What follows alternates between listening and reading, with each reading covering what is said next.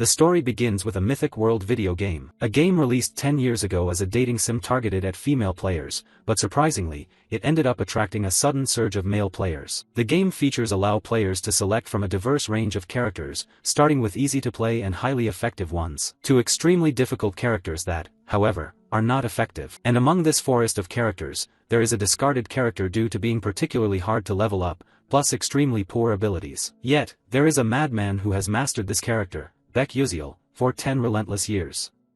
At this moment, he is twisting his knuckles to warm up, and this is the very person who chose to play that discarded character. On a beautiful day, with fresh and warm air, Baek Yuseol was sipping a cup of warm tea, eyes fixed unwaveringly on the computer screen. He was reading posts on the game forum. There were many new posts, and it seemed something quite interesting was happening. Just as he clicked on a post, a series of player comments appeared. The game encountered a stupid dragon. Suddenly it appeared and wiped out all my game data. How is this possible? It said my character died and can't log in anymore. What the hell is happening? My character was suddenly deleted. Reading this, Baek Yuseol was quite confused. What kind of final boss is this in a dating sim game? I thought the game would end if the two characters got together. Scrolling down below, he noticed a post that was getting a lot of attention. Everyone, this boss cannot be defeated. This black magic dragon with a razor-sharp horn has an innate magic resistance of 99%, no cooldown, always causing me trouble with its spell absorption skill, and something shooting magic as well. How can I kill it? This must be a game bug. Baek Yuseol suddenly realized this was a post by a famous trickster. Curious, he put down his teacup and exclaimed, "The final boss is really interesting." At this moment, he propped his chin with his hand, looked at the forum post from other players, and analyzed, "That's strange, a magic immune monster in a world full of magic? How absurd, definitely a game bug." People were complaining their characters suddenly disappeared without a trace. At the same time, a notification appeared on the screen. The black magic dragon Dark Knight 13th Moon has appeared. Baek Yuseol curiously clicked to read the game's storyline again. In the mythical world, there is a cult society called the Black Magic People. Their goal is to help another world called the Persona Gate dominate the world. When they achieve this goal, the black magic dragon will appear, and 90% of the continent will be occupied by the Persona Gate. Reading this, Baek Yuseol was surprised with his mouth open, exclaiming, "I've only been doing PvP without paying attention to the game's story, but this time it's really chaotic." He felt a bit puzzled, thinking, haven't I been avoiding confrontation with it? Or maybe I should try a little. Thinking and acting, he began moving the mouse to the notification bar state. "Do you want to fight the dark magic dragon? Please select yes or no." Without further thought, he chose yes. "I will showcase the skills I've honed over the past 10 years. Baek Yuseol said confidently. Briefly about Baek Yuseol's character. He is the only character who cannot use magic. Although in the game, everyone can use magic. But precisely because of that, even experienced players refuse to choose to play as such a useless character like him. Frankly speaking, this character is even weaker than the secondary characters. But of course, he can use a little magic and only has a single spell. Returning to the game, at this moment the dark magic dragon was gathering a huge fireball in its mouth. Immediately after, it opened its mouth wide and spat out the fireball. That force raced toward Baek Yuseol at an extraordinary speed. Faced with this life or death situation, Baek Yuseol remained quite calm, then curled his lips into a disdainful smile. He immediately used his super-level blink skill to rush forward and slash the dragon's neck, repeating this blink after blink. Baek Yuseol's blink spell allows him to quickly teleport to another location within a range of 3 to 10 meters. However, the blink location is random, so if he doesn't control the distance well, he will die instantly due to the extreme speed and collision force. Moreover, the cooldown time and mana cost are quite ridiculous, plus the 2-second immobilization penalty after using this skill. Therefore, anyone can learn it but no one bothers to use it. However, Baek Yuseol was in a different league. He mastered Blink, and could also control the direction and distance of the teleportation. Even more miraculous, he knew how to resist the penalty of this skill without consuming any mana at all, and Baek Yuseol's character didn't have mana stats to begin with. Unlike other spells, Blink was essentially just a movement skill. But Baek Yuseol had become obsessed with this character because everything was based on skill levels. For the past 10 years, he had only played a single character who didn't use magic in combat.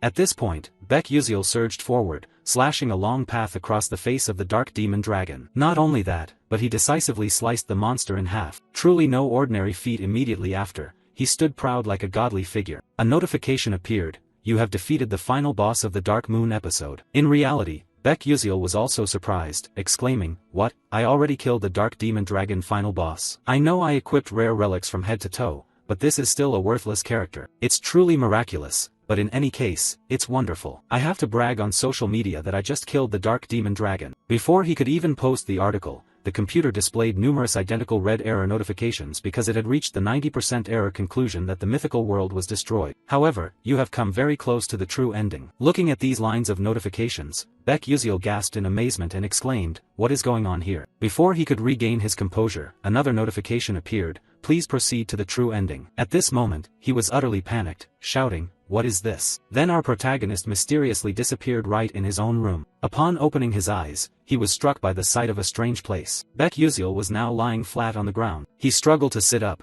feeling quite dizzy. Puzzled, he raised his hand to cradle his head, lamenting, "What has happened?" His body suddenly trembled violently. Looking around, he exclaimed, "Where am I?" Suddenly, he was drawn to a certain light. Immediately after, he realized it was a mirror. He approached and leaned close to the mirror. What he could not believe at this moment was his current appearance, a very familiar face that had accompanied him for over 10 years, that was Baek Yuziel himself. But before he could understand what was happening, suddenly a notification appeared before him. Episode 1, Escape the Pursuit. Baek Yuziel suddenly realized. This was none other than Baek Yuziel's opening mission. Impossible, am I dreaming? At that moment, he touched his pocket and found something, which left him stunned for a few seconds. The first thing pulled out in front of him was the Stella Trainee Enrollment Certificate. At this point, although he didn't want to admit it, Baek Yuziel could already guess where he was. It had to be the world of mythology. So from now on, I'll be Baek Yuziel. Thinking this, he covered his face in utter anguish, but he needed to think more logically. That voice told me to reach the true ending. But from my knowledge, this game doesn't have a real ending, it has countless possible endings. At that moment, his eyes suddenly filled with panic. Wait a minute, could it be that no one has unlocked the true ending in the past 10 years? Damn it, but I don't have time to think about that anymore. If I remember correctly, right after Baek Yuziel woke up, the black demons would chase and storm into the house. Thinking this, he quickly rushed to the window and secretly observed. In front of him was a group of people dressed in identical black clothes. Under the snowfall, they frantically searched for him, shouting loudly, "Damn it, where did that bastard Oat run off to?" Seeing this, Baek Yuziel crouched behind the door. He glanced out furtively, thinking to himself, "This is bad, they've already arrived here." Meanwhile outside, at this moment, a man with white eyes spotted something. He pointed far up ahead and shouted, "Hey guys, there's a house over there, let's go in and search it." After he finished, the whole group responded in unison. Realizing the important problem right in front of him needed immediate handling, but he himself was worried, not knowing what to do now. He recalled that there seemed to be a time limit to avoid them, but alone, he could not fight back. While he was flustered and unsure of what to do, the system suddenly appeared. "You can use Blink." Baek Yuziel was confused. Could he really use Blink? Born with mana leakage syndrome, Baek Yuziel, who could not accumulate mana, could only place his hope on one thing. That was the magic he had spent his whole life practicing. Back to the present, outside the snow kept falling, blanketing the entire forest in white. Inside this old house, Baek Yuziel kept pondering the system's suggestion. But currently, his Blink skill was only at level 1, with a maximum range of 9 meters. At this moment, he was extremely puzzled. How could this damn system tell him to use Blink? He wasn't sitting in front of a computer playing a game with a mouse to blink like that. Outside, the members of the Black Demon cult were running wildly toward the house. The sound of footsteps growing closer made Baek Yuziel even more panicked. Damn it, they're here. I have to act now. There was no more time left. Damn it, I'm going to risk it with you guys. Over there, as they arrived, they discovered something. Their eyes turned furious. One shouted, "Boss, I found that bastard. Chase after him quickly, capture him alive for me." They frantically ran after from behind, mouths wide open, shouting loudly, "Stop, don't let him escape, catch him." Meanwhile, Baek Yuziel was running for his life up front. This was also the first challenge in the Blink tutorial to lose the pursuers. While running, he thought that they were wearing magical shoes, so they ran faster than him. Therefore, the only way for me to escape was to use Blink. Calm down, I've used it countless times before, so of course I have to know how to time it perfectly. At this moment, they had caught up right behind him, shouting, "You brat, why won't you stop?" Glancing back, he suddenly realized, damn it, they've caught up already. But the truth is that Blink has a weakness. If the user can't control the distance well, they will collide with other objects and die instantly. However, if it were me, things would be different. Baek Yuziel thought to himself as he ran. At the same time, the leader of the Black Demon group caught up right behind him. He raised his sword and shouted loudly, "Let me send you to hell, die you dog." At the critical moment hanging by a thread, between life and death, Baek Yuziel used his Blink skill to escape. He suddenly joyfully thought, "Awesome, it worked," leaving the Black Demons group gaping in astonishment. Hey, what was that? Blink? is that brat a mage too? Seeing his foolish teammates lose their composure, the boss immediately turned back to reassure them, don't be reckless, Blink has a weakness. The user becomes paralyzed for about 2 seconds, this is our window to act. Saying this, he turned to look toward Baek, but was so shocked he couldn't believe his eyes. Wait, how is that kid still able to move? On this side, Baek was still running desperately. As he ran, he kept encouraging himself. Careful, I have to be even more cautious. Come on, I have to use the rough terrain here to escape.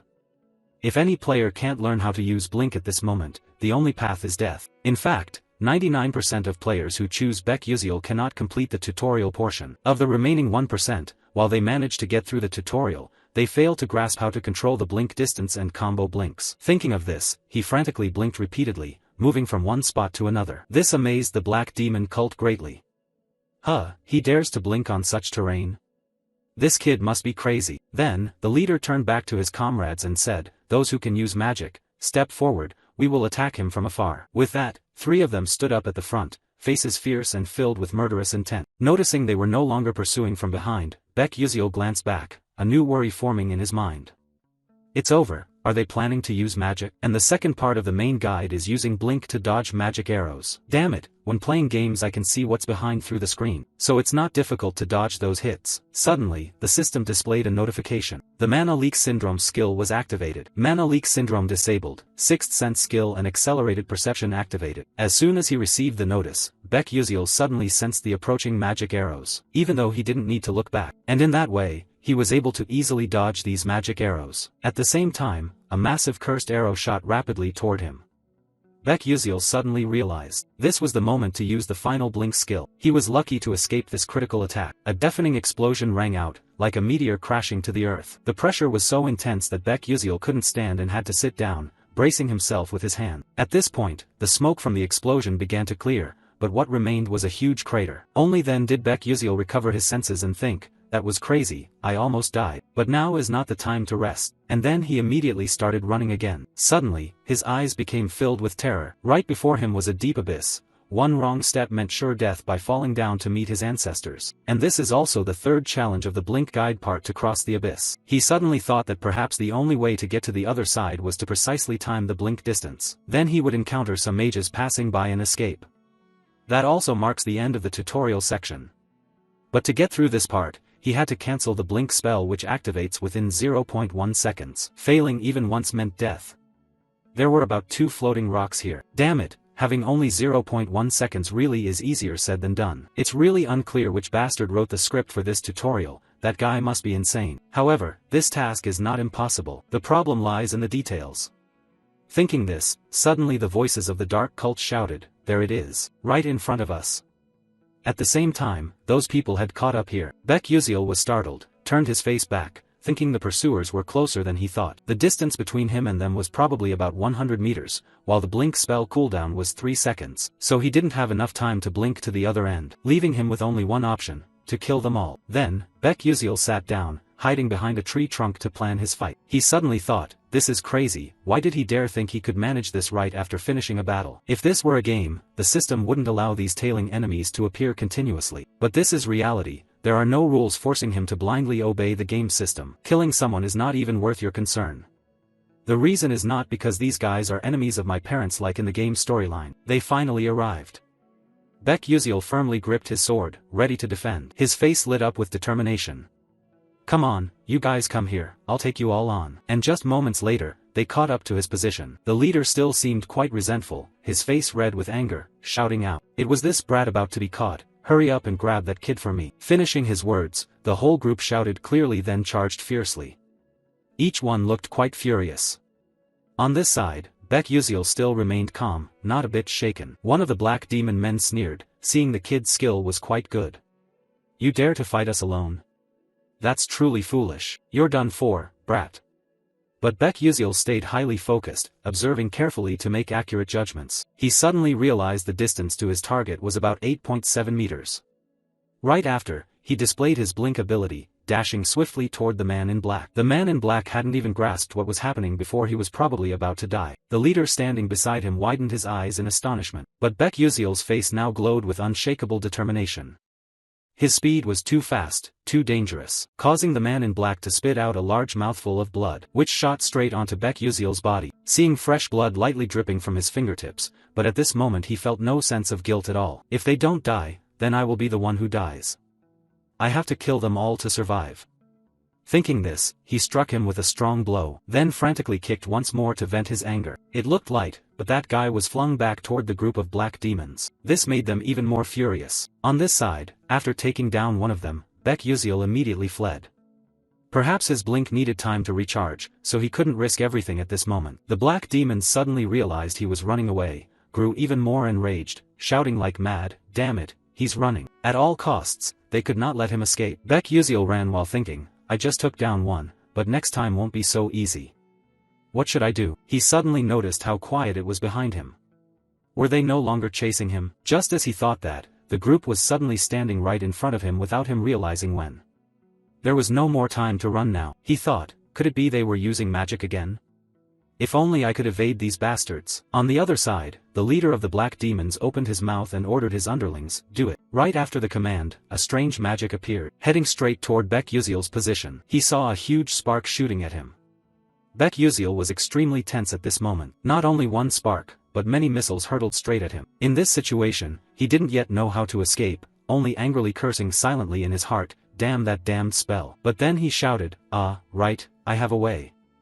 Right in front of him now appeared a branch growing out of a crack in the rock. In a desperate situation hanging by a thread, he used the blink skill and dashed quickly toward that branch. And then a huge explosion occurred immediately afterward, boom boom boom. The explosion created a large hole, with dust flying thick all around. On this side, one of the dark demons looked quite pleased, smirking, serves that brat right. But before he could celebrate for long, he suddenly realized that the hole in front of him had no corpse at all. He mumbled in surprise, where did he go? While he was still confused, Baek Yuseol had not only escaped their magic but also used blink, rushing swiftly toward the boss. Only when he suddenly realized it, was Baek Yuseol already right in front of his face. The two stared at each other like that. The blink secret technique requires the same momentum before and after use. Without hesitation, he blinked again, dashed forward, and struck him with a fierce blow. At this point, only the sound of desperate screams echoed far away. Witnessing this, the entire group of dark demons was utterly shocked. What is happening? Not stopping there, Baek Yuseol pressed the sword deeper through this guy's body, causing him to cough up blood and die instantly. Even now, they still didn't understand where this brat got such powerful magic, or why he had become so brutal. After dealing with the two, Baek Yuseol was exhausted, his whole body smeared with blood. He thought to himself, now that I have taken down these two, but I have to hurry before they recover. The scar-faced guy spoke up, this freak, his reaction speed is incredibly strange for a mage. Who the hell are you? After hearing that, Baek Yuseol thought to himself, my reaction speed must be superior to all the other players. But that's only in the game. Here, I can't keep dodging their attacks forever, especially at this close range. I have to take them all out quickly. Thinking this, he recklessly charged in to attack. The scar-faced guy who had been observing until then exclaimed, I recognized your movement style. This kid only uses blink and a dagger. I just need to defend my face and neck. He can't touch me there. He held his defensive sword tightly with a provocative attitude. Come on, come here. Then he shouted loudly, Ice Tide. On this side, Baek Yuseol was still showcasing his excellent blink skills, while the scar-faced guy unleashed a powerful force directed at him. He was quite confident in his combat ability, thinking, I'm about to catch you, now let's see how you writhe in pain. But before he could gloat for long, he was utterly shocked. Baek Yuseol was not only unharmed but also quickly rushed toward his companion, instantly beheading him. Witnessing this, the scar-faced guy's hair stood on end, and he trembled as he exclaimed, damn it. Before, you only knew how to hide like a rat, but now you dare to fight back. Baek Yuseol was covered in fresh blood all over his body and replied coldly, yes, but that was the old me. Anyway, I have to thank you all for helping me become stronger day by day. After hearing that, the scar-faced guy retorted bitterly, you son of a bitch, that's only because we went easy on you, now die. With that, Baek Yuseol took strong, determined steps forward. His face was full of murderous intent, looking extremely fierce. Then he quickly hurled his spear toward him. Seeing the spear advancing, the scar-faced guy guessed in his heart, blink targeting an undefended spot, surely he plans to throw the spear for me to block and then ambush from behind. Dream on, honey, no chance. Thinking this, the spear came close to his face. This guy simply lifted his sword gently, cutting the spear in half. He smiled smugly, thinking now all he had to do was turn around and hit him once to finish it. But it seemed his judgment was wrong. Suddenly, he froze in place, weakly uttering, "Huh." Then he gritted his teeth, his face twisted in an incomprehensible pain. At this moment, Baek Yusil did not attack from behind as he had guessed, but struck directly in front. He used all his strength to pierce through his heart amid his surprise. The scar-faced guy still refused to accept defeat, weakly shouting, did he intend to attack from the front all along? Thus, episode 1 of Escaping the Chase was completed. After killing them all, the system displayed a notification, "You have gained additional experience," and received a bonus gift from the Constellatio project for developing a unique story. Baek Yusil looked quite exhausted at this moment, slumped over, his breathing becoming rapid and erratic. Gasping, he glanced down at his blood-stained hand, then quickly looked around. Like many other transmigrated characters, at first they just considered it a dream. Baek Yusil recalled the moment of fighting to survive here just now. That was his first blink in this world, and also his first battle. Moreover, it was his first kill. The truth was that he had killed a human to survive. After a while, Baek Yusil slowly stood up. He raised his hand to brush the dust off his clothes, stood looking at the road ahead, telling himself that since he had transmigrated here, he needed to leave this place quickly. Suddenly, a thought flashed in his mind. He turned to look back at the group of people he had taken down. At this moment, he was still quite hesitant, his eyes carrying a hint of melancholy. But then he bent down to quickly search their pant and shirt pockets, inspecting and pondering. Although this might be somewhat cowardly, he had to be practical. Currently, he didn't have a single penny on him. After a moment of searching, he finally found a pouch of gleaming gold coins. He inwardly rejoiced, wondering if it was about 200 million or more, finding some luck in this misfortune. Done, but before he could celebrate for long, he shifted his worries to another issue. He turned his face toward the road ahead, feeling discouraged. In front was a deep, sheer cliff. If he slipped down there by misfortune, it would definitely mean death. Standing on the edge between life and death, Baek Yusil anxiously wondered how he could cross this cliff. Suddenly, a loud call came from the other side of the cliff. Is anyone there? He immediately looked up and saw a group of people standing opposite. Baek Yusil quickly waved, calling back, "Hey, this way, I'm over here." He realized that this group was the team of mages who appeared in the guide section. Right after that, he shouted like crazy, I'm here, I'm here." Someone on the other side replied, "But there's no bridge nearby, are you sure you can cross?" Baek Yusil answered, "Is that so? I'm on my way." Upon receiving his signal, the girl turned to tell the others, "Then let's wait for him a moment, he said he can cross." The young man with blue hair standing beside her voiced his doubts. Crossing this cliff is no simple matter, he'd have to be at least a third-rank knight to manage it, but can that young guy really do it? The girl replied, I'm not sure either. As she spoke, her eyes suddenly widened in surprise. He was leaping lightly and skillfully from one rock to another. Everyone gaped at this scene, each person watching tensely. At this moment, Baek Yusil was fully concentrated, striving to overcome each segment one at a time. As fast as a lightning bolt, he had crossed half the episode. The whole group stood watching this scene, unable to believe their eyes, exclaiming, "What kind of move is this? Some kind of blink magic?" One person replied, "That is definitely blink." That voice came from a little girl with green hair standing behind. The little girl looked quite pretty and adorable from the outside. The purple-haired girl turned her face to look at the little girl and then towards Baek Yusil, confused, saying, "Is that really blink? But blink can't be so easily controlled for direction and distance like that. This is quite impossible. He looks gentle and proficient." Outsiders would see it that way, but Baek Yusil was struggling. Suddenly the purple-haired girl saw something, panicked with wide eyes, stammering, "Who are those two people? Are they accompanying this young man?" At this moment, on the other side, two men dressed in black were approaching the cliff. Here, everyone was still confused, when one of the men over there began to use a magic staff to create an orange power radiating around. Then he aimed his hand straight forward, forming a sinister formation, and hurled it straight at Baek Yusil. Suddenly a shout rang out, "Hey, be careful behind you." At that moment, Baek Yusil also sensed a terrifying power rushing straight toward him, silently cursing, "Damn it." Just as it rushed close, he used blink magic, moving elsewhere, luckily escaping with his life, only to hear a loud explosion behind him. Bang bang, bang bang, he turned his face around to see who was ambushing him. The dust from the explosion cleared, and the shapes of two men in black lurked into view. He suddenly thought, so it was the mercenaries from before, they had revived, really dangerous indeed. The blink countdown had 3 seconds left, avoiding all those spells was impossible. I have to find another floating rock to stand on. Thinking this, his eyes suddenly grew panicked. What was that? It turned out the dark mages would not let him escape easily. They immediately activated another spell and fired it straight at him. Fortunately, Baek Yuziel managed to lean to one side to dodge that force. But perhaps the real difficulty was only just beginning. Suddenly, the rock under his feet cracked into two pieces.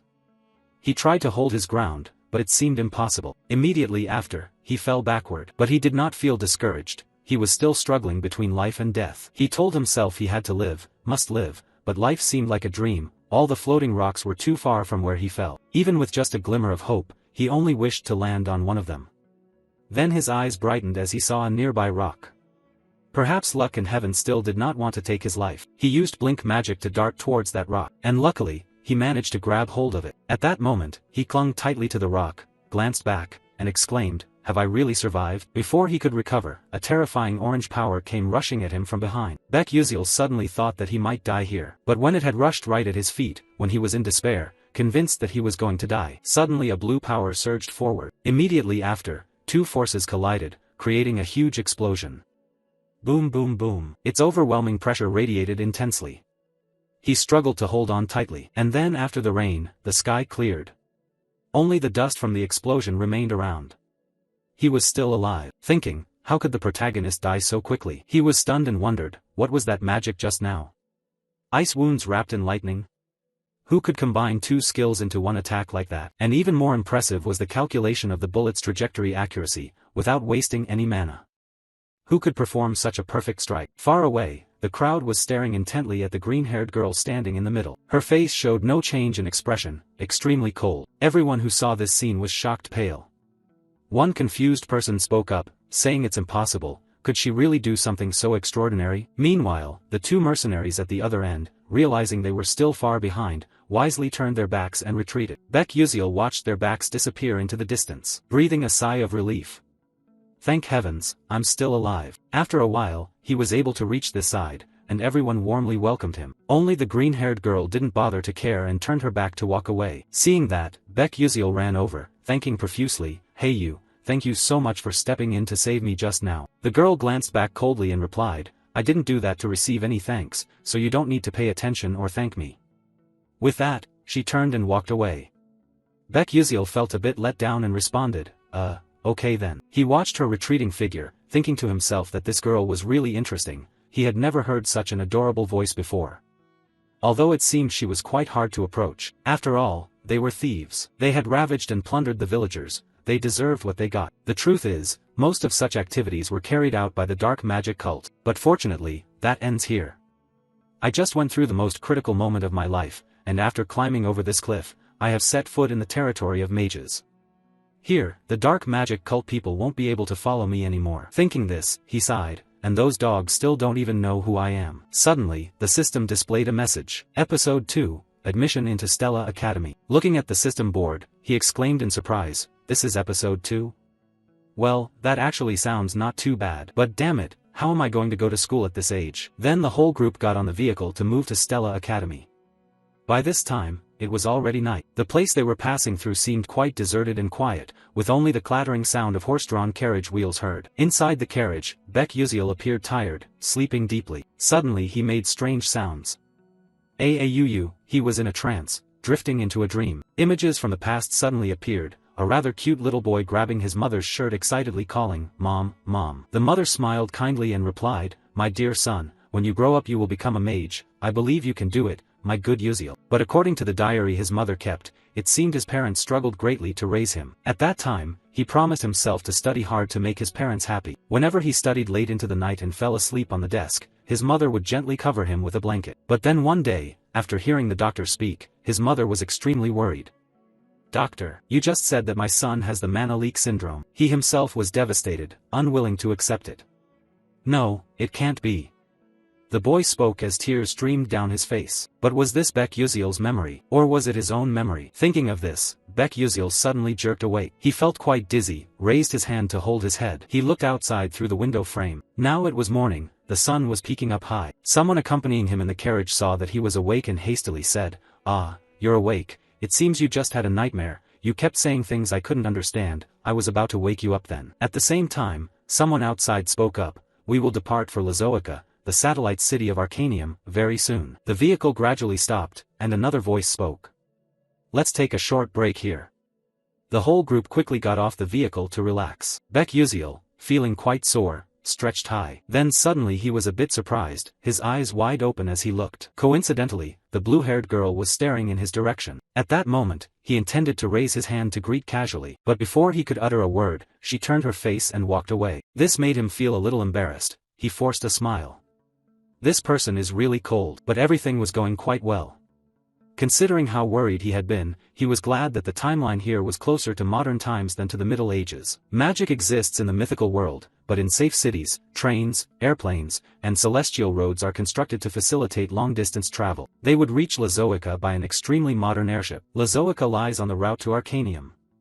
In Arcanium, the city of magic, everything truly begins. The magical towers, the mage conference, and the 5 prestigious academies are all located in Arcanium. The academy with the most powerful mages and the most outstanding students currently attending is the Stella Academy. Therefore, Stella is filled with geniuses and nobles from all over this world. But Baek still couldn't understand why the Baek character he transmigrated into could study at this prestigious school. He forgot that he hadn't checked his own skills yet. Thinking of this, he hurriedly opened his system to check. Immediately after, the status board appeared. Mana Leakage Syndrome Level 1, Strength increased by 3%, Speed increased by 5%, Agility increased by 10%. Sixth Sense, consumes the user's spirit energy to activate mana scouting within a 12-meter radius and activates detection. Automatically triggers when danger is detected. Looking at the status board, he silently thanked the skills that Baek possessed. Sixth Sense and Quick Scouting, without these two, he probably would have died in this game already. A cursed force unable to concentrate mana in the body. Mana Leakage Syndrome is a congenital curse that Baek suffers from. However, this allows him to detect mana around through his sixth sense. It also helps him detect any attacks directed at him, even if he isn't looking in that direction. Detection allows him to perceive everything as if time has slowed down. If there is a threat or an attack ahead, he reacts faster than a normal human could detect. That is a necessary skill for Baek because he cannot use mana. But everything has two sides. Using the sixth sense for too long consumes a lot of mental energy, and overuse can cause many unwanted consequences afterward. Reading up to this point, Baek swiped to the statistics section. 1-star power status 59%, 1-star sharpness 97%, 1-star speed 81%, stable stamina 1-star 51%, unyielding no star 97%, mental energy 1-star 43%, no mana left, blink skill level 0. Mana Leakage Syndrome characteristic level 1. After checking the information, he suddenly thought that the starting stats weren't actually that bad.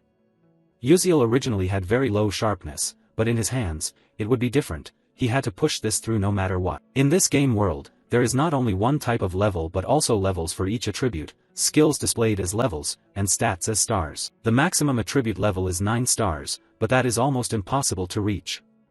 I've played this game for over 10 years, but the highest level I achieved was 8 stars in both stable stamina and sharpness. I should focus on investing in sharpness now to enhance my sixth sense and reaction speed. I can improve stable stamina and agility through various other methods. After all, the problem now is the Mana Leakage Syndrome. If I don't train this, I won't survive long. I need to upgrade it quickly to reach the secret of the true body. Stella Academy is the way to suppress that syndrome. I have no other choice if I want to prevent the end of this world and cure my chronic illness. Thinking of this, Baek let out a helpless sigh. Phew, honestly, I don't want to go there myself. Someone please save me from this situation. Suddenly, the system chimed. You have missed some notifications. He exclaimed in surprise, oh, I've never looked at this before. But before he could check it, an urging voice rang out, hey, you young people, let's go quickly. Baek had to set those notifications aside to check later. The girl with blue hair was still watching him closely at this moment, but she remained cold and silent. In front of them was a flying ship hovering in the air, enormous and modern. On the ship, everyone seemed quite excited and expectant. Suddenly, an announcement came through the speaker, attention please, we are approaching Arcanium. Passengers are requested to remain seated. At that moment, someone noticed something and was quite astonished. Immediately afterward, he sneered mockingly, hey, you guys, look at that guy glancing around like a child. Has he never been on a flying ship before? Haha. Judging by their looks, the person they were talking about was Baek. At that moment, he was looking around. Everything here was unfamiliar to him. They kept chatting, that guy must be a country bumpkin who just arrived, looks like some naive guy in the city, huh. Ugh, I don't understand why Stella lets these trashy types into the academy. Up to this point, Baek also heard those whispers about himself. He glanced over at them. They hadn't stopped yet, they continued to despise him, saying this news would spread everywhere. A few guys like him were enough to taint everything. He kept looking at them, but then he didn't bother with their mockery. He just sighed and turned away. His reaction caught that guy by surprise. Baek Yuziel thought to himself, they're just immature kids, I'm an adult, I won't stoop to their level. His indifferent attitude deeply embarrassed that spoiled rich kid, who shouted, "Hey, kid, how dare you look at us like that? Are you asking for trouble?" He frowned and clenched his teeth as he continued, "You little bastard, you better stand right there for me." Then, a gentle voice sounded, "Hey, what the hell are you guys making so much noise about?" He jumped in surprise and turned to look toward the voice's direction. His eyes widened in astonishment. In the distance, the silhouette of a girl with long hair appeared. Then he trembled and exclaimed, "Princess Bayan." Baek Yuziel also turned to look, pondering, was he really saying Bayan? From his gaze, in front of everyone stood a princess with an incredibly beautiful appearance, a cold, proud aura. This was the princess of the Adalabit kingdom, Hong Bayan. She said nothing more, she just coldly walked past the group. Seeing the princess walk past where he stood, the spoiled rich kid smiled warmly, placed his hand on his chest, and greeted politely, "Your Highness." Before he could say anything more, the princess cast a cold, icy glance at him, then ignored him and walked away. This left him feeling quite embarrassed, mouth agape without a word. She proceeded coldly further inside, leaving the whole group staring at each other in stunned disappointment. On this side, she had brushed past Baek Yuziel. He suddenly realized she was the enemy of this world, according to the original storyline. Bayan is a main character in the game.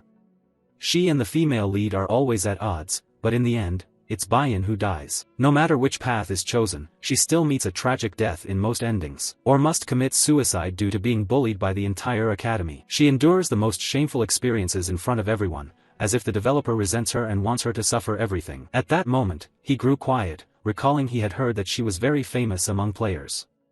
Indeed, she was very beautiful but too cold, as if she would kill him if he dared to start a conversation. Suddenly, his stomach rumbled. He reached up to rub it. The immediate problem was to fill that empty stomach first. As soon as he stepped onto the second floor, at some stall, he saw quite a variety of sparkling pastries. He randomly picked one, but as soon as he held it, his face paled, thinking, "Oh, why is this so expensive?" Nevertheless, he shrugged and ate to fill his stomach first. After eating, Baek Yuziel stepped out, stunned like someone who'd lost his ration book. He thought bitterly, "Damn it, is it always like this whenever I eat at Arcanium? It's broken, it's broken."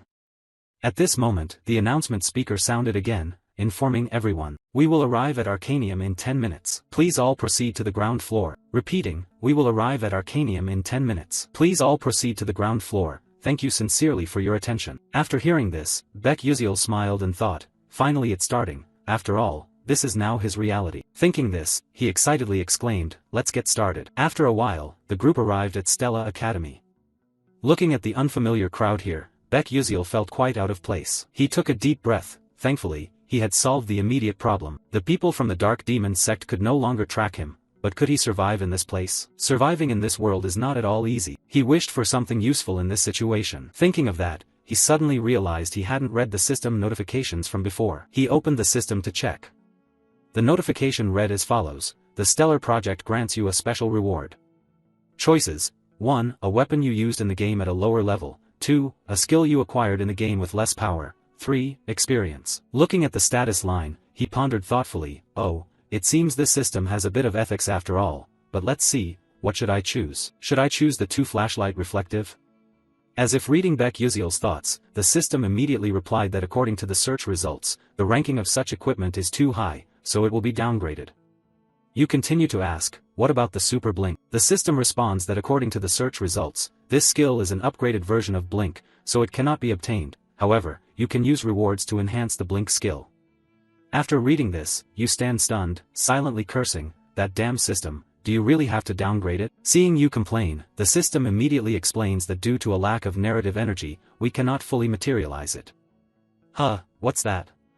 You look puzzled. The system continues, "The force that affects the course of the story is called narrative energy. If you continue to explore hidden episodes, it will accumulate. Therefore, in the short term, you cannot possess items that are too powerful, because you are just a novice." You anxiously wait for the next response but see no further display from the system. You ask again, "What about the crest goggles?" The system replies that based on the results, we conclude that it can be provided. Then let's take it. Having said that, the system immediately throws you the crest goggles. He held the glasses in his hand, looked them over with discouragement, thinking he never imagined a day would come when he'd actually have to wear this damn thing.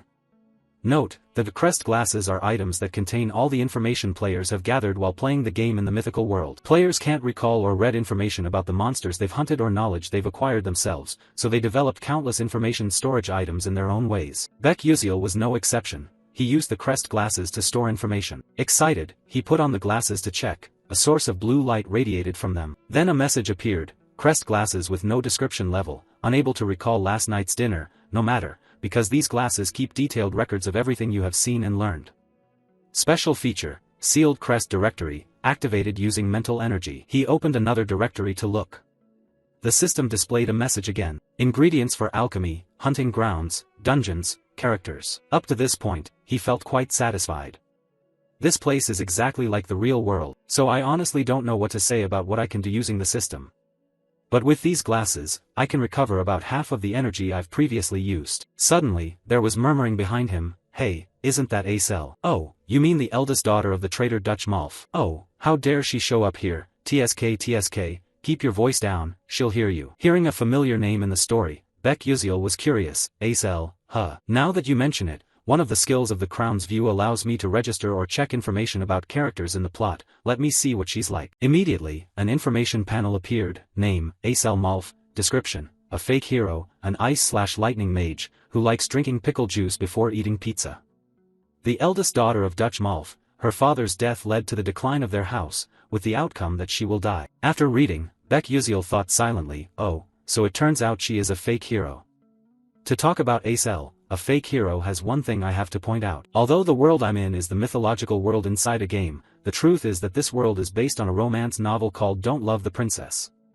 That novel tells the story of the heroine Acel. She lost all her loved ones, grew up by confronting the villain Bayan's conspiracies. The ending is that she is happy with the male lead. Her revenge plan nearly disappears and the other male characters protect her, but it has a sad ending after receiving much mixed reaction from readers. The issue here is that although the game's world is based on the novel, the plot is different. In the game, a character named Flame was added, replacing the role of the female hero. Moreover, Flame has her own storyline. She used to be a woman living an ordinary life in the modern world, who enjoyed reading the novel Don't Love the Princess, and was reincarnated here. So, unlike in the novel, Acel became the fake female hero in the game, while Flame became the true hero. No matter how much players try, Acel cannot survive in any storyline.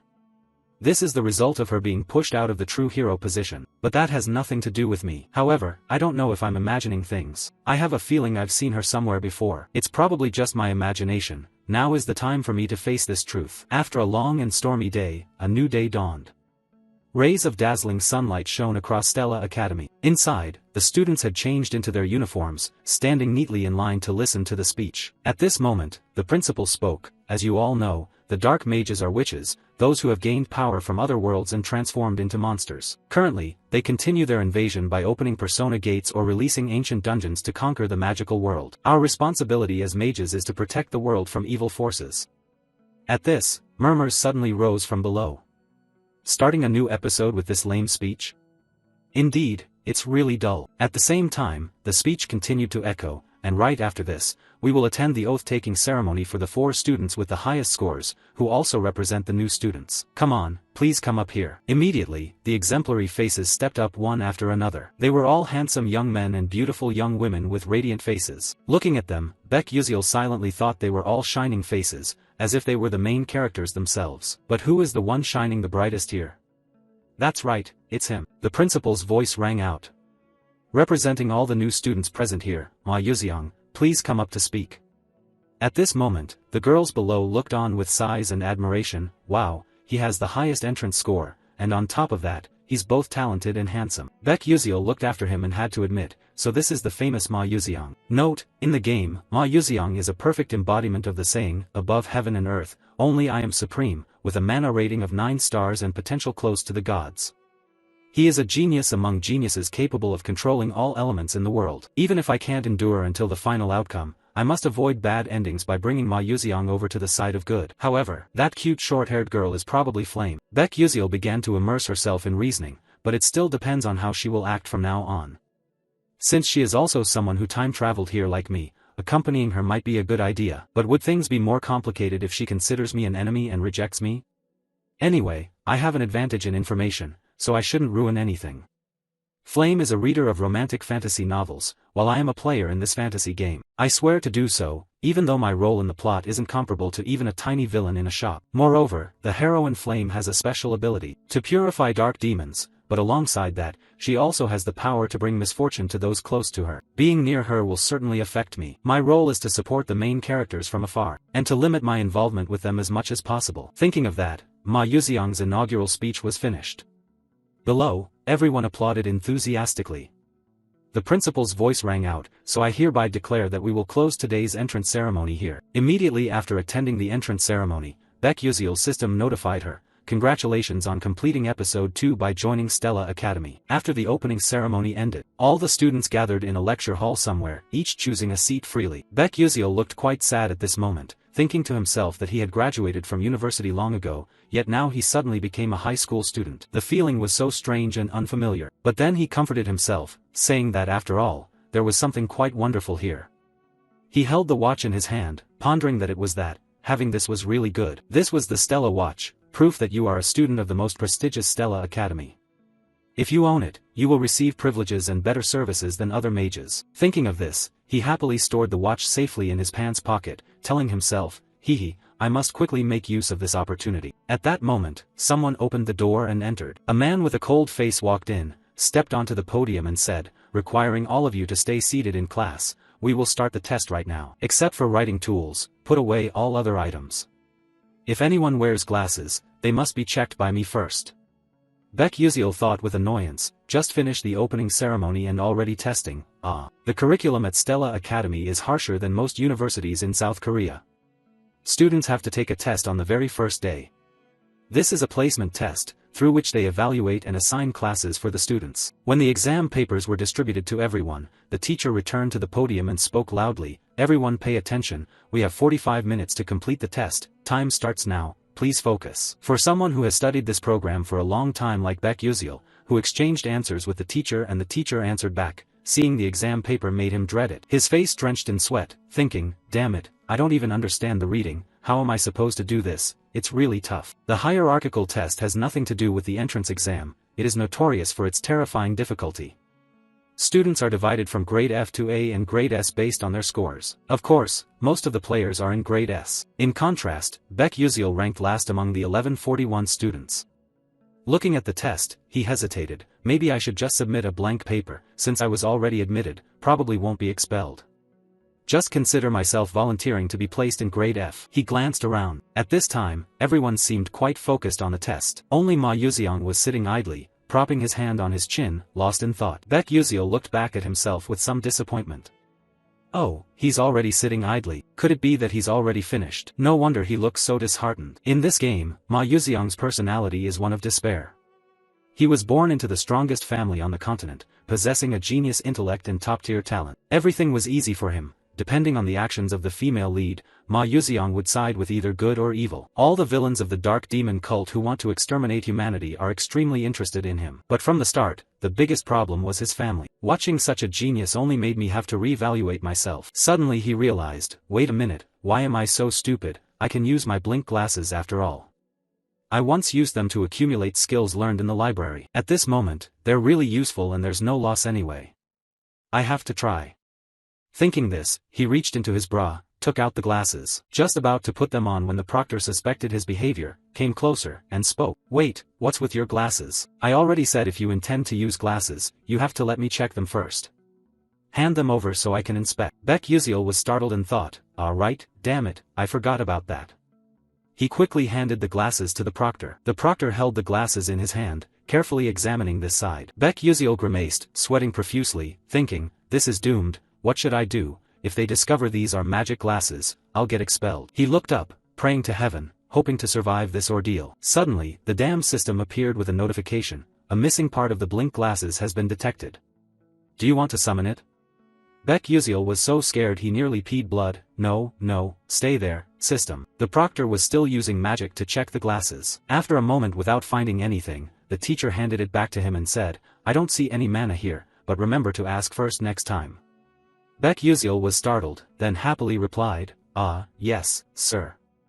At the same time, he silently rejoiced, "Thank goodness, if the original function was working, I'd be in big trouble." He immediately put on the glasses, looking a bit more intellectual. Right after that, the answers to each question appeared before his eyes. Based on that, he copied them down, smugly thinking, "I've hit the jackpot, who knows, maybe I'll even get first place. With these answers, I'll definitely pass the F level, maybe even reach level A." While he was focused on copying, suddenly the teacher's voice rang out, "The test time is over, all students must stop writing and hand in their papers." As soon as he finished speaking, the proctor used magic to collect the students' papers. No one could add another word. Watching the test sheets fly toward the teacher, Baek Yuseol grimaced, thinking, I only managed to answer 3 questions. At that moment, the teacher held the stack of test papers, quickly scanning through them. Suddenly, his eyes widened in astonishment. Meanwhile, Baek Yuseol was still feeling deflated, thinking he had finally escaped the F level.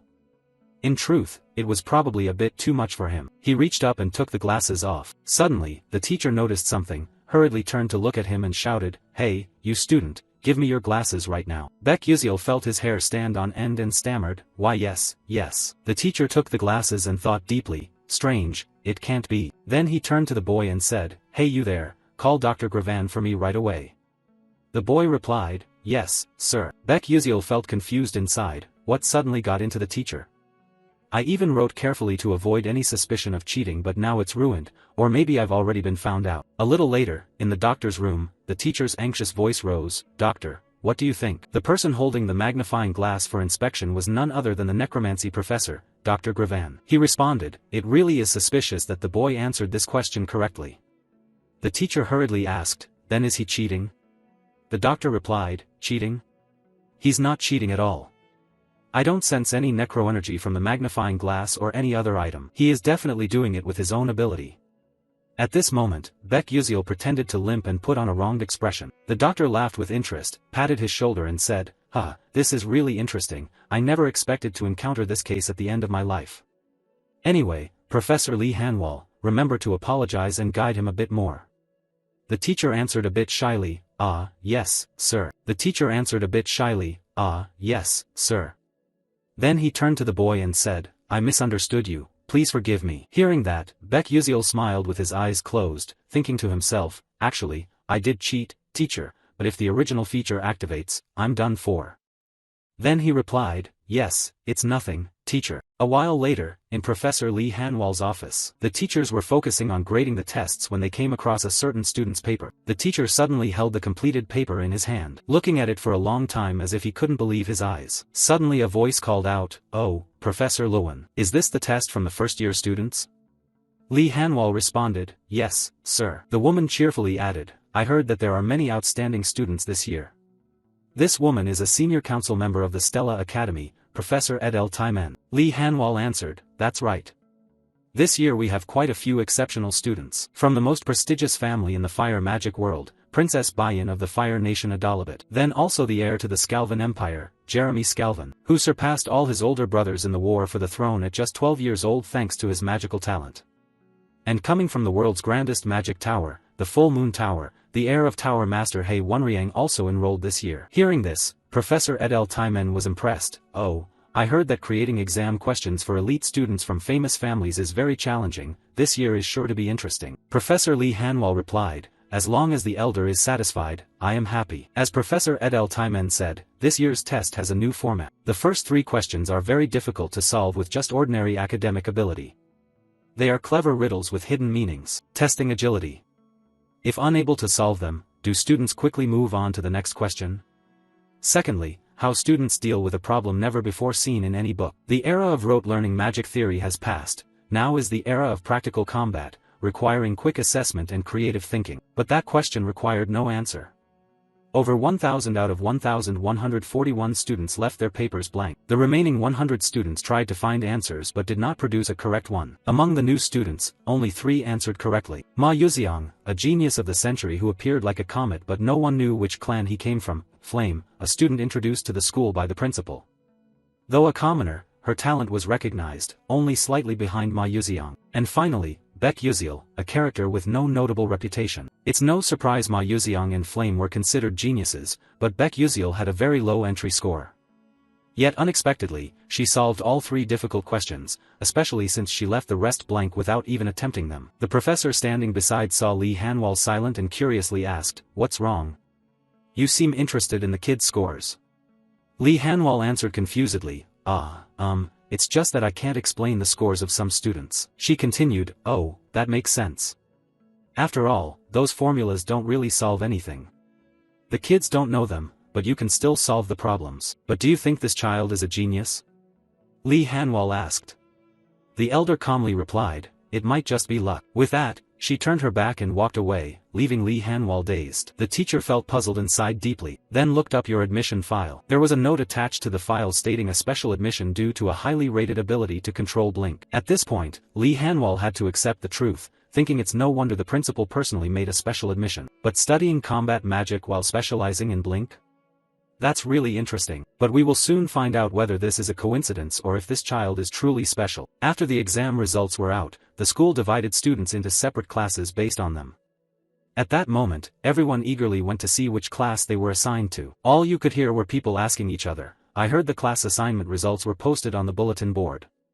I'm so nervous. My mother told me if I don't get into Class A, I shouldn't show my face at home." Baek Yuziel trudged behind, feeling discouraged, thinking it's unbelievable that there would be a day he had to check his own class assignment.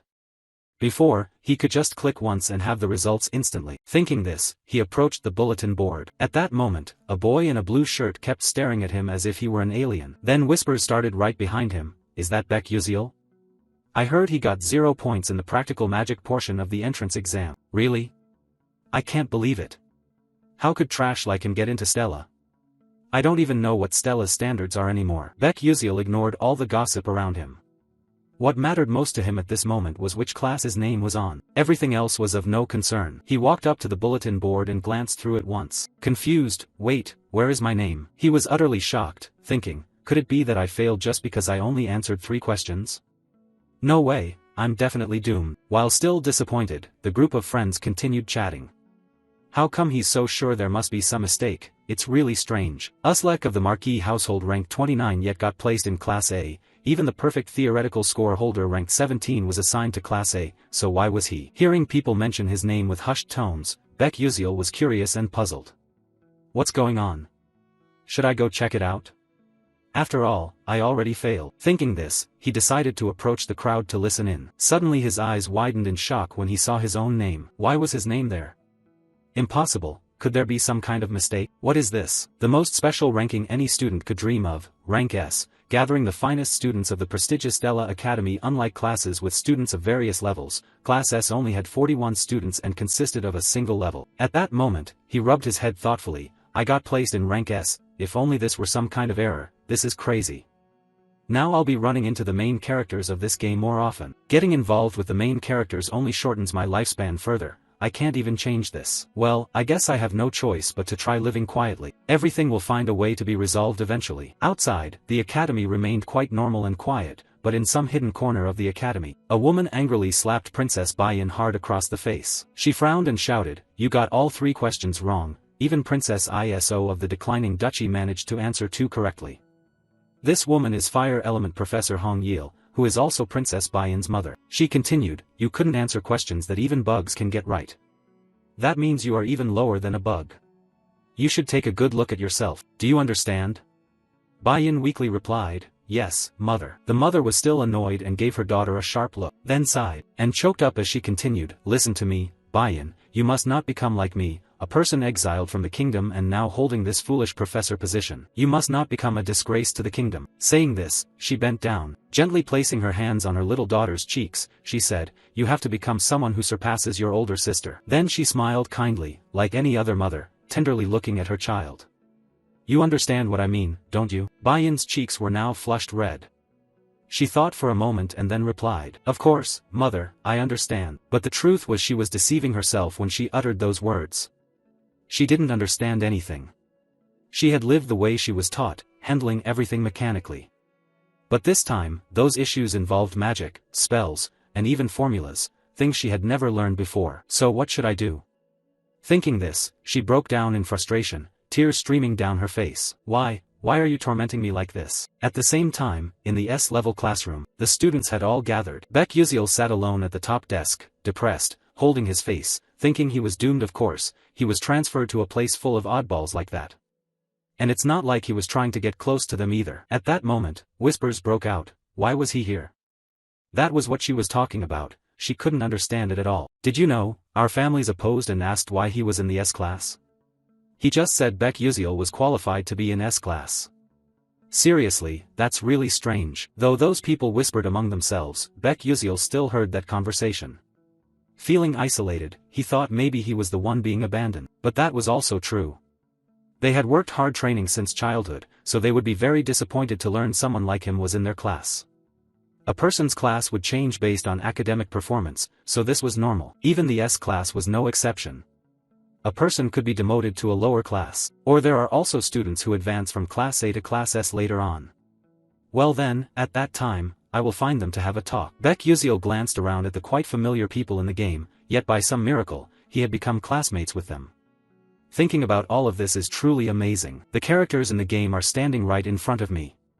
In a few years, most students in this class will become famous throughout the continent, and 5 of them will have the potential to betray the Magic Council. Ma Yuzeong is also one of them. It would be so good if Flame could prevent that from happening from the start. Suddenly, Professor Lee Hanwal entered and spoke. Hello everyone, please quickly settle into your seats. Hearing that somewhat familiar voice, Baek Yuseol turned his face toward the podium. At this moment, the powerful professor was speaking. I am very honored to meet you all.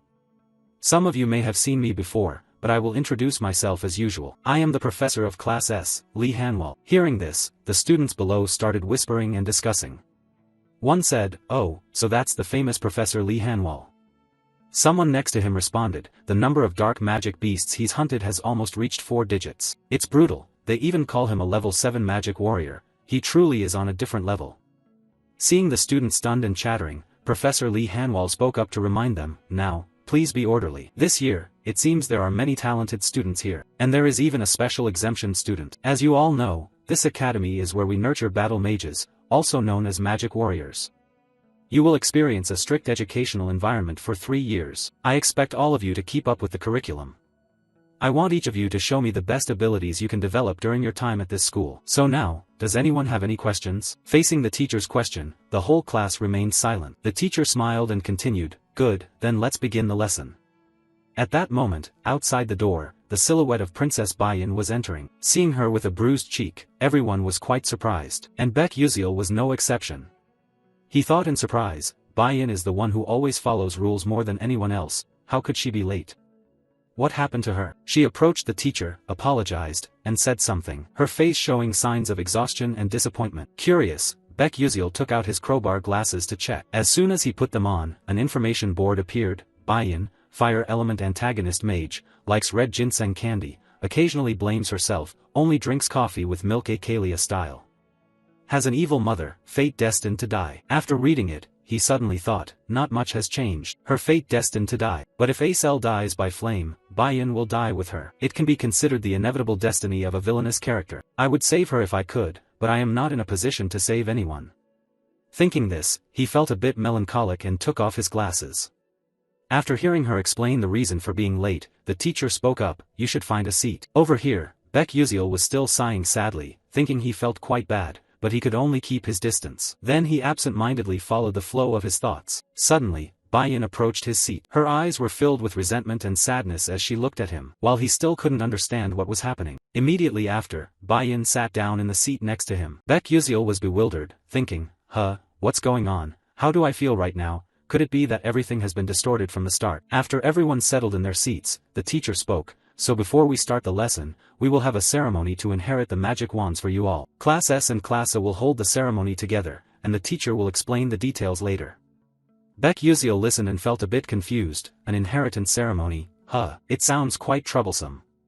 But then he smiled, showing anticipation for the day the event would take place. At Stella Academy, there are 2 major events. One is the Soulmate Pact and the other is the Inheritance Ceremony. At a prestigious academy like Stella, the Inheritance Ceremony holds an extremely special position. After a while, the students from Class S and Class A gathered in a rather mysterious place. Professor Lee Hanwal spoke up, is everyone here yet? There are many magic wands prepared here, from the lowest rank to the medium level. What you need to do is go to the magic wand you like and take it. The process of exchanging the wand after choosing is very complicated, so the teacher hopes you will choose carefully.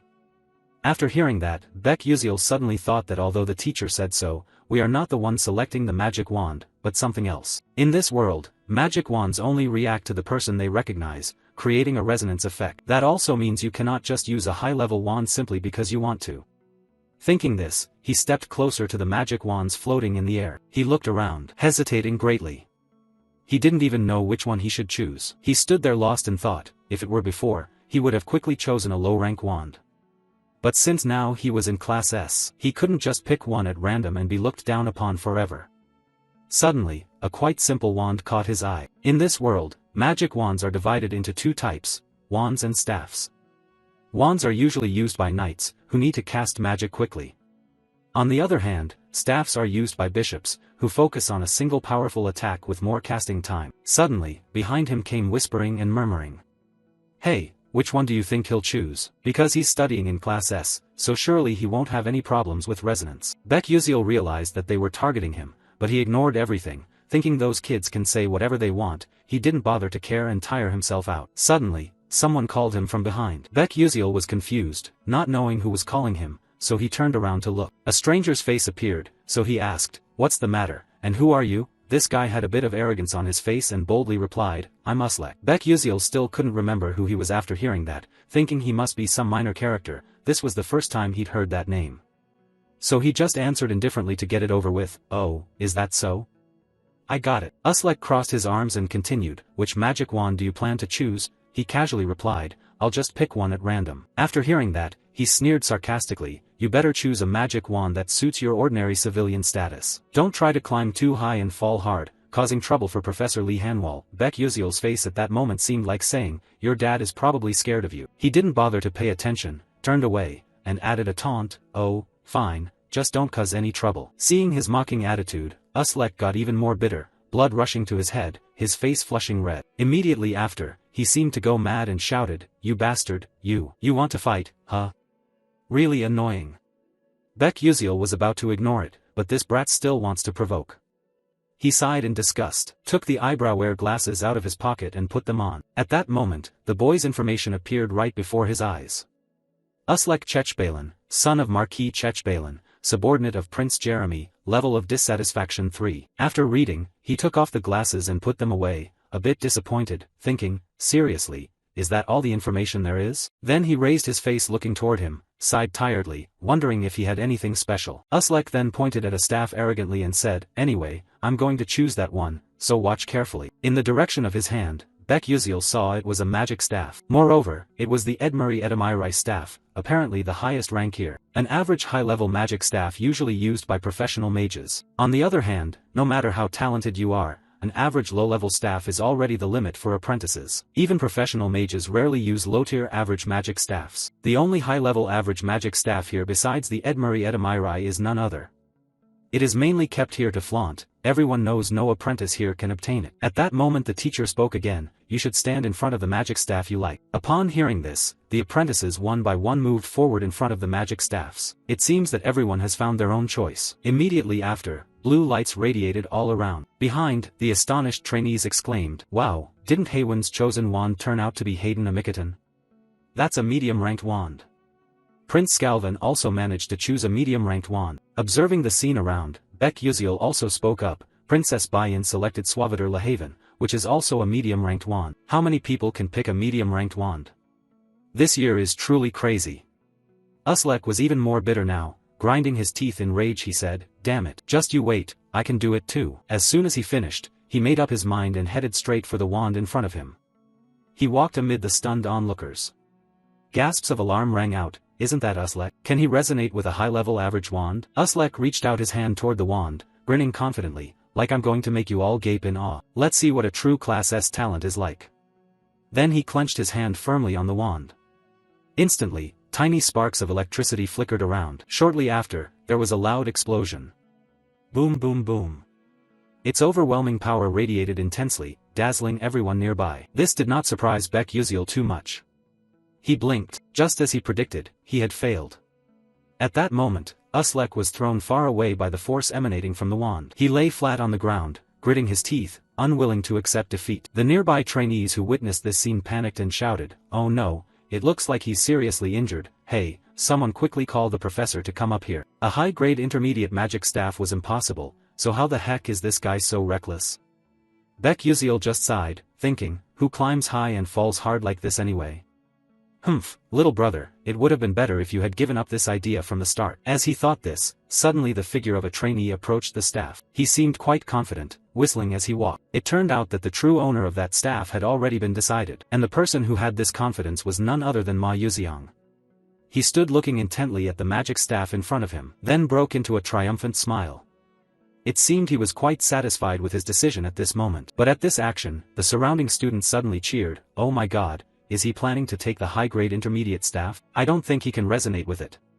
Ignoring the surrounding chatter, Ma Yuziang coldly reached out and touched the magic staff and gripped it tightly. Immediately after, it emitted a dazzling light all around, yet he remained still, unaffected in the slightest. Its overwhelming presence was so strong that everyone around had to raise their hands to shield their eyes. As expected, Ma Yuziang was able to resonate with this magic staff. Holding the magic staff in his hand, he smiled brightly. The image of him at this moment was truly radiant. The group of trainees around still couldn't believe the truth before their eyes, exclaiming, "It's truly unbelievable, no way, how could a first-year trainee get a mid-level high staff? Oh my god, how could this happen?"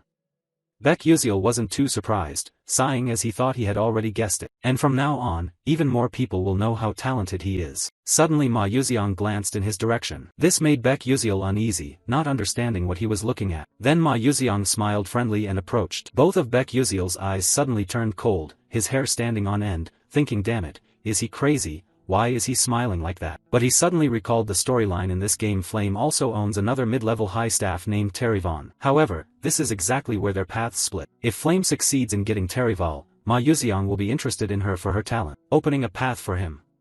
But conversely, if she chooses a different staff, Ma Yuziang will follow a completely different path. I have to use Flame to attract Ma Yuziang. That's the way. Thinking this, Baek Yuziel found Flame. She was approaching some kind of magic staff, but still quite hesitant and unsure. At this moment Baek Yuziel realized it was Terrivan's staff. He anxiously fixed his gaze and carefully observed in that direction. Flame moved closer to the Terrivan. He stood watching her back and told himself, that's right, take it. Then Ma Yuziang will be curious about Flame and we will have a perfect and beautiful ending. But just as he was about to rejoice upon reaching near Terrivan's staff, the girl suddenly turned around and left. This shocked him so much he felt like vomiting blood. What is going on? Could it be that she doesn't like Terrivan? What's the matter? Does she not know or just hasn't gathered enough information?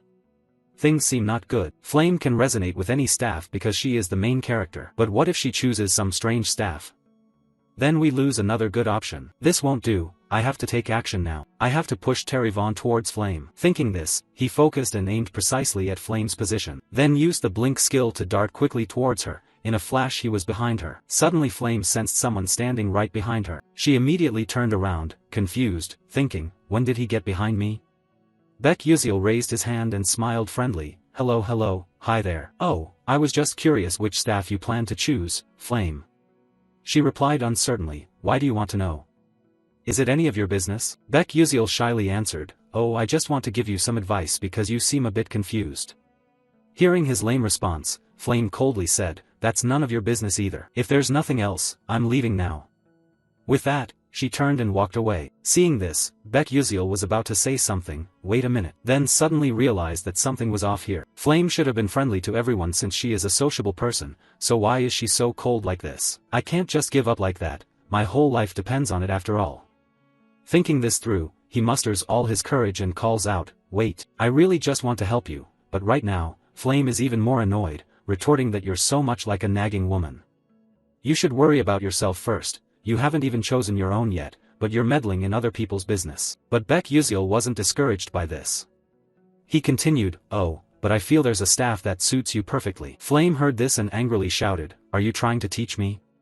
What the hell do you know about staffs? Facing this attitude, Baek Yuziel felt a bit hesitant, thinking to himself, what's wrong? Did I do something wrong? Or maybe she just can't be bothered with a lowly supporting character like me?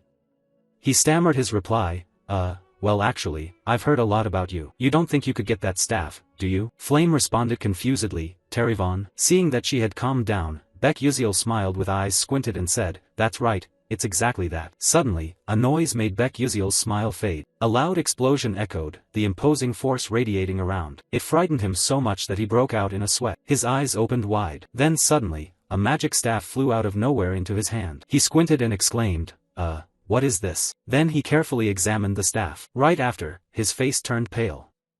Why was it in his hand? It should have been Flame who took it. Damn it all. At this moment, Baek Yuziel was at a loss for words, not knowing how to explain. His face showed a hint of embarrassment. Meanwhile, Flame just stood there, dumbfounded for a moment. Right after, she smiled with squinted eyes and said, "Well then?" Baek Yuziel looked at this strange attitude and got goosebumps, trembling as he replied, nothing. But at this moment, he was secretly worried about the future ahead. "So, it's over, my life is ruined. At this rate, even if I want to live in hiding, I can't anymore." So, the inheritance ceremony ended, but it seems its after-effects still linger. At this time, on the school grounds, Flame was strolling slowly behind a group of some trainees. By chance, she overheard the conversation of two young men ahead. One said, "Hey, have you heard any hot news? This year, 2 students obtained the high-level episode staff." The other, surprised, replied, "Really? Until now, only 5 people have done that.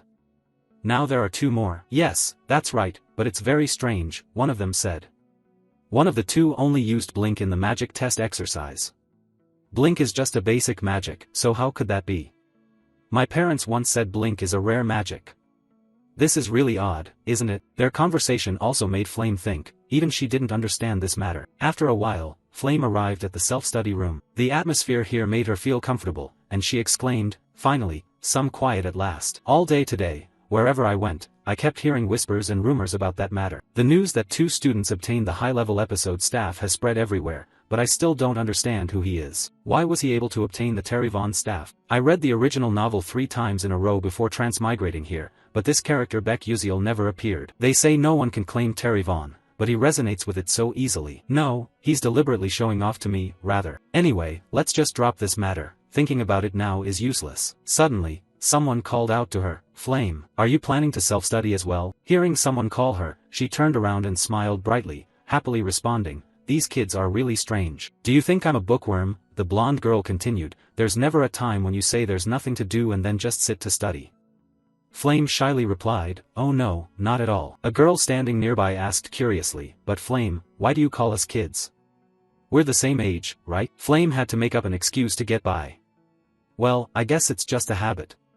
Where I used to live, people often saw me as an old lady, hee." But in truth, she knew well she was living inside a novel, so there was no way she could act childish. Another voice spoke up, "So, are you planning to study alone today?" Looking back, she saw a cute girl with red hair and suddenly wondered if this was Jackie. Her style was surprisingly similar to hers, she thought, but still answered cheerfully, No, there's an upcoming episode meeting, so I'm planning to join." "Well, I'll go first then." "Alright, next time let's meet for drinks." Without another word, Flame hurriedly turned her face and left, not forgetting to wave goodbye and say, "Bye-bye." Just moments ago, she was cheerful and cordial, but now she has returned to her cold demeanor. At this moment, she suddenly thought that for an adult like herself, going back to being a student is really tough. Lost in silly thoughts, she didn't pay attention to what was ahead. Immediately after, she bumped her head sharply against someone. Then she held her head, moaning, "Ouch, that really hurts." Suddenly, the person she collided with spoke up. Hearing this warm voice, she was surprised and looked up. "Hey Wonriang, was that you?" The young man immediately asked, "Are you okay? What were you thinking about that you were walking so hastily?" Flame replied, I'm fine." He looked at her for a moment and then asked again, "You don't look very well, is something wrong?" Hearing these warm words of concern, Flame's eyes suddenly sparkled. He was worried about her.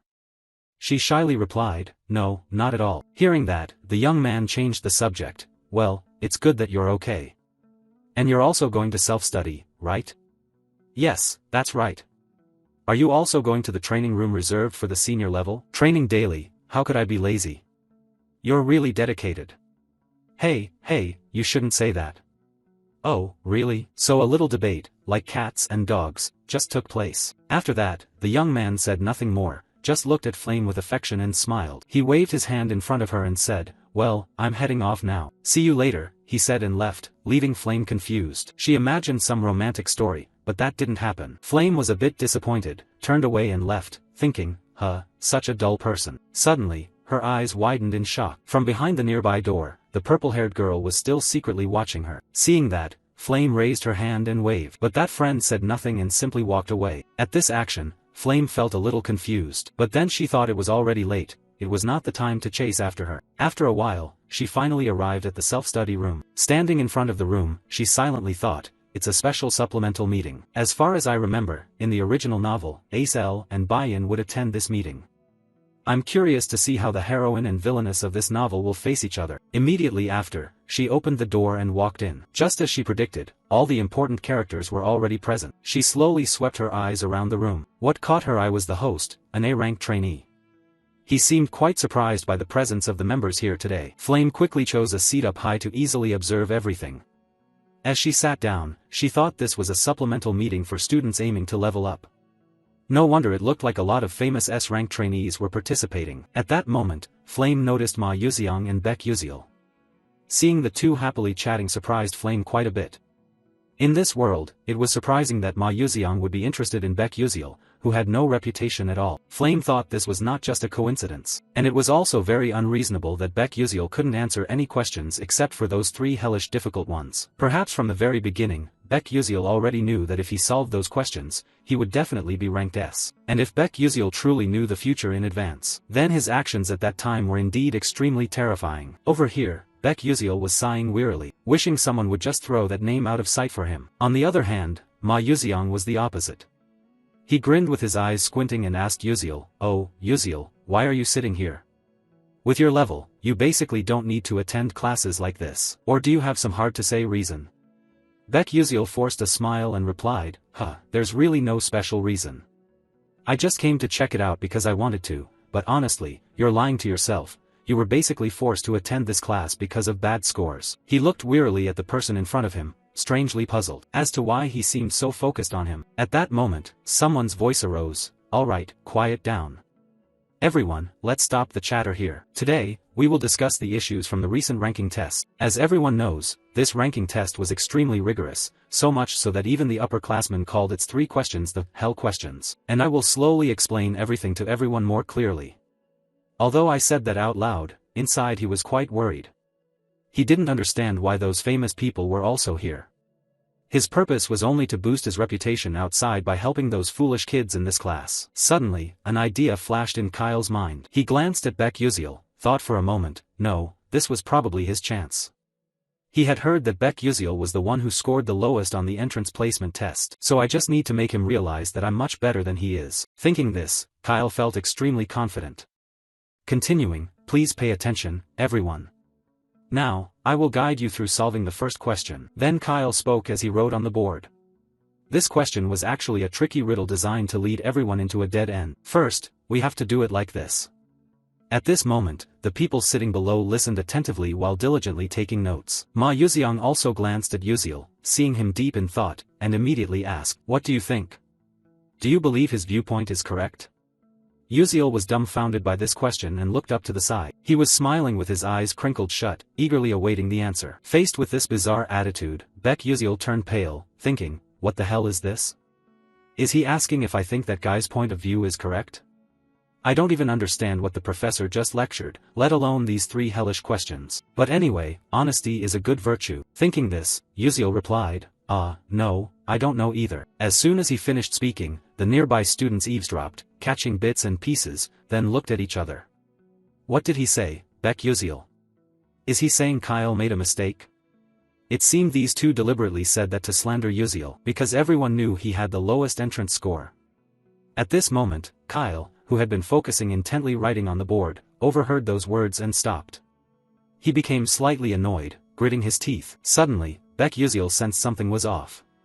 He glanced left and right, confused, thinking, what the hell is going on, why is everyone staring at me like that? Meanwhile, Kyle also stopped writing, broke his chalk and said, that's right, I made a mistake. Baek Yuziel was utterly stunned upon hearing that, wondering what the hell was happening. Immediately after, Kyle suddenly broke into a victorious smile and continued, so Baek Yuziel, why don't you come down here and help everyone solve this part? Upon hearing this, he felt all the hair on his nape stand on end, panicking as he thought, damn it, what the hell is he talking about? Suddenly, he caught Ma Yuxiang's gaze, looking somewhat surprised. He smiled brightly with a trusting look, like, you can do it. Come on, by now you must have figured everything out. It's this guy and those others who are deliberately pulling this stunt. Thinking this, he slowly stepped down from the podium, walking while reflecting, fine. If you want to humiliate me, then you've made a mistake. I will make you real, unable to accept defeat both mentally and verbally. At that moment, everyone's gaze converged on him. As soon as he reached the podium, he took something out from his belongings, then quickly went through the solution he had. It turned out what he took was a pair of glasses. He suddenly thought, 3 hellish questions, or rather, it seems more like a pun. The gist of the question is like this: a sorcerer chants as follows, O Mother Earth, please shed tears and thus cause the dust to multiply even twice as much as before. The question is, why is this so? The answer to this question is quite simple, it's just that the dust is crying.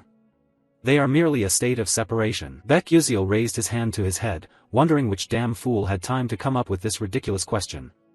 To him, it was absurd, yet here it was a big, tough problem they had to solve. But in any case, that Kyle didn't treat this as an ordinary math problem. Instead it was about making dust cry for dust. It's hard to put into words. His method, although wrong, still got the correct answer. It seems mostly due to luck. If faced with a similar question, he definitely wouldn't pass.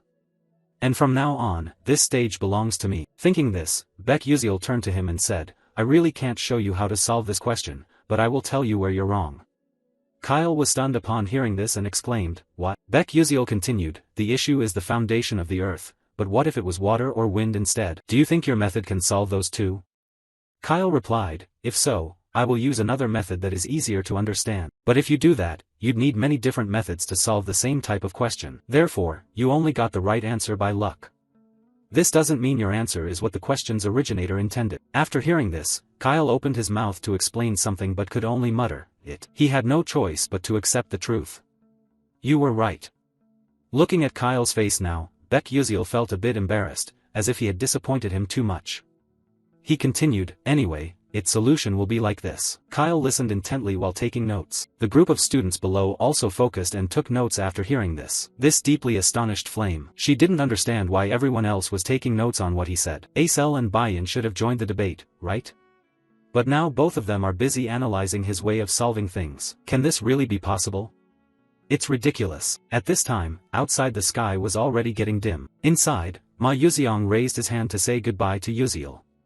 Bye-bye. See you tomorrow. He smiled brightly and then left. Baek Yuziel reluctantly raised his hand in return, goodbye. As Ma Yuxiang's figure gradually disappeared, Yuziel finally raised his hand to cover his face, thinking disappointedly, damn it, if I keep getting involved with Ma Yuxiang like this, it's over.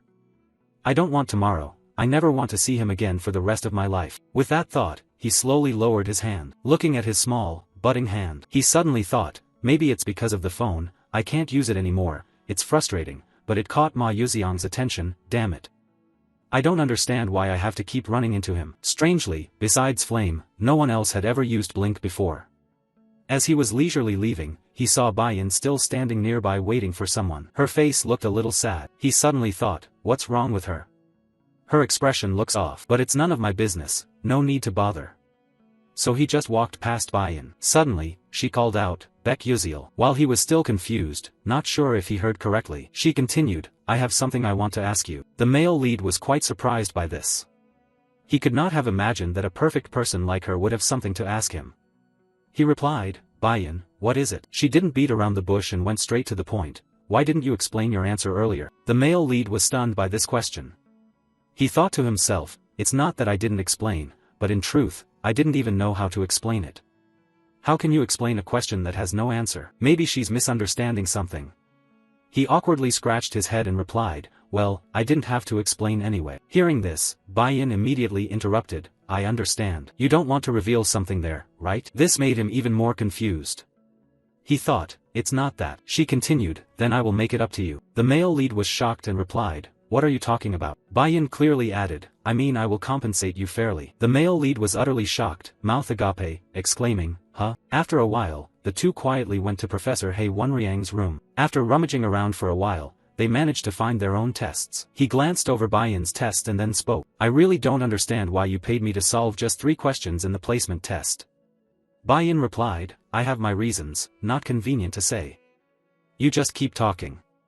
Yes, yes, miss, the male lead responded. After looking through her test, you voiced your doubt, hey, but you only got 3 questions wrong, while I missed all the others. Yet you asked for my help. Aren't you ashamed? Bayan calmly replied, no. The only thing I feel ashamed of is that I still can't understand the answers to those questions. If you can solve this doubt for me, I'm willing to do anything. Hearing this, the male lead was so surprised he was stunned, thinking to himself, he's supposed to be a model student, isn't he? Then you asked, but why are you asking me? You're a princess, surely you have plenty of friends to ask. The girl stammered in response, that, in fact, among 1,141 freshmen, only 3 people answered these hellishly difficult questions correctly, and you are one of them. The male lead was so shocked he gasped, what? What did you say? The girl, somewhat embarrassed, continued, those questions had no official answers, yet my Yuxiang, Flame, and you were all able to solve them. That's the thing that makes me feel most ashamed. The male lead, unable to stay calm any longer, his hands shaking, replied, no, no, wait. Then you abruptly stood up, mouth wide open shouting, those 3 questions were meant to trick us, right? Nobody could solve them. Why didn't you realize that while solving them? Bayan answered. After hearing that, you tried to suppress your anger and sat down. You suddenly thought, this is crazy. Now I understand why I'm put in Class S, and why Flame stops me. I have no idea about the game's setup in this world. I also didn't know about those tricky questions. But maybe Flame is different, because she has read the entire novel. Even if she doesn't know the game's storyline, she would surely know the setup in the story. For example, those 3 tricky questions. But since a secondary character not in the original novel appeared, Flame had to acknowledge the existence of this Baek Yuziel. Damn it, no wonder she acted that way. Bayan was confused by his reaction and asked, what's wrong with you? The male lead replied indifferently, nothing, don't worry. Don't forget you promised to help me with something if I explained the answers to you. Bayan replied, yeah. The male lead continued, I only have one small request, to turn my staff into a demonic sword. The blacksmiths in your kingdom can do that, right? After hearing that, Bayan was quite surprised and said, but only low-ranking mercenaries use that kind of weapon. Why would a future mage like you? The male lead didn't let her finish, cutting in, it suits my taste. Alright, you can't say that's a flaw anymore. Then he looked at her expectantly and continued, what do you think?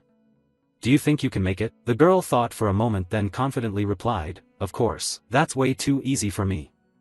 This is the best answer of the day. The male lead seemed very satisfied, his cheeks suddenly flushed red, thinking, wonderful, the sun is shining. Thinking this through, he calmly explained, so I'll tell you how to solve this question first. He pointed to the test paper and clearly said, that way is for you to change your own perspective. The girl, quite confused after hearing that, said, how do I change my perspective? The male lead knows Bayan's weakness is that her magic is very mechanical and she has gotten stuck in it. Bayan only realized this when she became a second-year student after losing to Flame. I don't think I can help her realize this now, but I hope to guide her in the right direction. So what I need to do now is. Thinking this, he continued, do you understand what a riddle is? Before this question, Bayan was a little surprised, then she replied, a riddle? I think I've heard about that. The male lead continued, then let me give an example. What is between the knees? Immediately after, the girl rested her chin on her hand, racking her brain and answered, the inner side of the knee, right? The male lead casually said, you're wrong. Bayan still didn't understand and asked, why is that? He then emphasized the question once again, what I'm asking is which letter stands in the middle of the word knee and the word knee. You get what I mean, right? The girl realized she'd been tricked and felt extremely annoyed. Meanwhile, Baek Yuziel, seeing her frustrated expression as if ready to explode, timidly said, hey, come on, don't glare at me like that. Calm down, just sit down and look at this question first. It also has its own formulas and tricks that you haven't learned yet. So what I mean is, when facing a problem, you need to solve it more creatively. But can you do this just with your own creativity? Bayan fell silent after hearing that. She responded, ashamed of herself, no, that's impossible. Only then could the male protagonist breathe a sigh of relief and smile as he continued, of course. Although understanding many kinds of spells and how to apply them is extremely important. But for a sorcerer, the most important thing must be seeing this world through your own perspective. Magic will transform unpredictably, even if it's only the smallest changes. But on the other hand, you only think about the things you've seen and learned from books. Those are all still unrealistic theories. Magic isn't just about memorizing and casting spells. You may be better than me at analysis and evaluation, but you lack the most important thing for a sorcerer, which is creativity. After a long analysis by Baek Yuziel, Bayan fell silent again. She pondered every word he had just said, unable to deny it or hold back her emotions. Her hands trembled uncontrollably, she was slipping into a state of utter despair. The male protagonist, seeing her serious expression now, broke out in a sweat. He rubbed his head, shyly speaking, you understand what I just said, right?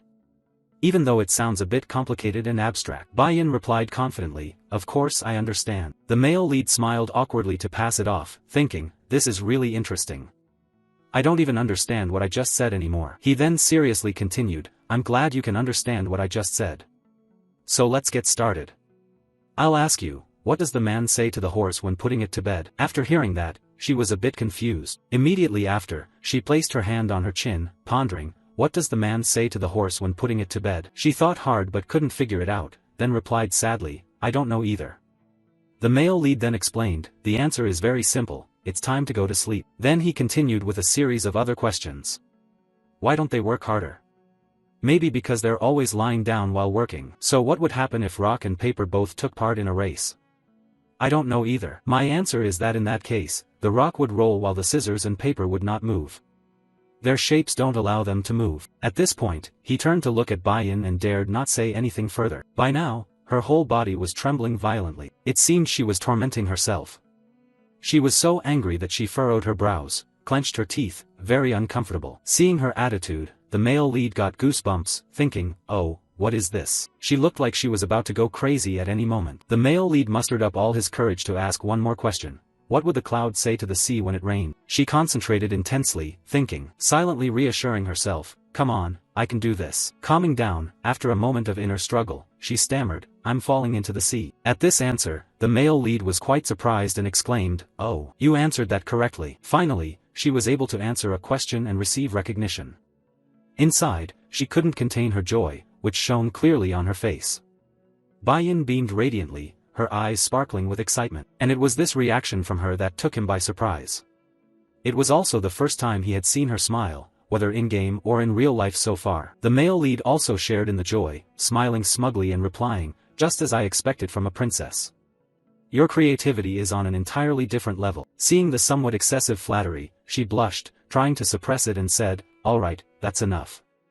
Now, please tell me the next question. The male lead grinned and replied, yeah, that's right.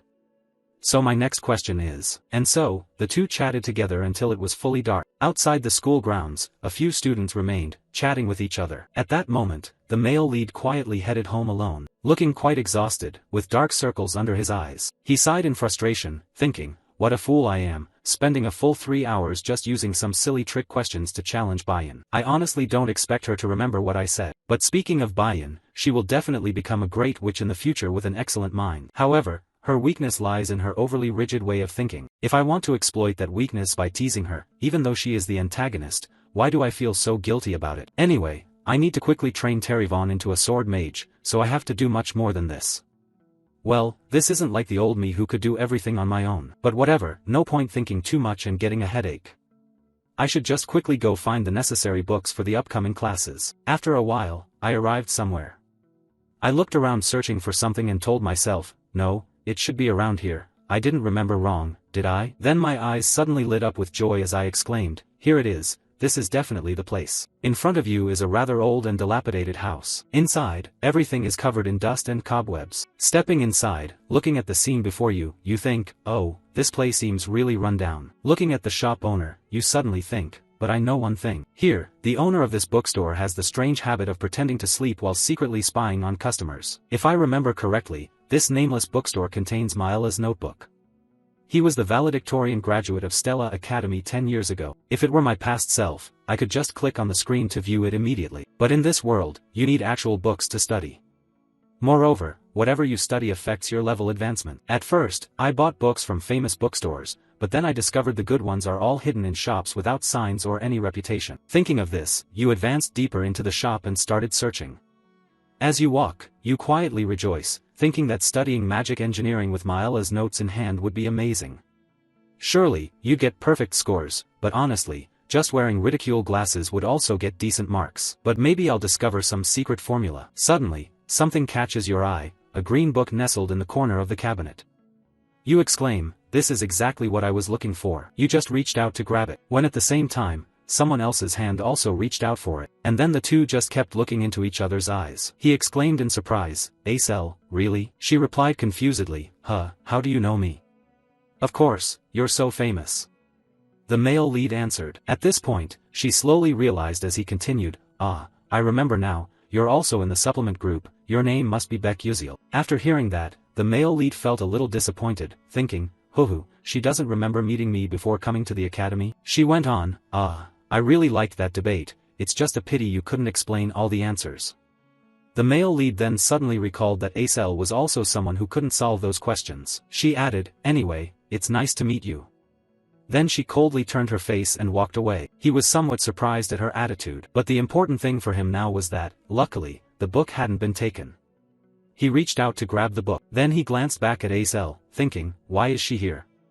At that moment, she was still browsing books, but she seemed hesitant about buying them. This was clearly shown when she checked the price of each book she intended to buy. After looking at the price, she sighed in disappointment and put the book back in its place. It was this action that caught Baek Yuziel's attention. He also quietly understood that the reason she was here was because of that. This bookstore usually sold second-hand books, so the customers were often poor students like himself. Someone from a fallen family like Acel, who has lost everything, can only come here. Her father was probably killed by members of the dark demonic race. He suddenly felt she was quite pitiable, it was really sad. A princess like her had to buy old books, and on top of that had to look at their prices for fear of not having enough money. Moreover, Acel also had a tragic end in the original novel. She died before Flame, who became the main character in this world. It can be said that the unluckiest character in the game is Acel. Thinking of this, he had already found some books he liked. They seemed quite thick and heavy. He placed them in front of the shop owner and said, "I'll pay now, please." At the same time, Acel also came to the checkout and looked at the pile of books he had chosen. Standing beside him, she could only wish. She seemed surprised to see him buy so many books. The shop owner was also taken aback and replied, "All of these?" The male lead just nodded slightly and glanced in Azel's direction. She looked a bit melancholic on this side, so he asked, "Are you okay?" She replied indifferently, "It seems you are like me in that you pick only good books." The male lead felt a bit embarrassed after hearing this, wondering if she had just intended to insult him. He then responded, "Which ones?" Acel continued, "All of those." "Why are you reading books about advanced sealing theory?" Sealing theory is an ancient art that requires items. Therefore, nowadays, when alchemists and magic engineers have become more advanced, that skill is rarely used anymore. He immediately answered, "Oh, this blink? It really isn't very useful." After hearing that, the girl thought he might be crazy for choosing them and said strangely, "So you actually know that too?" He replied nonchalantly, "Of course, that's why I took it." Hearing this, the girl was so surprised that she widened her eyes and exclaimed, "Huh, what?" The male lead hugged the stack of books and smiled slyly, saying, "Because everyone thinks like you do, which makes it easier to get high scores in this class. Alright, I'll go first, bye-bye." As he walked away, he thought to himself with satisfaction, just as Acel said, few people want to study the theory of sealing. But precisely because of that, I'll spend less time and it'll be easier to get higher scores than other classes. But with these few books, this semester will be simple. Then he left, leaving Acel in astonishment. The girl felt confused, although she wanted to ask more. Her pride stopped her from speaking. Scene changes to the next day at Stella Academy. At this moment, Acel nervously walked down the hallway. This was the first lesson of the Void Theory, also her first class since enrollment. She suddenly thought, since this subject is easy to score in, it probably won't be too bad. Then she also arrived at the classroom. By now, quite a few students were already there. As she found an empty seat and sat down, she accidentally overheard the conversation of the friends next to her. "Hey, you're studying nihilism too?" But I think I'm in trouble. I registered because everyone said this class was easy, but it seems the rumor has spread far. All the smart kids are in this class, so we're really doomed." After hearing that, Acel could only sigh, thinking she had no choice, but she would try her best in another class. After a while, the lesson ended, and everyone got up to leave. Each person looked quite tired and complained to each other, like, "My butt is numb from sitting. So hungry, what should we eat for lunch today? Let's go to the canteen and decide." Acel felt lost, quietly trailing behind alone. She sighed sadly, thinking, "Oh no, what should I do now?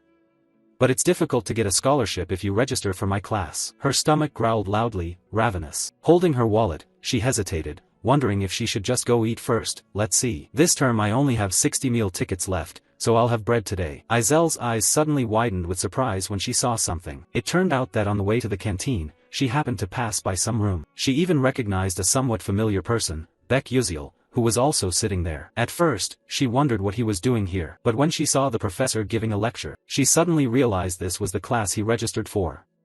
Strangely, this class had very few students, and not only that, they were all people with poor records. This professor is probably about to lose his job soon, she thought. But then she suddenly realized one thing. If she also registered for this class, she could achieve high scores without spending much time, and could save energy to study other subjects and earn scholarships. Oh, but the name Baek Yuziel might already know in advance that this subject is easy. Oh, unbelievably, he had already planned which subject to take for a smooth ride. No, impossible, what am I thinking? It must be just a coincidence. Thinking of that, she also left. Scene changes to the next morning, when the sun had already risen high. Somewhere, students were still attentively listening to the lecture. The teacher said, "Surely all of you know what the root of magic is. The primordial white-robed mage spread magic throughout the world. Humans and other species learned how to use magic. And the professor giving this lecture is Professor Lei Din, a specialist in the moon deity." He continued, "That mage taught the elf race natural magic, taught the dwarves material magic, and taught humans elemental magic. After that, he gave a long lecture on magic, followed by an abstract and difficult lecture."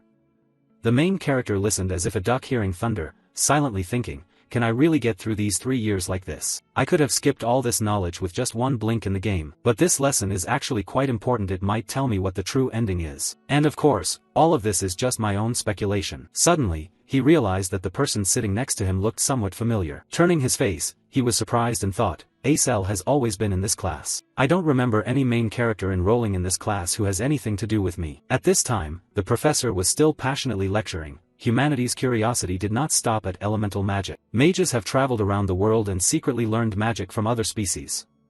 However, they were still not satisfied, but could no longer learn anything more. The primal mage left behind 12 divine moons and vanished without a trace. Does anyone know about the 12 divine moons? A clear voice spoke up. People say they are divine guardians protecting the balance of power across the continent. And no one else but Acel was speaking. She added, I also heard that they were hidden all over the continent and have carried that mission until 1,000 years ago. The teacher was quite surprised by this answer. He continued, oh, that's right, they have a special power that protects the continent. For example, the divine moon representing summer, the 6th moon is the red summer moon carrying a blazing red flame, and they say that flame will never go out. If you go to the bottom of the Alamanca Sea, you can still see the red fire. So if anyone's curious, you can check it out. After hearing this, the male lead thought he had misheard and shivered inwardly, thinking, damn, is the teacher joking? If a living creature intrudes into the territory of the Alamanca Sea King, they will die immediately. At the podium, the teacher was still enthusiastically continuing. This is Bevian, a giant whirlpool in the ocean that was frozen by the 12th moon, the blue winter. Therefore, each divine moon has its own power, but miracles happen if they combine. A student below raised his hand and asked, Teacher, what is that miracle? The teacher suddenly grew solemn and replied, no one really knows that. They fell into slumber 1,000 years ago. At this moment, the protagonist felt the teacher was right. At least I have encountered some divine moons while playing the game, but I only saw 5 moons during limited time events. This is based on information I've gathered from other players. No gamer has found more divine moons than me. If my guess is correct, the 12 divine moons relate somehow to the true ending, because no one has discovered the true ending in the past 10 years. The answer must lie in the unknown content. I only managed to see 5 moons after risking my life many times, but if I want to witness the true ending, so be it.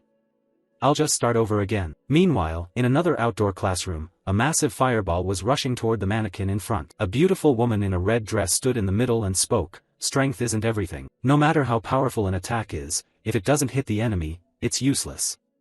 This woman is Professor Hong Yil, the fire class instructor. The professor was walking around observing the students applying theory into practice. Suddenly she sensed something was about to happen. Immediately, a huge fiery force rapidly dashed toward the position of that dummy. And then boom boom boom, a great explosion occurred. The professor looked at this source of power with apparent satisfaction. But suddenly her eyes became extremely astonished. Yet after that big explosion, the smoke gradually cleared. The silhouette of that dummy was not only untouched by flames but remained intact. Professor Hong Yil looked at this scene with some disappointment, exclaiming, that's the truth, Bayan. Upon hearing this, the girl trembled all over. Bayan sadly sat down to rest. Her eyes could not hide the disappointment, thinking to herself that she had once again let her mother down. Her mother would certainly be very disappointed. Suddenly a voice called out, princess. Looking up, it was a friend with cute red hair braided into two sides. She smiled with her eyes squeezed shut, asking, "Are you okay?" Then she slowly sat down beside Bayan and continued, "Don't be sad anymore. You look truly wonderful, princess." Bayan replied indifferently, "What do you mean? If you used magic like me but it was much stronger, what good would that be? I didn't even hit the target." The girl answered, "But your magic is really amazing, it's super cool. Honestly, I have known you since I was a child." Hearing this, Bayan also recognized this girl. She is also a fire mage like me. It seems her name is Ars Huang.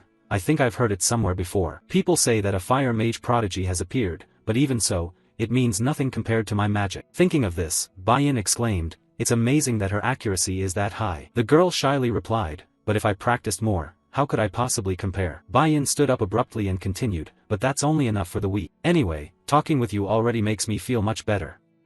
Goodbye." After saying this, Bayan left immediately, leaving behind the two braided girls sitting there in a daze. Scene shifts to some castle, which appears quite neat and orderly. Bayan is also present here, but she looks rather tired. At this moment, a voice spoke up, "Princess." A strong woman standing respectfully behind appeared. She continued, "Welcome back, madam.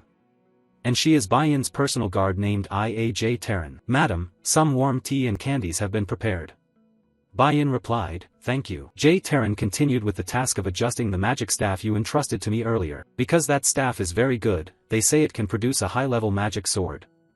Bayan listened while eating a cake, somewhat doubtful, and replied, "Is that so?" J. Terran went on, "However, there are some questions." Bayan was surprised and asked, "What questions?" J. Terran stammered in response, as if I had heard rumors that it constantly drains mana from its wielder. Hearing this, Bayan was astonished. Then she stood up abruptly, turned her face back, and said in panic, "What? Isn't that a dark artifact?" J. Terran suddenly grew serious and continued, "Not exactly, it resonates with the energy of nature." At that point, Bayan became deeply confused and murmured, "Impossible, something that drains its owner's mana yet resonates with the power of nature? But then, why is that magic staff only considered intermediate level?" J. Terran answered, "That is precisely why it remains at that level." "What do you think about this?" Its original ability still strongly enhances the user's mana and makes it stronger, or even elevate it to advanced level. But perhaps because it only absorbs mana without releasing any, it is downgraded to the intermediate tier. Hearing this, Bayan could no longer remain calm. She jumped up and shouted, "What? Advanced level? How could a student possibly use it?" Even J. Terran himself was quite surprised by this. Meanwhile, Bayan was still bewildered, clutching her head as she continued, "I know it doesn't resonate with everyone initially, but I didn't think people would use it even if they had it. Unless they have an enormous amount of mana or nothing at all. I don't understand this. I can be sure any ordinary person would know that." She spoke at length, leaving her throat dry. She sipped some hot tea to warm her voice, then added, "But anyway, he is definitely a special person." Cut to a few days later. When the new semester began in some classroom, a teacher was enthusiastically explaining to the students, attack magic requires a deeper understanding than any other type of magic. And our main character was also sitting attentively listening in this class. This balding professor was Professor Carlium, teaching mana guidance. He continued, "That's why the mana guidance class is mandatory. From now on, in your one-on-one matches, you will learn guidance focusing on casting and aiming." In this class, Acel was also present, looking quite focused on listening. At the same time, on the podium, the professor was still passionately explaining that casting means shooting magic from the caster's body, while aiming means using magic on a stationary target. Then, we will discuss the trajectory formula as follows. From a distance of 760 meters north, Chosu is moving southward at 12.6 meters per second, so, what is the appropriate trajectory and predicted distance Yanhai needs to cast water-type magic? As the teacher reached this point, the atmosphere suddenly fell silent. Below, two students whispered to each other. One said, "Among the attributes, what if it's water?" The friend sitting next to him stopped him, "If you're not a water specialist, it's best not to answer that question." "But is that teacher trying to make things difficult for us?" The male lead sounded quite sleepy hearing this. He kept yawning repeatedly, thinking to himself, "Really, this is so boring. Why does it take even more time than the Korean class?" Suddenly, the bald professor spoke up, "Uziel, please stand up and answer this question." The male lead answered reluctantly, "Yes, sir." But inside, he silently cursed, "Damn, it's me again." After a while struggling to explain, he finally finished his solution and confidently turned to say, "Yes, I have completed it." Looking at Beck Uziel's presentation, the teacher was very surprised. Exclaimed, "Wonderful, you managed to solve it so easily. Your initial attribute is water, right?" He immediately waved his hand and replied, "No, sir." "Oh, that's great. Let's move on to the next question then." It was precisely his actions that led Acel to see him in a different light. After a while, the lesson ended. Everyone rushed to leave. A clear voice called out, "Excuse me." Turning towards the voice, he replied, "Yeah, are you addressing me?" In front of him was Acel. She continued, "That's right, I have a question I want to ask you." She suddenly thought to herself that she had a question about Baek Uziel while observing him. It wasn't about his ranking but that he was very intelligent even compared to the top mages. He could solve the professor's problem so quickly and accurately. That is something truly unbelievable. The level of that question is at least university level, not something a professor could easily solve. Even if Stella is a place where geniuses gather, what exactly is Uziel's status? At first I thought it wasn't the case, but now that's certain. He definitely has a course registration strategy. Thinking of that, Acel continued, "I want to ask you, what is your next course?" Taken aback by this sudden question, Uziel was quite surprised. He calmly replied, "Why do you ask? Do you like me or something?" Acel answered a bit annoyed, "What's that, old man? Do you think I'm a pervert?" "That's gross."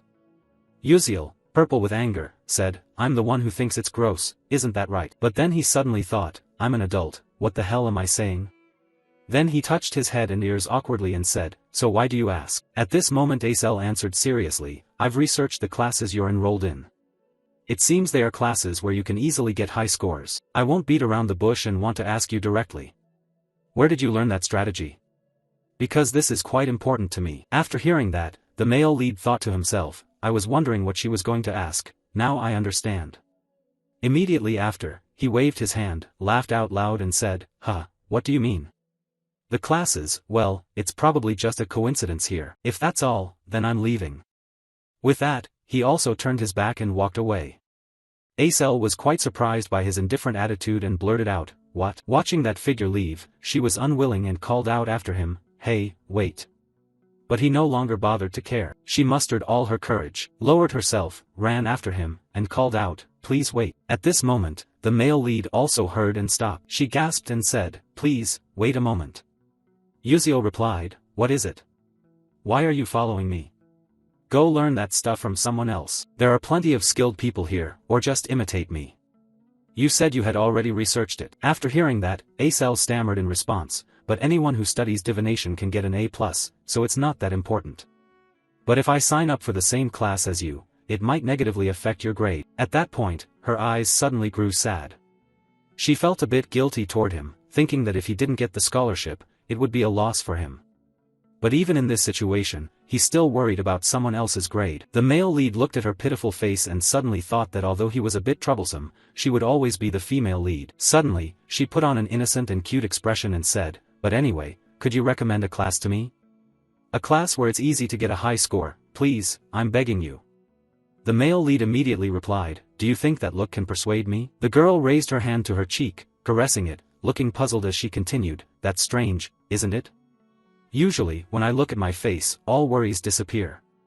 But this overly confident expression is making the male lead feel nauseous." He said indifferently, "Are you serious?" Acel blushed deeply, smiling with eyes squinted and replied, "Haha, I was just joking. I knew you would react that way. So I've prepared some interesting things to make up for you." The male lead thought to himself, "Using me, to make up?" He mentally shook his head, "Really? Kids these days love to make up for things like that. Just opening your mouth and you can make up for anything?" Suddenly, Acel continued, "Do you know about the seventh magic?" Hearing this, the male lead was startled and replied, "Yes, I know," he said. She added, "Really? Not many people know about it, because it is an abandoned tower that has vanished and many spells prevent people from approaching where the tower once stood." However, she was passionately recounting the story but suddenly stopped, when she noticed Uziel's strange reaction. She asked concernedly, "Wait, what's wrong with you? Are you okay?" Uziel seemed to struggle upon hearing this, clutching his head, thinking, "I'm losing my mind." This is extremely important information, because Flame can increase its influence over the male lead through this. Moreover, Flame knows about this from the original episode storyline. Acel also knows this and has only shared this information with the male lead, not with supporting characters like me. Thinking of this, he didn't want to listen at all and waved him off, replying, "That sounds like a scary story, doesn't it? I don't want to hear it either, it's not interesting at all." Then he just walked away. Acel felt confused and quickly explained, "It's not that scary. Are you afraid of ghosts at your age?" Yuziel reluctantly responded, alright, I'll tell you. She twisted the question further, you just pretended you wouldn't tell me, so why did you change your mind so quickly? Yeah, that's how I like it, Yuziel replied. At that moment, he also thought. Moreover, it was enough that Acel wanted to give him something. With that thought, he spoke up, anyway, this isn't related to scores, but it's something extremely useful for me. You should register for the meditation journey to the Void course as a culture episode class. Acel replied confusingly after hearing that, meditation? Registering for that as a culture class? The moon god tomb and meditation are prioritized. Do you like practicing? Not exactly, the male lead responded, but he himself didn't know how to explain it. He suddenly got an idea and made up a reason. My master is also a bishop like you, and through meditation, one can enhance their magical skills. Acel exclaimed in surprise, just with meditation? Based on his experience of playing games all night for 10 years, he gave his own explanation. In fact, this had yet to be discovered. But for bishops who wield large-scale destructive magic, meditation is extremely important to perform precisely based on formulas and equations. But above all, it is the mind that controls the magical power. I haven't told anyone this before, but you're the exception because you're quite cute. The girl was confused, unsure whether to believe what he was saying, and replied, you just said I was ugly earlier, but it sounds like every girl likes that. She smiled brightly and continued, anyway, I do thank you. Although it's not a subject that helps me improve my grades, I will register for it. Yuziel replied, that's up to you, fine, you can do whatever you want. Having achieved her initial goal, the girl happily left. Watching her back as she walked away, Yuziel seemed quite worried. He didn't know if what he had done was right, only sighed and thought, I told her everything. It made me a bit afraid of how the future might change, but if I just leave her like this, Acel will face tragedy again in this world. If meditation can help her, that would be a good thing. Thinking about this, he suddenly realized something in his mind. He himself is also a magician, isn't he?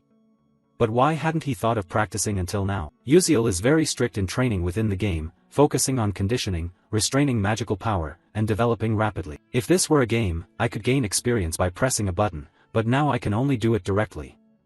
It seems quite late, and there are no cutscenes or hunting missions, so I can't gain more experience. But anyway, I have to thank Acel. After a while, Yuziel returned to the Stella Academy dormitory. All students are within the dormitory system. The dormitory system is a side feature in the game, where players can freely decorate their rooms. But for Yuziel, this is his only home because his village was burned down. Dormitories are also divided based on rank.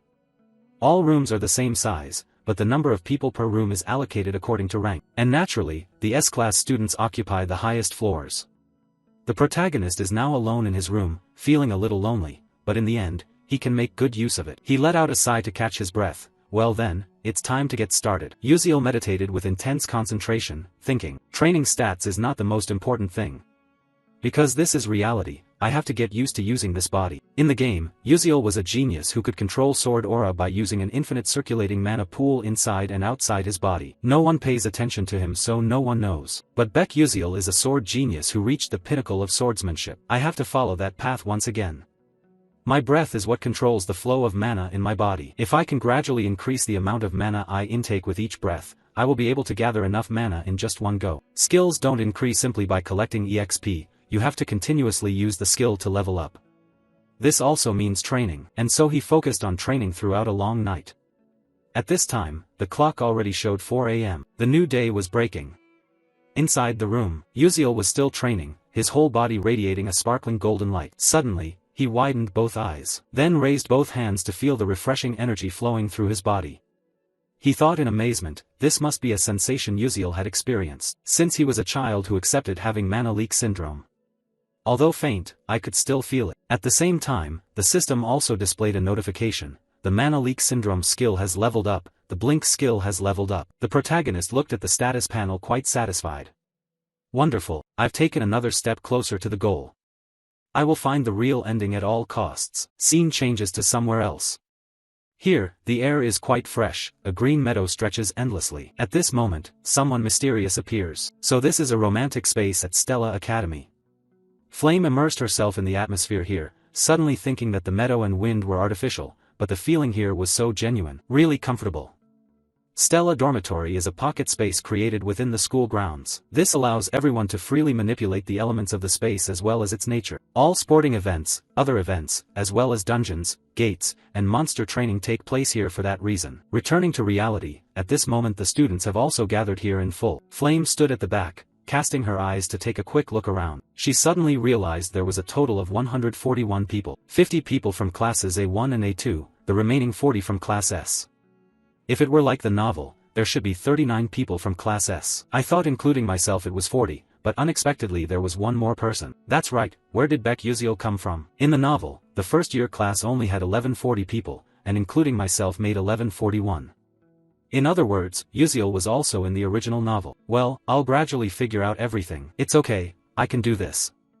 I'm the only person in the world who knows about this novel after all. The lesson will start soon. Suddenly the group of students standing in front of Flame began to chatter. Someone said, "Prince Jeremy, have you finished registering for your Blink class?" The blonde young man standing in the middle was probably the character being mentioned, looking quite pleased as he replied, "Of course, we also signed up for the soft magic research class, because we heard you signed up too." He smiled with his eyes nearly closed and continued, "Really? Then let's help each other out." Meanwhile, Flame looked after his silhouette and suddenly thought, that's Prince Jeremy from the novel. He was madly in love with Acel but was rejected by her. Since then, he seemed to have turned into a different person and eventually became a villain. He looked gentle, but every one of his actions was calculated.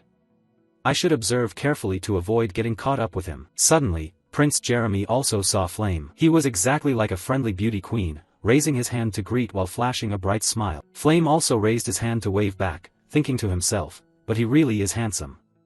Now I understand why so many sycophants surround him. But it must be admitted that his faction was made up entirely of the most famous people in school. Thinking this, she turned her face and walked away to another spot.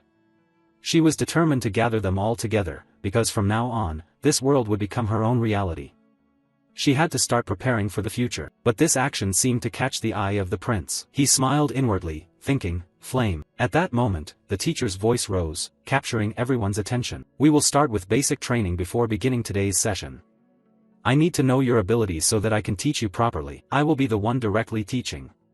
If you don't like it, don't say anything. Often you already know that our professor has the authority to deduct or add points to you, so remember that you will be expelled if you don't meet the required score. And now I will explain the training session right away.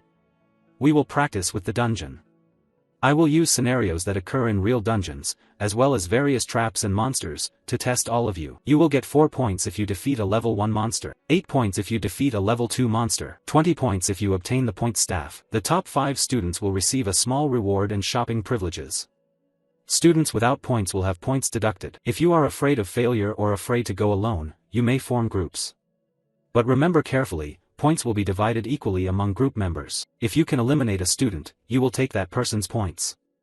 With that, the teacher immediately disappeared, leaving only his voice echoing back, "That's all, good luck." Immediately after, the ground suddenly shook violently. The group of trainees panicked and screamed, "What is this? What's happening? The ground is shifting." At that moment, the ground suddenly cracked open, and something rose up from beneath. Flame was also quite surprised, her eyes wide open staring. A huge towering tree appeared, and it seemed like everything around had changed.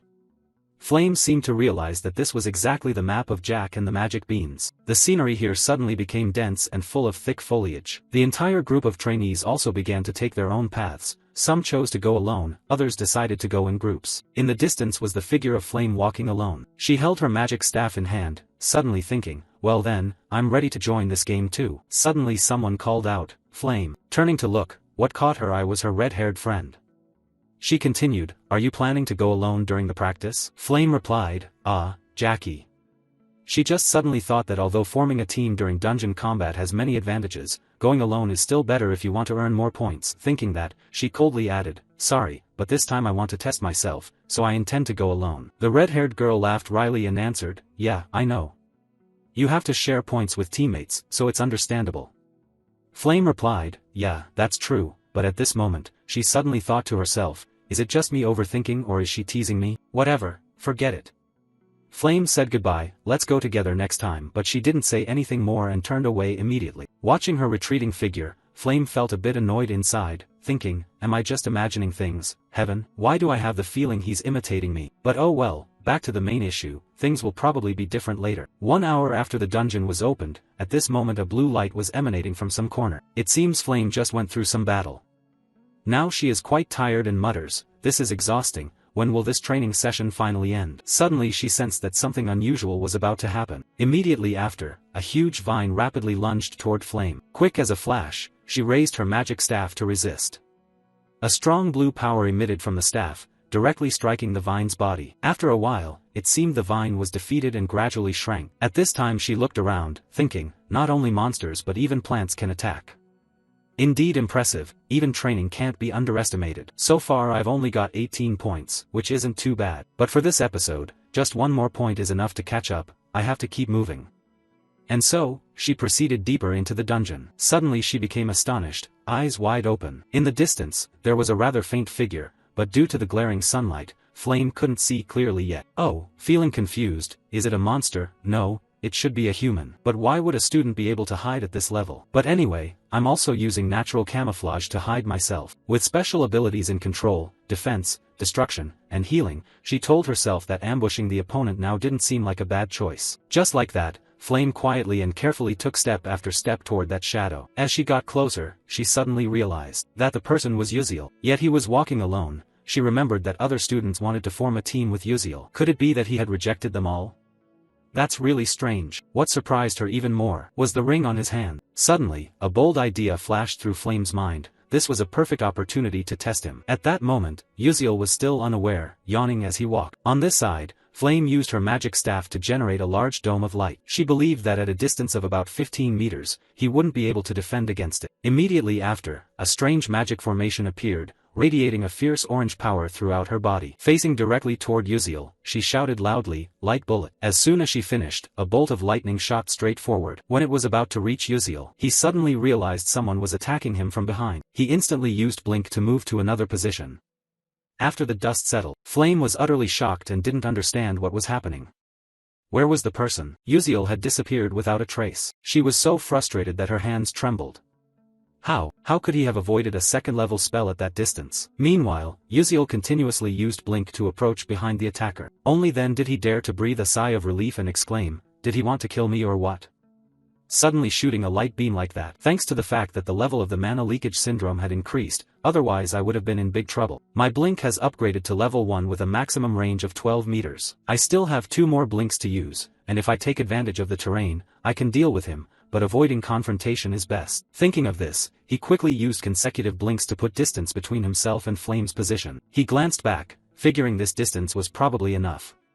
His goal was rank 5. So there was no need to take excessive risks. The rewards for rank 5 were easy to achieve, with the possibility of significant increases to stamina and strength. As for the top 4 positions, they were the main characters after all, and in this situation they only needed 3 more points. Suddenly, a mocking voice rang out, "Hey you guys, come here and see who that is." In front of him at that moment was some group of trainees. One guy in the group grinned and said, "Oh, it's Beck Yuziel from Class S here." At that moment, he also recognized this guy as Ridden, someone quite famous in the academy recently. Looking at the guys standing beside him, Yuziel thought with disdain, and there were even members of Jeremy's weak Uslek team, all just trash. But then he suddenly realized another problem. For such a weakling, how did he manage to gather so much? Another guy spoke up, "I heard he's a loser, having to cheat to get into episode S." The blonde guy burst out laughing mockingly after hearing that. To get into episode S by solving those 3 silly questions, he must have been fooled by Stella. On this side, Yuziel thought wearily, "Damn it, they just keep chewing on the same thing without getting tired." The other guy saw that Yuziel didn't say a word and smugly added, "Hey, since we've met here, hurry up and hand over the point staff to us." You just coldly replied briefly and concisely, "Fuck off." The blonde guy found it even more interesting and said, "Oh, so you're trying to resist?" He flashed a cunning smile. "Do you think you can stand against us alone? Haha, are you still planning to use that high-level blink staff? Ridiculous, you can't even wield magic, let alone a magic staff." Facing these jeers, the protagonist didn't know how to react. With just a low-level blink, I wouldn't be able to confront a guy from a famous clan. But if I have 3 blinks, then I still have a way, which is to use the point staff in my hand. Moreover, this place is a dungeon, which is an advantage for me. Thinking this, Yuziel extended the point staff forward and said, "Here, take this." The blonde guy saw that you were finally scared and voluntarily handed it over. He seemed quite satisfied and replied, "Well done, kid, just the way I like it. Don't get cocky too soon, karma usually comes early. Uziel thought to himself. Seeing that he was no longer on guard, he moved as fast as a blink to get closer, snatched a point stick from him, smiling cunningly. He used the point stick as a weapon to strike directly at his formation, causing it to crack and weaken. The guy gritted his teeth, muttering curses, "Damn it, you miserable civilian." Immediately after, he was thrown backwards, crashing hard into the tree trunk. Ridden went mad with rage, opening his mouth to shout, "You filthy dog." But the whole group was stunned when they saw he had disappeared. Before they could react, a familiar voice called out, "This way." Following the direction of the voice, Ridden turned his face. At that moment, Uziel was standing there. Grinning cheekily, he said, "That was dangerous, but thanks." Now Uziel had 2-point sticks in hand. Ridden screamed like a madman, "You bastard, give that back now." Uziel replied teasingly, "Nope, I don't like that." The protagonist was quite pleased with his own strategy, thinking that the point stick was truly effective. Previously, he had accidentally learned about it while playing a game, but these point sticks were actually a glitch item, having no real value. However, due to their absurd hardness, they couldn't be broken by a mage's magic and possessed the strength of most other magical tools. They are useful for magic users, but for a physical attacker, a weapon with a high attack stat is fully utilized. Over here, Ridden ground his teeth bitterly and said, "That bastard, how dare he take my point stick." Then he turned back and shouted at his gang, "Damn it, what are you guys doing? Hurry up and rush to attack." At the same time, the dungeon began to shake. Faced with this situation, Ridden quickly thought, "Damn it, why does the dungeon have to change right now?" Thinking this, he wildly yelled, "Everyone quickly gather close and prepare magic, we can't lose track of that bastard." But at this very moment, it was the best opportunity for Uziel to act. He swiftly fled. His unusual action was spotted by one of Ridden's teammates, who opened his mouth shouting, "Uziel is running away, guys." As soon as the words ended, they used magic staffs to create a source of blue power, aiming straight at Uziel, continuously shouting, "You bastard, you won't escape." This frightening aura rushed swiftly toward him. Uziel could only think, "Damn, these guys are better than I thought, but you're still green and inexperienced." Just when it seemed that the energy would engulf him, he used blink and disappeared. Ridden's whole gang was furious but could do nothing.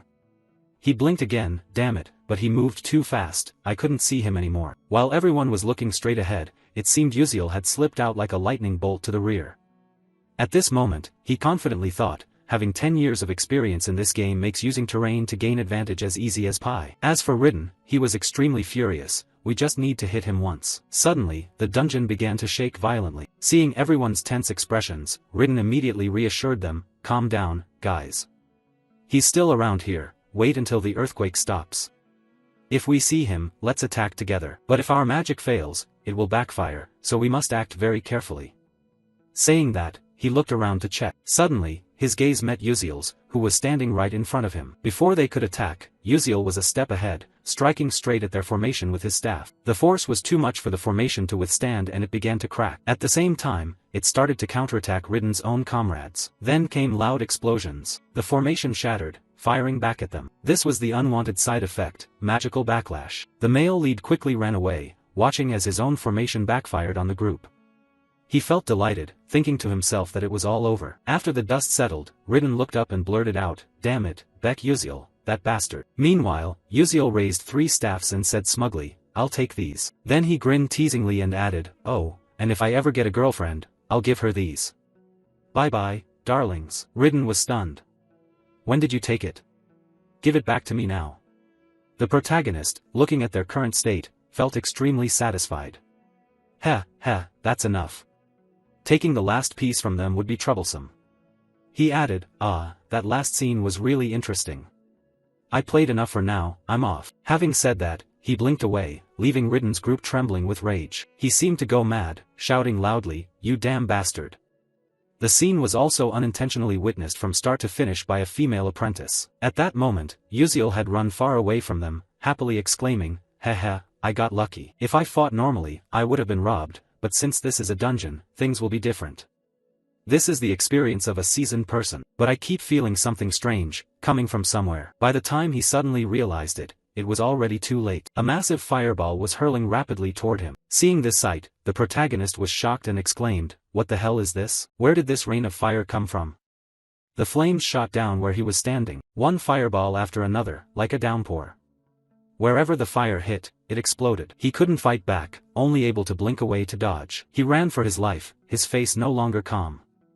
What kind of magic is this that's so terrifying? Looking back at the forest burned to ash, he hadn't even recovered yet, thinking that a major disaster had almost occurred. But what is this magic? Who would want to kill me? From behind the smoky haze, the silhouette of someone approaching appeared. She stood before him and shouted loudly, "Hey, you civilian, why didn't you take another staff from them?" And the girl who wielded fire magic was none other than Princess Hong Baiyan. The male lead was surprised, thinking to himself, why is she here? Thinking this, he awkwardly scratched his head and ear, saying, "Hey, maybe you're mistaken. It's not like I can take whatever I want, and even if I took those staffs, what does that have to do with you?" She felt awkward after hearing this, realizing she might have been a bit tactless. But Baek Yuziel was suspicious. Could it be that you want to take from them and then steal from me? What kind of crazy idea is that? Don't forget I taught you before. She put her hand on her chest and explained, "I am royalty. But if you understand my meaning, then let's fight. As royalty, I have no desire to steal from commoners, but in this battle, I will defeat you and take what I want." The male lead listened and almost had a blood pressure drop. He replied, Hey, what are you trying to do? Why bully someone weaker than you? Are you the weak one? Hong Baiyan continued, "But before this, I saw you fight and play around with them. You even used magic to defeat them, didn't you?" Saying this, although she didn't want to, she thought she had to hurry a bit or else she would get scolded by her mother. Suddenly, Hong Baiyan sensed a sound approaching. It turned out to be Ridden's gang chasing after them. One shouted loudly, "Yuziel, where has he run off to? Damn it, that bastard is indeed too formidable." Princess Baiyan also recognized these people. On this side, Yuziel started to run away. She hesitated, unsure how to handle the situation, wondering if she should attack them now. But no matter how strong she currently was, she couldn't take on 6 people at once. That's right, she needed to wait until their magic weakened, only then would she have the chance to act. Meanwhile, Yuziel couldn't just wait to die. He began attacking from behind Ridden. Then he used magic to strike directly at their formation. Hong Baiyan stood at a distance watching, quite surprised that the commoner besides Blink could also use other magic. Of course, those guys were weaker than her, but all were skilled fighters. Compared to that country bumpkin, they should have been much better. Seeing this, she pressed her lips and steeled her resolve. Immediately after, a formation formed around her, and a source of fiery power enveloped her. At this moment, she thought to herself, it's time to use fire magic. Without hesitation, a powerful stream of magic shot straight forward. On this side, Yuziel also sensed the magic. Swift as lightning, he used Blink to dodge to another spot. He suddenly realized its pressure was getting closer and more intense. Indeed, a terrifying flame was hurtling towards him. Then you use Blink, then jump up high, then down low. Hong Baiyan kept focusing her gaze on the flames. And then boom boom boom, a huge explosion occurred. The protagonist finally dared to breathe a sigh of relief. Her magic really is dangerous. Luckily I have good intuition, otherwise I would have been dead. But I've already used Blink twice, now how should I face her? Baiyan suddenly spoke up, "Why didn't you take out your magic staff this time?" Yuziel replied speechlessly, "I'm already holding your magic staff." "Then what about the one given at enrollment?" Hong Baiyan continued. Hearing this, you suddenly realized, right, why didn't I think of that? Seeing his fake act, Hong Baiyan said disdainfully, "How long do you plan to hide your skills, huh?" As she said this, her eyes suddenly became agitated, turning a frightening blood red. She stared straight at Yuziel, bitterly thinking, I'm serious about fighting, but that ordinary guy treats it like a joke. Thinking this, she angrily said, "Fine, if you won't fight properly, then I have no choice but to take you down here." Yuziel felt chills, goosebumps all over, thinking, I am seriously fighting, I'm not joking with her at all. On this side, Hong Baiyan continued, "If you're not serious, you could die here." Behind her was a sea of blazing flames, her face gleaming with determination, thinking to herself, today I will definitely crush you. Breaking off her thoughts, she directed the flames straight toward Yuziel. At this moment, Yuziel could no longer keep calm, he desperately dodged, leaning to the left then to the right. After struggling to defend himself for a while, he was amazed by the scene before him. He slumped down, confused about what to do next. But he knew now wasn't the time to rest. He jumped up and looked at the huge fire in front of him, suddenly thinking, even if I blink to avoid it, her attack range is just too wide, what should I do? Suddenly, he heard a sound from behind. He quickly turned around to observe. A bold idea sprang to his mind. Immediately after, he showcased his blink skill. Lightning fast, he leapt higher. At this spot, the fire hadn't spread yet. Looking back, the fire burned hotter and expanded wider. Yuziel stood hiding behind a boulder, lucky to have escaped death. He cast his gaze downward, thinking that this time he had been fortunate to avoid it, but it was still quite difficult. Even if I managed to get close to Hong Bei, the flames around her will flare up to protect her as I approach. I understand this very well because I have fought many fire mages before, but her rank is much higher than I had thought. If this were an open plain, would have lost in less than a minute. The battle wouldn't even have taken place. Uziel watched the fire shooting out like rain. Suddenly, an idea came to him. I will take advantage of the power of these guidance rods. His eyes became more resolute. No one here knew yet who would be defeated. Ending his train of thought, he boldly charged straight into the fire. Countless sparks shot towards him. At this moment, the mana leak syndrome activated. He gained a sixth sense and accelerated his perception of time. To him, time seemed to stop. He could easily slash through Hong Baiyan's magic spells. Witnessing this, Hong Baiyan couldn't believe her eyes and exclaimed, "No way, how could he use a weapon against magic? How could this be possible?" Uziel was still struggling in this fierce battle. He distinctly felt the passage of time, the sensation becoming even clearer. This was no longer a game controlled by keyboard and mouse, but direct bodily movement confronting the mage. The mana barrier grew stronger, and the sixth sense became as vivid as sight and hearing. As for Hong Baiyan, she was baffled and confused. How could this be? In this mountainous forest terrain, my fire magic should have the advantage. If so, the only option left is to increase magical power. Thinking that, she immediately channeled all her strength into the magic staff. Uziel kept wildly slashing at Baiyan's magic, fighting desperately for his own life. Then he ran behind a rock to rest for a bit.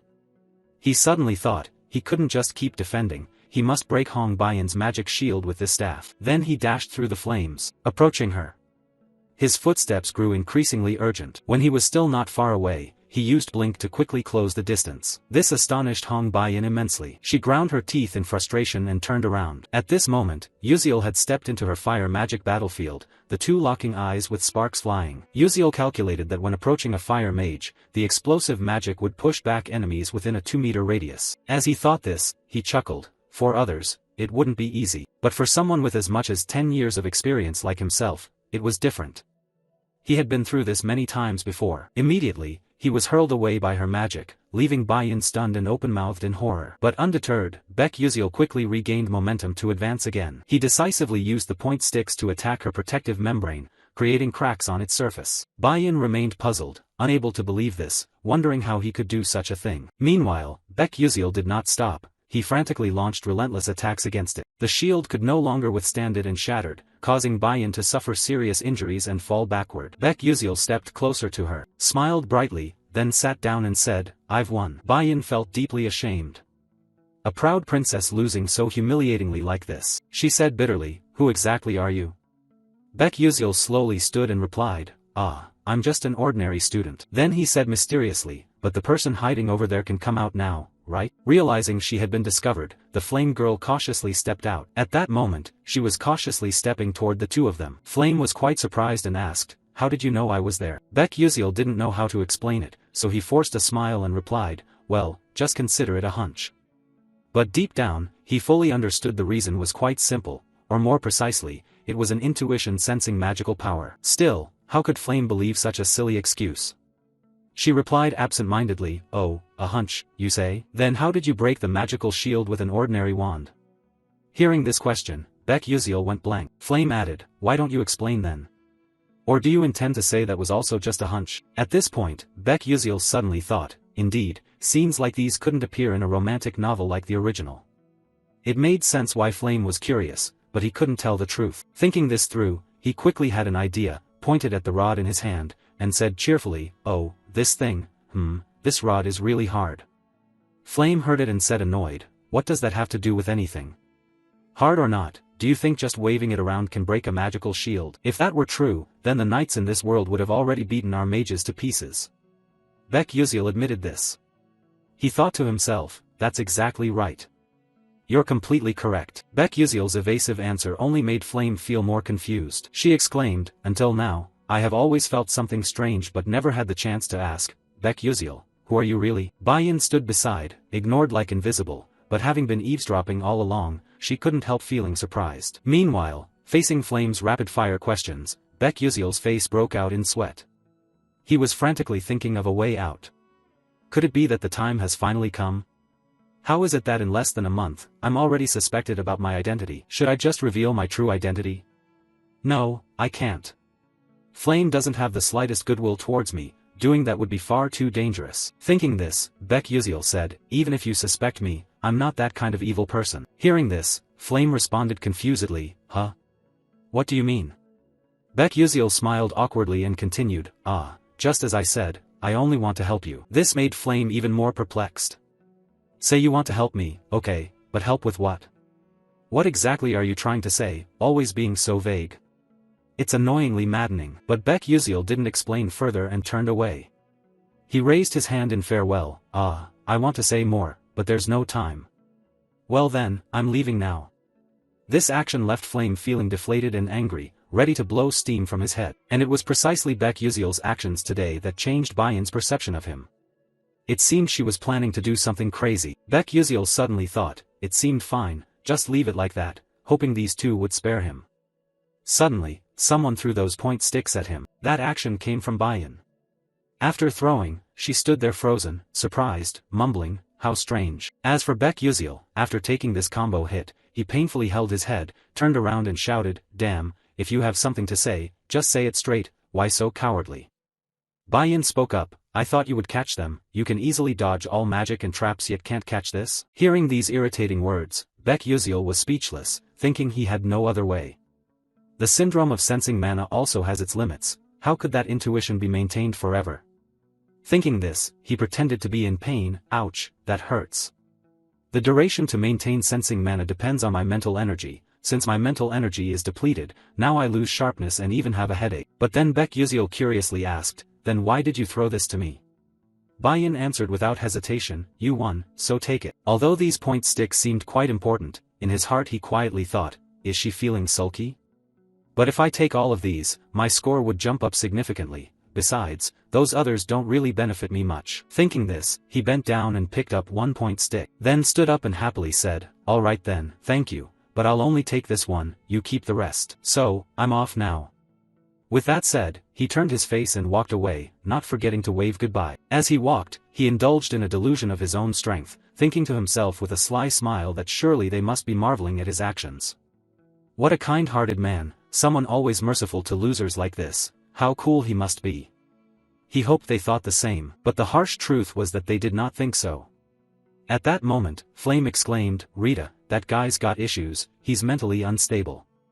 Bayan probably felt the same, saying wearily, he's probably just a commoner, so his mind is a little scrambled. But deep down she was also wondering what the real identity of this Baek Yuziel really was. Meanwhile, outside the dungeon, Professor Lee Hanwal and the other professors were attentively monitoring every move of the candidates. The images being projected were incredibly vivid and realistic. Watching this, someone exclaimed, oh, the first-year Class S students this year are truly rare talents. Hearing the voice, Professor Lee Hanwal turned to observe. He stroked his beard and continued, in general, it's worth watching up to this point, isn't it? The person speaking was Telix, an elder of the Magic Council. A woman standing beside him agreed with this senior's opinion, saying, indeed, very interesting. She smiled with her eyes crinkled in satisfaction, perhaps thinking to herself, in my youth, I was much better than this. Hee hee. This woman was Jarina Aeon, a member of the Blue Tower Council. At the appearance of them, Professor Lee Hanwal was quite surprised, thinking to himself, the Magic Council, the Tower Council, just a trainee's internship observation but gathering such high-profile figures. Which makes sense though, to recruit talent, you have to do that. Surely most of the other professors are also watching this internship session. Suddenly, everyone around murmured and exclaimed loudly, look, look. Following that, Professor Lee Hanwal also turned his face, looking toward the screen in front. They saw images of two male students seemingly preparing to clash. Quickly, everyone had identified these two trainees' names. They exclaimed, Hyun Yang and Ma Yuziang are facing each other now. Immediately after, Hyun Yang made the first move. He used his magic staff to create an extremely powerful spell directed straight at his opponent. On the other side, Ma Yuziang showed no fear at all, calmly standing and observing. And then as it came close, he channeled energy and blinked up high, even blinking 3 times consecutively to dodge the opponent's magical force. This amazed everyone present. Jarina Aeon said, oh, damn, he can actually activate triple level 3 magical blink consecutively, truly amazing. Professor Telix was equally surprised, right, at age 17, he has already accomplished that. Professor Lee Hanwal kept his eyes fixed on the screen, thinking that usually an ordinary sorcerer needs to be at least 25 years old to reach level 3. Yet Ma Yuziang at just 17 could already skillfully use level 3 magic. It was truly unbelievable. Suddenly, a voice exclaimed in surprise, "Look, look!" Both of them were proficiently using 3 elemental attributes. The battle grew more intense and dramatic between 2 evenly matched opponents. Witnessing this, Professor Lee Hanwall also marveled, thinking a normal sorcerer could only control 1 attribute and would have to train hard just to manage 2. Indeed, mastering 3 attributes is proof of innate talent, and they had been bestowed that talent from birth. Watching this, Professor Lee Hanwall suddenly widened his eyes in astonishment and exclaimed, "Is that the final phantasmal beast?" At that moment, a giant hawk appeared, its gaze filled with murderous intent radiating all around. This made Ma Yuxiang and Huan Yang startle and pause. But before they could react, the bird suddenly opened its beak and let out a painful scream. Its dreadful cry echoed throughout the dungeon. Then it slowly fell down. This terrified the 2, leaving them speechless. They didn't understand what was happening either. The bird fell right before them, lying flat on the ground. Immediately after, a gentle voice spoke up, "Oh my, are you 2 fighting?" That voice came from the girl Acel standing above. She hesitated slightly before continuing, "I'm sorry for bothering you 2. Up to this point, Professor Lee Hanwall was lost in thought. Oh, that girl is Acel. But the hidden monster only appears when certain specific conditions are met. Not only is it hard to find, it's also very difficult to defeat. Yet that girl was able to hunt it down all on her own. However, in the face of her achievement, the professors behind seemed not to expect this and even felt a bit of pity for the poor girl. One said, "The eldest daughter of that traitor, such a shame, if her father hadn't committed such a heinous act, her talent would have blossomed even more." As he spoke, he suddenly widened his eyes in astonishment. "Huh, what is that?" "That is the princess of the Adalabit kingdom. But who exactly is that opponent of hers? His face looks unfamiliar." At this moment, Professor Lee Hanwall couldn't keep calm anymore, exclaiming, "What? That magic? Could it be Blink?" Speaking of Blink, over the past 100 years many scholars have tried to master it, but all either died or became disabled, so they had to give up. It truly is a magic spell that cannot be easily controlled. Yet that child can control Blink so skillfully as if it were his own limbs. Elder Telix of the Magical Council thought silently. He was no less astonished than Professor Lee Hanwall. In that silent atmosphere, someone couldn't help but ask aloud, "Who exactly is that teenager?" Professor Lee Hanwall immediately responded, "The student's name is Baek Yuziel. He is an exceptionally special student who can use Blink as his signature magic." Upon hearing this, everyone was extremely astonished. Another person spoke up, "Blink can be a signature magic? This is completely different from the innate talents of Ma Yuxiang, Huan Yang, or Acel." Elder Telix also said somewhat confusedly, "Oh, is that so? But why doesn't he use other magic and just play around? If he used magic, the one-on-one duel would have ended already. I really still can't understand." No sooner had he finished speaking than someone entered and said, "No, he is fighting for real."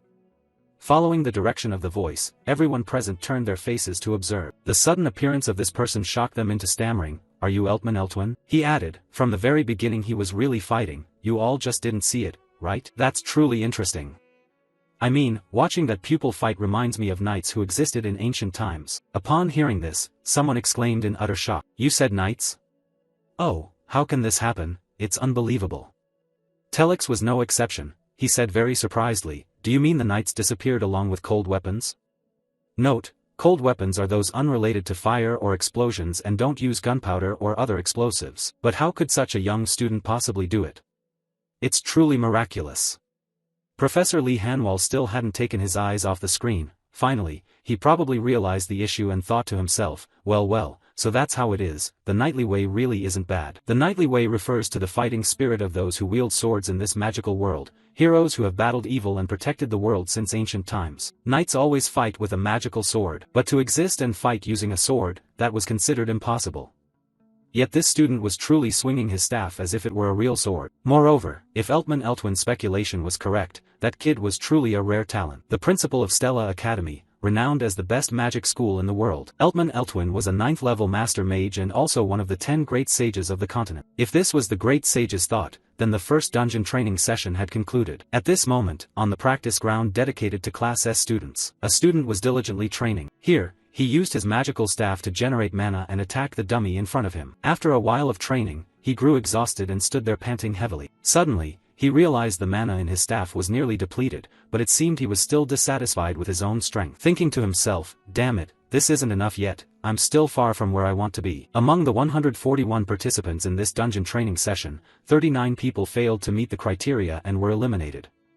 Acel was the one who defeated the final boss, ranking first. He himself stood in second place, Ma Yuxiang was in sixth, but he did not feel that he had won. He recalled the moment during the fight in the dungeon. At that time, when the final boss appeared, if he hadn't entered, he might have known the true power of Ma Yuxiang. Thinking of this, He Wenriang was bitter and clenched his teeth, unwilling to accept it. Perhaps from their first meeting, he had already felt irritated with the name Ma Yuxiang. He did everything gently, but whatever he did, Ma Yuxiang showed results far beyond expectations. In this training session, he had arranged magic arrays everywhere and carefully calculated their movements. Despite that, Ma Yuxiang easily blocked the attacks and stopped them. No matter what I do, I just can't beat that kid. Is his talent thick and high like a fortress wall? No, that's not it.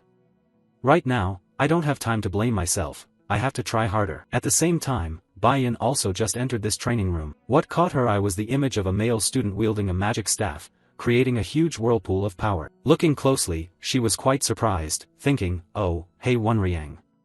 That kid is always so calm, yet today he's frenziedly training as if poisoned. But although this wasn't what she wanted to say, thinking this, she used magic to create a fire spell. Her whole body radiated blazing orange light. Immediately after, she aimed straight ahead and unleashed a spark. Then, a loud explosion erupted. It seemed her mood today wasn't good either. Could it be that she was angry about something, which made her crazily train like this? The flames kept burning fiercely, and the loud explosion caught He Wenriang's attention. The boy stopped and turned his face to observe, to see who could produce such a powerful magic flow. Meanwhile, Baiyan was still very upset, feeling annoyed and unable to believe she was only third. Even though she had earned extra points, and the Queen Mother was quite satisfied, if she didn't regain her form, she would be punished. Damn it, a commoner always acting high and mighty, how unlucky. Ending her thoughts, she unleashed a very strong strike, a blinding light spreading from the explosion in front of her. At this point, Baiyan was exhausted, standing there panting heavily. He Wenriang nearby also hesitated, his mind filled with questions.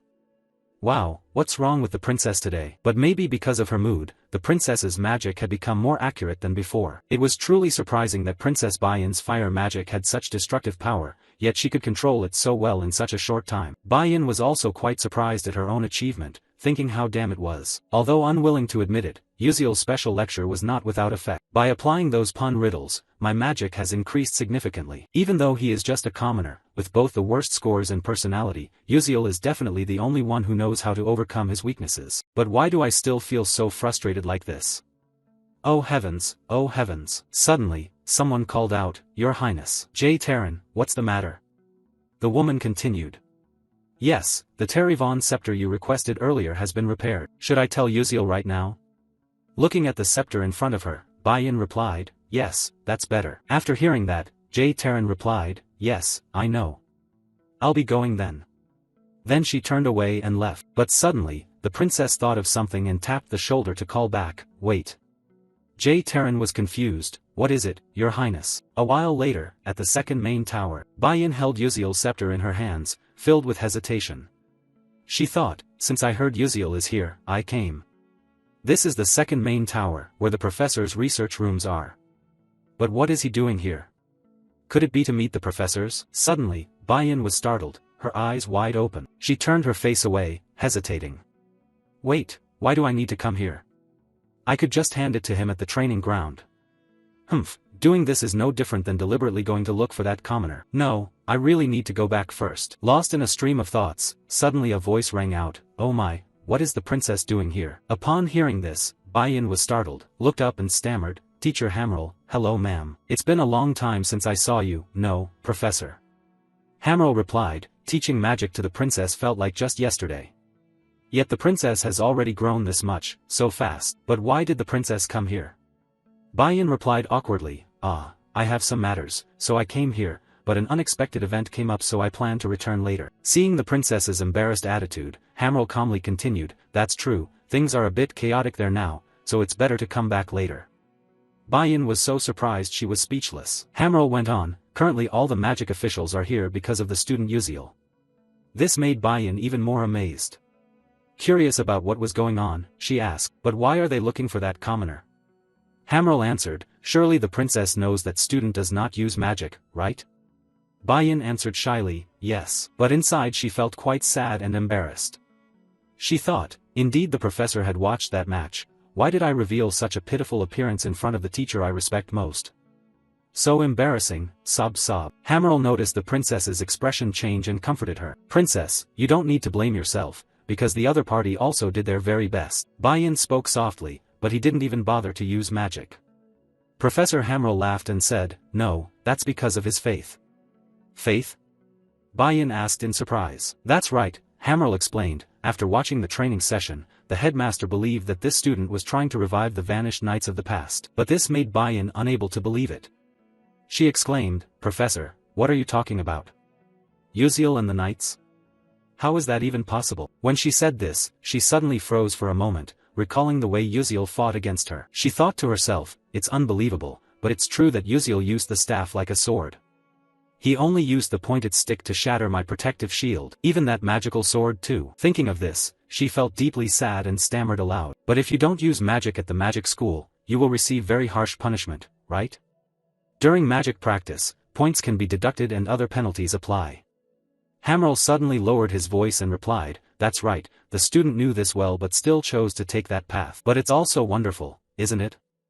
Although he achieved amazing results through Blink, he still tried so hard. I can't believe faith is real. After finishing, the professor said goodbye and left, leaving Bayan standing there lost in deep thought alone. She thought that if someone said they wanted to pursue knighthood, they would obviously be laughed at. It was such a ridiculous joke in this era, truly absurd. Yet Uziel was not joking and genuinely wanted to pursue knighthood. She had once gotten angry and told him to stop joking around. Suddenly, Uziel's appearance cut through her stream of thoughts. He asked what he was doing here.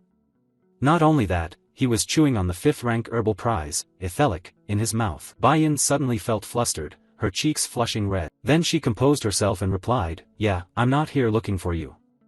Before anyone asked, she confessed herself, making Uziel laugh.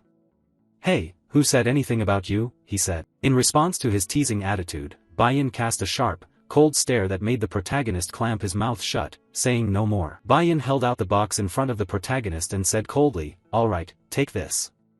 Just seeing the box, Uziel was overjoyed, his eyes sparkling bright. Grateful, he said, oh, it's Terivon, thank you so much. When he opened it to check, he gasped, eyes wide, looking at the beautiful, gleaming sword before him, thinking to himself, wow, this is the invisible sword. Indeed, Adalabit's craftsmanship is excellent, what a wonderful help to the princess. With the money I currently have, I can't buy this. Thinking this, he asked if he could keep the box, but his true intention was clear on his face. If he sold it, it would probably fetch a high price. Bayan replied with fatigue, up to you. After listening, Uziel felt joyful inside. I finally earned some money, though it's a bit intimidating. Seeing his excited attitude, Bayan shook her head in exasperation. Commoners really just think that way. But inside, she still felt puzzled about something she didn't dare to ask directly. After some thought, the princess gathered all her courage to ask, hey Uziel. The male lead replied confusedly, yeah, what's up? Bayan continued, do you really not use any other magic? Faced with this blunt question, Uziel froze for a moment, unable to say anything. After asking, Bayan also felt a bit awkward, blushing deeply on both cheeks. She turned her face away and left. It's nothing, I'm going now. The male lead stood dumbfounded, watching her figure fade into the distance. Then he also turned and walked away. As he walked, he thought about the magic question. But then he recalled that Professor Lee Hanwal had said something similar earlier. Though the professor spoke as if he understood his feelings and respected his opinion, he didn't understand any of it. There must be something good about it. As long as I have this magic sword in hand, I feel somewhat reassured. Thinking this, he exclaimed, by the way, I should try it out. Let's see how powerful this sword really is. A little later, he arrived at the training ground dedicated to Class S. Holding the sword in hand, he mumbled, let's see, just need to channel mana into this. With that, a fiery glow emanated around his hand. And right after, a sharp sword formed. Looking at the sword, he marveled, wow, so beautiful. It's better than I thought, isn't it? Then he suddenly fell silent, thinking, but if Flame wields it, it's different. It will have even more beautiful colors. The female protagonist Flame is a very special existence. Although she is human, she can still handle the magic of dwarves and elves. That wand alone, no one can use it because it continuously consumes the user's mana. But Flame can recover mana using natural energy and uses that wand as a special technique. As for me, I don't have a bit of mana. Even though I have tried to absorb mana continuously, due to magic leakage, mana cannot accumulate in my body and is pushed out. In other words, the mana concentration in my breath will become Terivon's clue. At that moment, he suddenly remembered he hadn't touched that damn system for a long time. He opened the system and murmured, I have to check my status, right? Immediately, a status panel appeared. Uziel's attribute values: muscle strength 77%, senses 29%, agility 87%, stamina 55%, endurance 97%, mental power 43%, mana experience remaining 0. Skill, blink level 1. Trait, delay due to mana leakage level 2. Muscle strength plus 5%, agility plus 8%, senses plus 15%. The sixth sense is activated by consuming the user's mental power, detecting mana within an 18 m radius, and automatic perception acceleration activates when it detects the user is in danger. Blood circulation speed plus 1%. After reading the status board, he happily thought it was great. He had consumed the rank 5 reward herb, so his muscles had grown a little. But in the future, with a weapon, he could accumulate experience more directly. I have to practice using the sword. I'll probably be very busy from now on. Transition to the next morning at the academy. In a classroom, the voice of a mage echoed. Starting today, we will practice true magic spells. Everyone spread out and raise your magic staffs to practice. This professor is Professor Vurian, the defensive magic instructor. After explaining for a while, he went down to observe the students practicing. Everyone seemed very focused, only the shouts could be heard loudly, magic shield, magic shield. The professor looked quite pleased, smiling with eyes nearly closed, thinking that this year there are many excellent students. It's good to rank by levels. Suddenly, he was shocked and froze. While all the students were enthusiastically practicing, Uziel was just standing still doing nothing. The professor silently thought, is that student really the rumored S-class student? An S-class student but from a commoner background, possessing a mid-level magic staff. Moreover, he ranked 5th in the recent dungeon training session. Damn, it was irritating to watch. Thinking this, Professor Vurian approached with a fake smile and asked, Hey, you there, you're Uziel, right? Yes, but why aren't you practicing at all? The male lead didn't know how to explain, so he forced a smile and said, it's because I'm currently learning a different defense method, so I don't need to study basic magic. Upon receiving the answer, the professor continued, Oh, really? I'm quite curious about this so-called different defense method of yours. But in his heart, he thought, this arrogant brat. If it were Princess Bayan studying magic inherited from Adalabit, that would be one thing, but what does a mere commoner know to dare look down on my class? Not bad, kid. Still, he recalled hearing that this kid Uziel didn't use any magic besides blink. Oh, then I've got some fun for you. Haha. With that thought, he put on a forced cheerful smile and said, Oh, then why don't you demonstrate that excellent defense skill of yours to your classmates, so that everyone here can broaden their horizons a bit? The opponent will be. He paused a few seconds, turned his face toward the back, then continued, the opponent will be Morso from Class B, what do you think? In his gaze, a distant student named Morso stood smirking, looking excited and cocky as he waited for Uziel's response. The professor thought to himself, as a lecturer of defensive magic, personal relationships are very important for me to continue at this school within the Scalvan Empire. It would be very beneficial if he performs well, I would gain some prestige too. What could be better than if he shows strong magic skills in front of a Class S student as well? After thinking for a while, Uziel replied, All right, sir, if you wish, I will comply. As soon as he finished speaking, the teacher said enthusiastically, Then you students, step onto the arena. Immediately afterward, both stepped onto the battlefield. While Morso stood there grinning confidently, Uziel appeared quite indifferent toward the match. Morso's friends continuously cheered, Hey Morso, crush that kid, embarrass him, we believe you can do it. Keep it up. Morso confidently replied, Of course, just wait and see. The recent commotion caught Uziel's attention. He quickly recognized them and sighed, thinking, what nonsense is this? Looking closely now, he saw they were the gang of Uslek and Ridden from before. Those bad kids, but it's fine. After all, this is a required class I have to attend. Since I can't use magic, there's nothing much to do. If you people like it so much, then I'll indulge you to the fullest.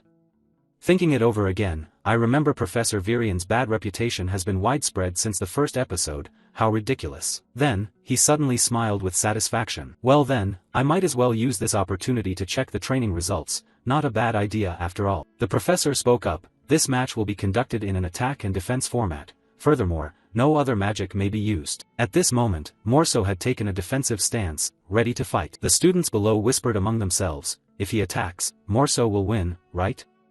Defense is just defense after all. Has he learned Earth Element offensive magic?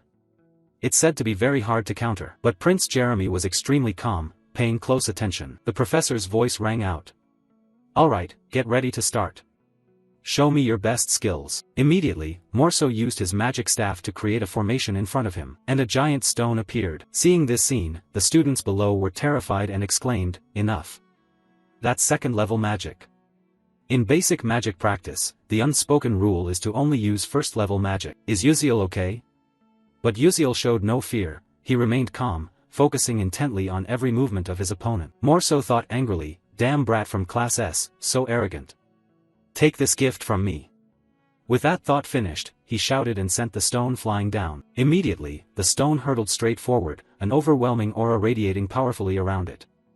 Uziel also sprang into action. He channeled mana into the magic staff in his hands, and instantly, a sword appeared. Without hesitation, he swung forcefully forward. The stroke seemed gentle but its power was not to be underestimated, and the opponent's stone was shattered into clouds of smoke by Uziel's slash. Even the teacher stood stunned for a moment, speechless. Prince Jeremy didn't seem overly surprised. Morso was so shocked he trembled, exclaiming, "No way, has my magic disappeared?" The truth was that Uziel had sliced it away entirely. The students below murmured in amazement. One remarked, "It looks like he cut the magic with a sword," while another replied confusedly, "But the magic really vanished? That's impossible." The one heartbroken at this moment was none other than Professor Varian, who pondered, "It can't be as simple as slicing it away and making it vanish, that's illogical." Yet, has Uziel truly annihilated Morso's magic? Within all magic, traces of mana always exist. If the mana is separated, the magic disappears. Could that be the method Uziel used? Meanwhile, Uziel lifted the sword to examine it, smiling with satisfaction. He thought it worked better than expected. Although he had only neutralized second-tier magic, staying to practice on the training ground for just a few days already yielded such good results. Excellent, this clearly makes it worth trying. This is truly my battlefield. Morso, frustrated, clenched his teeth and muttered, "Damn it, how dare a commoner block my magic." The professor began to contemplate. If Morso lost here, it would be hard to explain. He couldn't just stand by and watch. Thinking this, he said, "Uziel, I acknowledge that your defensive method can be executed. However, that method only blocks magic one at a time, so it still has limits. For example, what if attacked in large numbers?" These words seemed to hint at Morso. He quickly grasped the professor's meaning and flashed a cunning smile. Uziel sighed in exasperation, thinking that the teacher liked to say so many pointless things. Suddenly, he widened his eyes in astonishment. On this side, Morso had already started to act.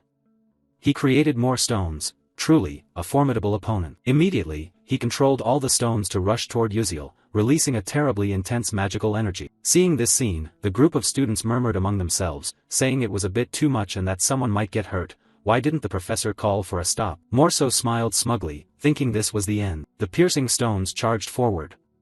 The situation was becoming increasingly tense, and Uziel was shocked, his eyes wide open. Watching the large and small stones rushing quickly toward him, the protagonist thought. There were a total of 11 stones flying in. If he couldn't use Blink to cut them, then there was only one way to block them all. Thinking this, as the stones came close, Uziel remained unflinching, gently swinging the sword in his hand to block them. He acted lightly as if nothing was happening, but immediately all the stones exploded simultaneously. Witnessing his advanced magic being easily blocked by Uziel, Morso experienced a full range of emotions from surprise to rage. His eyes red, teeth clenched, he exclaimed, "Huh?" bitterly thinking to himself, "How could my strongest magic be blocked so simply? By what strength, by what power could a hated commoner do this? Damn it, this is crazy." On the other hand, at this moment, the one who was freaking out was Professor Varian. He bitterly thought, "Damn it, what is this? What the hell is that kid Morso doing? This is doomed. If he loses, I'll be in trouble. What should I do?" Over here, Uziel was also a bit surprised by his own magic, exclaiming, "I've tried doing what I saw in other games, but it seems not bad at all, pretty good. This is the technique called panning. The downside is that the mental energy required to maintain its shape is multiple times greater than normal strength, therefore, stamina quickly drops right after use. Moreover, its defensive capability is weaker when blocking only a single object, so in reality, it's very difficult to use. Luckily, this is just a training match, otherwise there's no telling what could happen. Below, the group of trainees were buzzing with chatter. "Wow, this is the first time I've ever seen this, it's almost like a magic shield. Oh, so there's magic like that too, amazing. Morso will definitely lose soon." At the same time, Morso clearly wasn't happy at all. He was confused, his anger dropping. he exclaimed, "Damn it. Could it be that this noble son is going to be embarrassed by some commoner like this? I can't accept this truth." Thinking this, he started gathering mana into his magic staff. A strong aura enveloped him. Before Morso's reckless action, the students below nervously whispered behind the teacher's back, "Hey, look there, using magic again? Wasn't Morso's turn to attack already over?" Meanwhile, Professor Varian remained highly focused on observing the battle, ignoring the surroundings. He smiled triumphantly, thinking, "That's right, keep charging the attack. Finish off that commoner kid." Morso shouted loudly, "Die, this time I won't let you off. I can't endure this humiliation." Suddenly, a voice rang out, "Teacher." Smiling triumphantly, Professor was startled and turned around, saying, What is it, Jeremy?" Prince Jeremy smiled with narrowed eyes and said, "Why don't you let Uziel have an attack turn?" Caught off guard, the professor froze for 5 seconds, then forced a smile and stammered, "Well, that's..." At the same time, the students began to aggressively bombard the teacher with thoughts, "Hey, isn't this a basic first-year match? If he's careless, he could get seriously hurt. Isn't it already over? Such an irresponsible professor, can he really be qualified as a teacher? Truly unfit to be an instructor." Varian seemed overwhelmed by the students. Worried, he thought, "Damn it, I was so focused on the battle that I missed the students' reactions. How could I be so negligent?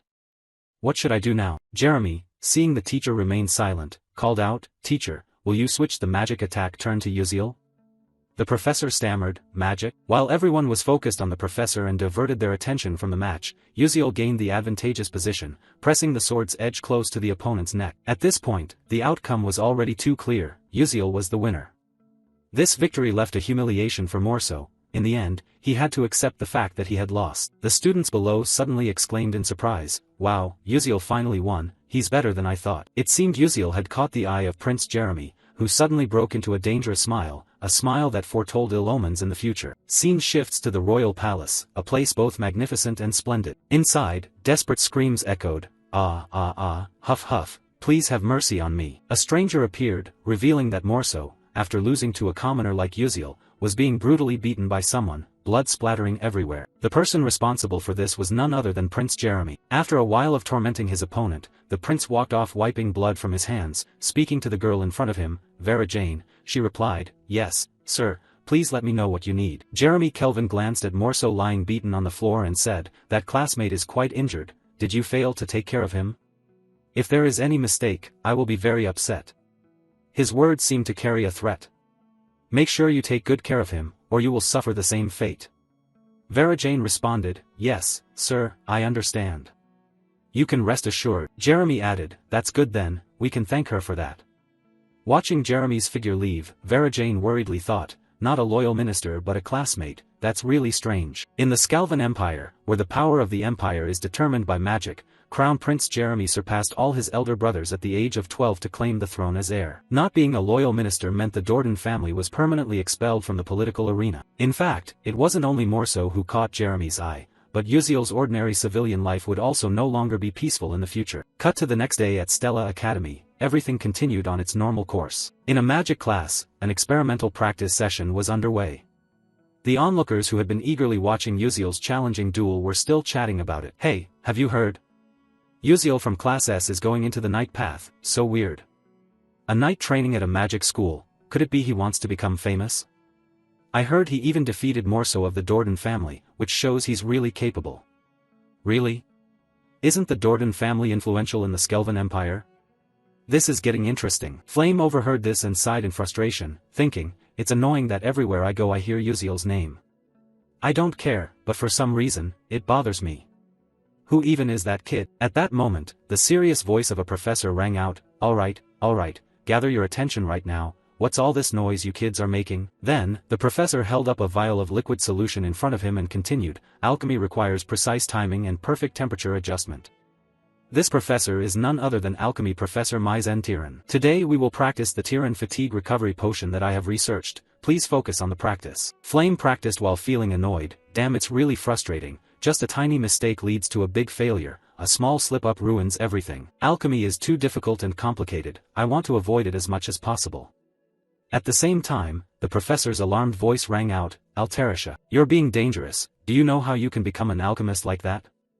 The blonde girl stammered, "I'm sorry." Flame stood back observing and thought, Professor Maizen said I will become a black steed and even better in the future. I probably have to go gather materials to prepare. There's no choice but to diligently listen to the lectures. I believe I can do it. Suddenly, a smug laugh caught Flame's attention. He. Uziel seemed to have succeeded and stood there laughing proudly. He. Awesome, this is it. Flame thought wearily, what's gotten into Uziel? Laughing like a madman. At first, I thought he joined this class to get close to someone, but now I see he's just a weirdo. What am I even witnessing? She sighed and thought, well, it's none of my business, I'll just go gather more materials. After a while, the perfect experimental results appeared. Flame was exhausted after struggling intensely, gently wiping the sweat off his forehead, his mind racing. Finally, it was done. Luckily, his high academic achievement allowed him to complete this quickly. Taking a closer look, how is Acel doing? He saw Acel was still fumbling through practice. Flame felt relieved, thinking it was good that she was performing well in a normal way. But wait, normal. If he remembered correctly, in the original episode, Acel accidentally obtained Myla's magic code notebook. So wouldn't this class produce a product similar to Tyron's fatigue recovery medicine? Then why did he make just an ordinary medicine? Lost in thought, suddenly the professor's angry voice rang out, Uziel, who said you are allowed to change the experiment ingredients as you please? Uziel replied, yes, but doing it this way will yield better results. Hearing this, the professor was startled and confused, saying, but the problem is this result is different from the fatigue recovery medicine Tyron I instructed. Looking at the vial, Flame couldn't believe his eyes widened. Amazement filling his thoughts. The high-grade medicine was supposed to be made by Acel, yet Uziel achieved this extraordinary thing. Why was it Uziel who manufactured Tyron instead of someone else? Meanwhile, Professor Maizen tried to keep a cool head because losing it would mean a fever. He raised his hand to his forehead and sighed wearily. No, this attitude is really inappropriate. Truly, coming from common folk means you can't make anything decent. Hearing this, Flame recalled the story's plot while thinking. That dialogue was originally the reason the family was destroyed. This phrase had haunted Acel because the pain of losing her family lasted until the very end of the blink. If Uziel had known this truth beforehand, would he have drawn the criticism of Professor Maizen in order to protect Acel? Professor Maizen holds significant influence within Stella. If she accused him, his academic record would be seriously affected. Flame thought to himself, why would that kid go that far? Because of anyone? Dying for a girl is the most heartbreaking death. At the same time, Professor Maizen shouted fiercely, Uziel, what is that rude attitude? Didn't your parents teach you manners? Call your guardians here immediately for me. Only then did Uziel realize the serious trouble he had caused. He thought to himself, I forgot because I was so obsessed with alchemy that I completely overlooked this nuisance. How foolish of me. He timidly replied, I have no parents and no relatives. After hearing this, Maizen became even more irritated, her face red with anger as she shouted, if you do that, aren't you disrespecting me? Are you trying to bypass me? Uziel thought, fine, since I've already been scolded, what else can I do? Oh right, tomorrow I'll try making kimchi medicine and cola medicine. In the weeks that followed, the quarrels between teacher and student still had no end in sight. Professor Maizen said, how many times have I told you, don't use ingredients that haven't been taught? Uziel replied, but after slightly changing your method, the results improved a lot. Hearing this, the professor was so furious he could blow steam, shouting at a stubborn student, you really think you can do that? Immediately, Uziel adjusted his glasses and began analyzing the professor's position. A notification appeared, Maizen 21% dark magic infestation level, feelings of inferiority and jealousy, pseudo-dark magic contract user, Professor Alchemist Episode 8 boss confirmed as dark magic infected. After reading it, seeing the professor trembling with indignation, Uziel thought quietly, good, everything is progressing according to my plan. Episode 8, the boss is infested by the dark magic Maizen. She is a villainous character who cannot overcome her emotions and has become dark magic. If the infestation level exceeds 90%, she will transform completely into dark magic. Below 50%, she cannot be detected by current magic. At 21%, since it's impossible to prove or report she is dark magic, the only option is to stimulate the infestation level above 50% to notify the Dark Magic Extermination Squad. If it were an ordinary dark magic infestation, there is a way to return before being completely controlled. But Maizen is a pseudo-dark magic contract user, having made a contract with dark magic through her own will. The seed of dark magic is sprouting, so she cannot return to her former self. Uziel thought, Episode 4 hasn't started yet, but I must prepare in advance since there is such a powerful boss, otherwise, other students might also become dark magic and threaten Stella. Maizen continued to threaten, if you don't change your attitude, don't expect good results in alchemy. Uziel sighed, damn, that's better anyway. If I attract attention, there won't be any damage, right? It seems that during the time doing exercises, I should maybe work out my muscles, I have to really make her furious. After a while, Professor Mai Zen-tiran divided the class into several groups. Standing in front of his group, Uziel held his head in despair, thinking, unexpectedly the practical test turned out to be a group exercise. Damn it, this is crazy. None of the students assigned to his group were happy. Everyone's face was gloomy as if soaking in a bath of misery. Acel was no exception. Seeing the tense atmosphere, Uziel awkwardly thought, oh dear, look at that, everyone looks suffocated and tense, why so stressed out, guys? He forced a smile and said, hello, I am Uziel. The others in the group responded one by one, I'm Sehun, I'm Mao Liwan, and I am Acel. Mao Liwan covered his face, crying and groaning, boo-hoo, our group is doomed, why did I have to be in this group? Professor Mai Zen-tiran will give very low grades, students she dislikes, no matter how well they do, it's useless. After hearing this, Uziel fell silent, thinking oh my god, it's all my fault, I feel sorry for you guys. Suddenly Acel spoke up. Come on, everyone, cheer up, are we really just going to give up like this? Another person stammered, but, before they finished, Acel continued. After all, in the practical test, at least 3 alchemists will come to assess compatibility. By then, Professor Mai Zen-tiran won't be able to ruin our scores. Hearing that, Sehun and Marian became more excited, their eyes sparkling brightly. Without saying anything, the whole group turned and smiled as brightly as flowers. Perhaps a glimmer of hope was kindling in their hearts. Suddenly a voice spoke up, oh, then we just have to work hard. How fortunate, I also want to try once. Uziel turned to look at Acel with admiration.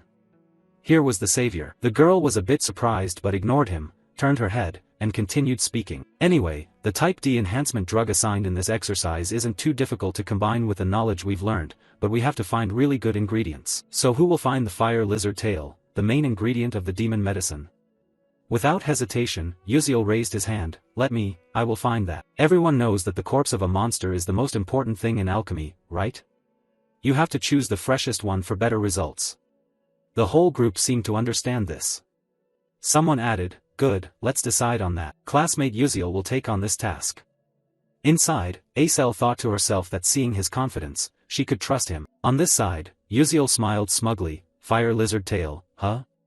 I'll have to go directly to the mountain to find it. Cut to the alchemy professor's office, a student walks in, the professor calls out, come here. The professor held up a piece of paper and said, can you deliver this paper to the first-year students of Class C alchemy groups, but except for Group 12? The student replied, yes, sir, I understand. The alchemy practical test will take place in front of professional alchemists. If you perform poorly, the path to becoming an alchemist will be blocked. The professor thought, Uziel, just wait and see, I will show you the price of opposing the professor. Scene shifts to the private training ground of Class S. Acel is practicing magic. Suddenly she hears a call, Flame. A male student hands her a piece of paper, this is for you, they told me to deliver it to you. An announcement about alchemy, take this. Flame takes it and replies, thank you. The male student adds, one more thing, absolutely do not tell any other student, you'll understand why, right? Watching his figure walk away, Acel sighs, students are just like that, meaning don't reveal this to Uziel's Group 12, right? I should know better than anyone, think he's afraid of me or something. As she opens the paper to read, Flame is quite surprised. The content reads, notice, the practical exam will change from using the level D enhancement potion to the Tyron supplement potion, students please take note. She realizes something, eyes full of astonishment, thinking wait a minute, if Uziel knows the original formula, he will be able to stop this, won't he? Instead of preparing lizard tails for the level D enhancement potion, the italic spider shell should be prepared for the Tyron supplement potion. That's right, this time is the opportunity to test that kid. A few days later, to prepare materials for the practical lesson, Uziel went to the Derably Grand Arena through the teleportation gate. As soon as he stepped out, the male lead raised his hand to his head, grimacing in pain. The teleportation gate is great, but stepping out makes me dizzy. Oh, my head. A strange voice spoke up, welcome, Master Sorcerer Uziel. It was a warm greeting from the staff here. Uziel replied shyly, I'm not an official sorcerer yet, just a trainee. The cheerful staff member continued, even as a Stella trainee, you enjoy the same benefits as a full sorcerer. Hearing the mention of Stella, the nearby trainees buzzed with excitement, whispering, look, a Stella trainee. Really? It's my first time seeing the Stella uniform. I'm so jealous. It looks pretty cool. The staff member added, if you need any support, just let me know. Uziel responded, oh, thank you very much. Then he stepped inside, thinking as he walked, with just a pass and the Stella Pocket Watch, you get treated like an official sorcerer anywhere. The Stella Academy is truly wonderful. Plus, you get to use the teleportation gate for free, usually it costs 1,000 credits. What luck! Thanks to that, I make sure to visit neighboring cities every weekend. As a result, what I know is exactly like this world. He ventured deeper into the forest, scanning his surroundings and muttering, I think this is the place. Today's target is the level 2 fire lizard monster. Their strength and physique are slightly superior to regular beasts, but their magical defense and speed are formidable. They can only be defeated using level 2 magic or higher. Thinking further, I once hunted level 1 monsters and found it not too difficult, so level 2 probably won't be a problem either. Very quickly, Uziel sensed their breath nearby. He channeled mana to transform his magic staff into a sharp sword, silently preparing himself. He stood upright alone, concentrating intently. Across from him, a pair of blood-red eyes stared fixedly as if wanting to devour its prey alive. The fire lizard aimed straight at Uziel, but he was no rookie. With his keen instincts, Uziel immediately detected the enemy. With no unnecessary movements, he whirled around and delivered a deadly strike. Death came too swiftly. The lizard hadn't even realized what happened before it bled out and died on the spot. Who would have thought? Uziel cast a cold glance at his handiwork. Quite impressive. Within the blink of an eye, one was already eliminated. He exclaimed, one down. Now, any of you who want to join my team, come on over, I'll take care of all of you alone. Suddenly, he was stunned by the scene before him. A few fire lizards were crawling clumsily closer, each one looked fresh and juicy. Uziel smirked, now it's time to start gathering materials. Without further ado, he fiercely charged forward to attack, the results exceeding all expectations. Finally, the day of the practical exam arrived, and Acel suddenly widened her eyes in surprise. So fresh. Uziel answered nonchalantly, of course, who do you think I am, hee hee. Acel continued, alright, that's too much, now you also know how to choose ingredients. The protagonist replied, if you know, then be quiet. Acel was delighted, good, now we just need to combine them and it'll be done, let's do our best. At this moment, everyone's eyes were full of anticipation for the upcoming results. Professor Mai Zentiran spoke, is everyone gathered yet? Standing next to her were 3 other alchemists, who would be judging today. Mai Zentiran continued, as announced, the test will take place under the supervision of alchemists from the Alchemist Association. If you perform well, your path in alchemy will open up much more, so what are we waiting for? Let's start. Today's assignment is a Tiran supplement. Upon hearing this, Uziel's whole group widened their eyes, is she messing with us? Professor Mai Zentiran continued, has everyone prepared their ingredients? Acel panicked, sorry, Professor, we thought the assignment was a de-enhancement medicine. Mai Zentiran smirked coldly, that's true, but I have already announced the change of the assignment, haven't I? The assignment was changed to a Tiran supplement, right everyone? The truth was, the whole class knew, only Uziel's group was left out. A feeling of isolation and bitterness surged. The protagonist thought silently, she's playing dirty indeed, I can handle it, but if others fail, it'll be a big problem. I wonder if the original story has a part like this. At the same time, Flame glanced at Uziel's group, feeling a bit guilty, then turned away. Her confused attitude made Uziel perplexed. Acel thought to herself, what is happening? Could it be that Uziel didn't know the original story's content? Why didn't he stop this from happening? Professor Mai Zentiran spoke up, Student Acel, could it be that you prepared the wrong materials? Acel anxiously stammered, that. Mai Zentiran was irritated. For an alchemist pursuing truth, mistaking ingredients and losing sight of the goal was unacceptable. She smiled slyly, realizing there was no other way. It looked like Group 12 would be eliminated. Suddenly, Uziel raised his hand, wait, creating the Tiran supplement isn't that difficult. Professor Mai Zentiran was confused, what did you say? Uziel confidently declared, I will create it using different ingredients. And it will even be more effective than the professor's version, exactly my usual style. His arrogance made Mai Zentiran bitter and furious, yet she could do nothing. Thinking that the main ingredient for the Tiran supplement was Atalic spider venom, which contained a large amount of nutrients. And the Tiran supplement was made from that, yet he intended to use a fire lizard's tail instead, how insane. But all the better. Taking advantage of this, I will end his alchemy path in front of everyone.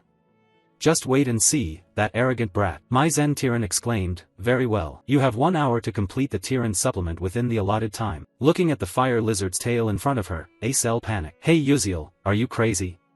What can you even make from that? Uziel forced a smile, since it's come to this point, we have no choice but to take a risk. Just trust me and follow my lead, it's better to try than to be eliminated, maybe luck will smile on us. After hearing this, the whole group felt reinvigorated and encouraged, I will do it, I want to try too, we must open their eyes. Right after that, the group got to work practicing. Uziel said, "All right, listen to my explanation." Looking back, alchemy was Baek Uziel's most cherished field in his journey to conquer the game world. He had meticulously recorded every formula, no matter how small the detail. The Tyron B-type supplement formula was, of course, no exception. Initially, he did not intend to use this formula because it was something Professor Mai Zen-Tiran from the future had painstakingly researched and invented. Thinking of this, Uziel confidently said, "The reason why Atalix tarantulas contain many nutrients is that they are necessary for reproduction. The fire lizard's tail also has a similar organ." He pointed to a spot on the tail. "This is the blood vessel here. Can everyone see it clearly? I heard that the Awo tribe in the southern desert often uses the fire lizard's blood vessel to nourish their chieftains.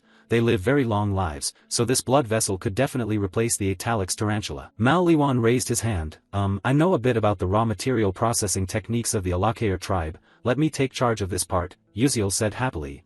That's fine, that's great. As for this mistletoe, it must be dried using the desert region's special method. Does anyone know how?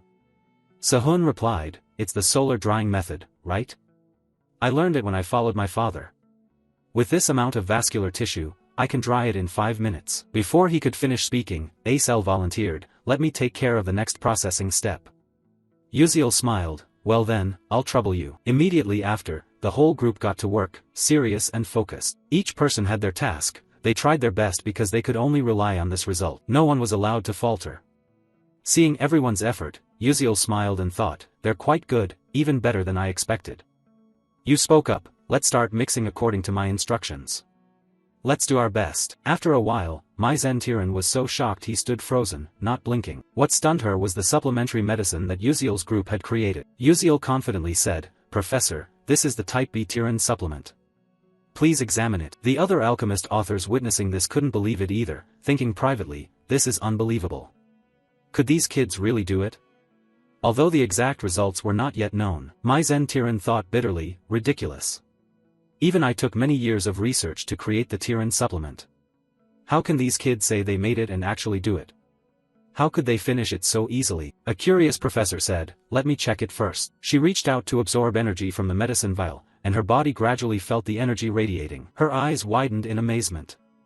"Perhaps in all my life, I've never encountered such a miracle." Another professor asked, "What do you intend to do?" She regained her composure, though there were still some flaws, and quite a bit of raw material was wasted. But the efficacy was still better than our supplemental Tyran medicine. Upon hearing this, the whole group became excited, their eyes shining like headlights. The results far exceeded expectations, and luck smiled upon them. The other professors took turns examining it, praising it endlessly as excellent.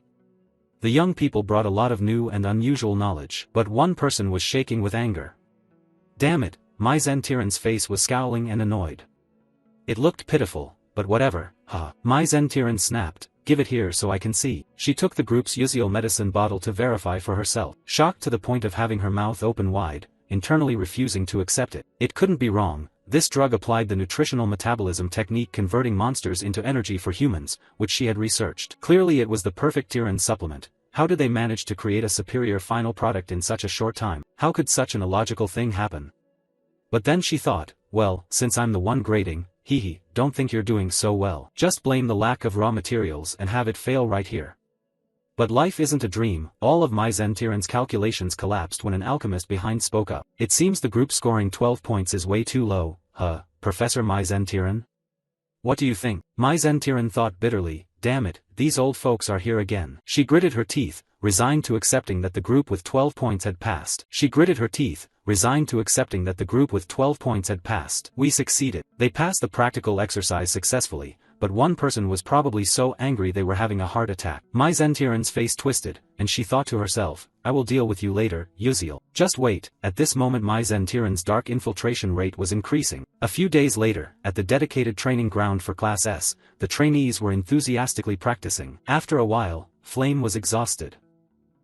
Finally finished, but I still have to go to class, I'm dead tired." Suddenly she widened her eyes as voices came from afar. "It's okay, Ars Huang, you did very well. Right now, you're still better than the princess, don't cry anymore." Through Flame's eyes, a group of friends were comforting Ars Huang, the red-haired girl in the crowd. Flame thought to herself, that girl seemed to be known as a fire magic prodigy, but they said his rate of progress was terrifying. I've been training for years, yet sooner or later the princess will surpass my control abilities. Flame was shocked. Hong Baiyan's control abilities were supposed to begin developing only in the second year. So how did he manage it in the first year? Could it also be because of him? Thinking back to the alchemy practice, she found it strange. The formula for the type B Tiran supplement was originally discovered by the future Acel but was stolen and perfected by Mai Zen Tiran. Yet Uziel knew a version of the formula not present in the original work. It seemed that the original episode didn't include this detail. Wait, he knew future information but not the content of the original episode. Could it be that he's not a transmigrator but a time regressor?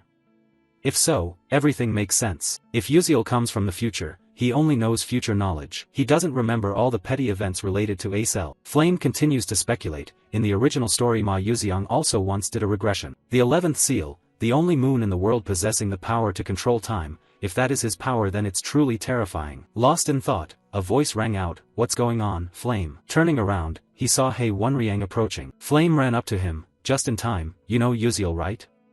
What impression did he leave on you?" He Wenriang was surprised. "What do you mean?" "I just thought he was a little special," Flame continued to ask. "Nothing else? Don't you feel anything different?" He Wenriang said calmly, "No." Flame disappointedly put his hand on his forehead. "Haze, is that so?" He Wenriang wondered. "Flame, do you have feelings for Uziel?" Flame candidly replied, I think so." She thought to herself, after all Uziel is like me, both know the original episode's content in advance. Murmuring, "But no, this won't do, I can't stand still here forever." He Wenriang puzzled. "What do you mean?" Flame answered, "I mean standing still like this doesn't suit me at all. By the way, since we're talking about Uziel, how about I meet him and confess right away?" He Wenriang stood frozen, not understanding what Flame was mumbling about. Confess? This phrase stunned He Wenriang. He stood still for a few seconds, speechless. Immediately after, Flame left, not forgetting to wave, "Thanks for listening to me, I'm off." Leaving He Wenriang with 1,000 questions in his head, his eyes vague. Slightly sad, the guy watched Flame's figure fading away, his hands slowly lowering. Flame's words echoed in his mind. Confess? What confession? Could Flame possibly have special feelings for Uziel? Oh, that's crazy. A long day passed, scene changed to the next morning. Uziel sat alone, dazed. Sipping a bitter coffee, he sighed sadly, thinking about what to do now. Currently, the dark invasive rate of Mai Zen Tiran has reached 37%. In less than 3 months, that event will occur. Maizen's darkening will randomly affect a student, possibly Flame's friend like Jackie, Ars Huang, Baiyan's loyal female knight, or even He Wenriang, the heir of the low moon shadow. If He Wenriang is darkened, it would truly be a disaster. Though the probability is very low, his darkening means the worst outcome, requiring special caution. Thinking of this, Uziel's eyes widened in astonishment. In front of him was Flame, looking quite annoyed. Flame spoke first. "What are you doing?" Uziel was confused. "Doing what?" Flame continued, "Last time you didn't clearly answer the question about your identity." He thought, "So that question, you make others awkward. How do I explain this? This is a long story. Or just tell Flame the truth, maybe she could have extra information to make things better. Might as well go all in or nothing, let's try." He spoke up, "I am." But before he could finish speaking, a series of warnings from the system appeared.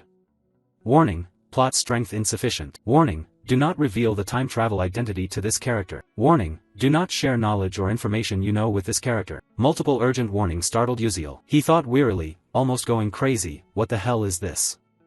Then he said, "Let's do it this way, everyone has their secrets so we'll only tell half the truth. What do you think?" Flame replied, "Okay, I agree." He felt relieved hearing that. Thank God, if Flame interrogated further, I wouldn't know how to answer.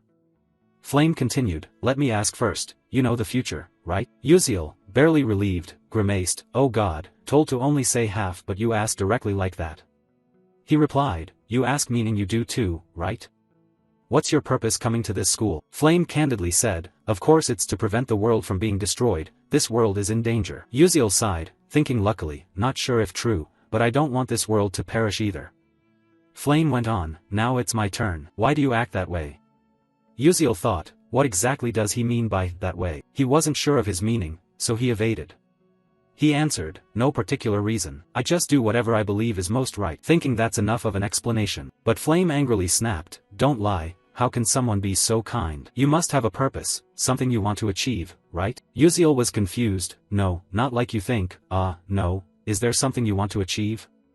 "Actually, I'm not sure either." Flame was annoyed. "What did you say?" "Not sure." Uziel continued, I just want to survive."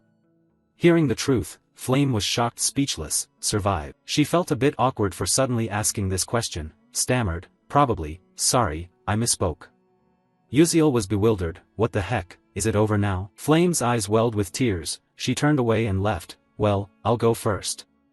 See you later. Uziel was puzzled, what's going on?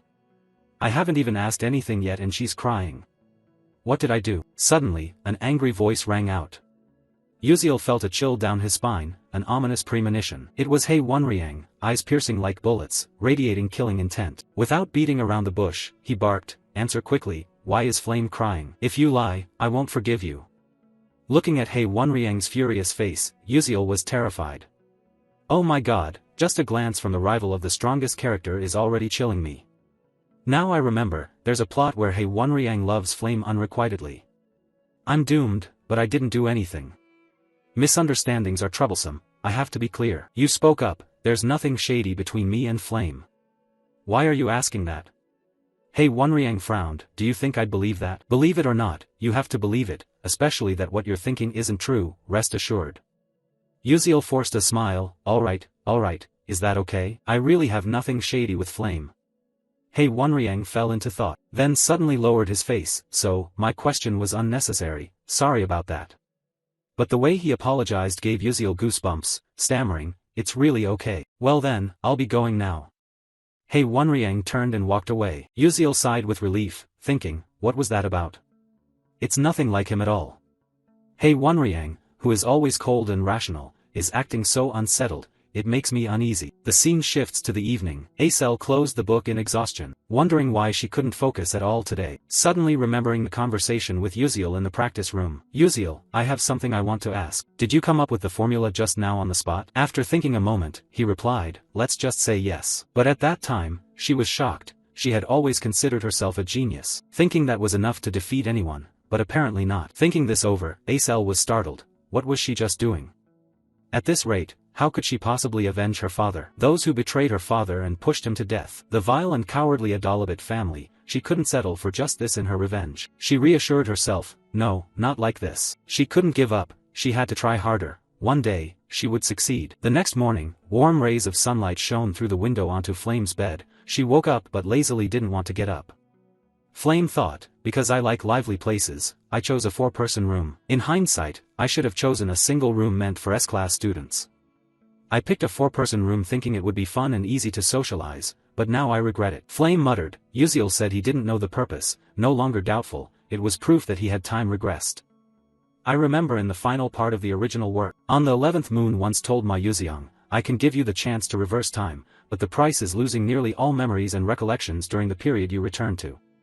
After completing the mission, you will disappear from this world. No one will remember that you saved the world, including friends and loved ones. Do you accept this trade to start over? At that time, Ma Yuziang replied, if that is my destiny, I will accept to save the world once again. But Acel urgently stopped him, wait, I'd rather witness the world's destruction than live in a world without you, let's go together. Azel's persuasion stirred Ma Yuziang's cold heart, causing him to abandon the idea of time regression.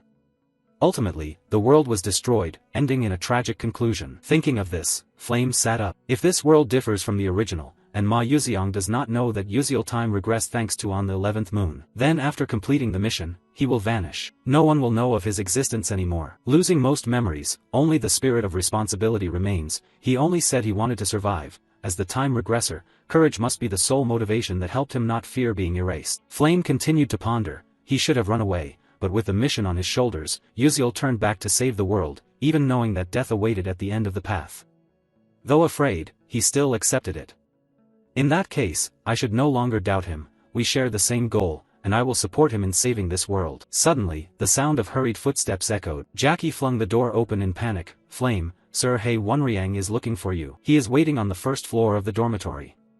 Flame immediately lay down, pretending to be tired. He told her to send him away and say that he wasn't here. Jackie was confused, but before she could say more, Flame cut her off. I don't know. Just say that. I want to sleep. Don't disturb me. Jackie had no choice but to comply, but a flash of envy toward Flame sparked within her. Being cared for but not knowing how to hold on to it, she quickly went down to the first floor. Outside the dormitory, He Wonriang stood there dazed, his eyes filled with the melancholic gaze of a lovesick man. Jackie ran up. Sir He Wonriang, she thought to herself with relief. But when he turned and saw Jackie, his expression fell. The person he had been waiting for did not appear, replaced instead by a stranger. Hey Wonriang's cold expression made Jackie feel awkward. Her eyes sparkled as the flames of unrequited love ignited, but he was indifferent. Who are you? His words were like a bucket of cold water splashed on Jackie's face, pulling her back to reality. Her young heart shattered. Seeing her silent, Hey Wonriang asked again, where is Flame? Jackie replied, he's tired and already gone to sleep. Hey Wonriang thought that perhaps she was in a bad mood because she had failed to confess to that pathetic guy. What does he have that I don't? I'm cold, I know. I'll come back later. Then left, leaving Jackie staring after him in confusion. Jackie was disappointed. Why? I love him, yet he can't even remember my name. It's always like this, everyone only pays attention to Flame, the outstanding talent who always receives the spotlight and affection. She is as beautiful as an angel. Even Hey Wonriang secretly admires her. But I am just a nobody, fate is so unfair. Jealousy was building up. Jackie clenched her fists, bitter and truly furious. Cut to the next morning at the main tower number 1 of Stella Academy. A man spoke up. I heard this time Professor Mai Zentiran was severely embarrassed by a student. Mai Zentiran bit his lip, apologizing, I'm useless, I have no excuse. He turned his face away. Surely you know I have high expectations of you, said Vice Principal Aki Haiden. He continued, by the way, is the research on combining the Liu Kim technique with the doctors from the Moon Shadow sect progressing well? Mai Zentiran confidently replied, of course it is. I won't let you down. Aki Haiden patted his shoulder and whispered, good, I only trust you. Mai Zentiran responded, yes, please entrust it to me. I'll take my leave now. After Mai Zentiran left, Aki Haiden sneered in contempt, what a fool. She doesn't realize she's being used. Even if she did, she wouldn't care. What she craves is status and honor, which makes her open her eyes. It's ridiculous that a mage studying counter-dark magic is working for the dark magic. I eagerly await the day the alchemist dark magic study is completed. Cut to somewhere else, a slender figure carrying a towering stack of trembling documents, while those around remain indifferent and no one helps. Suddenly, a kind person approaches. It is Uziel. He cheerfully says, teaching assistant, are you okay? Let me help you carry them. Thanks to Uziel, the documents were delivered to Professor Mai Zentiran's office. The teaching assistant sighed with relief, thank you, without you Professor Mai Zentiran would have scolded me again. Uziel replied, no problem, it's a small matter. Taking the opportunity, Uziel looked around. The room was filled with crumpled, torn papers scattered messily from the desk to the floor. He thought it was truly chaotic. Suddenly his eyes lit up as he stared intently at the board. Oh, what is that? The teaching assistant explained, that's a formula Professor Mai Zentiran is researching with other doctors, apparently called the random spatial exchange calculation. Uziel was startled, the random spatial exchange calculation. This is the initial formula of alchemist dark magic study. In Mai Zentiran's darkening volume, the dark magic user completed this formula with her, causing devastating damage and engulfing the world in flames. Altarisha, she was the one who changed the whole situation. What if she acts first and deciphers this formula before the dark magic user? Uziel thought further, she is the only ray of hope in the darkness.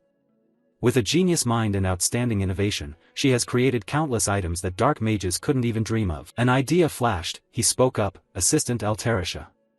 She was startled, Do you want to have coffee? Uziel smiled, no, that's not what I meant. Professor Mai Zentiran bothers you and makes you uncomfortable, right? She replied, why do you suddenly ask that? If there were a way to get truly satisfying revenge, what would you do? Would you want to try it? Altarisha was flustered, I'm just a humble assistant, how could I help with revenge? If I'm not careful, I might get fired and end up homeless on the streets. Uziel continued, so what? Do you have any ideas?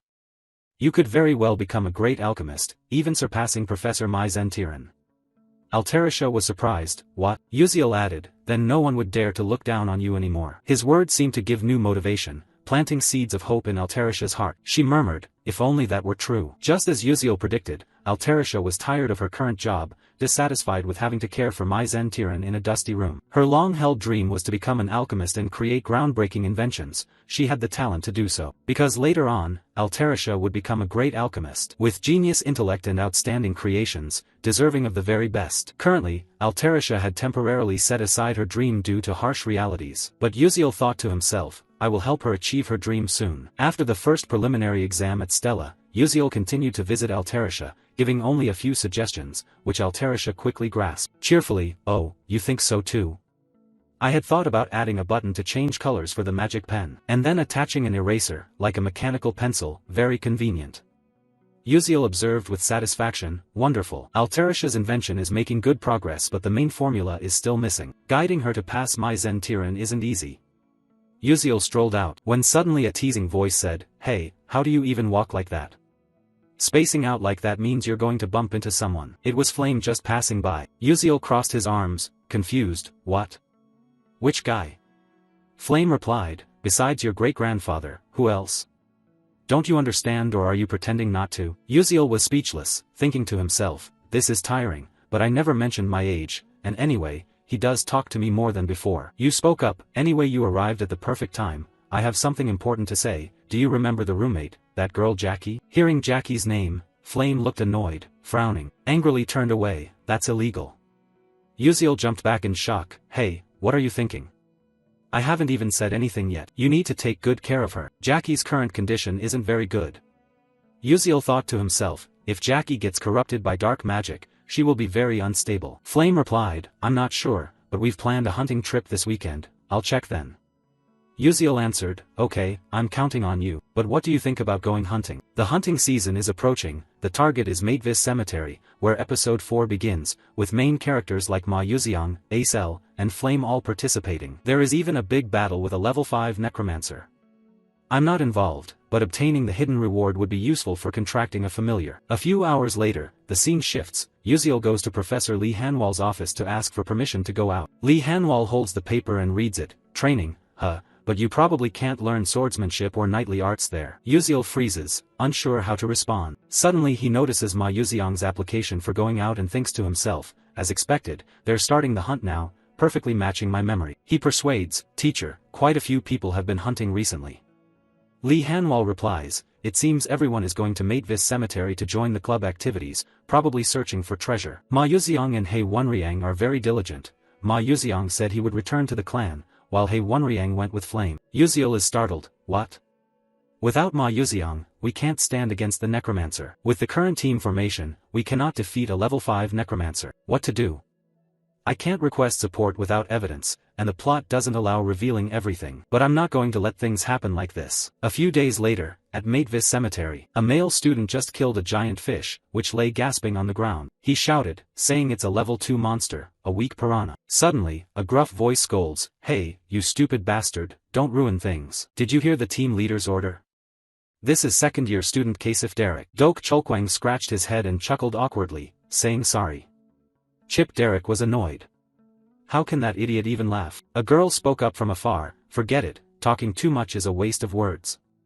That was second-year student Ban Dian. She turned to me, saying we shouldn't pay attention to them, just ignore them. Acel replied softly, yes, ma'am. Chip Derek turned back and said, I heard everything, is there a problem? It's too noisy. Be careful how you speak in front of the freshmen. Acel thought to herself that she heard there was an opening in the club, so she'd follow along, hoping they weren't bad people. Just as she was lost in thought, the team leader's voice rang out, Acel, let's go. She replied, yes, ma'am. Suddenly, a loud explosion echoed from afar. The whole group was startled and looked in the direction of the blast. What was that? Could there be a fight nearby? Ban Dian asked, if there's an overlap in hunting areas, should we go greet them, team leader? Kasif Derek blankly answered, yes. As soon as those words ended, the whole team aggressively moved toward the source of the explosion. Acel suddenly widened her eyes. She spotted Bayan in the distance. Flame and an unidentified group of people were there. They were arguing. Bayan shouted clearly, I took down the giant piranha first. Flame replied, nonsense, it's in our hunting area, so it belongs to us. In front of Acel lay the dead giant fish, its teeth clenched. She thought that the giant piranha was said to be a rare tier 3 monster. They were probably fighting over the spoils. Getting involved would only cause more trouble. Besides, I don't want to face the little sister who killed my father at all. Must leave here immediately. Suddenly a voice rang out, come on juniors, if you have anything to talk about just confide in your senior. It was Kasif Derek who cheerfully stepped forward. Bayan and Flame simultaneously shut up and scram. Kasif Derek was annoyed, how dare you say that to your senior? Bayan replied that if you are a senior then behave properly. What is the captain confused about? Suddenly, a loud rumbling noise arrived, the ground shook. A mysterious source of energy radiated. Flame thought this energy was a bad omen. A skeletal hand suddenly thrust forcefully out from the ground. Everyone was shocked. their eyes wide open. Flame was stunned. It's impossible, the skeleton appeared already. In front of them countless mummified corpses lay on the ground with gaping mouths screaming horrifically. At the same time, in another area of the cemetery there was a warning sign: do not enter alone. The system updated experience, skills, increased stats. Uziel appeared, sighed, wished he could use magic but all he had was blink. Giant fish corpses lay scattered on the ground. He murmured it's about time. Looking into the distance he recognized the tombs. Ah, found them. His expression briefly saddened. He lacked overpowering skills like Ma Yuziang to wipe out a skeleton army and also lacked overwhelming strength. The only option was to fight like a player. Episode 4, The Attack of the Death Necromancer begins. The ground shook. Something quickly emerged. A skeletal monster lieutenant boss appeared 3 times in this episode. With red eyes and bare, nasty teeth,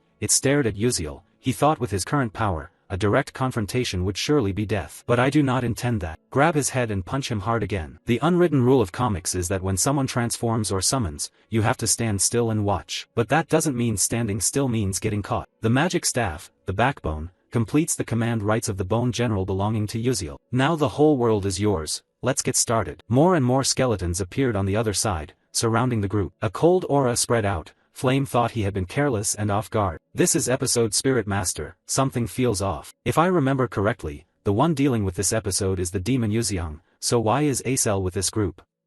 Where is demon Yuziang? Could it be that I have to face a level 5 Spirit Master with them? Seeing Flame lose his composure, He Wanriang reassured him and sent a distress signal to Stella via a pocket watch. Just hold on until they arrive. Dok Cholquang added, that's right, wait a moment. The professors will come. Even if we can't defeat the Spirit Master, at least we can escape. Baiyan spoke up, now is not the time for consolation. This is a graveyard, the longer we delay, the more skeletons gather. We must quickly return to base. Jackie fearfully stepped back when he saw the grotesque skeleton horde. Don't come any closer. A big, snarling mouth screamed as if wanting to devour raw flesh. Suddenly, a burst of power attacked from behind, stopping it from charging. The one who acted was Acel. Jackie stammered, okay. Dok Cholquang praised, not bad for a freshman. Acel continued, this Spirit Master is well prepared. He uses an energy container device to store mana. Normally a level 3 to 4 Spirit Master can summon up to 15 skeletons at most. Yet he controls a vast area with no triviality. Dok Cholquang added more skeletons pouring in. This has been planned for a long time. Surely they want to kill us to create the skeletal mages. Kasif Derek forced a smile, thinking as the captain he must show his prowess by wiping them out with powerful magic. But life isn't a dream. A skeleton grabbed Kasif Derek's leg. He turned pale with fear, then a quarrel with his brother. Before he could react, Dok Cholquang dashed forward to attack decisively.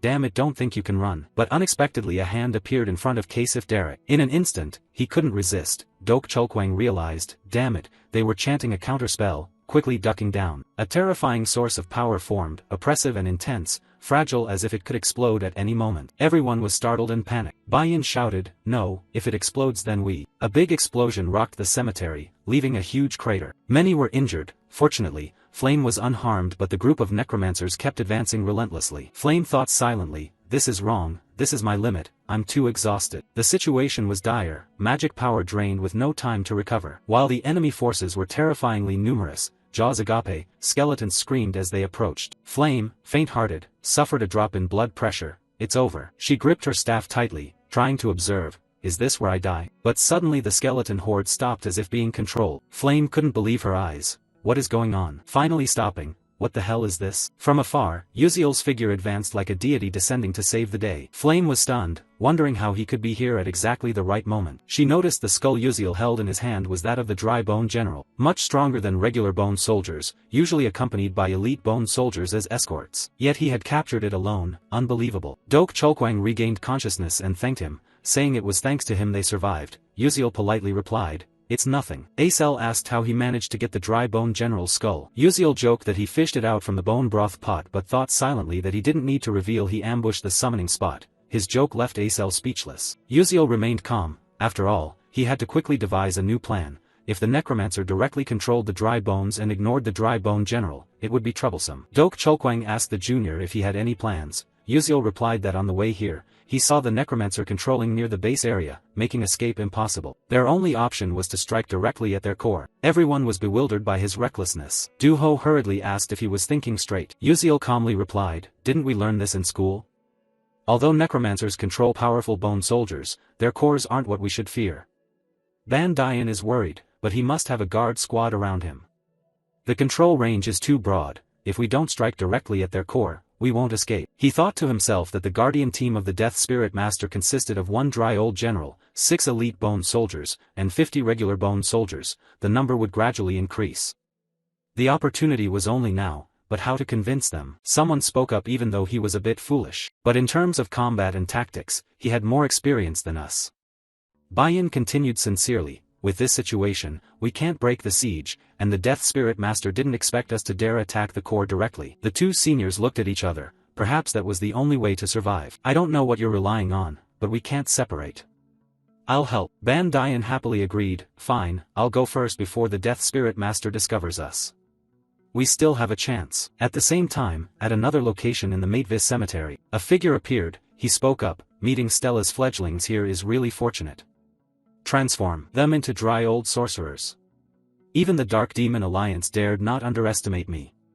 That is the level 5 Death Spirit Master of the Dark Demon Tower, S.A. Baihu. He laughed wickedly, accumulating mana in the magic power veil here where 700 dry old rest. No one dares to underestimate me anymore, hee. Suddenly, he froze. What was this? I've lost the feeling. Could it be that my general has been defeated? A crack echoed as a force struck the shield from behind. He was stunned, not understanding what was happening. The skeleton behind shook violently. He was horrified. A level 4 magic shield crack. How could that happen? He was enraged. You bastard, I won't let you escape. But as swift as a blink, he had no time to react. A huge explosion thundered, completely destroying the group of skeletons. The flame is the combined strength of the Uziel group. Sa Baihyuk was stunned as if frozen. Damn it, I was too careless. I didn't expect them to dare to attack the core directly. Even if a chick, Stella is still Stella and cannot be underestimated. He thought, although he didn't want to, dealing with this is too dangerous, he must summon elite bone soldiers, biting his finger until blood spurted. Spread your arms, evil ones, obey my command. The earth cracked open, the dry warrior appeared bearing teeth with a sly grin. A legion quickly surrounded, but Sa Baihyuk spat a mouthful of blood. His body severely injured, he wiped the blood bitterly. Damn it, although summoning the bone soldiers caused me harm, that's enough already. Stop them for me so I can kill them. The dry warriors growled and charged to attack. While he stood observing from afar with a smug smile, he exclaimed, good, fight well, now I can be at ease. But life is never that simple. Uziel quickly demonstrated his blink skill, appearing right behind the Death Spirit Mage in an instant. Sa Baihyuk immediately turned around in panic, shouting loudly, damn it, who are you? On this side, Uziel sneered, not bothering to answer. At this moment, the Death Spirit Mage was terrified and thought, I clearly already had the positions of all 12 students of Stella Academy through the vision of the bone soldiers, so how on earth did this kid get so close to me? Suddenly his eyes opened wide in shock, unable to believe what he saw in Uziel's hand. He anxiously exclaimed, impossible, isn't that my bone soldier general? Why is it in your hand? But suddenly Uziel lightly let go, the skull fell to the ground with a bang. Without stopping, the male lead slashed hard at it. Due to the elite skeletal soldier suffering worsening injuries, Sa Baihyuk kept coughing up fresh blood. His pale face and clutching the wound inside, he couldn't help but feel bitter. He thought, damn, I was too careless. It turns out this is the true power of the students at Stella Academy. On this side, Uziel was sweating and thought to himself, Dok Chulkwang and Bandi Ion should have handled the elite skeletal soldier first, then supported me. But because those elite skeletal soldiers were trapped, could it be that I have to fight alone? I'm the weakest here, or should I run? The male lead sensed this move wasn't quite right. Suddenly Sa Baihyuk coughed up several mouthfuls of blood, and Uziel was startled awake. Only now realizing his condition, he muttered, it seems he's seriously injured too. It turns out he overexerted himself summoning the elite skeletal soldiers and suffered internal injuries. Looks like I can do it. Thinking this, he involuntarily smiled with confidence. At the same time, Bai-Yin's flames erupted fiercely. Suddenly Jackie ran over in a panic. Princess, it's dangerous. The necromancer is fighting Uziel one-on-one. Bai-Yin was startled. What? She looked ahead. Where Uziel and Sa Baihyuk were fighting, a fierce power radiated around. The battle was extremely intense. Bai-Yin muttered, this is serious. This situation is completely unlike the original plan. For some reason, Uziel is the only one facing the Death Priest. Meanwhile, the Stella trainees are dispersing everywhere. Perhaps they have to split his forces and eliminate the enemies one by one. Can Uziel hold him off until we arrive? If he dies, I won't forgive you. Hang in there, Uziel. On this side, Uziel relentlessly uses blink to move swiftly. His wide-open eyes observe carefully to devise a reasonable solution. Precise judgment and blink skills help him temporarily avoid Sa Baihyuk's attacks. Knowing he can't dodge forever, Uziel switches to a high-risk, high-reward style like when he was in the game, suddenly blinking close to the Death Priest. Sa Baihyuk, a level 5 Death Priest, grits his teeth when seeing Uziel's reckless play and growls, "Humph, you won't defeat me easily, don't even dream about it." After speaking, a cage made of bones enveloped him. Uziel smiled faintly, thinking it's probably no better than this. In case of situations like this, he had already prepared a special cola potion of bone essence. Haha, now this arena belongs to me. With that thought, Uziel threw 2 cola vials at him. Immediately, the bones corroded rapidly. Sa Baihyuk's eyes widened in disbelief as the protective magic he was proud of crumbled away. Recalling how he had bragged earlier, his face flushed with embarrassment. He screamed madly, "You damn bastard! How dare you destroy my bone shield? Eliminate him at once!" Numerous sharp bone spikes launched toward Uziel, but he had blinked behind Sa Baihyuk a long time ago. Proudly holding the sword in his hand, Uziel thought this was the moment. He expected to take him down in one strike, but unexpectedly Sa Baihyuk turned around with a twisted smile and bit the bait. As if everything was within his prediction, he had noticed Uziel's appearance from behind, and only then did the protagonist realize, damn it, he was the one being deceived. Suddenly a sharp bone spike emerged from the ground, piercing brutally through Uziel's leg. Fresh blood splattered everywhere. Uziel painfully and bitterly thought, damn, I got hit. Suppressing the pain, he tried to retreat. Sa Baihyuk laughed triumphantly, haha, you bastard, keep causing chaos. Now you'll face this bitter end. Feeling the sharp pain from his leg, Uziel gasped, thinking maybe he had been too careless. Although injured, he was still a genuine level 5 mage. But I can't die here. He must be exhausted. Continuously using magic has been draining his body. In other words, that's all he has, whether level 5 or whatever. What should I do now? If he takes another hit from me, I could destroy him. But because of the pain, I can't focus. Even my sixth sense isn't working. My head aches like a hammer blow. Blink is hard to use now. What should I do? Suddenly a thought flashed in Uziel's mind. That's right, that's it. While bowing his head in thought, Sa Baihyuk stepped right in front of him, preparing to attack with a confident expression. Die. Uziel quickly realized. Without hesitation, he immediately ran forward at full speed, but because of his wound, he stumbled and fell face down on the ground. Seeing the pitiful state of the protagonist Sa Baihyuk, he burst out laughing like a madman. Haha, look at you running for your life. How miserable you are. But Uziel did not care about the mockery and quietly told himself just a little more. He struggled to drag himself forward step by step. Sa Baihyuk kept mocking, haha, struggling is useless. I will kill you right here. But Uziel did not think so. He curled his lips into a smile and said, I've won. The distance between Sa Baihyuk and Uziel was 13 meters, meaning he didn't need to cancel the blink move. While the necromancer was still confused, not knowing what trick Uziel intended to play, suddenly, his eyes widened in extreme horror. In less than a second, Uziel had blinked right in front of him. The protagonist braced himself, enduring the sharp pain in his leg. He focused all his remaining strength into his sword, then unleashed a critical strike that pierced through Sa Baihyuk's heart. Fresh blood splattered everywhere. At the same time, on Uziel's teammate's side, with the necromancer dead, the skeleton soldiers suddenly stopped attacking to everyone's astonishment. The entire legion of skeleton soldiers vanished into the wind. Seeing this, Dok Chulkwang exclaimed in surprise, could it be that Uziel has defeated the necromancer already? As if waking from a nightmare, Jackie collapsed to the ground, eyes full of disbelief, murmuring, it's unbelievable. Uziel truly defeated a level 5 soul necromancer. The word sounded like a starting whistle, and everyone's emotions exploded, as if returning from the dead. The whole group cheered in unison, we're alive, we're alive. The scene shifted to Uziel. After defeating Sa Baihyuk, he also lay exhausted on the ground. After a while, he slowly woke up, sighed, feeling extremely tired, and thought, I want to go home as soon as possible. Afterwards, the Stella Academy Magic Knight immediately flew to Matevis Cemetery, received the information, and took everyone back to school. As soon as he returned to the academy, Uziel was called out and scolded by Lee Hanwal. Uziel, you said you were going to train in a place with green hills and clean air, but you ended up at the cemetery. It seems the air there is pretty fresh too, huh? Uziel didn't know how to justify Lee Hanwal's sarcasm, so he lowered his head and apologized. I'm sorry, I only got out of the vehicle because I thought something bad was about to happen. Lee Hanwal nodded, I understand what you mean, but rules are rules, you will be punished, and there are no exceptions. However, your willingness to rush into battle without hesitation to protect your friends, even though it violated Stella Academy's regulations, is commendable. You did very well. The school will give you a deserving reward and bonus points. Wait until that time comes, Uziel replied. Yes, thank you, teacher. After saying this, Lee Hanwal turned and walked away, leaving the male lead standing there sighing, thinking to himself, I guess I should head off too. The doctor said I have to rest for a few days to recover the thigh injury, need to rest well for a full recovery. While walking and thinking, the sound of someone's footsteps gently approached. Uziel turned around to see who had come to thank him. It turned out to be Acel, the female lead of the story. Acel always wore a bright smile on her lips. No matter how heavy the burden on her shoulders, she stood firm and overcame every difficulty in adversity. She was a wonderful character. Seeing Uziel staring, Acel spoke, "I really thank you for today." The male lead gently replied, Next time, treat me to a meal." But Azel's complexion did not look very good. She thought silently, "There was one thing I learned from this event, even before that in this world there are many people more outstanding than myself. I have always considered myself a peerless genius, and that belief has not changed until now. But only when I enrolled at Stella did I realize the truth that this world is vast and full of extraordinary people.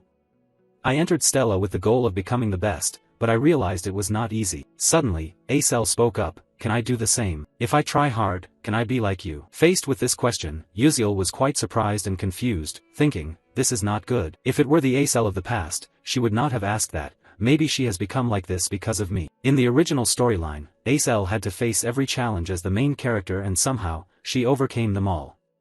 The Death Mage raid was no exception. Perhaps she managed it by devising her own strategy and through that effort, changed the outcome. But due to my interference, Acel only had to endure the trials without the narrative of overcoming adversity. Currently, she still relies on those around her, so despite experiencing many events, her spirit remains fragile. Uziel didn't know how to respond at first, and saying empty words would only hurt Acel more, so he decided to speak his feelings from the bottom of his heart. He didn't need to ask himself. He had demonstrated what others thought impossible. That was his miraculous success. Acel was surprised. "How did you know that?" Uziel replied gently, "Because I have always been watching you." This answer left Acel confused. Her cheeks flushed red with embarrassment. Seeing her reaction, Uziel was startled and thought, "Wait a minute, doesn't this sound like a stalker? What the heck did I just say?" Then he awkwardly said goodbye and left, saying, "Well, I'll be going now." Only then did Uziel dare to breathe a sigh of relief. "Oh God, I almost got caught." Meanwhile, Acel pondered over what Uziel had just said. He said he was always watching me. No one had ever cared for the child of a traitor like me. Even if they did, their only purpose was to scrutinize and criticize my mistakes. No one truly cared, yet he had always been watching me. Uziel's words pierced through Azel's icy heart, flowing through her veins, preserved in her mind. She felt her heart pounding wildly, the flame of passion for magic and a seemingly lost goal awakening again. Before anyone could realize, the sun had appeared on the horizon, a new day beginning in the city. This place is the Magic Council, the gathering spot of the world's most outstanding mages. People immersed in magic to the point they cannot tear themselves away. A momentous event is about to take place. Everyone is talking about the Stella Academy student defeating a 5th-level necromancer. This is truly absurd. What era is this that necromancers still exist? Have the dark mages not vanished with time? Even though it's sensational news, the fact that a Stella student defeated a 5th-level necromancer is true. Hearing the rumors, Uziel thought it was just an award ceremony, yet there were magical reporters and nobles coming to watch. They are really overdoing it. Wait, why does Bayan look so excited? She's openly joyful. Feeling Uziel watching her, Bayan turned back, her face cold as before. "What are you looking at?" The male lead was flustered, "Nothing at all." Then, Li Hanwal looked at everyone and shouted loudly. Everyone fell silent. "Today, we will award 13 brave students who fought against the dark mages. This reward is personally presented by the headmaster." The 13 students were shocked to learn the reward would be presented personally by the headmaster. Uziel also did not expect the pinnacle of humanity, a 9th-level mage. Eltman Eltwin will be the one to present the rewards. He usually appears in the game and almost made it as a main character. Although he is said to be 300 years old, he looks like he is just 18 to 19, always wearing a gentle smile.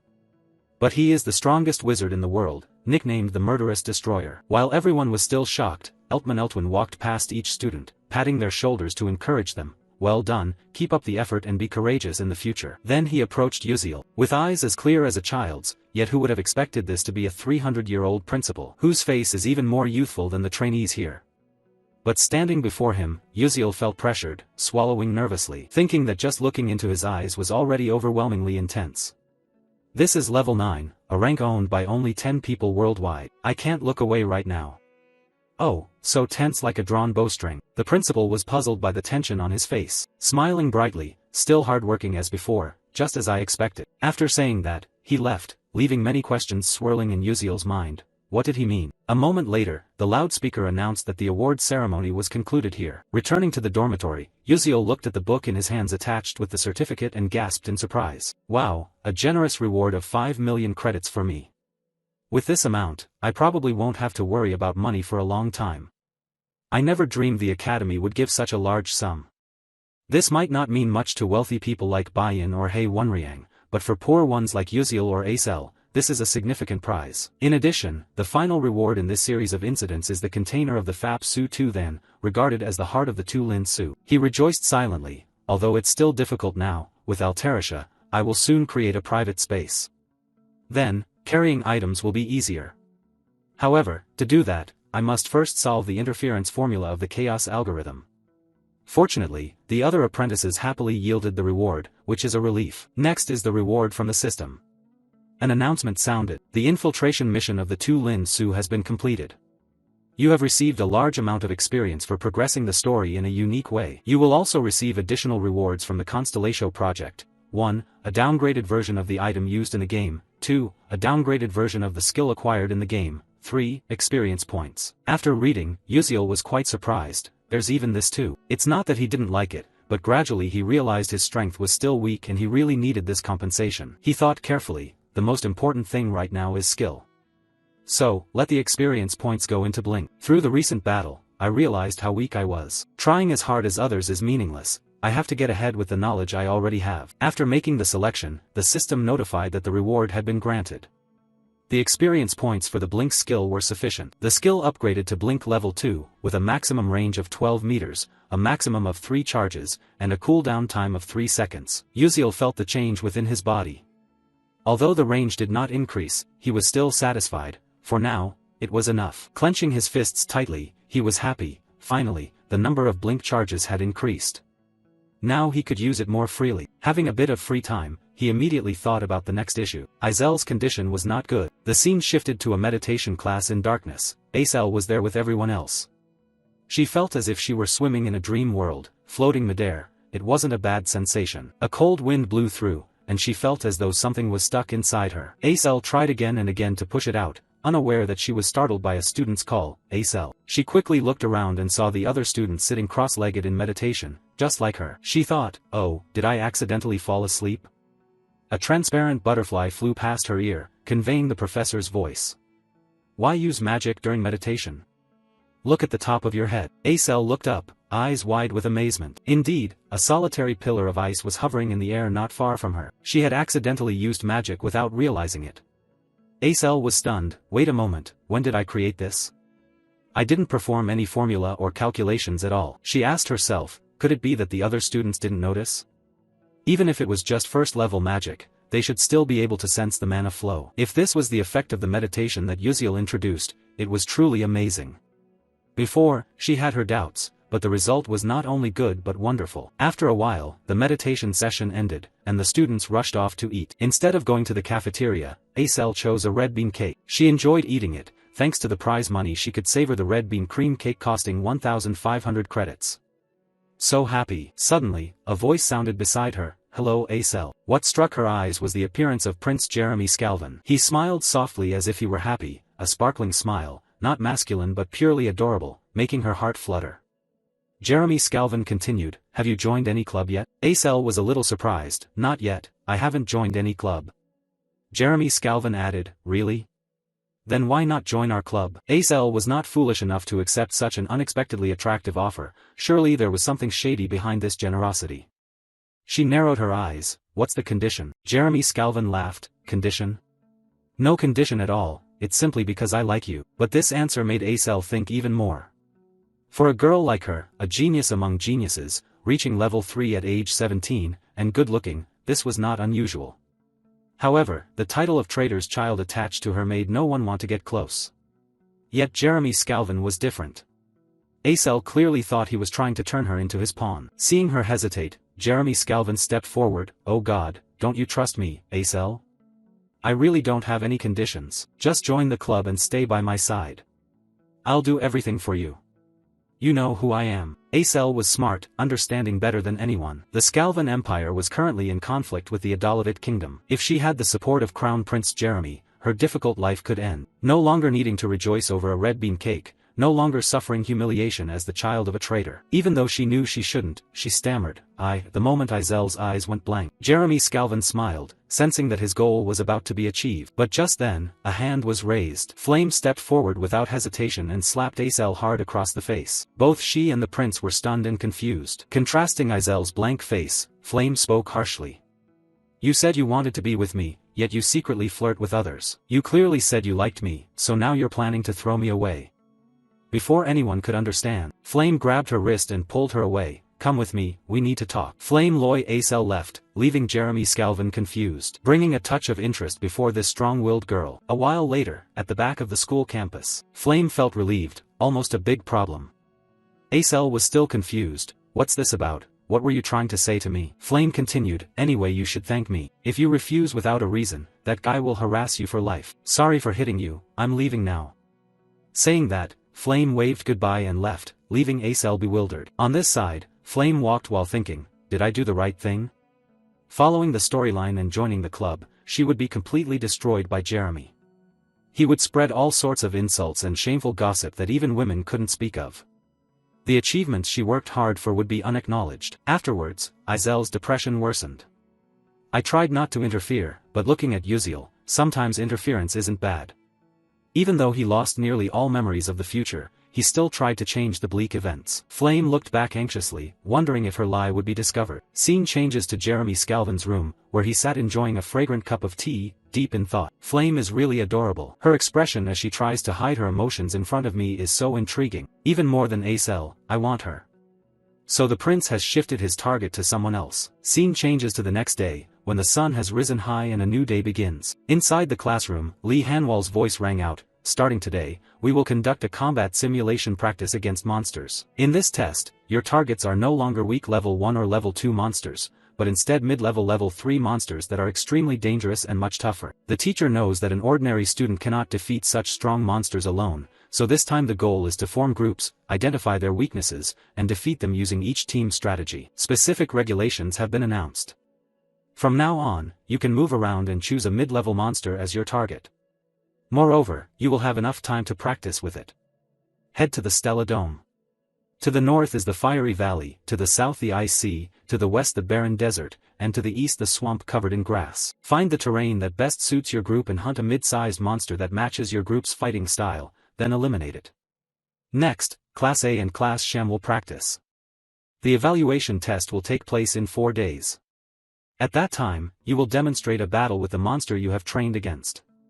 Form groups of up to 6 people and submit your list to me. Hearing this, Izel stood alone, as no one wanted to team up with her.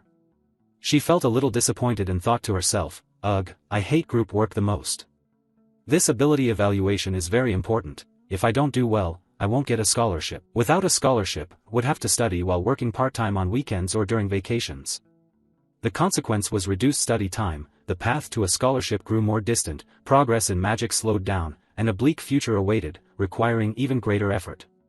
Suddenly, a voice ahead caught her attention. Princess, will you form a team with me? The train of thought was interrupted. Izel unconsciously looked up and saw countless students surrounding Princess Bayan.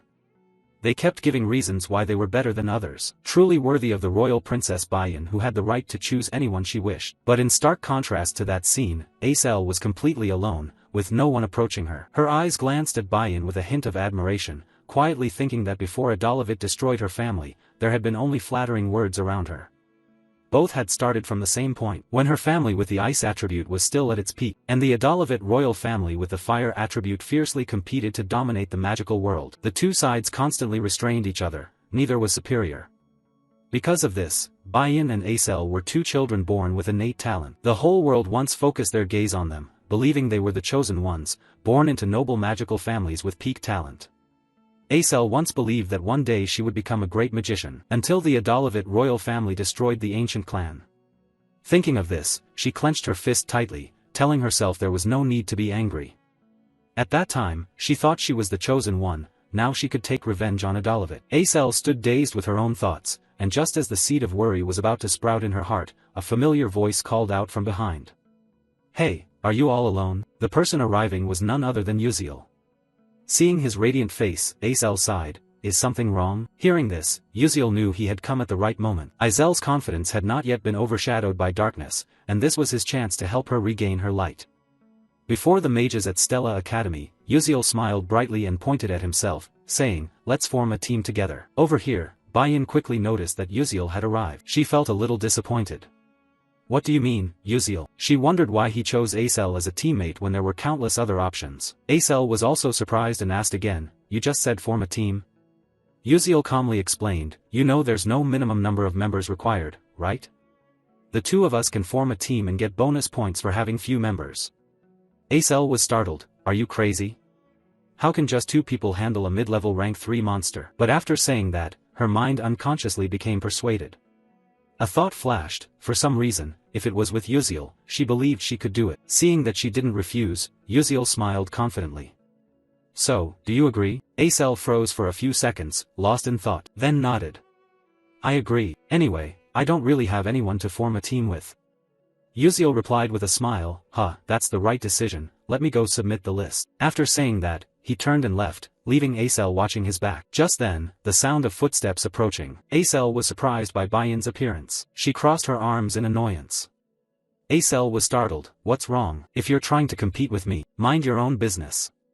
You're a pig in human disguise with no shame." Hearing the contemptuous words from Bayan, Izel's heart felt like it was being cut with a knife. Then Bayan turned and walked away. Now, Acel understood that Bayan approached not out of fear of her potential, but because Uziel had been taken by her. Realizing the truth, Acel clenched her fists and let out a bitter laugh. It turned out, in Bayan's eyes, I didn't exist at all. Bayan continued walking, thinking to herself how frustrating it was. Could it be that I lose to a loser and a civilian? Even though I could form a team with anyone, I at least need the strongest knight for an advantage. She looked around, focusing her attention on Ma Yuxiang, who was hesitating between joining a team or going alone. Without hesitation, Bayan approached. Seeing the princess approach, Ma Yuxiang asked, "Hello princess, what's the matter?" Bayan replied, "Have you formed a team yet?" Ma Yuxiang was surprised. "Not yet, I was planning to go alone." Bayan was a bit surprised but composed himself, then said, "So you form a team with me?" Ma Yuxiang curled his lips. Is that necessary?" That was clearly a refusal, but Bayan was not one to give up easily. She was resolute. "Uziel and Acel have already formed a team. You know the fewer people in the team, the more bonus points you get, right?" Bayan glanced toward Uziel's team. Ma Yuxiang also looked over and saw the two chatting happily. Bayan continued, "I think they're not targeting normal mid-sized monsters, but special mid to large-sized monsters. I'll say it again, you form a team with me, okay?" Ma Yuxiang pondered. Although aware that Bayan was provoking him, the challenge to compete against Uziel's team awakened his fierce fighting spirit. Finally, he smiled, "Alright, sounds interesting. I also want to compete with Uziel once, let's defeat them together." Bayan exhaled in relief. "Great, I'm counting on you then." She cast a sharp glance towards Acel, muttering to herself, "Just wait and see, this time I will defeat both of them." Time passed. After 4 days of preparation, the simulated battle with monsters officially began. Li Hanwal's voice rang out, "Alright, we will start the evaluation test for Class S and Class A. Each team has the right to choose the monster they want to face, ranging from easy to hard." While Flame was starting up, the surrounding chatter kept rising. "Oh, Team 16 chose Mugrika, that mid-sized monster looks easy to deal with." Flame made up her mind, thinking silently, "It's okay, I've trained very thoroughly." Although she couldn't hunt special monsters for attribute bonus points or big special monsters, defeating this level 3 mid-tier monster alone was enough to get the maximum score. Normally, it takes 5 level 1 mages to handle a level 1 mid-tier monster. If you exploit attribute weaknesses, rich experience, and a favorable environment, defeating higher level monsters is also feasible. Flame told herself that using like magic, which doesn't counter any attribute, she just had to accept it. She decided to keep away from the level 2 special monsters and focus on achieving a high score with her own ability. While waiting for her turn, Flame suddenly saw Acel. She recalled that in the original novel, Acel was pressured by Bayan and his faction, unable to train or form a group, forced to compete alone and received poor results. Acel lacked the points for a scholarship, had to work part-time to make ends meet, enduring humiliation and oppression from other trainees. That situation caused her magic skills not to improve, and her spirit gradually collapsed. But now everything has changed. Flame and Uziel, people who traveled through time from the future, have appeared and altered the original storyline. Uziel chose to form a group with Acel even though he remembered nothing about the past. Thanks to love and patience, Izel's future has become brighter. Just then, a loud explosion echoed, startling Flame to turn back and look at the arena. She saw the monster had been defeated. Lee Hanwol declared that Team 16 had completed their round. "You all worked hard." The audience cheered. Flame understood her turn was coming, her heart racing with a mix of nervousness and determination. After congratulating the team that just finished, the instructor announced that Team 17 should prepare to begin their test. Flame immediately replied loudly, "Yes, I'm coming right now." She quickly moved toward the testing platform, headed to where Yuziel and Acel were standing. Flame coldly stepped past both of them, but unfortunately, as she walked by, she accidentally stepped on her shoelace, lost her balance, and fell forward. At that critical moment, a hand from behind grabbed the collar of her shirt, helping her avoid a painful fall. The sight of a small girl hanging suspended in someone else's arms made the audience laugh. "Huh, so cute, this girl is even shorter than my little sister." The person holding Flame's collar was Yuziel. The male lead looked a bit embarrassed, asking if she was okay. Flame was flustered from being held like a child, unable to speak. Yuziel let go. Flame awkwardly turned around to thank him, but Yuziel pointed to her foot, saying it was nothing, just tie your shoelace. Looking down, Flame saw one shoelace was tangled. She silently recalled that Jackie had tied it securely earlier. Seeing Flame fumbling, Yuziel offered to help, but she quickly refused and fixed it herself, thinking how lucky she was to notice it in time, or else she would have failed the test. After tying it up, Flame stepped onto the testing platform, with a confident demeanor. Seeing her alone, the audience started whispering, "Is he alone? It seems so. Impossible. Is she planning to defeat a mid-level monster all by herself?" Flame's test started with an opponent that was a giant mid-level monster. Compared to it, Flame was like a tiny ant. The pressure difference was obvious. The endless chatter was that the monster had no special attribute, so it couldn't be countered.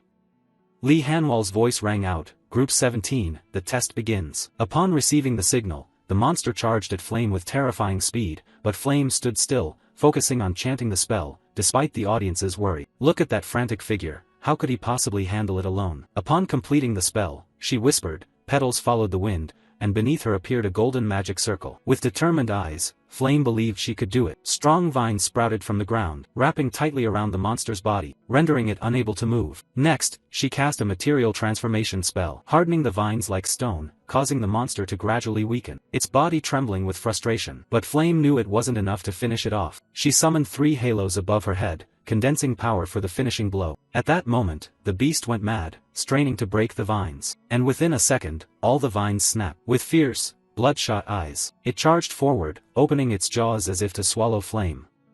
At the same time, Flame's magic activated. A huge beam of light shot forth, piercing straight through the monster, leaving a fatal wound, a large hole in its body. Flame was exhausted after using nearly all her mana, panting. The giant monster finally crashed down to the ground, causing the earth to shake. The students watched in astonishment.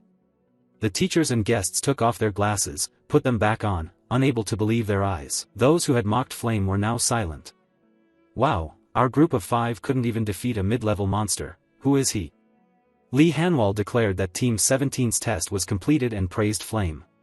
She bowed her head in thanks, left the stage, thinking to herself, "Finally, it's over." When returning to her seat, she was suddenly surprised to see someone, eyes wide with amazement, wondering if she had mistaken her sight. Above, the next group of trainees stepped onto the arena. Lee Hanwol's voice rang out, "Now we will begin the test for Group 31. The next thrilling battle between the Academy's 2 strongest rivals was about to take place." All eyes turned toward them, especially those of the first-year trainees. They seemed to see idols, continuously shouting, "That's Princess Bayan of the Adalabit royal family, and her teammate is Ma Yuziang, who has the highest entrance score. He's really handsome. How could anyone be both handsome and a top student? This will be a perfect performance to watch. Go Princess, go Ma Yuziang." On this side, Flame leaned her back against the wall, thinking to herself, Bayan, who was supposed to form a group of 6 people within her faction, was now teaming up with Ma Yuziang. Yeah, in the original novel, these 2 characters had nothing to do with each other, but now they were in the same group. The more she thought about it, the more headache-inducing it became. What kind of crazy combination was this? While Flame was confused, a monster summoned by Bayan's group appeared. Its body was covered with diamond-hard scales coated in slime, with 2 wing-like fins that allowed it to soar through the sky. It had arms, legs, and a head resembling a carp, creating a bizarre appearance. The students in the stands gasped in astonishment. Wait, was this real? Unbelievable, the illusory fish of gods and demons. It was a special mid to large monster. Who would have thought they'd dare to challenge such an impossible different type monster? Were they out of their minds? According to the original novel, Baiyan used the fire attribute, while Ma Yuxiang wielded 3 attributes: earth, lightning, and fire. But those were just his true hidden attributes that couldn't be revealed. The illusory fish was a water-type monster with a tough scaled body that once dominated the seas thanks to its intelligence and numbers. But due to a curse from centuries ago, they lost all their intellect and became mere monsters.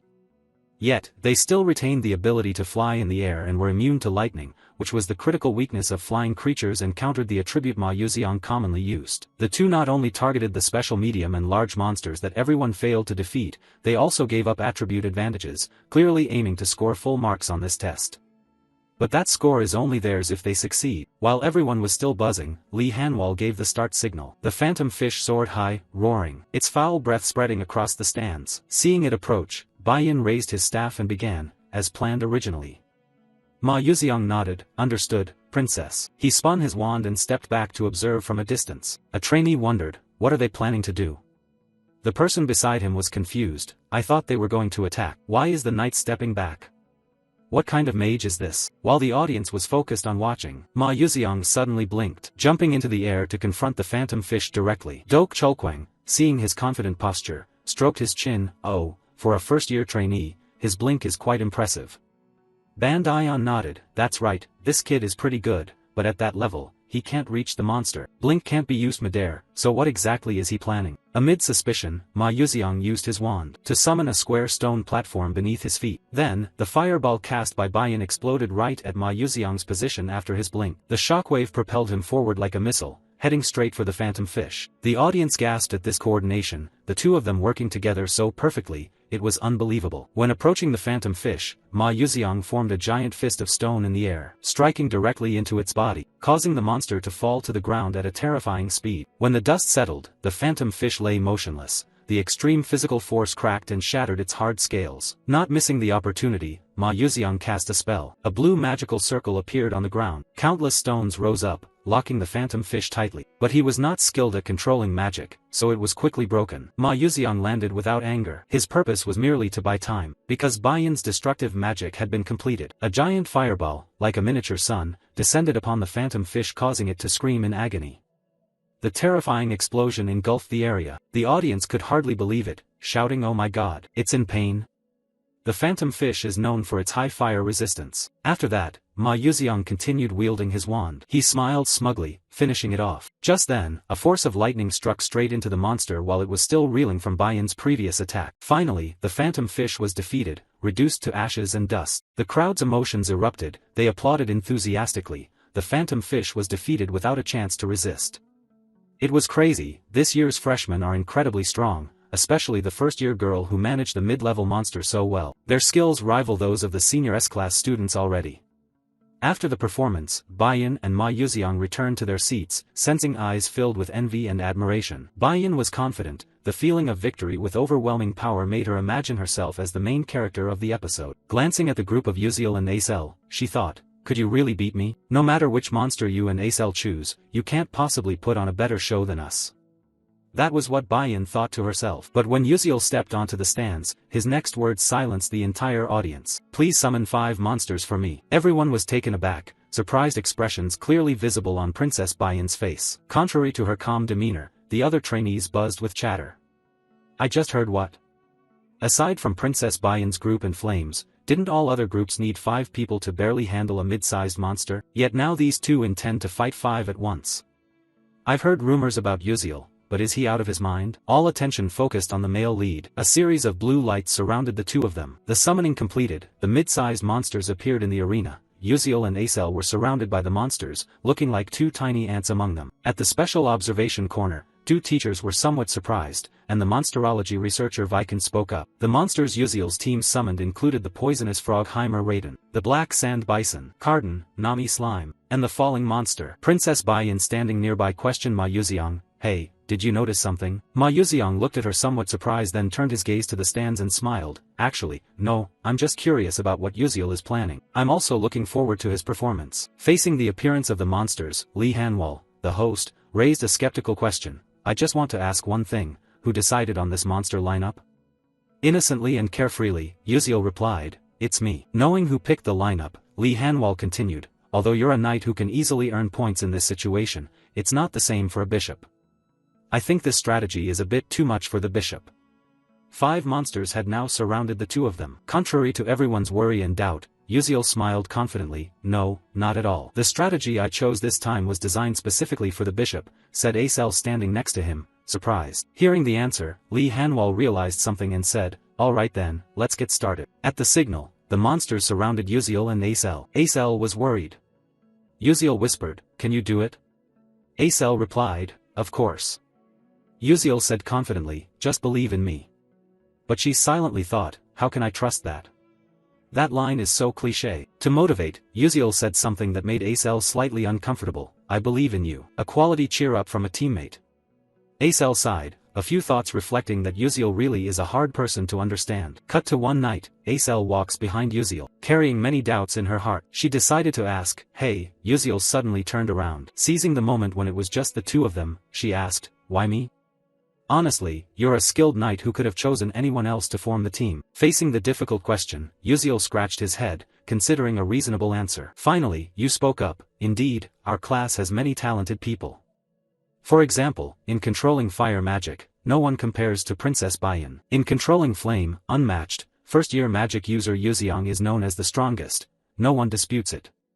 Hei Wenriang is also very suitable to form a team with me because of her single-target attack ability. Yuziel understands himself and our classmates well. Acel is even more suspicious. So why did Yuziel turn his back and remain calm? "I still feel you are the most suitable person to be my teammate, that's all." You turned around and gave a radiant smile. "All right, let's continue." Just as expected, Acel looked at your back, her face slightly flushed. This was the first time she saw you serious yet still smiling. "Since you spoke sincerely, my responsibility has increased again." Back to the present, Acel clenched the mystical staff tightly. Thoughts gradually appeared. "Although I don't understand his intentions yet, he surely has a reason to choose me, so I will show him." Acel condensed magic around her feet. The mystical staff floated before her, focusing on releasing mana. She closed her eyes to sense the surroundings. Within danger, opportunity will arise, and only in opportunity can she fully demonstrate her talent. The trainees observing noticed the change. "Wait, isn't that the supernatural resonance skill?" One added, "No way, that is a special ability that only occurs when a mage of 6th level or higher enters an unconscious state. But if you lose focus, the mana flow will reverse, which could cripple you. After all, he is just a first-year student."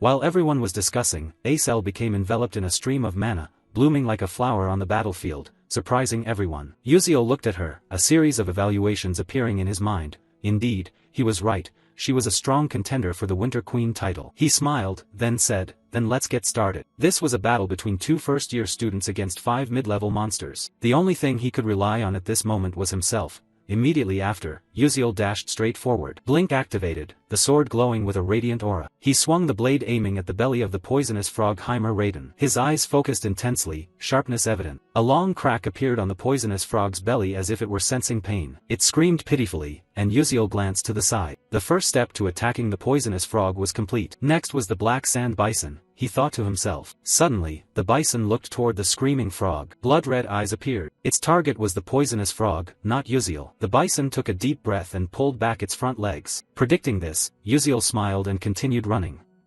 "Very good, just as I expected." The way to handle 5 mid-level monsters at once was to create a special atmosphere, making them enemies of each other. The match grew increasingly intense and dramatic. Witnessing this, all the students in the stands were wide-eyed and open-mouthed. In front of them, 5 monsters were fighting amongst themselves. They muttered, "Oh my god, what is happening? I can no longer believe my own eyes. Are they really tearing each other apart?" Seeing the plan succeed, Yuziel smiled victoriously. Just as predicted, the plan to make them hostile and slaughter each other has been successful, or in other words, this is the strategy of using others' hands to kill, a dirty trick often used, exploiting the power of others to eliminate opponents without getting involved. Yuziel continued explaining. The professional gamers of Ether World once racked their brains wondering how a bunch of newbies could deal with a pack of powerful monsters. After countless experiments, they found a solution by exploiting the characteristics and attributes of the monsters. He analyzed, "First, when I attack and wound the toxic frog Heimer Raiden, it emits a red light. This light stimulates the berserk attack instinct of the black sand bison. Then the bison sprays sand around as it moves. When the sand sticks to the Nami slime, it feels uncomfortable, producing a massive amount of water to keep moist. He smiled. Well done, the plan is still on track thanks to the barrier on the simulator pedestal. The water level rises very quickly. As if remembering something, Uziel looked at the carden bird and gave a sly smile. Next is your turn. He continued explaining, a special trait of the carden bird is that when it senses moisture,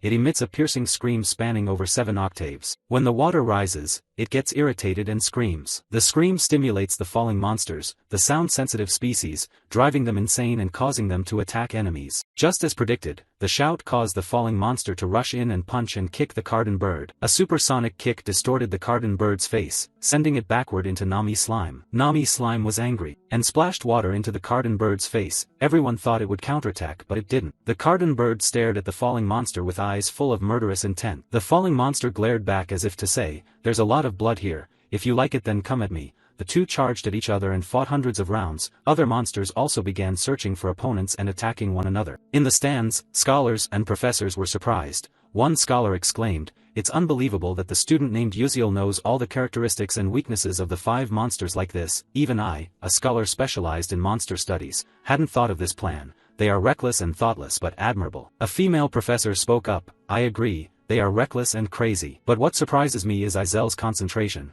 The girl maintained the mana flow steadily while the monsters fiercely fought, truly extraordinary. She certainly poured her heart and trust into her knight." On the simulation stage, the monsters still enthusiastically attacked each other, no longer paying attention to anyone. Sand swirled, water rose, the red light grew brighter. Amidst the chaos, Uziel perfectly fulfilled the role of the knight. The knight is responsible for protecting and suppressing the enemy until the mage finishes preparing magic. Whenever a monster blindly attacked Acel, Uziel immediately blinked over, using a sharp sword blade to slash at the ankle, causing it to fall backward. As the carden bird just stood up, it was attacked by other monsters and couldn't stay alert. Uziel realized the danger when his attack enraged the monsters. He quickly returned to his position and continued his work as a knight. Suddenly, his sixth sense signaled danger, and Uziel widened his eyes. He saw a huge boulder hurtling toward Acel, who was still in a state of mana resonance and unable to move. Without hesitation, Uziel blinked over to protect her with skillful precision. He slashed the boulder into 2 pieces. The demon Yuziang chuckled and said, "Hey Princess Bayan, do you think Uziel resembles the ideal knight? He's like the knight who protects the princess in fairy tales." Hearing this, Bayan widened her eyes, her ruby-red eyes sparkling. Looking toward Uziel in the battlefield, he danced like a warrior of light. His sword and the afterimages of his blink captivated everyone's gaze. Moving east then west, it wasn't a performance but a protection of Acel from all directions. Under absolute protection, she didn't have a single scratch. As the tense battle wore on, the monsters gradually grew exhausted and badly wounded. Suddenly, magical circles appeared on Izel's body like shooting stars or droplets of light, falling through the silent space. Her eyes, as beautiful as jasper, opened. She gripped her crystal flower staff tightly. As soon as she finished, the water accumulated on the ground froze. A giant ice flower appeared in the sky, radiating a cool light from its petals. Witnessing the dazzling magic, the audience couldn't take their eyes off the pale green flower, so brilliantly beautiful it made them forget the purpose of the test. Wondering if any artwork could be more exquisite. No one evaluated the magic of the students anymore. They only admired the magic of a true sorcerer. Izel's magic was simple but on a different level, unmatched by any other sorcerer. Time passed. Water rose to the monsters' bodies, frozen by Izel's magic into ice, leaving them motionless. Though exhausted from the chaotic battle, they couldn't break the ice immediately, but who knew they would soon shatter it and attack frantically. Thinking this, Acel cast shattering magic. The radiant flower shattered into pieces, turning into thousands of sharp ice spears like giant javelins. Piercing through the bodies of 5 monsters, their skin was ripped, frozen, and necrotized. When they tried to move, the wounds attached to their flesh made them howl in pain. The audience whispered, "What now?" "I don't know either. Hey, do you think they really defeated 5 mid-level monsters with just 2 people?" Suddenly, someone panicked. "Impossible. Look over there." Everyone looked toward the melting ice on the carden bird. Its eyes widened, steam rising from its body. An innate trait, when sensing cold and high humidity, it emits a terrifying heat, enabling all 5 monsters to simultaneously break the ice, their murderous gaze fixed on Uziel's group, the ones responsible for their plight. The teachers showed signs of disappointment, sighed. In the end, those 2 still didn't succeed, their strategy perfect, the battle magnificent, but man proposes, God disposes. They hadn't anticipated the hidden traits of the mid-level monster. A pity it was so close. Even so, with this performance, the Uziel group could still receive very high marks. As everyone agreed, Acel suddenly raised her hand to the sky. A golden orb of lightning magic appeared, the audience's eyes widened. Impossible. That flow of mana, could it be? Without hesitation, Acel declared, "The thunder god descends." Immediately, tens of thousands of electrical currents exploded, transforming into countless lightning bolts that surged into the bodies of the 5 monsters, causing them to roar in pain as the electricity ravaged their insides. Witnessing the combined magic of lightning and ice that she created, Acel was stunned by the magnificent sight. Her eyes showed disbelief. Is this really my magic? So it turns out I can do it too. Just as he said, memories flooded back. She recalled the first time she heard the crazy plan from Uziel. She was shocked and asked, "Are you crazy?" Expecting him to be upset. But Uziel just gave a sincere smile saying, "You can do it and I believe in you. So please believe me, someone who always puts all faith in you." Hearing Uziel's heartfelt words from the bottom of his heart, Acel clenched her fists, telling herself. Uziel still smiled, but the seriousness in his expression and tone was genuine, not a joke. She felt a weight pressing on her chest. Before, she had nothing but faith in the path she chose. No friend had ever told her that her path was right. Her whole life was lived in fear and anxiety, clinging to a fragile hope. Just as that hope was about to fade, Uziel appeared. He was the first to reach out and save her. Can I really do this? Now she felt as if drifting in an endless ocean. Although she tried to overcome the storms, she still hesitated, wondering if she was going the right way, but that question no longer mattered. Far at the horizon, Uziel had gone ahead, leaving behind footprints of light across the vast ocean like stars guiding sailors. Like a lighthouse guiding ships safely away from danger, Acel sensed the light whispering, "Follow me, I will lead you." Then, Lee Hanwal declared, "The test for Group 32 ends here. Congratulations on your outstanding performance." Standing in the center, Acel smiled happily. Her insecurity and inferiority vanished, leaving only bright confidence, though her face remained lost in hopeless thoughts. On the south main side, Uziel hung suspended in the air, thinking inwardly, "That was close, I almost got swept away. At least they should warn before using such dangerous magic." The scene shifts to the next day. The results of the combat simulation test against monsters were announced. First place Group 32, 199 points, Uziel and Acel. Second place Group 31, 127 points, Ma Yuziang and Bayan, followed by third and fourth places. Looking at the scoreboard on the notice board, Ma Yuziang felt bitter. "We lost." Bayan stared at the board, nodding. The point gap between the two groups is huge. Surpassing 100 points is remarkable, not to mention we faced special mid-level monsters while at a disadvantageous element, something no one has done. But seeing Uziel's group's 199 points, we have to admit we lost. Ma Yuziang did not expect the proud, cold princess to admit defeat. He smiled teasingly. "Oh, I didn't expect you to accept it so quickly," Bayan haughtily retorted. "Shut up." Ma Yuziang continued, "Though I don't want to admit it, Uziel is a more talented vanguard knight than me. As for Acel, she takes on the role of a skilled long-range mage better than her." Hearing that, although Bayan partially agreed, she could not accept losing to Acel. Looking at the handsome face of Ma Yuziang, the image of Uziel appeared before her eyes. Bayan comforted herself, wishing that Uziel were her knight, then everything would have been different. In the test, he always protected Acel from start to finish. Not only was he a knight, but he also devised strategies for positioning the long-range mage and even arranged the stage for Acel to shine. She thought she knew Ma Yuziang was very talented, but Uziel was truly the most outstanding knight at Stella Academy. If he supported her, she could cast magic as well as Acel. But why would that ordinary person be wholeheartedly devoted to Acel? If such a perfect knight existed in this world, that knight should belong to her, the perfect queen. The more she thought about it, the less Bayan could accept the fact that someone so perfect would care for someone else. Her face turned an ominous gray. The inner struggle was intense. Admitting defeat would be a lie. She could not accept it. This was really strange. She had to thoroughly investigate Uziel. After thinking it through, she took her leave of Ma Yuziang and walked away. However, on the way, Bayan's eyes widened in surprise when she spotted a woman with black hair. With an icy cold expression and eyes clear and unblemished, almost as tall as her, wearing a third-year student ID. This person was Saorin Orkan, the Duke's heir and close friend of the current queen of the Adalabad Empire. Passing by, Bayan felt irritated. Did she come because she heard that Bayan lost to the commoner group and the traitor? So annoying, Saorin Orkan sneered, immature and naive. Does the kid not realize that all his petty actions are ridiculous and weak? The kid is still very inexperienced.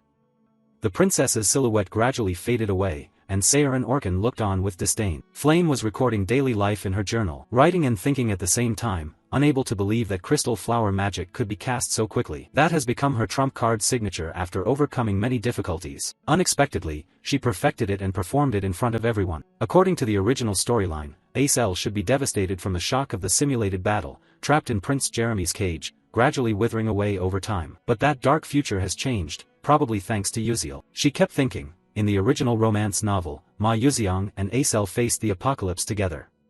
But what if there was an extra episode written by the author that she didn't know about? What if an unknown character loved Acel for life without reciprocation until the world's end? That sounds too far-fetched. After reading many romance novels, strange thoughts circled in Flame's mind. One answer emerged: to rewind time to find love and protect the world where the one she loves lives happily forever, even if the price is being forgotten to exist. In that last moment, did Yuziel feel any regret? Flame's heart tightened, emotions choked her, unable to believe she was witnessing a tragic story from real life, not a movie or book. What does it feel like to trade existence to turn back time? The scene shifts to Yuziel's room. He stares intently at the system board. Episode 5, The Battle Simulation with Monsters ends. Congratulations to the host for gaining a large amount of experience by leading the story in a positive direction. The Constellatio project grants an additional reward. Yuziel exclaimed, "What should I choose this time? I had thought about it before but hadn't decided yet." Blink was enhanced from the previous episode. It's best to prepare for the next episode. The more he thought, the more headache he got. Then suddenly an idea flashed. He smiled with satisfaction. Yes, that's it, how could I forget? He said to the system, "I want to choose Leafhanel's leaf key item." The system responded, evaluating the host. "Please wait, ding ding ding, check complete. Congratulations to the host for obtaining Yifanel's leaf key."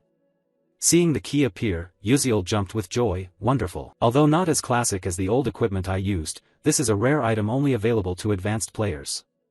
It opens communication with special spirits but only functions to open a specific dungeon. To use it, you have to go outside.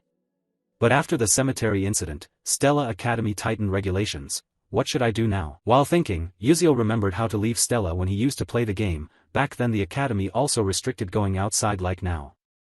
What did I do? After a while, his eyes lit up. Right, the club, I need to join a club. Outside, the sun had risen high, casting warm rays. Yuziel began writing his coming-of-age journal. My family had been poor since I was little, rarely eating out like others.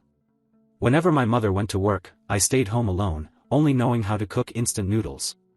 When I got tired of noodles, I insisted on having something delicious. My mother used her savings to buy me a bowl of jajang noodles. I was very happy. Even though my mother ate with me, I didn't understand why she didn't pick up her chopsticks. She said she didn't like jajang noodles. After asking around, I finally understood. After finishing writing, he rested his head down, crossed his arms in front of him, his eyes stinging from the long note-taking.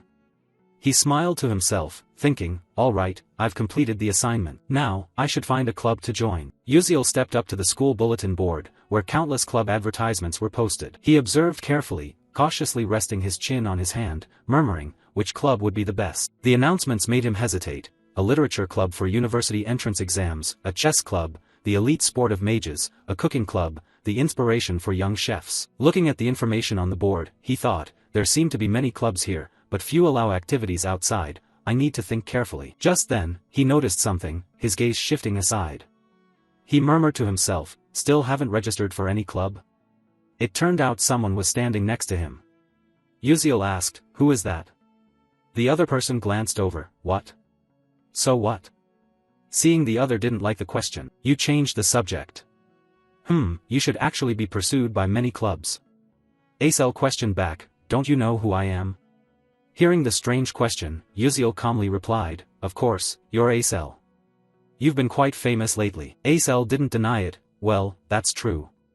Seeing her slightly sad expression, Yuziel thought quietly, after the test, Azel's reputation changed significantly. She probably feels the same way I do. Wait for you to choose. Acel closed her eyes, looking like Yuziel when he first arrived here. You have to choose your club carefully. Suddenly from afar, Ma Yuziang approached, patting Yuziel on the shoulder, smiling, so you're Yuziel. The friendly appearance surprised Yuziel. He thought, Ma Yuziang. Yeah, why is he? Yuziel brushed his hand away. Alright, let go first. But Ma Yuziang kept smiling, you're amazing, I've seen your test results. I heard you even commanded the lower soul mages, that's impressive. Yuziel was puzzled. Well, it was just luck. As expected, Ma Yuziang looked at him intently. Sure enough, you're very different. Ma Yuziang's cold expression transformed 180 degrees. Yuziel swallowed in surprise, stammering, you know, I'm just a commoner, always having to think of ways to do better than others. Hearing the smart answer, Ma Yuziang smiled, then you manage your time far more effectively than I do. Suddenly, Yuziel asked, what do you plan to do this weekend? Ma Yuziang was surprised, me? Then he answered briefly, study. Both of them were stunned. Yuziel smiled. I asked casually, and he answered casually too. Thanks. Ma Yuziang waved his hand. Want more? I'm really studying and practicing as well. Yuziel stammered, don't you usually not do things like this? Why are you laughing so much? Ma Yuziang continued, well, yes. Lately, I've liked doing this, don't know why. One person laughs easily, another is suspicious. Yuziel thought that his gaze was always handsome, so he should be a bit more normal. Ma Yuziang went on, practice comes later, what's the reason this time? Acel suddenly spoke up, it's about practicing the dungeon, right? Ma Yuziang added, yes. If you hadn't interfered then, miss, I might have been in danger. Hearing that, Acel got angry, don't call me miss. Yuziel summarized the situation, right. In the original story, Ma Yuziang cooperates with Flame and easily defeats He Wonriang. But this time, because I intervened, Flame got stuck where I was. Ma Yuziang had to face He Wonriang alone. Could that be the reason why He Wonriang is acting strangely? Anyway, everything is still good. Thanks to that, both will train themselves, which is completely different from me. Their growth will certainly bring a positive outcome. Ma Yuziang returned to the main topic. Hey Yuziel, you still haven't joined any club, have you? It's been a long time since you enrolled. His tone was a bit abrupt, because I've been busy. Ma Yuziang smiled as if offering a tonic, pointing at himself, then join the club with me. Yuziel looked away, let's see. If you meet my requirements, I'll consider it. Ma Yuziang asked, what kind of club do you want? Yuziel began a speech, it must be quiet, few people, no private gatherings, with the 4 major insurances, lunch includes cheese and pork chop, free to operate outside, respect individual activities, allowed to go outside. Acel was confused, what club in the world is like that? Yuziel knew well, smiled, of course there isn't such a thing, I was just kidding. Ma Yuziang suddenly said, that's interesting, if I create a club like that, would you join? The two of them stared blankly for a few seconds. Yuziel asked back, trying to stay calm, can you really establish a club allowed to go outside specially? Ma Yuziang smiled brightly and confidently, yes, I definitely can. In Yuziel's mind, he calculated, that's right, Ma Yuziang has broad connections linked with the hidden powerful factions in Stella Academy, although scary, they would be useful, freedom to operate outside school, health insurance, enjoy beef chop daily, no unreasonable restrictions. But he thought further, there's no free meal in this world, Ma Yuziang and I aren't close. Even if I show genius-level game knowledge, is that enough for him to create a dream club for me? Serious attitude, great idea, but what benefit does he get by making this club for me? Ma Yuziang's eyes flickered as he looked at Yuziel like a precious gem. Of course, you're very special. Yuziel thought, what exactly does he know? Then suddenly remembered one big problem of Ma Yuziang, extreme loneliness. With no other way, Yuziel nodded. Alright, you start the club. Ma Yuziang said excitedly. Really? Yuziel replied calmly, yeah. But you have to let her join too. He pulled Acel in, surprising her. Me too? Seeing the plan was on the right track, Yuziel was smug. In the original story, these two were a perfect match. If they had Acel, she could take care of Ma Yuziang's spirit. He's like a pufferfish that would either die or go mad if he left the water. I don't rely on Flame because she's always with He Wonriang. Ma Yuziang was happy, having Yuziel nearby was good enough, and adding the beautiful Miss Acel was welcomed. Acel was annoyed and said, don't call me miss, it's irritating. Hearing this cat and dog conversation, Yuziel wondered whether this decision was right or wrong. Ma Yuziang asked further, so what's the club's name? Yuziel had it ready. Leave it to me. A moment later, the application appeared before everyone. The club establishment form, club name, culinary club, President Yuziel, members Ma Yuziang and Acel. Purpose, to explore cuisines around the world. Acel was hesitant, is this okay? To reach the special activity seal rank, they need at least 1 faculty advisor and 5 members. Ma Yuziang's mouth twitched in a smile like a savior. Leave the members and the seal to me. But finding a faculty advisor is what I find difficult. Yuziel turned to him, how did you get special permission to go out but still find a professor difficult? Ma Yuziang smirked, it's nothing. That smile gave Yuziel chills down his spine. Seeing everything settled, Ma Yuziang took the paper. Okay, I'll go ask for the seal for the club registration form. Yuziel replied, yes, I rely on you for everything. Watching Ma Yuziang's back gradually disappear, Yuziel thought the special activity seal wasn't something just anyone could get. If they stamped it for him, they must be one of them. Cut to the main tower number 1, the office of Vice Principal Stella. He was enjoying his porcelain tea when the door opened. His expression changed as Ma Yuziang stepped in. Seeing the face of the endlessly charming prince, the vice principal smiled respectfully. "Oh my, what breeze has brought you here? Welcome young master Ma Yuziang." Noticing the flattery, Ma Yuziang smiled warmly. "Yes, it's been a long time since I saw you." Ma Yuziang plopped down into the vice principal's chair, crossed his arms with a satisfied smile. "Oh, your seat is more comfortable than I thought, I like it already." Huh. At the arrogant words, the vice principal only gave a faint smile and bowed respectfully. "Thank God, young master, it is an honor that you like it. I'm truly glad to see you grown like this." Ma Yuziang responded indifferently, "Is that so? Life at Stella Academy is great, I meet many interesting friends. This place is much better than home." While speaking, his smile shone brightly. But the vice principal frowned, thinking to himself, what is this crazy kid doing here anyway? Regaining his composure, he asked, "So what breeze has brought you here?" Ma Yuziang didn't answer immediately, gently placing the paper on the table. The corner of his mouth curved up full of meaning. "This is the application form to establish a club, we need you to stamp it." The vice principal was stunned. "What did you say?" His eyes fixed tightly on the paper, unable to hide his doubt. A weirdo like Ma Yuziang wants to establish a club? If the family knew, they would be shocked. After a moment of thought, he sighed and nodded, "I understand. An application form to establish a club, huh? First, let me check if it meets the criteria. After all, to form a club the minimum number of members must be valid, that's the rule." But just as he reached out to touch the paper, Ma Yuziang immediately covered it with his palm. The room fell into silence. The vice principal froze and looked up. Ma Yuziang's radiant smile vanished, his eyes darkened like an abyss, and his low voice carried an invisible pressure. He didn't need to check the content. His job was only to stamp. The vice principal's throat went dry. He sensed something terrifying hidden in the boy's gaze and swallowed hard without thinking. He thought he could not resist. In fact, he had no right to object. As long as this kid remained the heir of that great man, he could not refuse. Cold sweat ran down his spine. He reached under the table and took the seal. "Yes, of course I will stamp it, but please keep this a secret," he skillfully reminded him while stamping. When the seal was finally imprinted on the paper, Ma Yuziang felt his purpose achieved and withdrew his cold attitude. "I understand, thanks, I'm off now." He left the office, and the door closed. The vice principal remained motionless for a moment, then plopped down into his chair, exhaling deeply. "Damn it, a half-talented kid daring to be arrogant in front of me, like father like son." He clenched his fist tightly, his eyes darkening. How could he be so much like that man? But this will end soon. One day I will personally crush the neck of this arrogant kid. The next day, the bell rang signaling the end of class.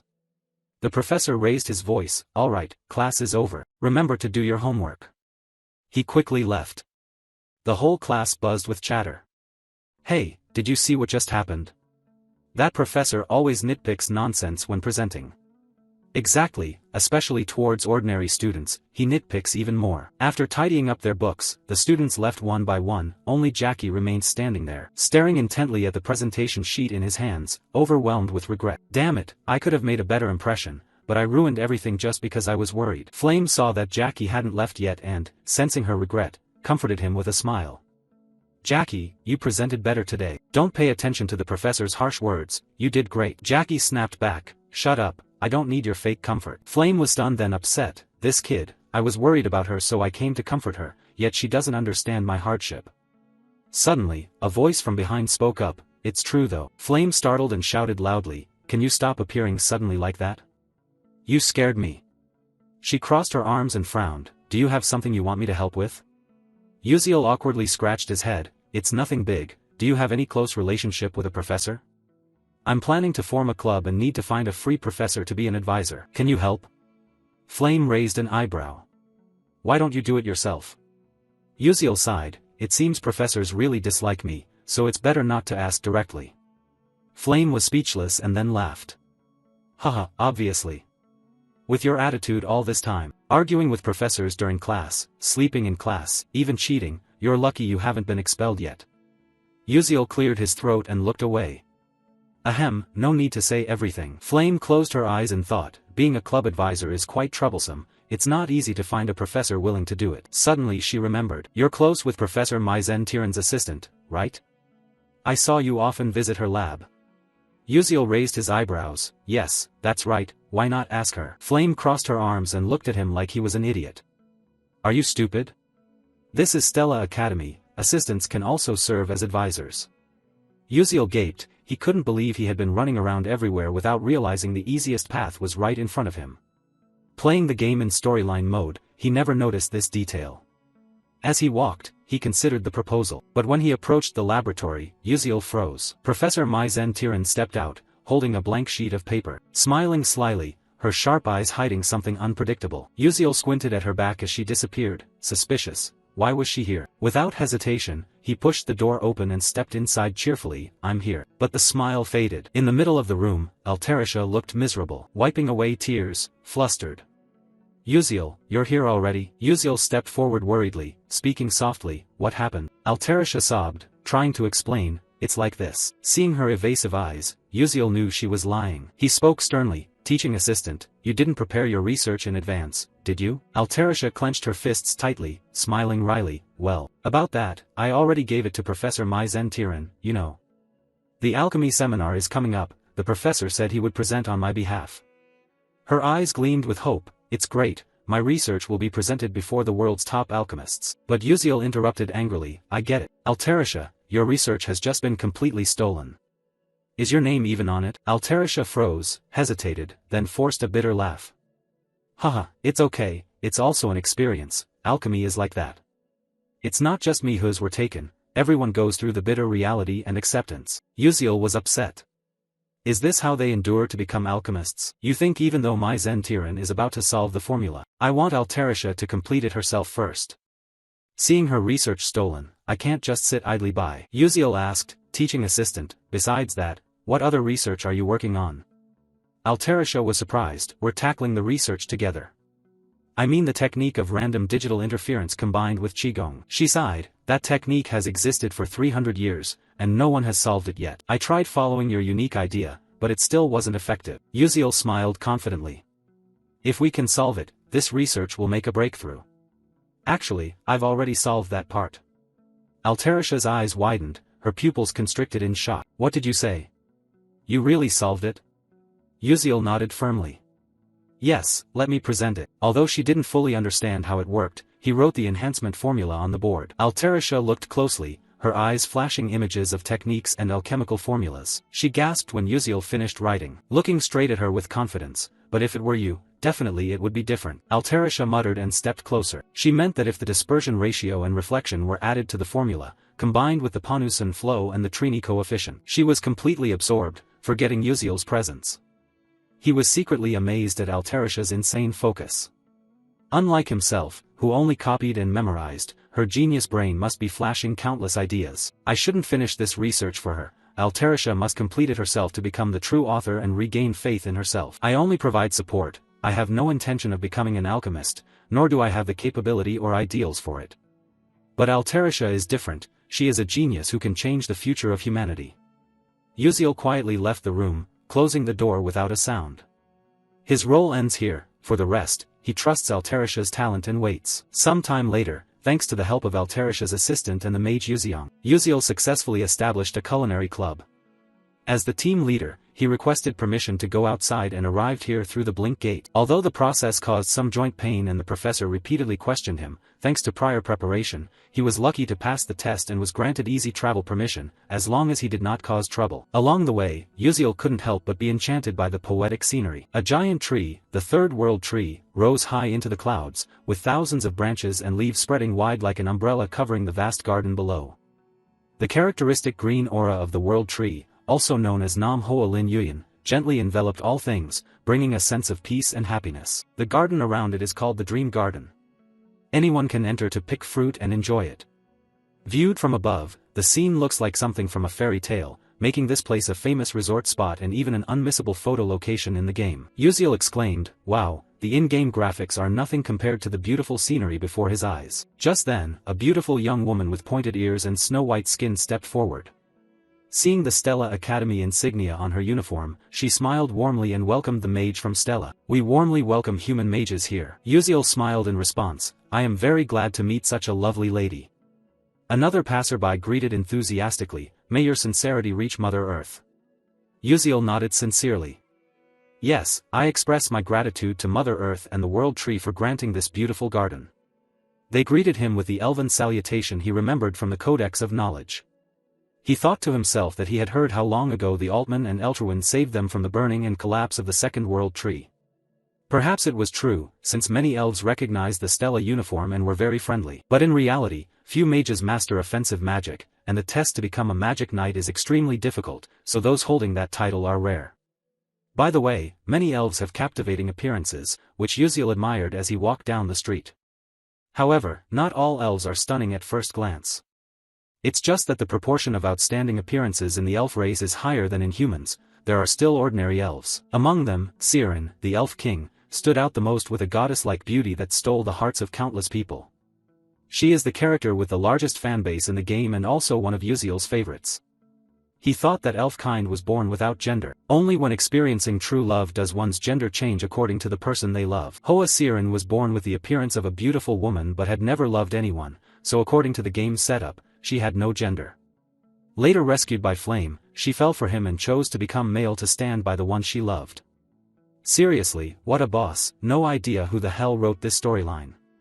No matter which content branch the player chooses, Hoa Siren never turns female, leaving male gamers both despairing and amused. Lost in memories, wandering around the world's tree outskirts, Uziel found the mysterious labyrinth in the garden of the celestial spirit Leafhunnel. He calculated that his skills had improved quite a lot. It was best to prepare for the upcoming event. He opened his inventory, took out Leafhunnel's leaf light key. Grinning, fortunately he could use it earlier than expected. He inserted the key into the rotary lock, but a message popped up. If you open this gate, other owners of the key may be alerted. Uziel flinched slightly. He'd seen this warning in the game before. The key in the game had a similar message, but many were disappointed as no special event occurred. He thought, forget her, at this point what else could possibly happen? Uziel decisively turned the key, and in an instant, the gate leading to the Garden of Celestial Spirits opened. Meanwhile, at the cradle of the Celestial Spirit Wood, where the Elf Kingdom rests atop the highest peak of the Taisaw mountain range, a magnificent yet desolate castle stood tall. Though in ruins, it strangely harmonized with the majestic nature around it. At first glance, one might mistake it for a tree amidst the vast forest. At the top of the castle, the bedroom was engulfed in darkness, with only a faint light filtering through the window slit, arousing curiosity. Could it be that sunlight never reached here? Stimulated by the light, a slender woman rose from bed, slowly walked to the window, her snow-white hair cascading like snow blossoms over the ice cypress mountain range. Gazing at the breathtaking natural scenery, her golden eyes widened, sparkling like gold, radiating brilliantly. Anyone who looked at her would lose their sanity, captivated by a beauty beyond the endurance of any sentient being. She was the fairy queen Hoa Siren, often excessively sleepy early in the morning. Even when awake, she would quietly sit by the window, watching the birds freely soaring, a feeling of unease rising within her. She didn't know when she would ever be like them, free to spread her wings. But she could not leave here. She felt truly envious. Suddenly, a strange sensation from her chest startled Hoa Siren. She raised her hand to her head, frowned, as if someone had stepped into the secret garden, the resting place of the 1,000-year-old divine Leafhunnel.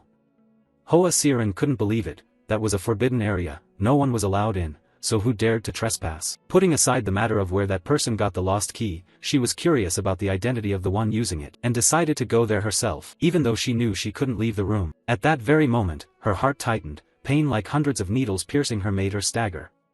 She had endured for decades without revealing her face, unable to act recklessly, fearing that a slip of the tongue might trigger a curse causing someone to go mad. She clenched her hands tightly, controlling her emotions, telling herself to wait a little longer. The World Tree's birthday was coming, and as the Fairy Queen, she had to appear before all the people. Then she would investigate who that person was. After making up her mind, Hoa Siren continued gazing out the window, sunlight caressing her face. Many reasons kept her living in this dark, secluded place. Whether sleeping or going about her daily life, she always feared someone might accidentally see her flawless, captivating profile. Turning back, Uziel had just stepped into the dungeon when a strong fragrance suddenly hit his nose, causing him to uncontrollably sneeze repeatedly. Damn it, this damn pollen. The sound attracted plant-based monsters in the root dungeon, who rushed to attack. Uziel ran for his life but couldn't keep running forever. He stopped, determined to fight. The battle was fierce, but plant-type monsters are resilient and not easy to kill. Uziel pulled out an alchemy bomb. Fire is the weakness of wood-type monsters. This is why I chose alchemy as my secondary skill. Although I can't combine gunpowder and magic like a high-level alchemist, a level 1 fire bomb is enough to handle them. He threw the fire bomb at the tree roots. Boom boom boom, the bomb exploded, and the monsters screamed in pain. Taking advantage of the moment, Uziel drew his sword, used blink to approach, quickly searching for the weak point. Without hesitation, he thrust straight into the root's head. It collapsed and vanished into nothingness. The system bell rang, congratulating him that he gained experience points. Uziel breathed a sigh of relief. At least these weak monsters gave a decent amount of points. Looking ahead, he continued the journey. The real target of this episode was right before him. There was no time to waste. The system announced that he was entering the labyrinth's boss room. The giant wooden door closed, a gentle breeze passed by, and the scene before Uziel looked like a fairy tale painting, a magical night sky, a bright full moon more splendid than Earth's moon, enveloping an endless field of flowers. Countless stars adorned the night, making it even more poetic, the moonlight shimmering on each petal like a silver layer. Uziel took a deep breath, strengthening his resolve to step toward the center of the maze. His eyes lit up, the woman praying with folded hands on the stone pillar over there. Could it be the divine deity Iphanal, the boss of this maze? The most mysterious beings in the world are divinities, phenomena when a pure soul cultivates for 10,000 years, comprehends the truth, and evolves into a new entity. Even in the world, such existences are extremely rare.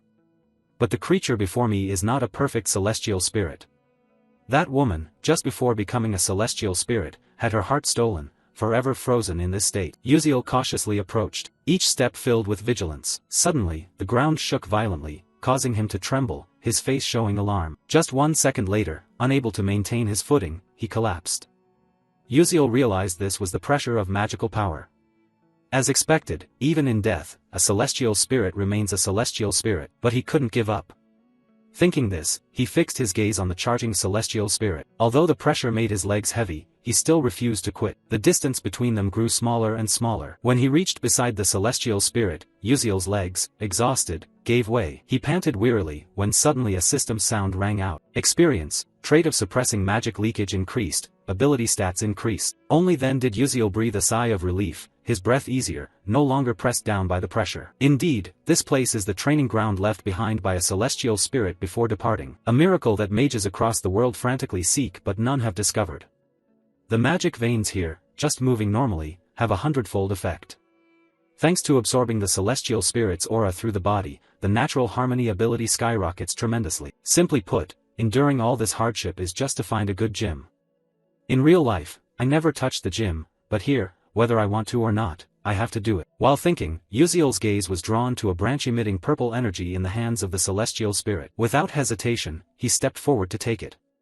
The system notified, you have acquired a special artifact, the Branch of Hatred. High grade. Description, hatred does not fade with time, it only burns fiercer. Special functions, 1. Upon first contact, causes an abnormal hatred state on the target, 2. Upon second contact, hatred explodes, dealing damage, 3. Hatred accumulates daily, storing up to 3 months maximum, 4. If the target has risk level 6 or above, damage is halved. One-time use. After reading, Uziel smiled with satisfaction. With this, I can face my Zentiran, the boss in episode 8. Having acquired the artifact, now it's time to start training. A few weeks later, thanks to diligent practice here, Uziel's stats increased significantly. Mana leak delay LV3, muscle strength plus 8%, reflex speed plus 12%, sensory sensitivity plus 20%. Sixth sense, consumes mental power to activate, detects mana phenomena within 24 meters, heightens awareness when in danger, activates automatically, mana circulation rate in blood plus 2%. Looking at the stats board, he marveled that his current stats were around mid-level 2 stars. There's still a long way to go. The main characters already have stats surpassing 4 stars. Since no one in this world teaches swordsmanship, my only option is to thrust and slash precisely through the enemy's weak points. I have to train until I can scrape bones clean, strip flesh until vomiting blood, only then stop. While training, Uziel felt his body change, something stabbing into his chest. He coughed violently, hacking, the sword falling to the ground. The system notified that you have mastered the special spirit energy breathing method. The breath skill of the celestial spirit has been acquired. Uziel's gaze was hazy, everything blurred. His eyes fluttered closed as if losing consciousness, everything dim and mysterious. Suddenly, a strange voice echoed, waking Uziel up. Hey, what are you doing? Can't you hear me? Are you pretending not to hear? I hope you really are. Do you hear me? Answer me, I'm waiting here. Uziel jolted awake, what the hell is this? The sound came again. The voice continued, hey, you heard me, right? Regaining composure, Uziel turned and murmured, are you the celestial spirit Leafhanel? A big question mark appeared in his mind. Did celestial spirit Leafhanel just start talking to him? Astonished, he exclaimed, what's this, a talking corpse? The irritated celestial spirit said, I'm not dead yet, you vile human. Uziel was still stunned. What the, how can you speak? The celestial spirit replied, I've been talking all along, it's just that your ears were deaf so you didn't hear. Why didn't you hear before but hear now? Ah, it must be because you're starting to be like me. Just now you were breathing the same breathing technique as mine. The more he listened, the more confused Uziel became. Thinking back, just now there was a notification that he had acquired a skill. The system currently displays information. Celestial Spirit Breath LV1 skill, merging with nature through Celestial Spirit Respiration, greatly increasing the circulation ratio of demonic energy in the blood.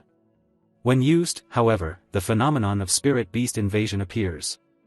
Effect 1, power increases by 107%, 2, reaction speed increases by 125%, 3, sensory perception increases by 147%, 4, endurance increases by 101%. Maximum duration is 15 seconds, invasion level at 1%. Uziel silently rejoiced, what is this? This skill is so overpowered. Though short-lived, the stats spike to the level of a 4-star rank. Wait. What does Spirit Beast Invasion mean? It means I will lose my human body. The Spirit Beast maintains form through magical power, but with a physique like mine that leaks magical energy, losing the body means death. This skill shortens lifespan the more I use it, He reminded himself to stay positive. After all, this is a useful skill in an emergency situation. After the silence so far, the celestial spirit spoke. Strange, this is the second time a human has exhaled celestial spirit breath. You resemble that person. Presence so faint it's hard to detect, body devoid of demonic energy as if not existing in this world. Uziel was surprised. Who was that person? The celestial spirit continued, he also wielded a sword like you, severing magic, even cutting through celestial spirits.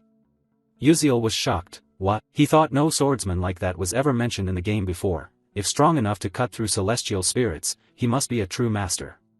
He asked, can I meet that person? The heavenly spirit said harshly, no, the disciple of the ancient archmage already killed him.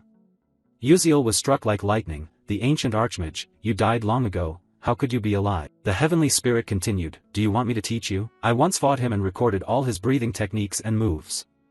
Uziel was half believing, really? The heavenly spirit added, but there's a condition, I cannot leave here, nor speak to anyone else, because I am as good as dead. Find my heart for me, help save me and bring me back to life. Just as expected, Uziel was straightforward and said, sorry, with my current power, I cannot take the heart of another heavenly spirit. After some thought, the heavenly spirit reluctantly said, it doesn't have to be a heavenly spirit's heart, just a pure heart of a divine beast. Uziel was confused, if you use a divine beast's heart, you will lose most of your strength. The heavenly spirit replied, that's okay, it's better than being trapped here forever, living alone all my life. Hearing that, Uziel thought that both sides would benefit.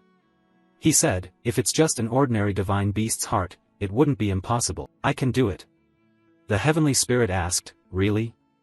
Uziel told himself, the reason I'm cultivating here is to prepare for an upcoming summoning contract ritual, where I will meet countless divine beasts.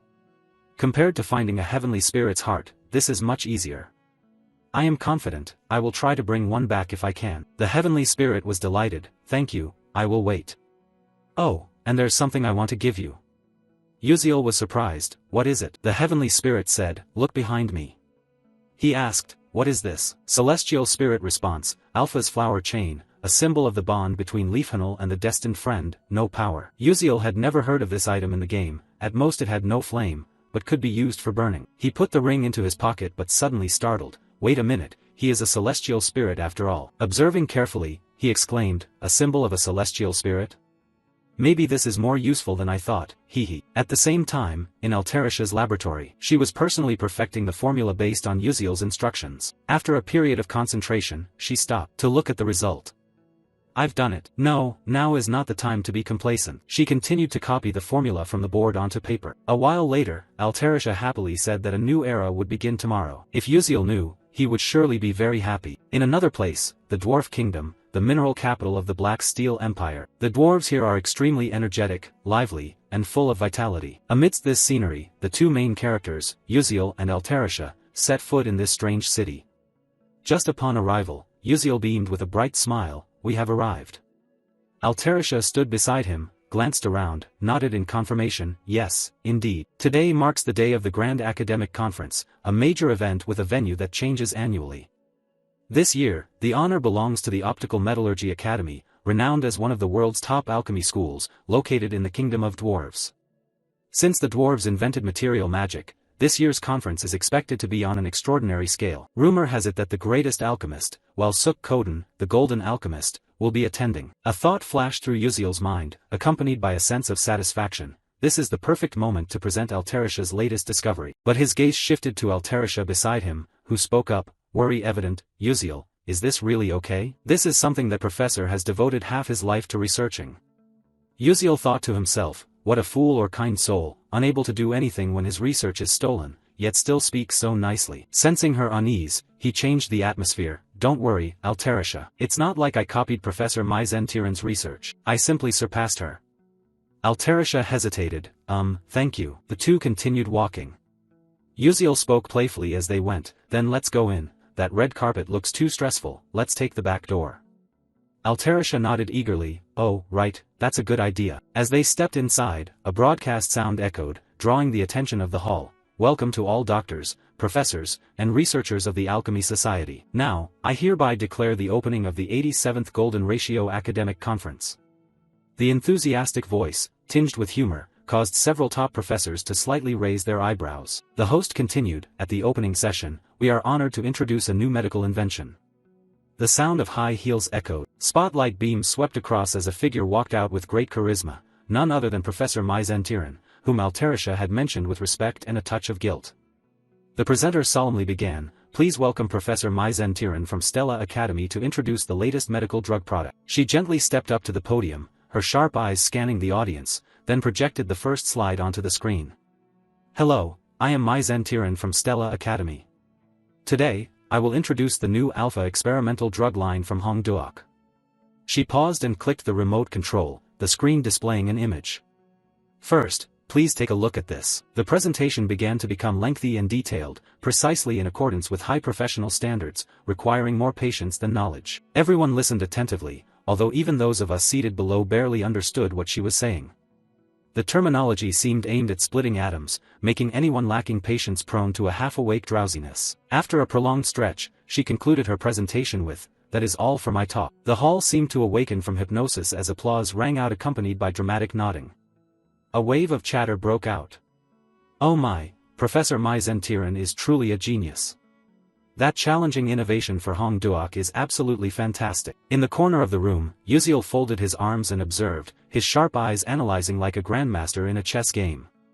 He thought, talking about Alterisha's thesis as if she herself created it, quite convincing, but the joke was only just beginning. There were many ways to retaliate, and now the main course was about to be served. Just as he thought, the main course was laid out. Another character stepped forward, Alterisha from Stella Academy. The atmosphere fell silent as Alterisha stepped lightly onto the stage, standing exactly where Myzentiran had just left. She looked at the audience, took a deep breath, and began, hello, it's a pleasure to meet you all. I am Alterisha, an alchemist from Stella Academy, but no one paid much attention. The audience whispered like patrons at a street tea stall. Hey, is she from the pharmaceutical company? I really loved Professor Mazen's cell regeneration extraction, absolutely fantastic. Amid the noisy waves, only Uziel focused intently on every word Alterisha said. She hesitated slightly but continued. The topic I am presenting today is... At that moment, a faint smile appeared on Uziel's lips as if he knew what was about to happen. Alterisha's next sentence silenced the hall completely.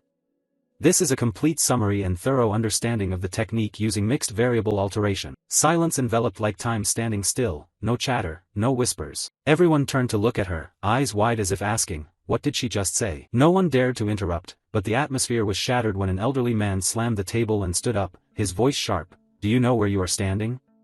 The auditorium trembled, all eyes turning to Alterisha. Under the pressure, she was slightly flustered, stammering but maintaining her composure. Yes, of course I know this is a wonderful and honored position, especially for someone like me. Her response was humble yet resolute, but the professor was relentless. Then explain clearly what the spell you just cast means. Alterisha gently pressed her hand to her chest, calming herself. She took a deep breath, looked directly into the expectant eyes, and said, "Please understand it from the perspective of an alchemist." The auditorium erupted like a broken hornet's nest, murmurs spreading. The incantation to transmute variables, impossible, for the principles of magic and alchemy cannot be combined. Indeed, for 3 million years, no one has resolved the contradiction between those two. A renowned professor sitting in the front row, with white hair and deep-set eyes, raised his hand to his mouth and cleared his throat to steady himself. The tense atmosphere was broken when the moderator's voice rang out like a bell to relieve the stress. "Please keep order and allow the speaker to finish." But then another deep, authoritative voice rose. "If you think it's impossible just because many have failed, then how can you call yourselves alchemists?" Everything fell silent. The voice belonged to the man wearing a white robe trimmed with gold, his hair softly curled with a golden sheen, a legendary golden alchemist, Suk Koden. He smiled as he stepped forward. "I have been eagerly awaiting what you are about to present. I want to see the truth hidden within the magic that everyone has long believed impossible." He raised his hand to encourage her. "Come now, brave little girl, share your discovery with us." Altarisha stood as if petrified, a rosy blush spreading over her cheeks, her eyes shining with gratitude and emotion. She gently bowed her head and whispered, "Thank you, sir." A shout like thunder struck through the hall, leaving it utterly silent. None other than Professor Mai Zentiran, his gaze as sour as if he had just tasted vinegar, gnashed his teeth as if he wanted to bite the microphone to pieces. Before Altarisha's assistant presentation began, "I have a question regarding the thesis being discussed," the audience murmured. Suk Koden tilted his head, his eyes sharp as laser beams. "What do you mean?" Mai Zentiran spun sharply to face Altarisha, his voice slicing through the air clearly. "I suspect plagiarism." The entire hall seemed to explode with rapid whispers and chatter. Good heavens, plagiarism? The most serious accusation in academic circles. Suk Koden burst out laughing, a laugh half amused, half as if ready to sue someone. "How ridiculous! Do you know what happens if you accuse plagiarism without evidence?" Mai Zentiran replied, "Of course I know." He stepped close to Altarisha, spreading arms like performing magic. "As everyone knows, the interleaving algorithm for mixed variables has 5 unsolved problems. Only when all 5 are solved can alchemy and magic harmonize. Until now, our academy has only solved 2, and even those answers are incomplete." Uziel folded his arms and listened attentively, eyes narrowing. Mai Zentiran continued proudly. "But I, Professor Mai Zentiran, have solved 4 out of 5 problems, and the assistant standing here is my assistant." The auditorium buzzed with excitement. Someone whispered amidst the noise, "If this thesis is indeed..." Mai Zentiran raised her hand to interrupt. "That's right, this thesis is definitely mine." She tilted her head with a challenging smile. "Even if my assistant accidentally solved the 5th problem, so what?" Mai Zentiran's gaze was like an icy dagger piercing Altarisha, sharp and cold. Her face curled into a triumphant smile. Bitter thoughts echoed in her mind. "Altarisha, you insolent brat. You are a genius, I do not deny that. But so what, this will be where you end." "Fool, talent means nothing if no one recognizes it. Your talent will forever belong to me." Mai Zentiran leaned close to Altarisha, face to face, voice like a judgment bell. "So, Assistant Altarisha, do you dare affirm that you have solved the remaining 4 problems?" The hall fell silent. Altarisha froze, eyes wavering, took a step back, heart pounding. "I knew it, this would happen. My hair is about to turn gray. Oh God, what should I do?" But a voice like a breeze whispered in her mind. "If you ever feel troubled being alone, call me over." Altarisha's eyes opened wide, glowing brightly. Fear vanished like rain erased by sunlight. She inhaled deeply, lips pressed tightly together, curling into a calm smile. Her right hand slowly rose. "I have a request, I want to invite a co-author up here." The auditorium erupted as if bombed, a loud murmur spread. "What, a co-author?" Suk Koden raised his eyebrows in surprise. "Who is that person?" Altarisha lowered her hand, her gaze directed toward the audience, pointing directly at a young man in the sea of people. "My co-author is Uziel." Uziel almost toppled backward, mouth agape, eyes wide as if his brain had just powered down. "Co-author, I only contributed a few ideas, right?" "No, wait, how am I supposed to react now?" After Altarisha introduced him as the co-author, Professor Mai Zentiran also looked toward Uziel, and then he took his steps forward, gradually approaching the podium. The crowd's chatter mixed in too. "How ridiculous, such a young student here, really. I don't think anything will actually change other than disputes spoken aloud." Golden Alchemist Professor Suk Koden showed some interest, folding his arms eagerly.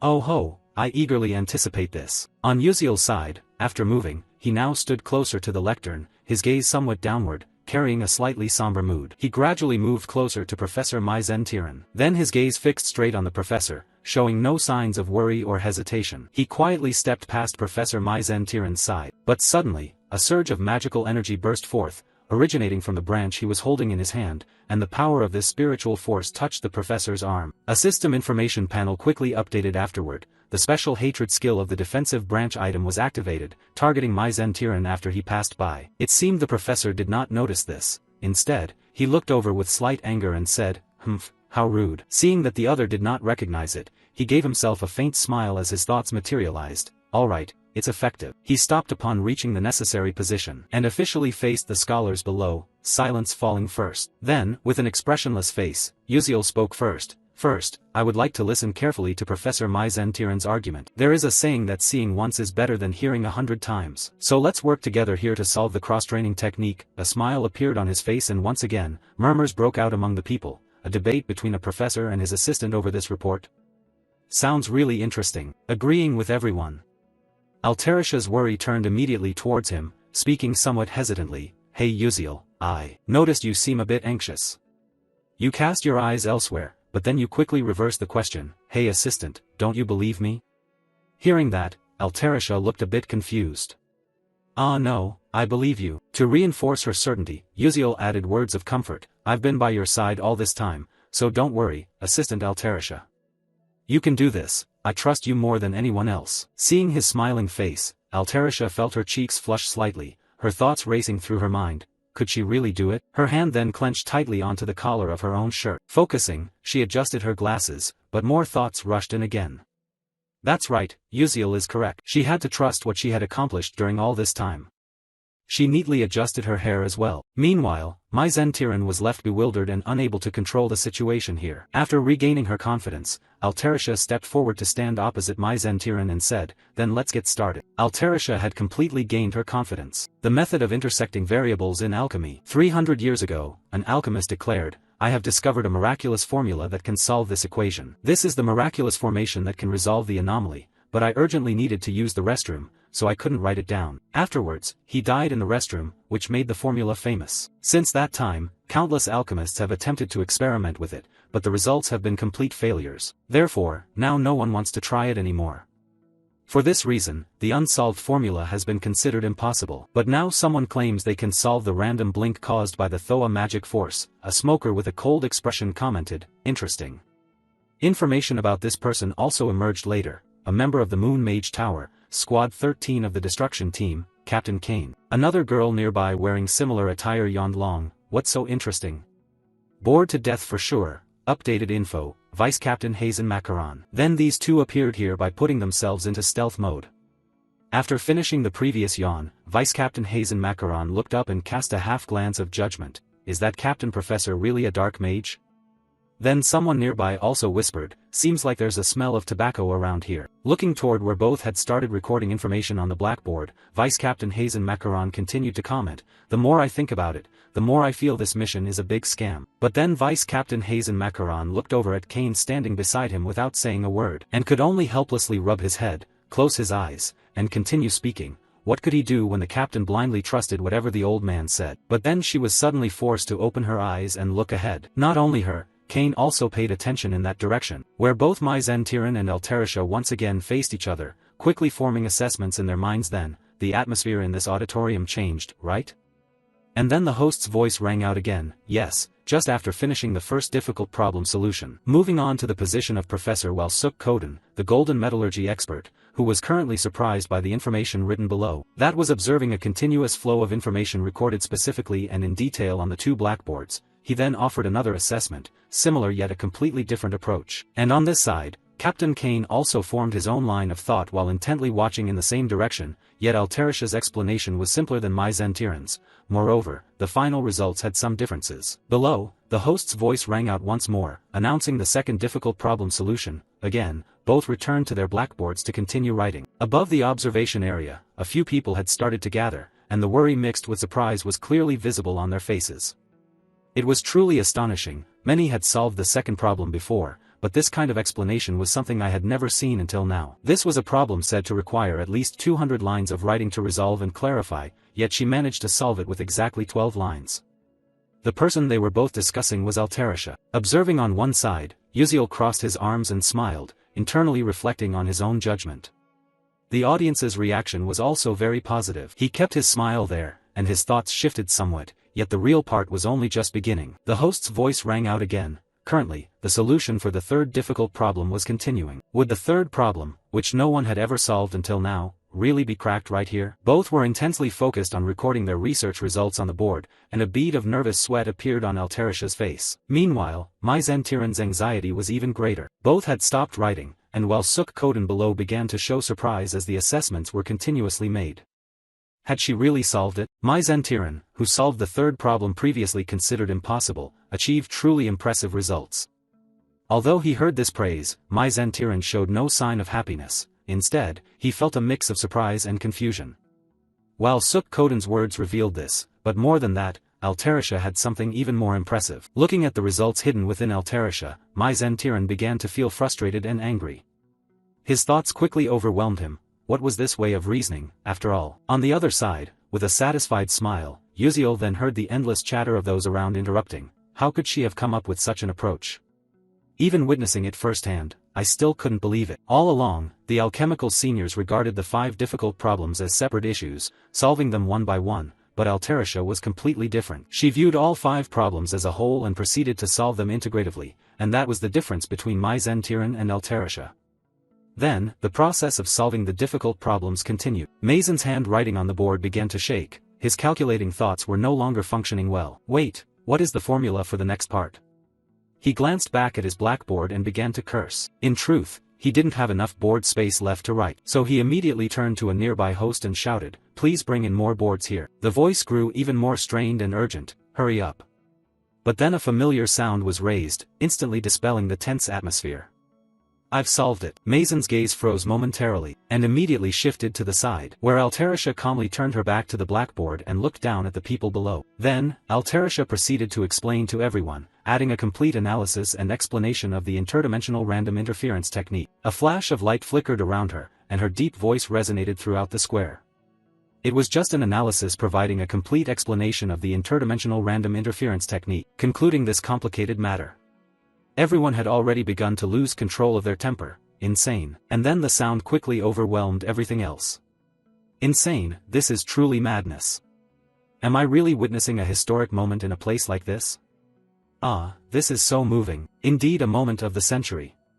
Altarisha, hearing these words from below, felt pleased, and with that came a growing confidence in her mind. I did it. She then turned toward Uziel, standing not far away, and added new thoughts. Thank you, Uziel. This is all thanks to you. Her smile remained, but another voice appeared, Altarisha. Opposite her now was the darkness emanating from Mai Zentiran. Altarisha looked over with deep concern. Professor. Uziel's footsteps immediately moved to stand beside Altarisha. Then an arm was raised and the magical energy emanating from Mai Zen became increasingly visible. Something was off in the voice Altarisha instantly produced, and then some kind of confession was revealed. How much longer do you intend to make me sad? You stole the thesis, then edited it, and forged it as your own. Does that make you happy? Uziel stepped forward one pace, shielding Altarisha from behind. His eyes showed no emotion as thoughts quickly formed in his mind. Was she trying to become a dark magician permanently? Although earlier than expected, that might actually be better. Not only that, looking at Mai Zen before him, he gave himself new contemplation. If she became a dark magician in front of everyone now, the surges of anger would be uncontrollable. She repeated every word Altarisha said. Altarisha's eyes finally showed resentment. She tried to regain calm by biting her lip, carrying the accumulation of emotions up till now. Altarisha suddenly shouted loudly, I told you to admit it already. Confidence returned to her. On that momentum, Altarisha spoke clearly, my thesis is even better than the professor's. Wasn't the presentation just now enough? How much more do you have to steal from my thesis before you're satisfied? Upon hearing this from her, the audience as well as the scientists began to be surprised and started exchanging remarks among themselves. So the thesis about the red medicine earlier was from that assistant, no wonder. Not confident for long, Altarisha had to let herself tremble a bit. Professor. Once again she erupted her emotions, her voice rising louder than before. The professor is even more foolish than I am. Hearing this, Uziel's expression began to show bewilderment. looking over at the woman standing beside her. This feeling quickly spread to where Kane and Hazen Macaron were standing on the other side. And finally, it was Mai Zen who was now regarded as the new focal point. To dispel this slightly awkward atmosphere, while Suk Koden spoke up, breaking the tension. Ha! Then he crossed his arms and laughed heartily. Ha ha ha, this is truly interesting. Today's symposium is really fascinating. At this moment, Mai Zen was startled and returned to reality. A dazed feeling mixed with his voice as he realized a small trace of demonic aura had been revealed. What? Then he looked back at his slightly trembling hands. What did I just do? That thought rapidly replaced the others. This is dangerous. Knowing where all this started, Mai Zen directed his anger and gaze to one side. His steps hurried and purposeful as he approached Altarisha, embodying a clear threat. Altarisha, how dare you do that? She was surprised and timid again, but then this surprise was quickly replaced. When she saw a familiar figure blocking the way ahead, it was none other than Uziel. His voice sounded slowly, Professor Mai Zen, now please take another look at the situation. Following that voice, Maizen's face froze in place, and then gradually fell into a state of bewilderment, questioning life. All the while she had to endure an invisible pressure as countless glances from those below were casting unfavorable feelings toward her. The alchemist sat silently waiting for this outcome. Mai Zen then turned sideways and began to speak. No, that's not it. The climax of this was when she raised her hand to her chest and spoke in a noticeably higher pitch. That girl stole my thesis. Those below heard everything and could assess what the real situation was. While Suk Koden remained silent, take her outside. Someone quickly responded, yes. After those words, the order was executed. 2 monitoring spirits stepped forward and took Mai Zen to one side.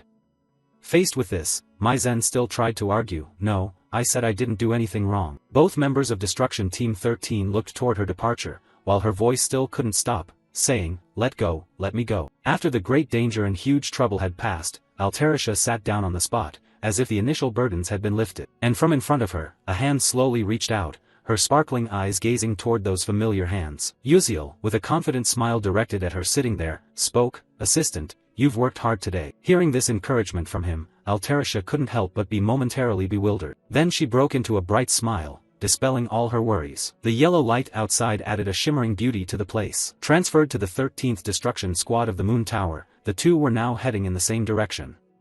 Hazen closed his eyes and spoke, but ultimately gained nothing. Hearing her say there was no beginning or end but there was a middle, Kane grasped the point and added, so if the emotions explode to that extent, there must be signs already.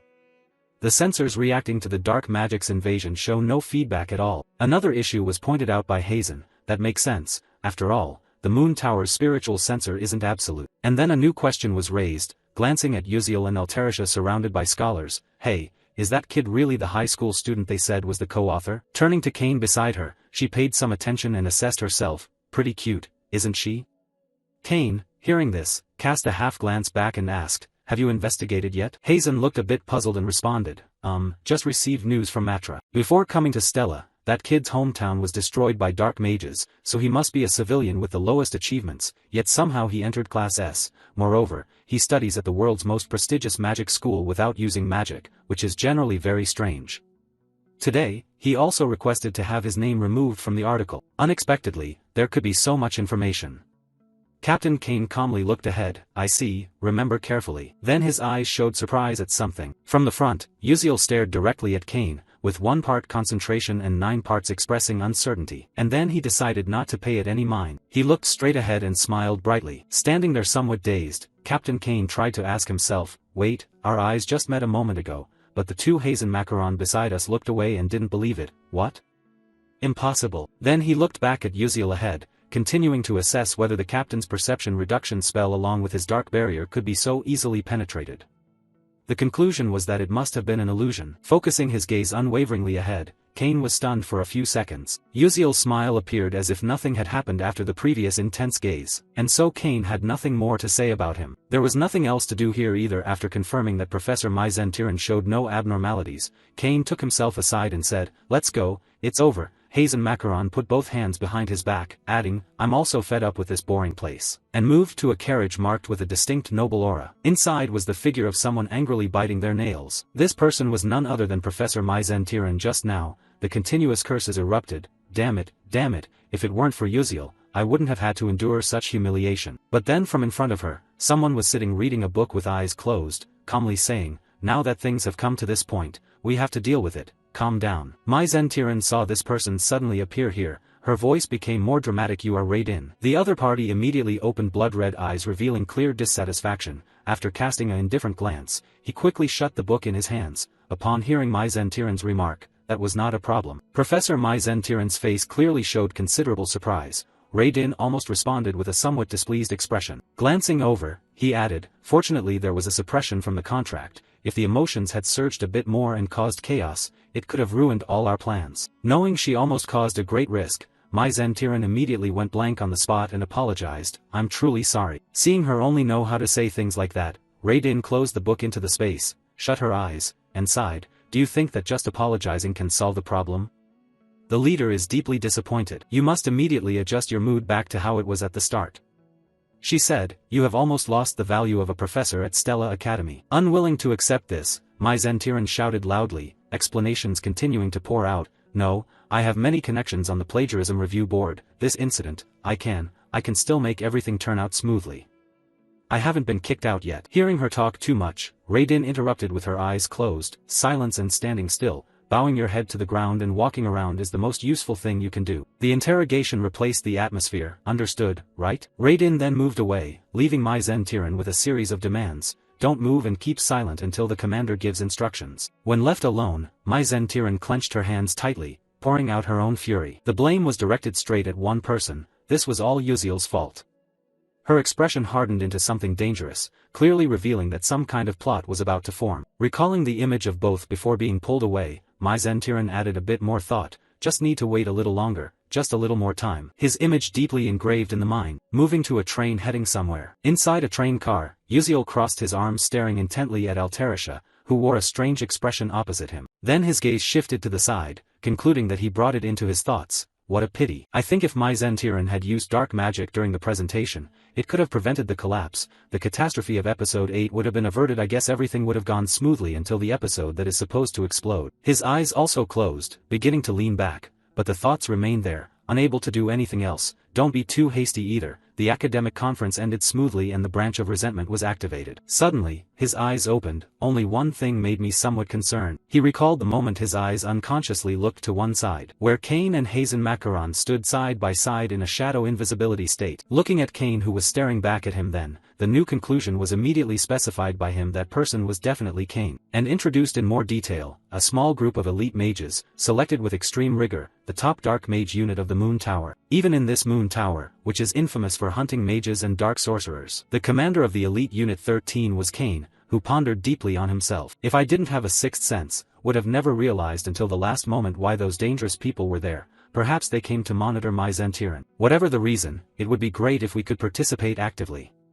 Just thinking this, he unconsciously noticed Altarisha, who looked drowsy as if she had just woken up. The old story continued through a new one. I apologize, but could you spare a moment? No sooner had the words finished than someone appeared near Altarisha, and the question she voiced was full of surprise. Pass it over. Who is it? Before she could hear the other introduce themselves, she was taken aback herself. Could you possibly be? The person opposite appeared dressed in a white suit with the distinctive ears of the elf tribe, holding his hat. As he opened it with a slightly cheerful expression, he began to speak. Then, very pleased to meet everyone, the character's information appeared along with the chairman of the Nebula Corporation, Melian. As the episodes of the game progress, the worldview will gradually expand, and as the main character Flame matures, naturally many other characters will become targets, among whom is the one known as the Heart of the Southern Lower Moon Plains. Chairman of the Nebula Corporation Melian. Thanks to placing the fateful golden ratio point of his life, he was destined to be the richest man in the world. Although he was over 50 and had a daughter, he remained a target for many people, not because he was rich or handsome, but because of his daughter. The antagonist Jeriel, who is also closely related to the high-ranking elf Jeriel. True to her title as the female antagonist who tormented the main character through several episodes, players became furious and found ways to torment Jeriel as much as possible by targeting the person she loved most, her father, Melian, marrying him and destroying the family. After that somewhat lengthy introduction, Yuziel sighed wearily but did not forget to summarize a few thoughts. It sounded like a joke, but everyone was excited about this dramatic development. Continuing the story, he looked ahead with a half-indifferent gaze.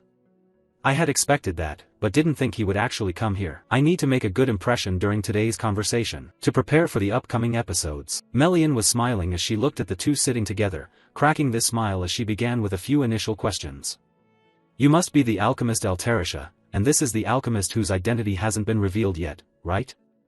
Oh, if you don't mind, may I ask your name? He had thought ahead on this side. I knew this in advance, but the question was really clever.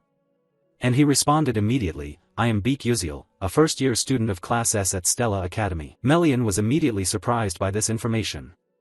Oh, so you are a trainee from Stella Academy, very pleased to meet you. As he slipped his hand inside his coat, Melian closed her eyes and added, the reason I came to see you too is. A carefully prepared document was presented before the two. The explanation clarified what it was. To propose an exclusive alchemy contract for Altarisha's spell techniques to the Nebula Trade Guild. Of course, the terms would be very generous. Would you like to take a look at the contract? His expression showed no surprise at this, but Altarisha was the one more surprised. Just holding it in her hand trembled slightly, and according to the document, it trembled too. As soon as she opened it, her eyes brightened continuously, her voice excitedly expressed, this includes unlimited support for materials and technicians. I've never seen such a sum before. A few thoughts quickly formed. With these conditions, I can create and release inventions I've always dreamed of. Uziel would surely like this too. Her gaze shifted toward him, but he seemed dazed, not understanding what his intention was. Altarisha hesitated a little after seeing his reaction, and then an idea turned toward Melian, adding, excuse me, could you give me a little more time to think it over? Knowing that something still wasn't quite right, Melian immediately added to her words while she was holding and examining the paper, the conditions still weren't sufficient, were they? If she had any requests, she should just say them. But Altarisha quickly interrupted, no, that's not it at all, the conditions are not only sufficient but even excessive, it's just that I need to discuss it with the co-author of this technique. Uziel, sitting beside them, was also surprised by her words. He couldn't believe he was the reason for this important issue. A look of bewilderment appeared on his face. Having heard that from her before, Melian chuckled somewhat wryly and thought, is that so? I had assumed the co-author was just a figure of speech, but it turns out not to be the case. Looking at the two people opposite him smiling brightly, he thought to himself that he didn't need to pay attention to her. How could that be? At the age of just a teenager, to already be able to help resolve a long-standing issue of over 300 years must surely mean he was an extraordinary genius. Melian raised his hand forward to ask, do you want to take a look at the contract? After all, no matter what, he was still just a student. Following the suggestion, Uziel also took the paper and studied it carefully, confirming Melian's continued reasoning. With these conditions, it certainly couldn't be refused. His face still smiling, he immediately gave his answer, I must decline. Unexpectedly, this could happen. Melian's expression became utterly bewildered as she looked across at the man sitting opposite, and the major doubts raised. Could you please tell me the reason? If the conditions are not satisfactory, I will immediately make corrections. He stopped speaking there, staring straight ahead. His thoughts unraveled every issue. Signing an exclusive contract with the Nebula Trade Association, the largest trade guild in the world, was certainly a good move. But although Melian is an excellent businessman, he is extremely stubborn by nature and unwilling to lose anything if this technique were bound under his control. Only cheap items can be mass-produced, limiting the diversity, individuality, and overall performance of the equipment. Moreover, because of the excessive monopoly, many mages will not be able to access these devices, and technological development will become biased towards commerce, allowing those black mages to catch up technologically. In fact, I've seen players choose this storyline branch just to earn money, but the outcome is always a sad one. From those inferences emerged a new issue he raised, unrelated to the conditions. I simply do not want to sign an exclusive contract. Melian then hesitated a bit and said, so you mean, holding the paper in his hand, his face showing no clear expression. He added that this technology, a fusion of magical studies and alchemy, will have a tremendous impact not only on daily life but also on the crafting of equipment for mages. We hope that more mages will use these new pieces of equipment. Upon hearing all this from him, Melian offered a few confirming remarks. You have great dreams and ambitions. Having big aspirations is a good thing, but to realize those wonderful dreams, money is essential. He immediately responded, as it happens, I have just concluded negotiations with a series of investors, and one of them is Chairman Melian himself. And as if understanding his point, Melian posed an important question. So, do you intend to sign contracts with those people and with me at the same time?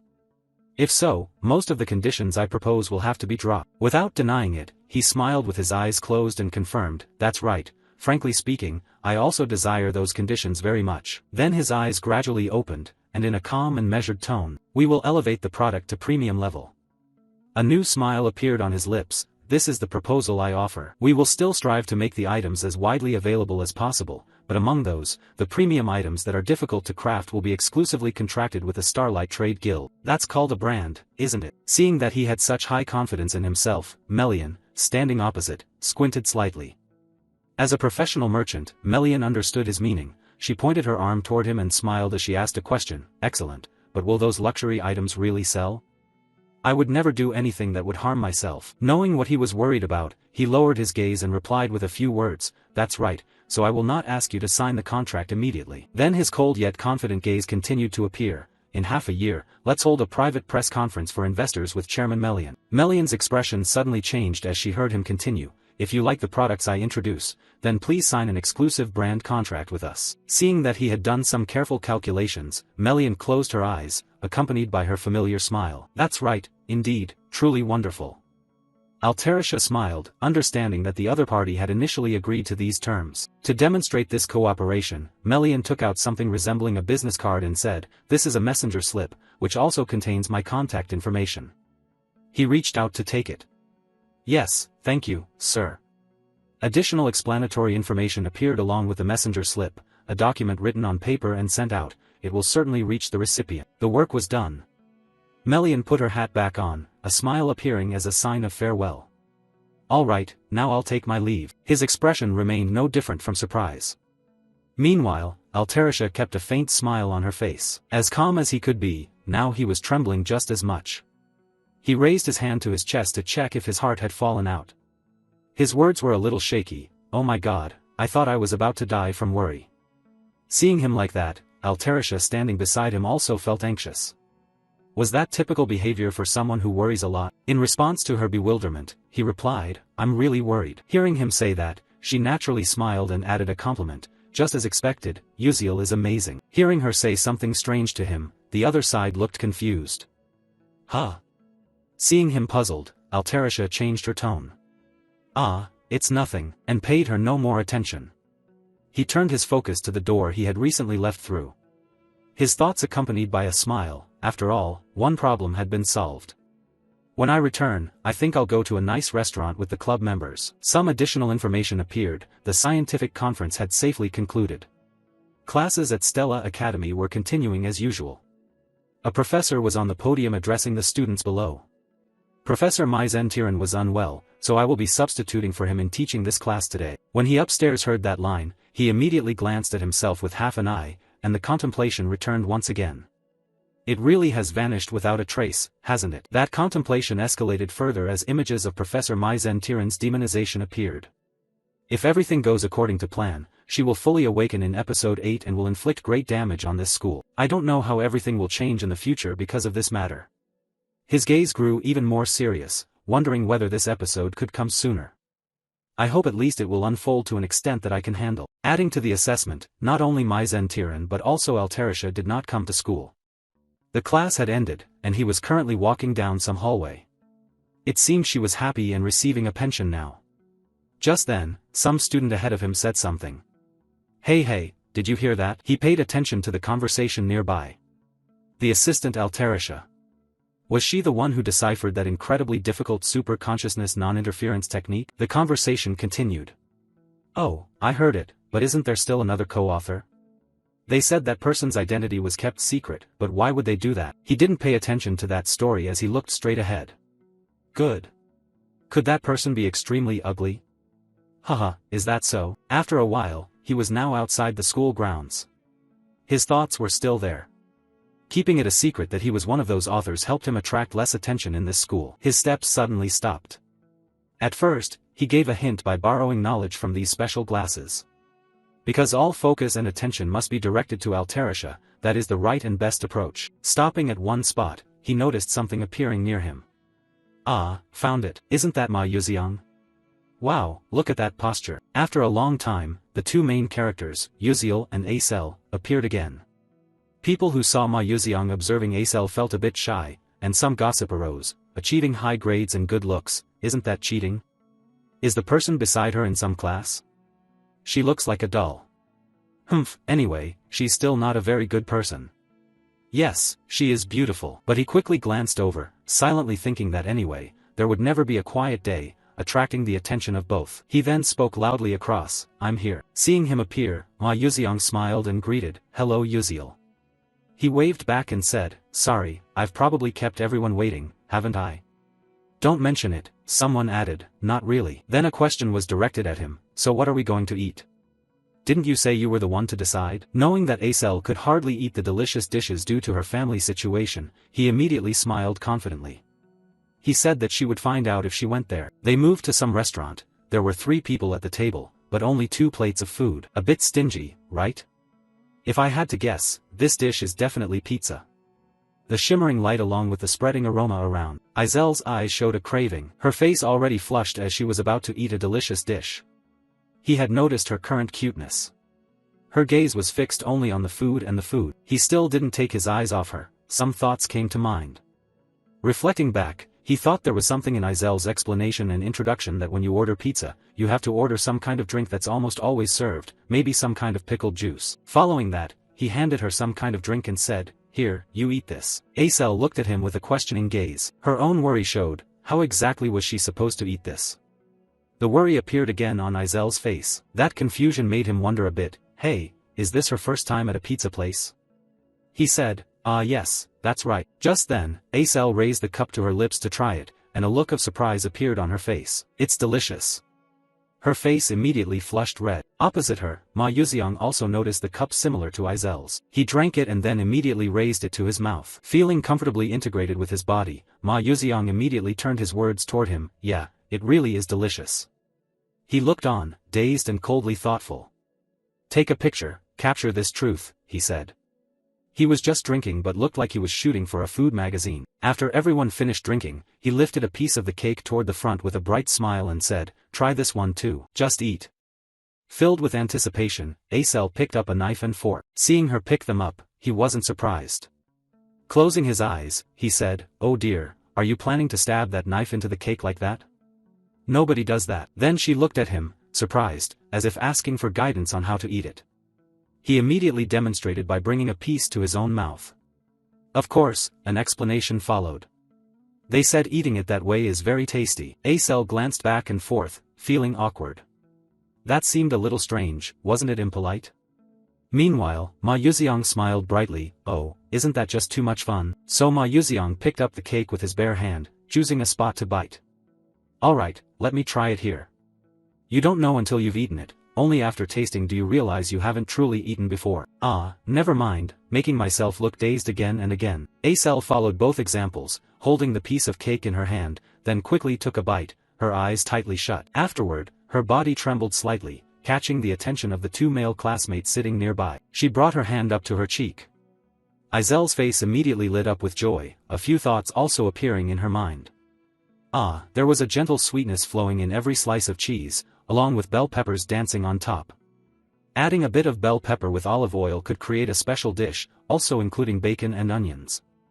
They seemed to be dancing together to create a symphony. Seeing her so cheerful, the guy beside her asked, "So, do you think it tastes good?" While eating, hearing him say that surprised Acel a little. But then she glanced back at the slice of cake in her hand, blushing slightly, and said, "Yeah, it really is delicious." Both men then looked at her and smiled softly. Then a few suggestions and exchanges were added. "From now on, let's come to this place to eat regularly.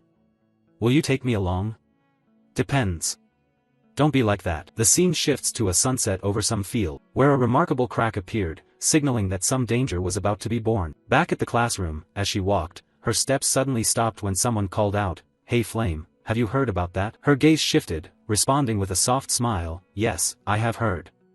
The female trainee looked a bit flustered. "Oh, really?" She spoke and quickly left. "See you later." Flame watched the figure disappear and then stood silently in place, sighing deeply. I guess she came to talk about the rumor concerning Assistant Altarisha solving the interference enchantment formula, but as far as I know, it was all created by Yuziel. His image appeared in her mind, sparking a new line of thought. But how did he solve that formula?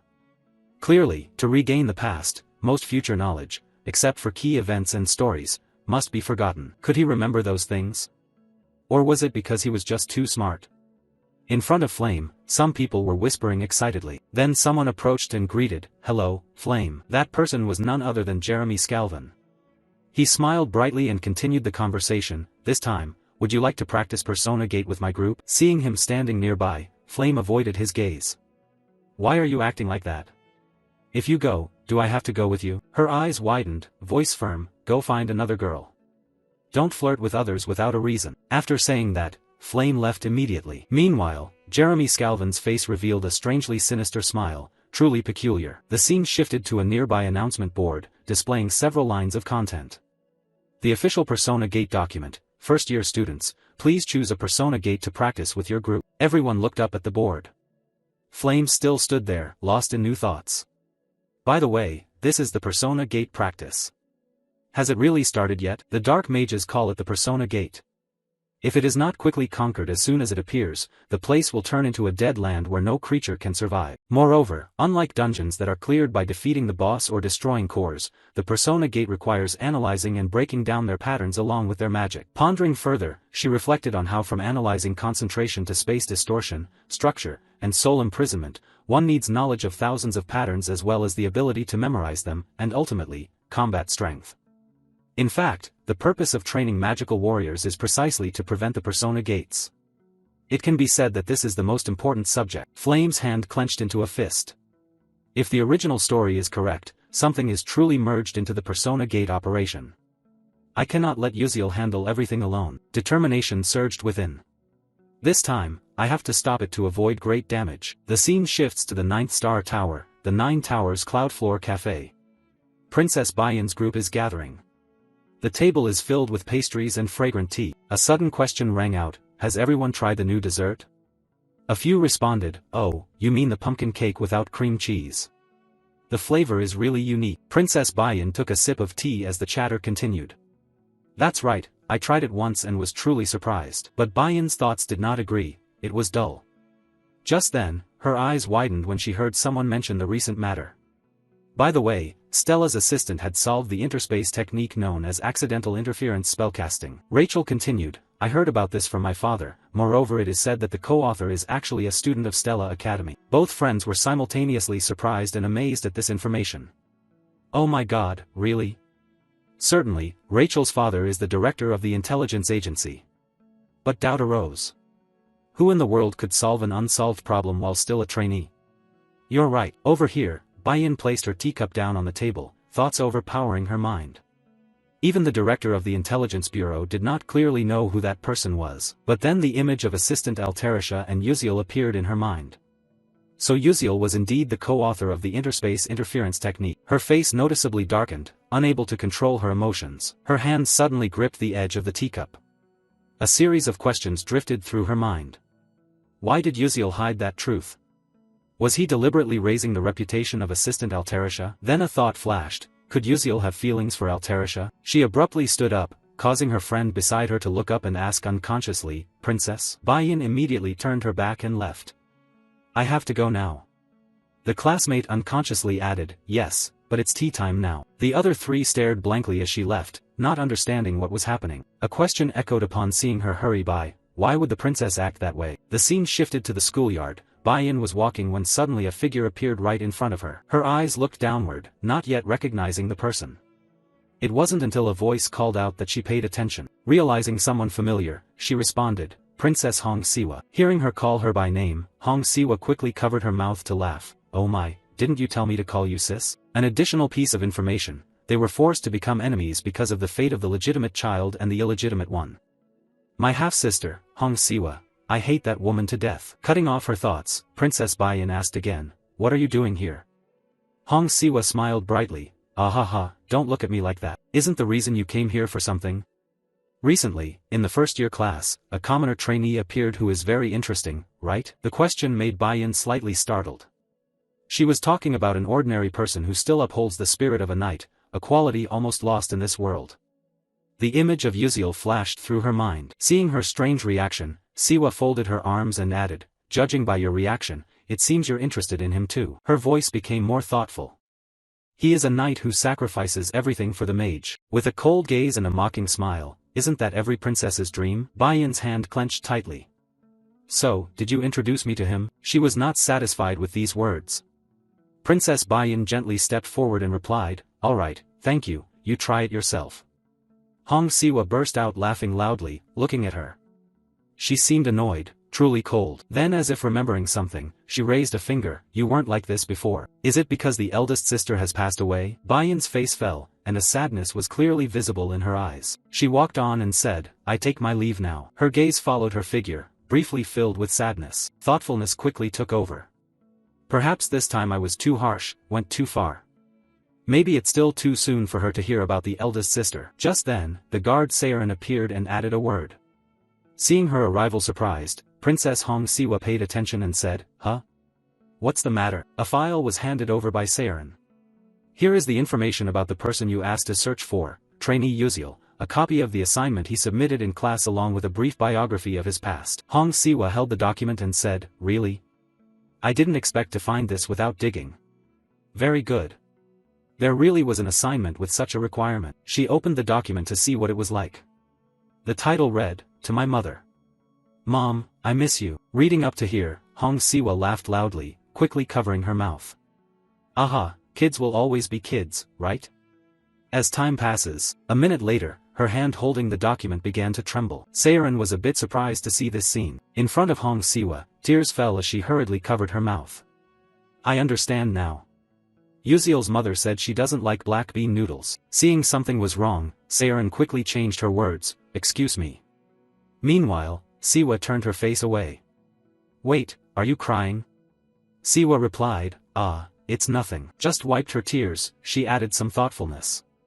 She had never deeply considered poverty. He lived in that situation yet still maintained the spirit of a knight. Her eyes drooped. Yuziel's hometown was invaded by dark mages, wasn't it? Then she smiled, I'm sorry, Bayan. But I'm getting more and more curious about Yuziel. Scene change, the last day of training had arrived. The trainees gathered on the grass. A professor stepped out to explain, From now on we will begin the Persona Gate training course for first-year trainees. Please enter the gates according to this arrangement. Yuziel stood in a corner amidst the rustling sounds. It was just like in the textbooks. I was a little worried. Thinking further, so finally it begins. Before all the upcoming events, starting with a new thought stream linked to my system board as a reward for completing the academic presentation. We can also activate the gate analysis function from these classes. I have trained in Leafhanel's garden and enhanced my abilities, so that's enough. Your information displays clearly. His face was pensive, eyes revealing deep thought. At this moment the teacher standing nearby pointed towards the gate and signaled, Students entering gate C7 please proceed this way. Flame standing next to Yuziel responded succinctly, Yes. The attraction in her voice made him inadvertently turn to look. Not only that, others also appeared, including Princess Bayan and Acel. Deep in thought, he wondered, so these are the people who are accompanying me. This Persona Portal practice session will be conducted in groups of 4 to 18 people. The important thing is to cooperate to overcome the challenge. His eyes still did not leave the group. First-year students at Stella Academy with average skill at level 2 will not easily conquer the Persona Portal prepared with 3 risks in the very first real mission. A concern arose. The C7 Persona Portal where the event takes place can hold a maximum of 16 people. It's unfortunate that Hei Wanriang isn't here. He thought, but with Flame, Bayan and Acel, they should not fail to conquer this portal. His steps moved forward. After all, he didn't need to participate in the strategy to defeat the final boss. The portal appeared right before his eyes. All he needed was the hidden reward. Saying that, he stepped into the portal, which then took him to another place. Yuziel's face showed a brief surprise. A new information board appeared, welcoming him to the Ihiran Ball. A golden sparkling square unfolded before his eyes, with people beginning to gather on the large carpet at the center. Bayan's group quickly entered this area, similar to Yuziel.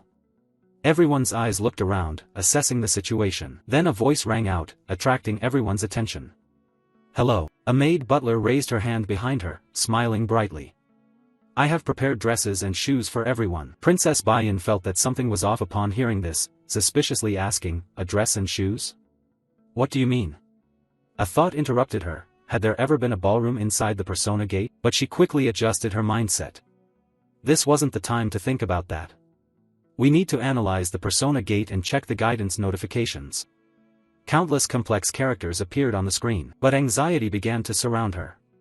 Wait, hold on, had they really given such a complicated formula for a first-year student's test? The butler then delivered the instructions to everyone. Miss, the dinner banquet is about to start, you must hurry. Bayan, still confused, asked in surprise, Butler, how can you speak like that? Is that a prescribed phrase? A thought interrupted her again, I don't know if this is truly an NPC inside the Persona Gate. I've heard that those created by the mage within the gate cannot express personal actions. Seeing the butler smile freely along with her previous words, Bayan's mind began to waver. No, it can't be. This is Stella Academy, no way would a real persona gate appear here. It must just be Stella's technology a little more advanced. The butler's smiling expression remained on her face. Why would you say that, sir? Bayan changed her tone. Don't worry, go get the dress. The butler replied, yes, I understand. She left under the princess's gaze, with anxiety creeping in. I don't know if it's because of my mood, but this training session somehow feels like it won't end easily. Time passed quickly, a step appeared, and Princess Bayan had changed her outfit. Her silver pink-red hair blending with the color of her dress, her beauty flawless to the highest degree. Then her eyes suddenly glanced at a figure, none other than Yuziel in a classy suit. His gaze was also directed toward one side. Bayan looked over, her face briefly flushed. He was dressed quite elegantly, looking very fitting, but focus soon took over, and a few memories surfaced. This piece was submitted by trainee Yuziel for a subject. It is said to be his past story. She received the document and gently stroked her hair. I see. Glancing through the information, she seemed to have caught a clue. Back to reality, she still didn't take her eyes off. Could it be because of Yuziel's personal information that she received a few days ago? I feel he seems different. He stood in front of me, yawning repeatedly. His eyes looked back while her thoughts continued. Overcoming the past like that, the path of a knight in Stella. Yuziel's bewildered expression cut through her thoughts. What are you looking at? Is this your first time seeing a civilian yawn? Bayan was briefly surprised, but then bashfully averted her gaze and replied, no, it's nothing. Just then, a voice interrupted, is everyone here already? Someone gradually approached their position. All eyes turned to this arrival. A red-haired lady holding a fan continued speaking, from now on you will attend the ball hosted by Duchess Ihiran. Then her gaze shifted, focusing on a wall. It is said that those 4 corridors lead to the mansion's basement, but the basement is full of labyrinths and traps. When people get lost, the knights inside the mansion will start moving. She smiled, you can only trust your intuition and knowledge. Can you do it? Yuziel stood in a corner and replied curtly, yes. Upon hearing this, the lady glanced over in surprise. You look so confident, I'm glad to meet you. This confidence makes me feel a bit guilty, I like it. Yuziel answered, thank you. Faced with this natural exchange, the other trainees couldn't help but be surprised. What? That person talks like a real person? Do original NPCs have such dialogue? The lady's voice continued, wishing you all good luck. She turned her back and left, leaving a silhouette for everyone to watch. The male trainees looked at each other again. Alright, let's go. Anxiety engulfed them as they approached the gate and began their mission. Just then, a voice rang out, hey, everyone wait a moment. The speaker was Flame. She asked about the training test, do you all find it a little strange? She calmly provided details, it is difficult to explain and these NPCs act very realistically. I can't analyze anything from this persona gate. Normally, the practical test for first-year trainees shouldn't be this hard. The trainees in front agreed, in fact, I found it strange too. I almost couldn't understand it. That's right, that NPC looked very real. As everyone agreed, Flame's expression brightened. Alright, I'll persuade them to go this way. But then, a voice cut in, wait, Flame. Jackie appeared, arms crossed, displeased. You're not seriously saying this is a real portal, are you? Already worried. In my opinion, this is exactly the scenario the professors want. In real combat, you can't always completely decipher a persona portal. In other words, our falling into such a confusing situation is part of their plan. She analyzed further, moreover, Stella is the place that trains the most elite magic warriors along with the top phantasmal knight squad. Could they really fail to detect if a real portal appeared in the school? Everyone began to believe Jackie's words, oh, that's how it is, so that's the case. Meanwhile, unease surrounded Flame. This isn't good. If by the rules this portal is real, no one would ever believe that said aloud. She had tried to create an unusual feeling. Looking over at Jackie's smug expression, now what to do? A quiet silence enveloped the space. Yuziel glanced over thoughtfully, in the end, did they still have to go down this branch? He recalled information from episode 006 of Jackie's Darkening Branch. In the original novel, the character Jackie didn't exist, so Flame must have been very confused. But the scene where Flame blocks this path is one of countless branches present in the original game. Anyway, this is the situation where one of the 3 trainees must become the darkened sacrifice, and new concerns began to arise. Although Yuziel hoped no one would be corroded, if fate has determined it, can it really be changed? Seeing the opposite situation, he thought even helping Flame wouldn't change the outcome. If so, the right choice is to step back. They looked at each other for a moment, then Jackie decided to turn away. No matter what you say, I'm leaving. Flame tried to hold on. Auntie, wait, Jackie. Jackie turned back, eyes cold. Even this situation was arranged by the professors, just stay calm and handle it, while you all just stand there dumbfounded. Jackie chose a portal and teleported, Flame couldn't stop her. The male trainees exchanged worried glances. One decided, I'm going in too, I've always been ready for this situation. Uziel stood with crossed arms, assessing. No one was acting systematically. His fingers moved slightly. Well, given how things are, there's no choice but to advance. He smiled and stepped forward. While Uziel confidently walked ahead, he suddenly stopped and noticed something to one side. Oh, it turned out to be a somewhat large group of male students gathered behind him. Uziel asked, why are you all standing behind me? Everyone became a bit flustered, tiny beads of sweat appeared. It's nothing. Seeing so many people share the same expression, he could only stand there indifferently, sighing over the small worry. You're not planning to follow me all the time, are you? Kids always have schemes. His steps moved forward again, but he thought he didn't really care much about these things. Anyway, there's nothing important here. A long, dark corridor is the next choice on the path. The light contains some kind of energy emitting a purple glow. You stop in the quiet space, and footsteps from behind approach. Then your attention shifts again to the place from which the voice came. What is this terrifying corridor? The person walking with you is Princess Bayan and two other girls. Thoughts form within you. It seems everyone has arrived. The princess's gaze has fixated on something. The three then step ahead of you and stand before the closed door. You wonder where the others have gone. Your gaze drops, a clear conclusion forms immediately. As predicted, it seems we cannot all appear at the same time. Analyzing more carefully, the 16 students are arranged into groups of 4. Those 4 corridors will be divided among the 4 groups. The person entering is you, then the silhouettes of 2 familiar friends appear. It seems Acel and Flame have moved elsewhere and formed a group together. Your eyes look at those here with Princess Bayan. You think you're surprised to be in the same group with her. They are exchanging something, we should move immediately. Yes, Your Highness. But then the princess notices your gaze. The question was immediately asked with a somewhat blank look. What's wrong? Are you dissatisfied about something? He started to sweat. No, he replied, still keeping that expression. The princess added, oh my, it's really dull. Ignoring it further, his gaze shifted in another direction.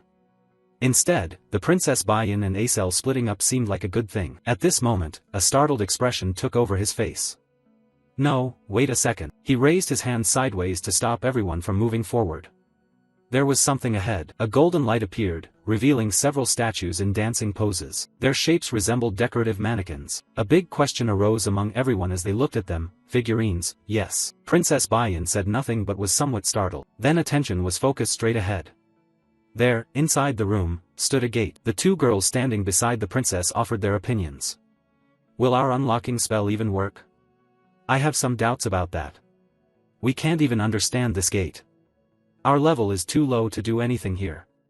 It's so dark, this place makes me a bit scared. The situation is a bit difficult. Princess Bayan looked over at him and asked, hey Uziel, have you deciphered this gate yet?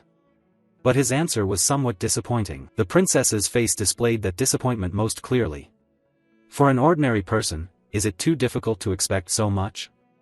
There must certainly be something here. But then the surprise was replaced when his voice sounded once more.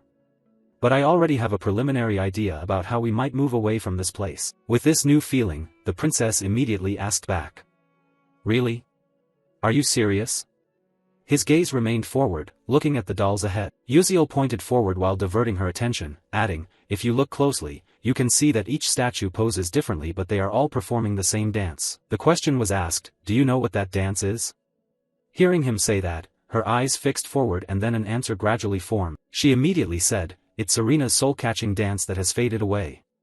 Analyzing further, this is the dance Serena performed right before she died, unable to bear her own tragedy. He then asked again, so surely you remember the moves clearly, right? Princess Bayan was somewhat startled, understanding his thoughts and calculations, she exclaimed, no way. To calm her down more, he looked forward again with some thought.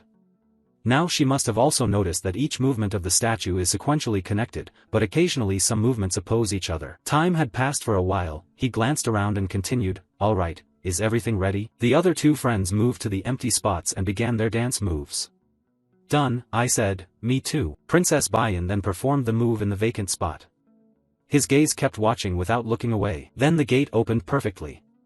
Everyone's cheers echoed. We did it. The door fully opened and in front appeared a dark corridor, with the light of a new area shining in the distance. Without hesitation, everyone quickly moved through. All attention turned back to Princess Bayan as everyone advanced forward. A large room appeared, bathed in golden light. Knight armors held swords up and down, arranged in different positions. Beneath these armors were strange patterns. A friend pointed in that direction, asking if there might be some hidden meaning in those armors this time as well. Another friend added, "Alright, let's move closer and examine those armors carefully." Everyone then split up to observe each standing armor, but there was no further progress. No matter how I looked, I still couldn't understand why this time it wasn't the same. That's right, I didn't notice anything unusual. But then Princess Bayan's gaze shifted to another direction, the place where Yuziel was touching the carpet with those special drawings. A question was immediately asked, "Hey Yuziel, what are you doing?" After observing for a while, he stood up and gave his opinion. This time, it seems that these knight armors are just optical illusions, the real clue is the carpet. Another surprise made everyone focus again. He added the explanation that this time the dance on the carpet is actually the key. If you look closely, you can see a figure performing a specific unique movement.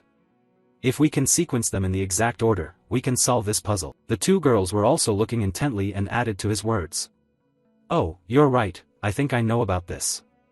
The tango in Serena's silence. Everyone once again split up and observed the movements engraved under the carpet. Yuziel and Princess Bayan also looked down more attentively. After a while, surprise formed in him as if he had discovered something strange. The sequences were newly arranged and the light flashed more intensely. A familiar sound rang out and a loud voice announced. "The door has opened, a new path revealed." He and everyone quickly moved in that direction. "Alright, let's hurry up." Princess Bayan's gaze once again did not leave him, adding an evaluation to her thoughts. He really is different. I had known this from the moment I was taught how to change perspectives, but I couldn't have realized that it would make such a huge difference. The breakthrough speed was strangely fast, enough to pass through a gate that couldn't be analyzed. The added anxiety, along with strategy, ideas, observation, calculation, reasoning, could this really be the level a first-year student had reached? It was as if he had come to the Persona gate after practicing it dozens, even hundreds of times. Arriving at the new place, her thoughts still lingered. Upon reflection, before Yuziel entered this school, he had mentioned that his hometown was destroyed by dark mages. The little whispered remark he made suggested that this place also had other stone statues. Meanwhile, further analysis by Princess Bayan revealed that it was a remote, secluded village that no one had ever known about. But it was a frontier in fierce battles against dark mages. Now I understand why his villagers lacked basic academic knowledge but were very skilled in strategies and combat. Looking back at him, further analysis suggests that he must have fought on brutal battlefields against dark mages in his past life. Whether that is the reason or not, he was truly different from the other students. The quiet chatter ahead, "Let's go there and help adjust the weight balance for me." "Alright, I understand." A touch of surprise was added to the princess's face. Everyone tried their best to get high scores, yet he openly guessed randomly, scribbling on the test as if to show everyone that was the case. He also didn't do his homework, and his attitude in class was terrible. But wait, hold on. After looking again at his handsome features, a new assessment emerged. So why is he trying so hard now? Princess Bayan immediately grew serious. There must be a reason. "Don't tell me you can feel it, the atmosphere has changed." Yuziel turned back to look at her. A finger pointing in a direction immediately caught attention. "Hey, why are you spacing out like that? You should come over there too." But she unexpectedly questioned him. "Tell me, commoner." He was dazed, not understanding what she was saying. Bayan voiced her suspicion. "This Persona gate, the one we are challenging, does it really exist?" She waited silently for an answer, but all she received was contemplation and silence. He then evaluated her. "Your eyes have become sharper, Bayan. Normally, one wouldn't be able to discern the truth to the very end and would always be obstructed by a cell." A smile replaced the look. This was evidence that Princess Bayan was gradually moving away from the path of becoming a villainess. Seeing him, the princess gave a slight nod. "What are you smiling about?" He replied, "Nothing." The other two friends stared around in confusion. Why didn't the princess come here? What had happened? Turning his back on her, he immediately gave the answer to the previous question. "As you said, this place is real. You could get injured, or even die. If you can't get through, it will cause a synchronization phenomenon with the outside world. Therefore, I plan to get through this place as quickly as possible. Princess Baiyin paused for a few seconds. She knew that Yuziel always acts when there is a reason. Her lips pressed tightly together. She thought she would not accept help like this. With narrowed eyes and a drop of sweat falling, she was sure she would survive on her own strength. Meanwhile, in another scene, a dark room filled with fallen soldier armors lay scattered around. Flame and Acel are teammates in this trial gate. Seeing both of them appear here, someone immediately called out to one of the two, "Hey, Flame." Flame looked over as a female friend waved. Over here, over here." Flame headed toward the three people running over. "Is everyone still okay?" One friend went missing. The girl hesitated a little, and then added, "Jackie suddenly disappeared." Flame's eyes showed surprise. "What, Jackie?" The female classmate looked at everyone with the same expression and explained further, "It was all thanks to Jackie that we were able to make it here. Just as we went through the last door, she suddenly disappeared. We haven't been able to find where she is." Confusion suddenly locked Flame tightly. "Have you been searching for a long time?" An alternative thought, that means she conquered this gate faster than both me and Acel, without leaving a single scratch. A statement from the opponent was unexpectedly added next, but this wasn't our first time either. Flame seemed to not believe her ears. "What?" Moving to Yuziel on this side, he is currently sitting with arms crossed, leaning back, eyes closed against a pillar. Suddenly, someone approached and asked a question that made him open his eyes. "Hey you, when did you get here?" Looking at Flame approaching to ask me, he answered, "Not long ago." Flame added, "Then did you see Jackie?" "I haven't seen her."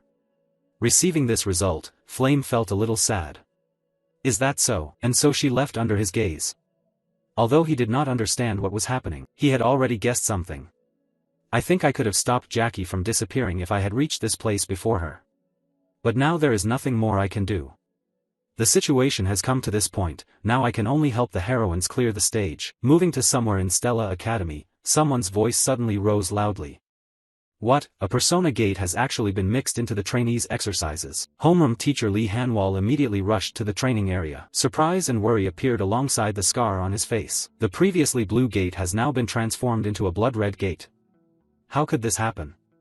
Isn't Stella's security system supposed to be the best in the world? A professor standing nearby explained upon seeing Mr. Lee Hanwal appear, as if someone had completely reversed Stella's spatial wave detection system. The only wave appeared simultaneously with the emergence of the persona gate, so it was not detected in time.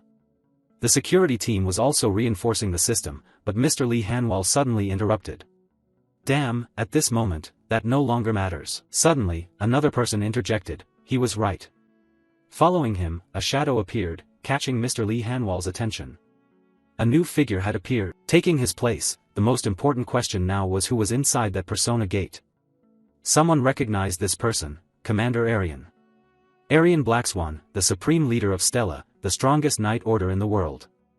The man said to create a sea of blood from the corpses of dark mages, rarely appearing on the Stella Academy campus. He approached with a cold attitude. "What's the situation? Has the reinforcement advanced?" The earlier professor replied, "No, it's not possible. It seems the students inside are facing a rather difficult challenge." Aryan asked further, "What is the level rating of this persona gate?" The immediate answer is yes. Currently, the level is estimated to be between risk level 4 and 5. Aryan frowned, "Estimated? Give me an exact number." The professor holding the stack of documents answered tremblingly, "Yes, initially it was level 4, but as soon as the students entered, it suddenly jumped by 1 level." Aryan paid attention. It was unusual, though not unheard of. "The persona gate is emitting false waves. Bring me the list of students who have registered." The professor holding the documents immediately handed it over. Aryan then opened it and carefully scrutinized each name on the list. A few names from Class 1's rank appeared: Beck Yuziel, Baiyin, Flame, Acel, Reiki. After receiving the list and reading some names, Aryan's eyes narrowed further. A persona gate at risk level 5 means even veteran mages must prepare thoroughly to pass through. Currently, these are first-year students at only level 2 to 3 mages. This is absolutely insufficient to handle the situation. Aryan's voice turned colder. "Prepare 16 foam boxes to collect the bodies of those students." Hearing this, teacher Lee Hanwal yelled loudly, commanding Aryan. But Aryan turned his back and left. This was only a guideline for efficient future operations. Returning with eyes full of danger, "Don't tell me you actually believe those first-year rookies can conquer a real persona gate at risk level 5. It's like saying ants could kill a tiger." After saying that, Arian disappeared, leaving Mr. Lee Hanwall more worried about his students. I know this bed is really unreasonable, but I still hope the kids can get out safely. The red gate is still intact. Moving inside, Acel and Flame simultaneously focused on the same direction, where someone had called out. Hey everyone. Jackie returned with some dust on him and continued, so this is where everyone is. You stood here, arms crossed, deep in thought, while everyone else showed a bit of joy. I'm really glad you're still safe. Why did you suddenly disappear like that? It scared me a little. After looking, you turned to one side. A deep silence appeared. Now that everyone is here, the only thing left is to fight the final boss here. While pondering, not long before, suddenly something was about to appear and caught Uziel's attention. And then red status boards continuously appeared. You have arrived at the dance clock tower. If you go down the stairs here, you will reach the ballroom. The party seems to have just started, so hurry up. Everyone in the group headed towards a staircase leading downward. I guess we have to go down these steps. While everyone was focusing on the passage below, Flame anxiously looked up, as if realizing something bad was about to happen. A monstrous spider began to take shape in her mind. Atop this clock tower dwells a great sword spider, the leader, a level 4 risk monster. Its 8 legs can transform into 8 sharp blades. Flame swallowed nervously and took a deep breath. It's very dangerous, and I can't just rely on Uziel forever. Moreover, he has lost his memory, so he has no information about the great sword spider leader. But I've done some research on that great sword spider, so I'll try to stop it myself in some way. And then Flame looked over at Acel nearby. If Acel and Uziel face the final boss together, we might be able to get through without suffering much damage. Alright, Flame resolutely spoke up. Wait, everyone. Just then, someone's voice cut in, startling her a little. Wait a moment, it was Uziel looking up toward a high corner. There's something above us. Flame froze for a few more seconds, then he broke the newly formed silence.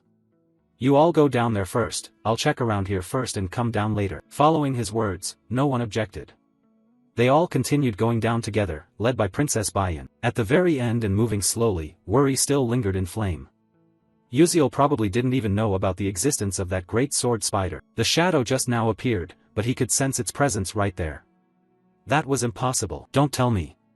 Hesitating to choose an alternative, she thought he didn't know that his senses could be that extraordinary. Well, after all, he did deflect the magic. While she was hesitating, everyone else had moved deeper below. At that moment, a male trainee stopped, as if sensing something. What is this sound sensation? The other trainees shared the same expression. Then, Princess Bayan detected the location of the strange sound and immediately warned everyone loudly. The sound was coming from above. Everyone's attention shifted upward, only to be shocked once again when a giant sword spider charged towards them. It was the sword-tongue spider. Another trainee objected, no, that was the level 4 risk giant sword spider leader. Seeing it appear here, Flame's mood began to worry.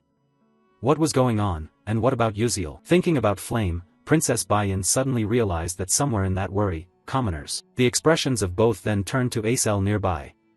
Don't tell me that. But then unexpectedly, a foot of someone appeared on the spider's body. Uziel jumped down from above, delivering a deep stomp to the spider, with a flash of golden blink light manifesting outward. The sword was already held tightly in hand when someone below called out loudly, Uziel. Seeing that the people below hesitated a little, he suddenly shouted even louder. I will stay to handle this guy, so everyone else, hurry downstairs. Acel seemed unable to believe what had just happened. She started to seriously doubt him. Could he stop it all by himself? She then clenched her teeth and made a decision. Perhaps she should step forward and support him. Just then, someone's voice called out, I don't know what you're thinking, but what we need to do right now is to move to the ballroom immediately, as fast as possible. Princess Bayan suddenly approached Acel and spoke those words.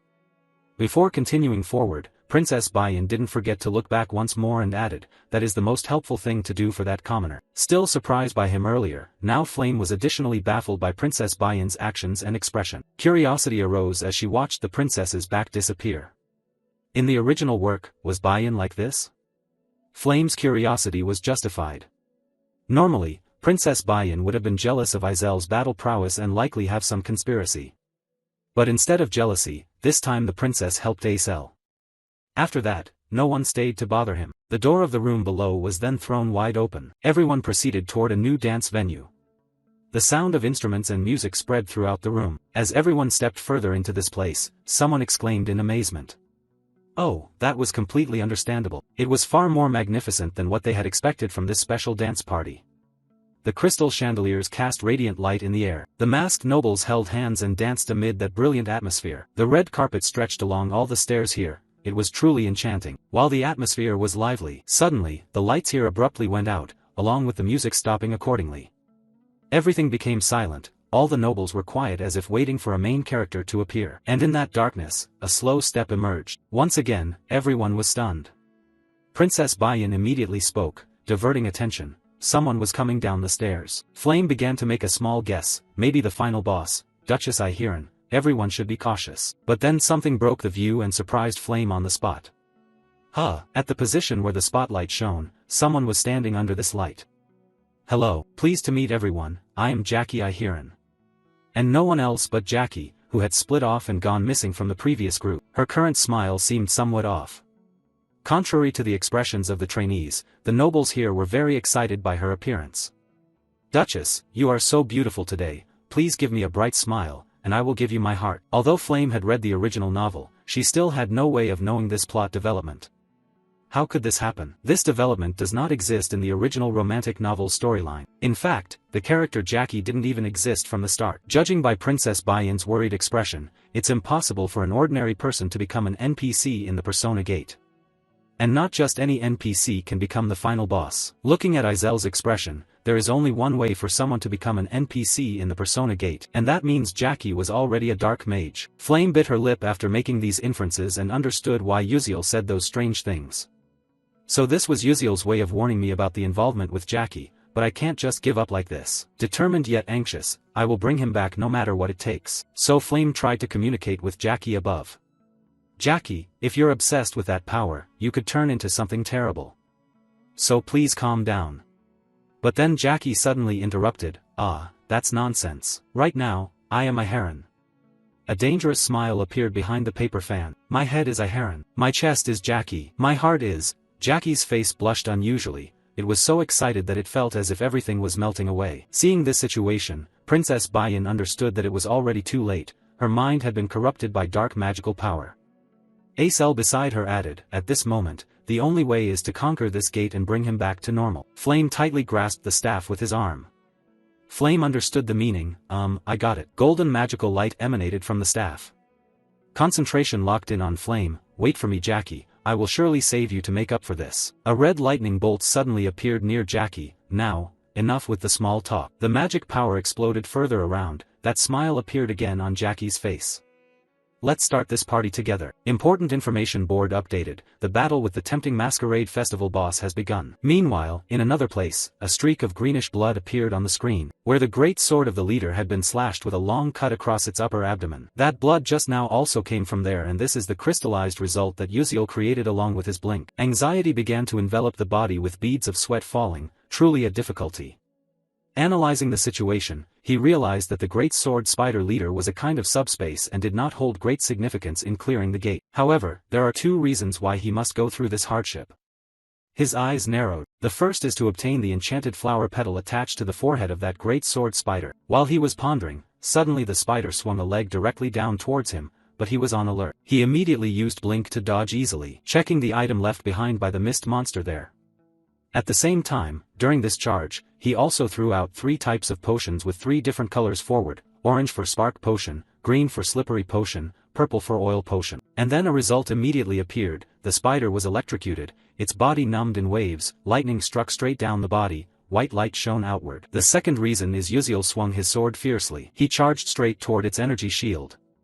In just a short time, that shield miraculously began to crack, and his aim focused directly on the rose petal on the forehead. His expression suddenly changed with these developments, revealing the hidden strategy to surpass episode 6 of Jackie's dark magic path. Additional information suggested that the enchanted flower petal, when absorbed, significantly boosts mental power. This is an item for effective use, accelerating perception, increasing critical points, and providing supplementary abilities to slow mana flow. It's a mandatory item to use, and there are some intriguing details in this story. The spider struck forward once more. He launched an additional attack based on his earlier assessment. The enchanted flower petals were connected to the final boss, the Duchess Ihiran. As the opponent lunged, he blinked upwards to avoid it. His main focus was on the fight, but distractions still divided his thoughts. In fact, the great spider leader was actually the husband of Duchess Ihiran. However, I didn't really pay much attention to these things since I had pressed skip to bypass the storyline, concentrating on important reflections even as the monster kept attacking continuously. His face immediately showed frustration. He continuously used blink to move around and decided to shift to a position above it. In any case, because of that reason, whenever I attacked the barrier appearing in front of the flower's wing, the Duchess also showed a similar sign. Therefore, the main characters would be able to carry out their strategies more easily. It is precisely because of this concern that he also felt another kind of worry, but I wasn't sure whether my attack would be effective at the right moment. However, a slight smile appeared on his lips, so I decided to attack it as much as possible to defeat it outright. In all previous battles, the spider sword had charged the attack first, so this time he decided to go all out by acting himself first. Blink was continuously deployed. As soon as he appeared in a new position, he used blink once more. Thus, we could only see the afterimages along the path he left behind. The ability to blink 3 times consecutively allowed him to do all that, turning this place into a stage for his performance. Before this transformation, the spider emitted a series of strange sounds. As for him, after that performance, he has now settled down. If I continued to maintain this state, before I could think further, he was suddenly surprised, and the expression on his face shifted to astonishment. The spider below has moved unusually along with some kind of greenish substance, and you know where the problem lies. I threw so many slippery potions, yet it's still not over. There was no other choice, he was forced to rush at it once again. When Yuziel saw the spider below moving oddly without anywhere to cling to, he immediately felt uneasy. Damn it, below was the dance hall, and his speed was increasing due to inertia. Rushing down there was a snap decision to change his course of action. Alright, think about this. I need to check the direction that spider is moving toward. Moving at a rapid pace, he finally caught up with its position. They collided, their eyes met, sweat dripped down his face along with angry gritted teeth, and he adjusted himself. His pupil flashed with a special color, blink. A few minutes earlier, just as the large bulletin board appeared, the battle with the Masquerade Festival boss Temptation had begun. Following that announcement, Princess Bayan's entire group gathered together into a fighting cluster. Meanwhile, Jackie's hand grasped a part of her black dress. Blood-red music sounded, and Jackie's dance immediately began. All attention was focused on her movements. Each step she changed triggered new flashes of red lightning, and beneath her feet, a strange magic circle had formed. Once again, Jackie changed her steps according to her dance. The red lightning bolts began to alter the situation around, and everyone stepped aside. But the announcement seemed too slow, and then all the previous lightning bolts converged on one spot to attack. The nobles standing nearby were also knocked away. Back with the others, Princess Bayan, after seeing that powerful strike land, turned back to look at everyone and asked if they were all right. A male trainee behind replied, yes. Calming down to analyze the problem, the worry became clearer moment by moment. I don't have time to hesitate or delay. Now is the time to fight. She personally took out the azure staff and planted it. The upper part of the staff began to emit light because this time the opponent was a black mage. Meanwhile, above, Jackie continued her dance moves while the fire elemental magic attacks began to target her lock-on. Noticing this, Jackie looked back with a contemptuous glance, and of course, there was reason for that.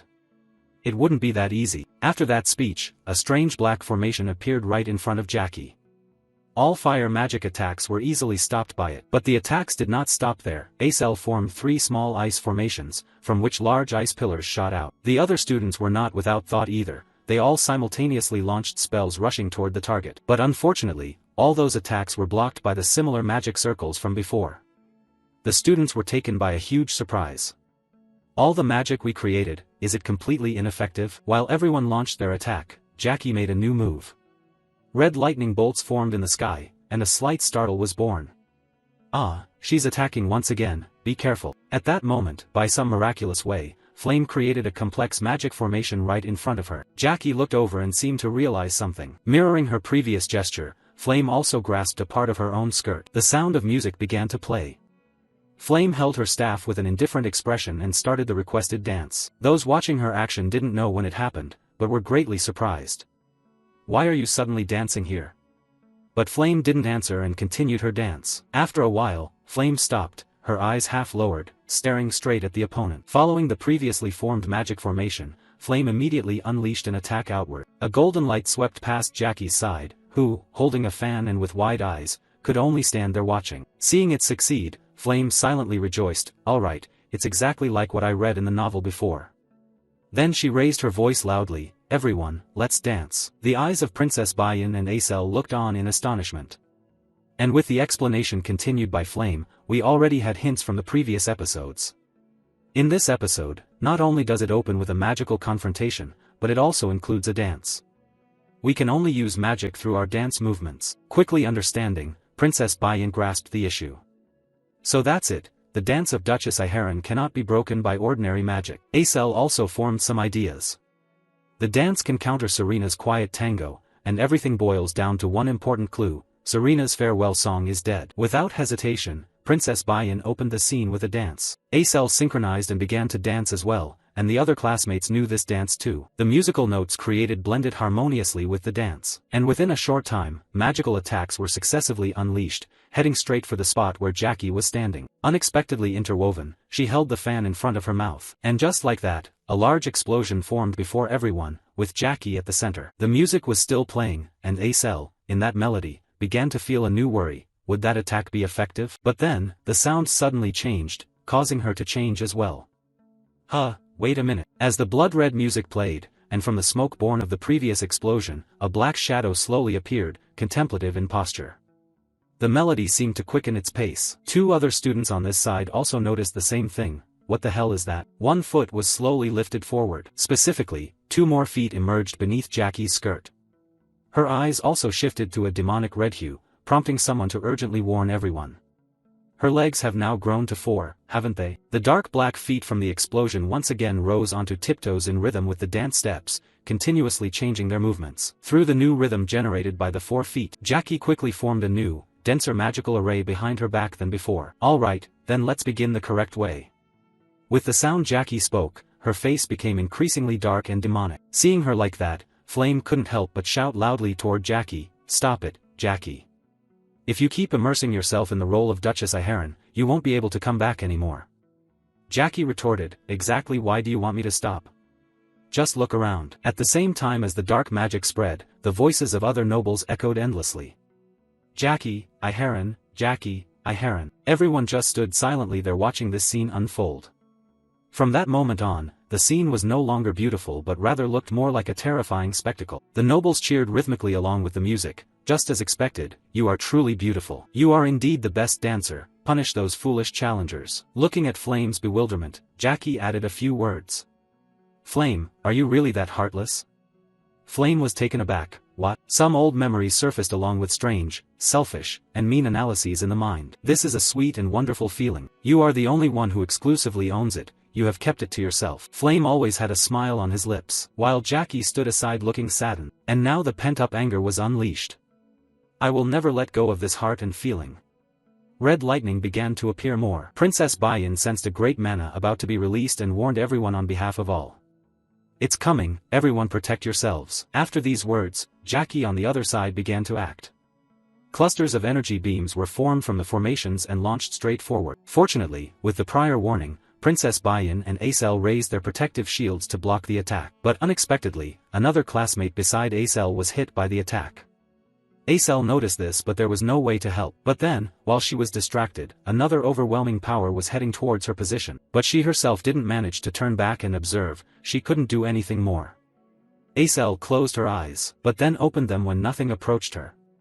A light shone on Azel's face. Bayan relied on her own power. She stood firm and formed a massive wall of fire that helped Acel avoid the previous danger. After providing support, Princess Bayan immediately hurried back. "Hey, you fool, why are you just standing there distracted like that?" Acel stammered something. Still looking dazed, Princess Bayan's voice got even higher. "For me, defending against fire elemental magic will be more effective, so let me handle that. Focus on blocking the lightning elemental magic coming your way." Acel understood. Princess Bayan continued the arrangement. She followed behind us and attacked when there was an opportunity. Flame also noticed Princess Bayan's change and even spoke to me about it. In that fleeting moment, Flame looked even more bewildered. What on earth is happening? In the original story, Bayan ruined the team's morale out of jealousy over Azel's abilities and tried to sabotage that relationship. In the end, it caused great harm to everyone instead of ruining the work and throwing everything into chaos. At this time, Bayan was the one who grasped and understood the situation best. A blood-red energy strike this time flew straight at Princess Bayan, and was blocked by an ice barrier erected by Acel. The princess was a little startled as she looked at her. Meanwhile, Flame's thoughts were still there. No, that was Bayan and Acel. They were together. Acel looked at Princess Bayan and spoke naturally and gently, "You shouldn't let your guard down." Feeling teased, Princess Bayan immediately appeared sulky. "What do you mean?" Soon after, surprisingly, Flame appeared behind the two to assist with attack and defense. "Me too, we can't afford to lose to those two." Flame officially counterattacked by forming a great magic just behind and continuously releasing yellow energy beams forward. But with 3 dark magics in front of me, Jackie blocked all of Flame's attacks aimed at him. It was useless, but Flame smiled faintly right after. Large energy lightning bolts diffused and pierced through those barriers. Once again, a great explosion was born at the center of Jackie. Looking at the smoke ahead, that familiar question appeared again. So, is this the end? Looking closer, the smoke was somewhat thicker than before. And of course, that shadow appeared once again, but this time it had horns. The first to notice was Acel, followed by Princess Bayan, and then Flame. Jackie's voice changed, calling out Flame's name. Jackie's legs had completely transformed into spider-like limbs, resembling the creature everyone had encountered in the corridor downstairs. "Do you hate seeing me this happy?" The noble NPCs had entirely changed, beginning to tremble. Meanwhile, some had already started to vomit. Jackie was gradually losing control.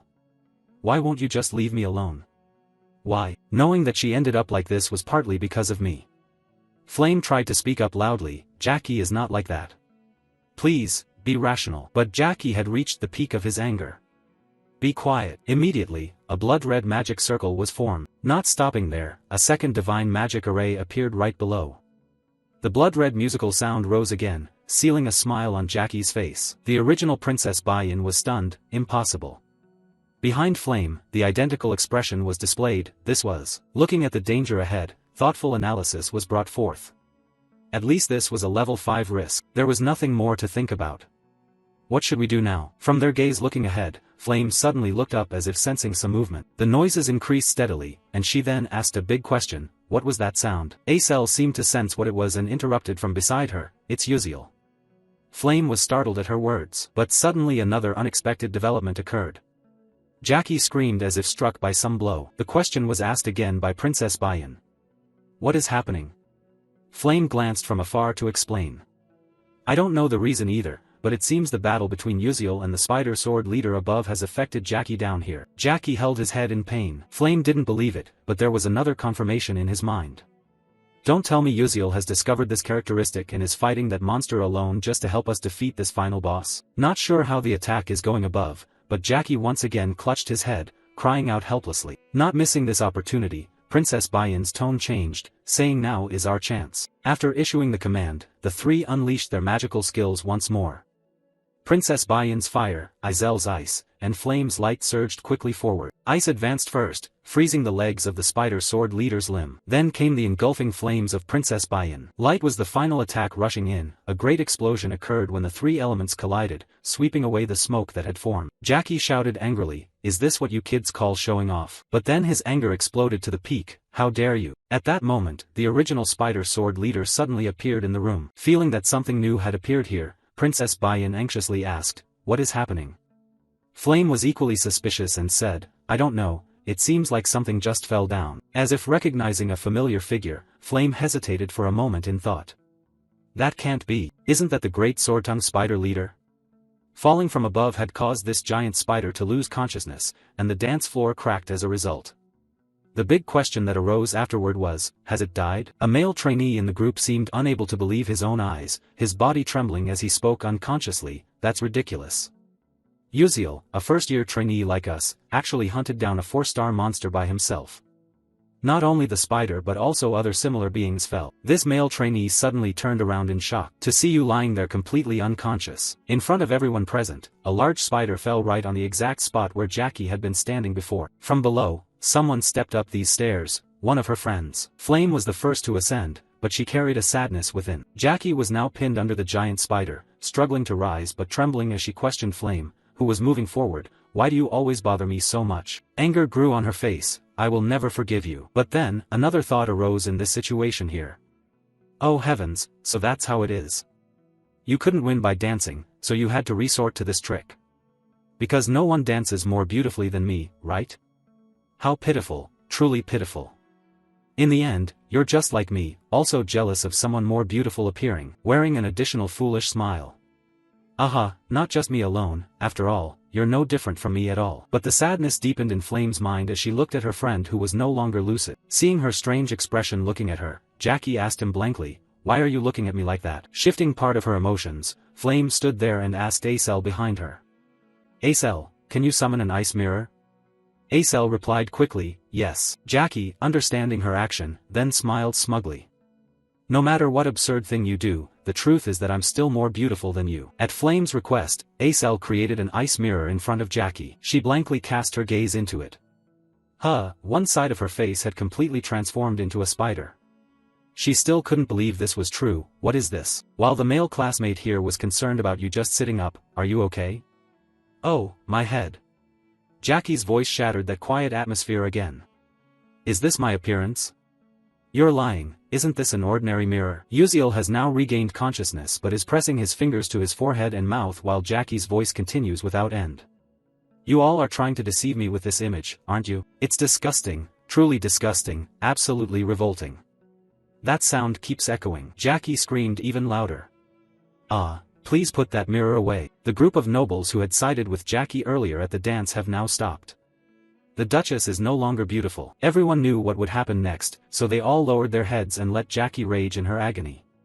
I don't want this, I hate it, this is not me." Jackie's transformed hand trembled as it reached out for help. "Flame, please, can you do anything? Please help me, save me." But the words shifted somewhat. "Do you think I would ask for that?" A sword-like leg resembling a giant spider's combat limb appeared. Jackie's transformed arm that was raised toward Flame screamed, with added anger. "It's all your fault I ended up like this, die." Flame was a mix of white and red, but the one injured in the attack was Jackie. Something emerged beneath Flame's feet and pierced through Jackie's body. Her dazed eyes opened. For a moment, Jackie recalled the happiness she felt standing beside Hei Wonriang. Jackie could not be saved. Everyone could only help her escape this situation through sacrifice. The flame from Princess Baiyan began to blaze. Once again, Flame lowered her head, saddened because she herself had done that terrible thing. The identical Princess Baiyan also felt something similar. But the saddest person was probably Flame, because she knew that she herself was partly the cause of that death. After Jackie vanished, she stood there speaking her final words to her friend, "I'm sorry, Jackie, I truly am sorry." At the same moment Jackie fell, an official announcement appeared, ending the story of Duchess Aheron, who had achieved the greatest beauty and fame in the world. "You have conquered the ballroom of temptation. Congratulations." Moving outside, where everyone entered the gates, an announcement sound also echoed here. Team A6, the simulation practice has ended and the students have left. The training simulation for Group E3 has also been completed. As the trainees came outside, Teacher Yuziel immediately issued instructions, "Evacuate them at once." A teacher responded, "Yes, sir, everyone has left." Teacher Lee Hanwal then focused on the last place, worry forming on the spot. Is this C7 the only thing left? Suddenly, the red gate right next to Teacher Lee Hanwal began to undergo some change. Red lightning bolts started to flicker around it. Sensing that something was wrong about to happen, Master Lee Hanwal immediately turned to another assistant nearby and said, "The waves are shaking, prepare quickly." Yes, but before he could say more, the gates suddenly mutated, the space expanded and the previous red hue gradually faded away. The master's gaze was sharp and intently fixed on this change. But then a faint smile appeared on his lips, "The ant has defeated the tiger." Following these words, all the trainees had appeared outside, except for one, and the red gate then completely disappeared. Seeing the trainees able to come out from that dangerous place, discussions leading to a lively debate arose. Had they truly conquered the dangerous level 5 Persona gate just as trainees? Even veteran soldiers with rich experience had considered that a challenge.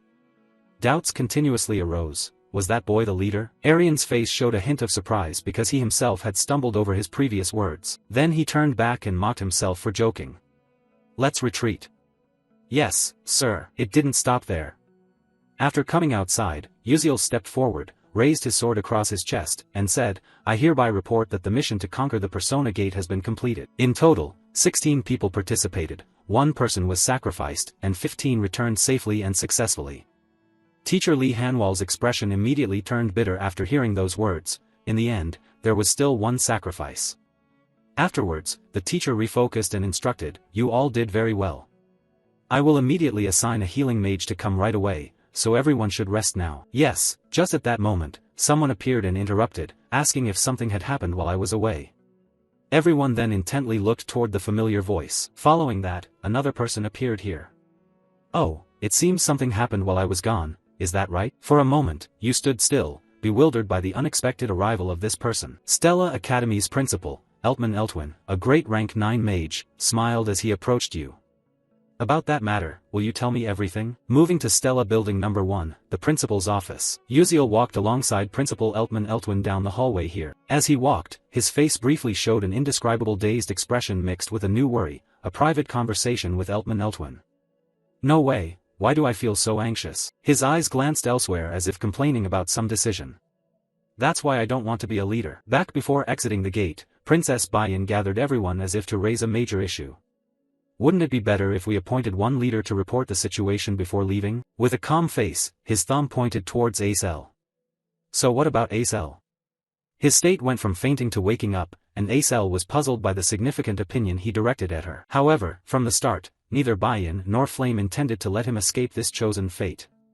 Both wore the same expression, arms crossed calmly, saying, "Commoner, we've already opened our eyes wide, and you still dare to openly ignore your contribution?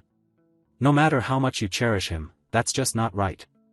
A sweat drop fell, and for some reason, as if there was a special bond attached to Acel. He added, "I think I'm somewhat capable, but this time, I'm not." He stiffened, vaguely following his own thought, "She thinks so too." His eyes immediately closed. So in the end, he was forced to become the leader. What the heck had happened while he was unconscious? But perhaps this abruptly cut off his thoughts. The director's voice rang out, bringing a new matter. "Is this the third time we've met?" Opening his eyes wide, he looked at the director and continued, "You seem taller than last time, huh?" A bit dazed and still very young, not understanding the director's meaning, he stiffened again. What exactly was he saying? As you were trying to understand that, suddenly a few old memories flooded back, a small village devastated by a blizzard, blink, blink, blink. In that place covered entirely by snow, Uziel stood alone. At that time, although he had a body incapable of using magic, he diligently practiced a single magical skill, blink. At that moment, he glanced to one side as a sound arose there. You are amazing." A fully cloaked figure appeared, adding amid Uziel's bewilderment, "You have an interesting talent. I will write you a letter of recommendation, so come to my school and take the entrance exam, there will be bonus points." And the one who appeared was none other than the current headmaster of Stella Academy, Eltman Eltwin. "To bring you back to reality." The headmaster spoke once more, "The reason I called you here is, you suddenly startled." Master Eltman Eltwin smiled and added, "I am here on behalf of the Academy to thank you for preventing that potential crisis." You sat there pondering a bit more, "It all began with me." But the headmaster's words remained, "And I have no intention of revealing this to the outside." Of course, if the damage to students became serious, things would be different. "Thank you, it's all thanks to you. And there is one thing I need to confirm." You instinctively paid close attention to these words. In an instant, the headmaster's expression turned cold. Inside that gate, could there be a problem? In just a blink, cold sweat started to pour down Uziel's entire body. What was that look? It's no surprise they call you a Black Witch Slayer. Even so, I'm not even a Black Witch. Between hiding the truth and speaking it, Uziel chose to speak the truth, though the worried expression remained.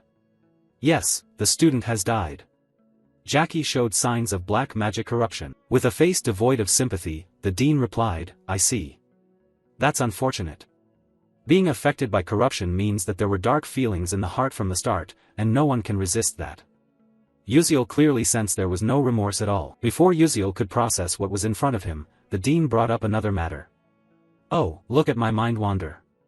Come to think of it, I haven't even offered you something to drink yet." The teacher turned back with his characteristic bright smile. "Would you prefer coffee or tea? Do young people these days like carbonated drinks?" Others might not notice, but from now on, this would be a proper conversation. Grasping some key information, Uziel voiced his choice. "I'd like tea." Calmly, he asked, "Is there a type of tea called lilt tea?" The dean looked at him with curiosity about lilt tea, then immediately smiled meaningfully. Yes, there is. Please wait a moment." Uziel exhaled softly, feeling truly relieved. Time passed, and the director brought out a cup of tea and placed it on the table. "That's right, lilt tea is truly surprising, few know about it, and even fewer like it."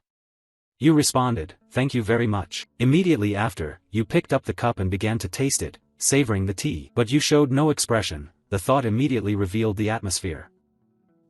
Just as expected, it is bland. Compared to earthly foods, it is like durian or fermented anchovies. The issue is taste, but it's strangely addictive, so some people dislike it. It has a distinctive smell that turns them off, causing them not even to want to put it in their mouth. But those who grow to love it become passionate fans. The reason you chose Lil T is because the private meeting with Eltman Eltwin is a branching point and an opportunity. The Flame One chose coffee promised to teach magic. Acel chose a carbonated drink that had attained magical enlightenment. And Lilt Tea is Eltman Eltwin's favorite tea. The only issue was that you glanced sideways, waiting for the teacher to continue. About Lilt Tea, you see, being exclusively enjoyed by the Lilt tribe living on the western continent decades ago, they should have kept it to themselves. But they shared it with humans and faced misfortune together with the Lilt tribe. The Lilt tea brewing recipe is said to have disappeared. The master smiled, looking at the cup of tea in his hand. This must be one of the few Lilt teas left in the world. If humans weren't foolishly greedy, we could still enjoy it to this day. Truly, it's a pity. But the next words from you brought the director a sense of surprise. Is that so? But it's also strange, because even now, I'm still drinking it. Seeing you put down the tea cup, the master hurriedly asked, so, do you still have any left?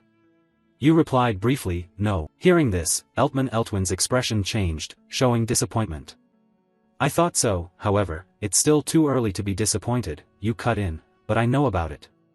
The recipe for Lilt tea. The director's eyes widened. The quiet atmosphere was shattered as the master could no longer contain his calm. What? Really? How did you get that recipe? Uziel knew he spoke hastily and looked somewhat dazed. The thought quickly took over, this was somewhat difficult to explain. I can't say exactly that I got it from a game. In the director's expectation, you slowly said, my late mother taught me, so that's why I know about it. Wearing a somewhat sad expression, you expressed that. The final gesture, the nurturing from a mother swept away. Your emotions. The master felt sad too. Sorry, I probably shouldn't have asked that. You try to shake off that sadness, it's alright, no need to apologize for that. The thought occupied again. It's truly a relief that everything went smoothly. Regain calm as usual. The director cleared his throat and asked for your opinion, so would you consider selling that formula to me? I will pay you generously. Eltman Eltwin couldn't contain his eagerness, but you waited for this moment. Finally, the moment I had been waiting for arrived, and you said immediately, actually there is something I want from you even more than money, director. The master asked again, oh, and what is it? To be the director once again surprised. You stated, the space enchantment technique of the headmaster. I want your help, even if only once. Surprised by your choice, the director asked again, what? Why don't you reconsider? The Lilt tea formula has now ceased production and could be sold for a much higher price than that. But my magical technique is completely impractical. You understand what that means, don't you? You sat there silently. I understand very well about Eltman Eltwin's space magic and Alterisha's alchemy technique, and finally, by using a mana vessel captured by a soul mage, I can create a magnificent multidimensional space. It will be a storage, a space that can only be created when a mage masterfully controls the level 8 space attribute. That is why very few people in this world can achieve this. But with the help of level 9 mage Eltman Eltwin, I can create the most advanced storage facility in my mind. He smiled brightly and continued, more than just a few coins. As an alchemist mage who seeks the truth of matter, understanding the nature of magic and the original lilt used, you can consider it the most precious gift in your life. So please, I am asking for your opinion. After hearing everything you said, time and again, I was surprised. A smile and a sigh soon followed. Expecting an answer from him, the teacher replied immediately, all right. If that is truly what you desire, then let's make a deal. Uziel looked clearly delighted. Wonderful. Meanwhile, in the first tower, Vice Principal Aki Haydn was sitting across from someone. Clenching his hands tightly, he addressed the other party. I've heard a story. The Persona Gate is very difficult, and you just opened it, but already failed, right? Raiden. As the Vice Principal had said, the person speaking to him was Professor Raiden from the New Moon Magic Department. Professor Raiden closed his eyes and replied, yes, I fear the sect leader will be furious if he learns the truth about this matter. The vice principal adjusted his coat and said, you're too rigid and inflexible by nature, that's the real issue causing trouble. I'm not too sorry about your failure, but there are still many other ways. Professor Raiden appeared indifferent, as if he had guessed something. Under Vice Principal Aki Haydn's threatening gaze, Professor Raiden voiced his speculation, are you planning to make Professor Maizen Tiran lose control? The atmosphere was unusually silent, and the exchange ended with Professor Raiden's departure. If there was nothing more to report, I will take my leave. The corridor stretched on as the professor walked silently. During this time, he began to form some new judgments. The only realistic reason for opening the Persona Gate this time was to deal with several students who might attend the upcoming Aslan seminar. Although they opened the gate, which carried risks beyond their capabilities, who would have thought that Flame, Acel, Princess Bayan and even Beck Uziel could step outside safely? Looking towards the nearby window frame, the professor gave a slight assessment. None of these matters were part of the plan. Preoccupied with these thoughts, the professor suddenly looked in one direction when someone started a conversation. "Professor, it's been a while." Raiden slowly turned around. He saw the polite smile of a student named Ma Yuziang. Folding his arms, Ma Yuziang continued speaking. "When I was little, you seemed like a dangerous beast, but now I hardly recognize you when you behave like a human." Before Raiden could react, Ma Yuziang brought up a serious issue. "Honestly, my friends have nearly been injured recently. Did you, the old man burdened with so much, slow in your work and plan this?" Hearing these words, Professor Raiden turned to Ma Yuziang with a cold expression. "Even if you are a young master, please restrain your words and disrespectful actions." "Friends," Ma Yuziang's face darkened. The other party ended with a question. "Are you perhaps too immersed in the role-playing school game?" However, Professor Raiden was surprised when Ma Yuziang's voice no longer sounded the same. It turned out that not only had his appearance changed, he even dared to speak arrogantly and rudely in front of me. An invisible but real pressure began to weigh heavily on the professor's body. He gritted his teeth and tried to resist, but his expression became increasingly strained as beads of sweat appeared on his face. The eye expression, aura, and spirit of Ma Yuziang standing opposite had completely changed. Raiden sensed the king's spirit radiating along with a warning: being cautious is wiser. A smile appeared afterward. "You gentlemen are truly troublesome and an eyesore. Until we meet again." Ma Yuziang slowly stepped away. Step by step, the sound echoed, still creating a strange feeling. The professor raised a fist to his chest. When Ma Yuziang completely disappeared from sight, Professor Raiden gasped, taking a deep breath to calm himself. If it is for the benefit of the Moonlight Sect, this is nothing. The scene changes, switching to the group of Princess Bayan standing somewhere. The two female classmates kept worrying and addressed the princess. "Princess, we are glad you are safe. We heard the school made a mistake in establishing the Persona Gate, is that correct?" "Really, who knows how they work?" Faced with those words, Princess Bayan looked down with unsurprised contemplation.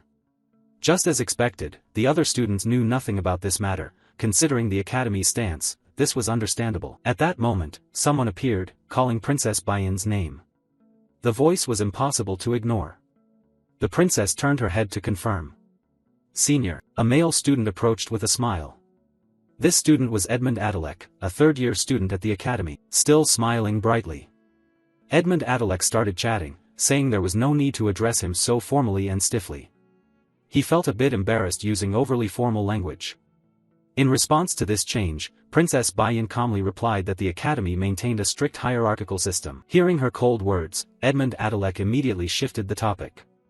"Haha, glad you're safe. I was really worried you might have gotten into trouble." With her usual expression, the princess replied curtly, "I'm well, senior, you need not worry."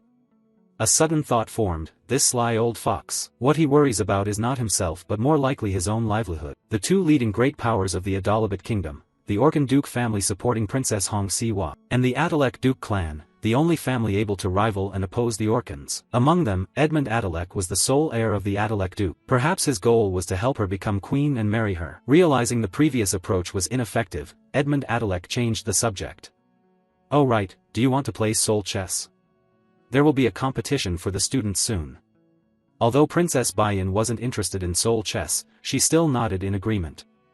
"Yes, let's do that." Seeing an opportunity to get closer, Edmund Adalek placed a hand on her shoulder and spoke softly and coldly, "All right, today I'll teach you a move, watch carefully and learn it." Bayan was surprised by this action, biting her lip in resentment. Walking behind and greeting everyone ahead, she closed her eyes and calmly thought, there was a painful truth that she couldn't become queen without the help of someone like him, if only she could gain some kind of power. Even if that was someone with power equivalent to Duke Adalek standing on her side. Just then, the princess suddenly shifted her gaze out the window.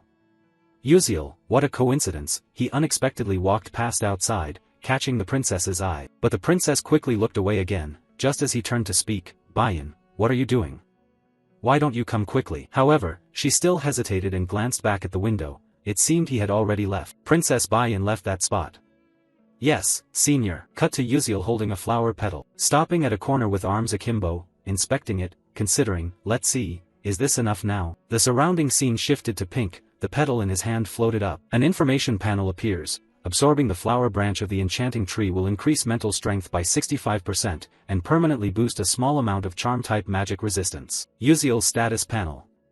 2-star strength 73%, 2-star senses 57%, 2-star agility 42%, 2-star stamina 19%, 0-star durability 99%, 2-star mental strength 24%. Noticing the changes, he smiles slightly, not bad at all. The information continues. Project Constellatio grants you a special reward. He raises his hand to his chin, making a new judgment. Thanks to completing a new episode, I received this special reward. Anyway, what should I take this time? Should I use an additional growth item? Suddenly, he realizes something. Is it possible to take Marikan's necklace? The system responds, yes. He is immediately pleased, then decides to take it. New information appears. You have obtained Marikan's necklace item. Advanced level, description. The necklace was crafted by Merkan, a future alchemist engineer. It overcomes a barrier to the limit in order to protect the wearer's life. Special function, Marikan's shield automatically defends against attacks of level 6 or below, usable only once. Without hesitation, he puts the necklace on. Unfortunately, it can only be used once, but ensuring survival is not a bad idea.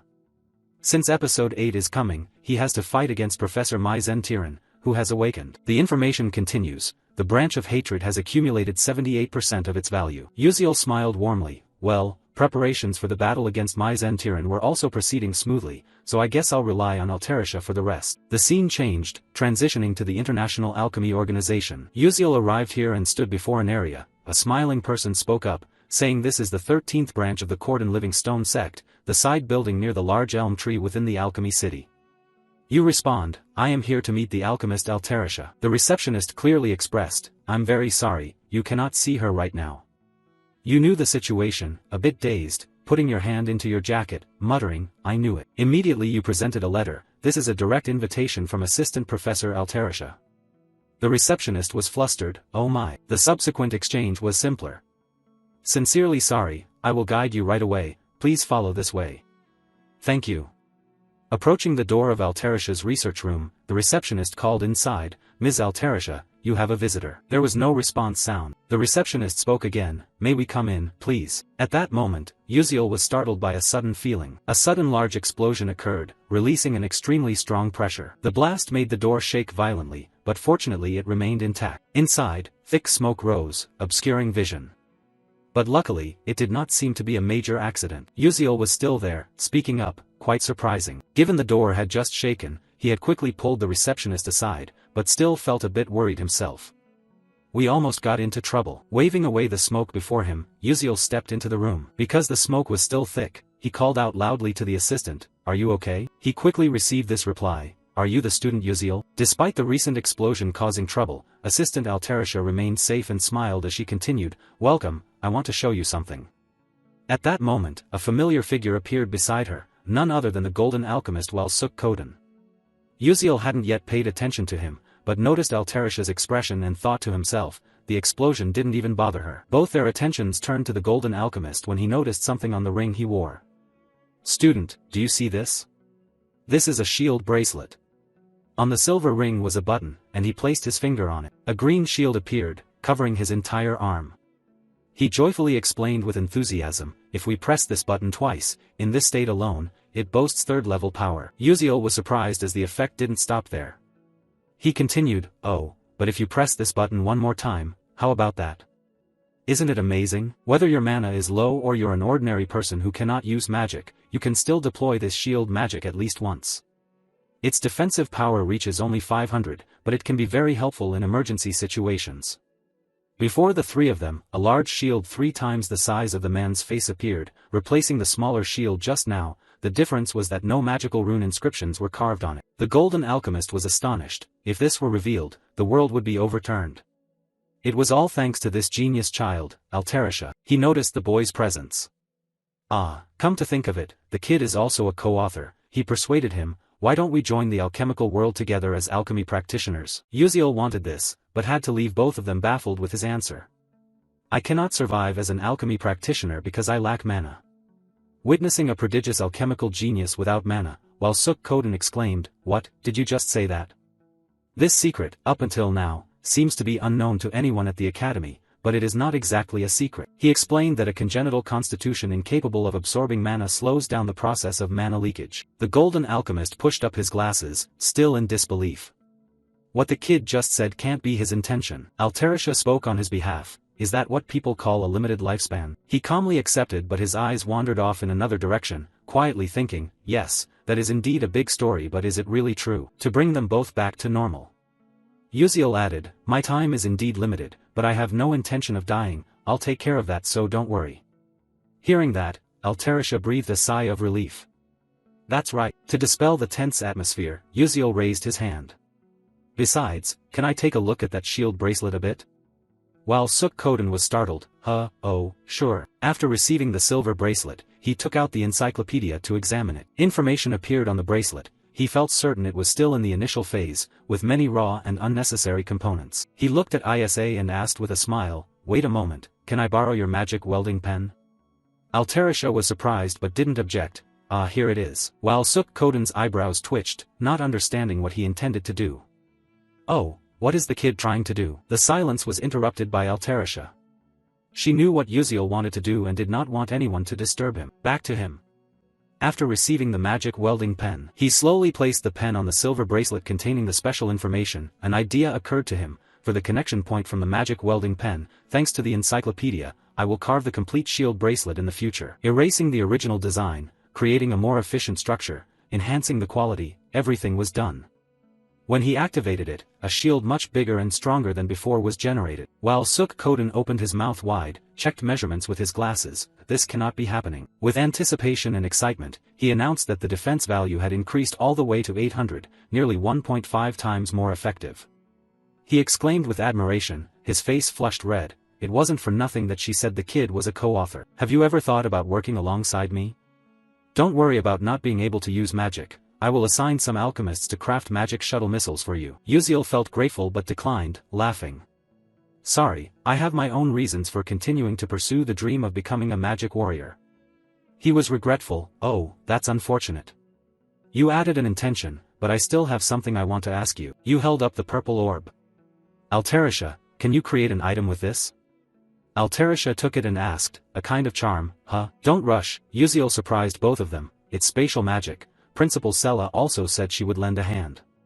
Both froze. Altarisha remained calm. First. Oh, it's the principal. While Suk-Koden was speechless. Oh, that old man decided to help the kid?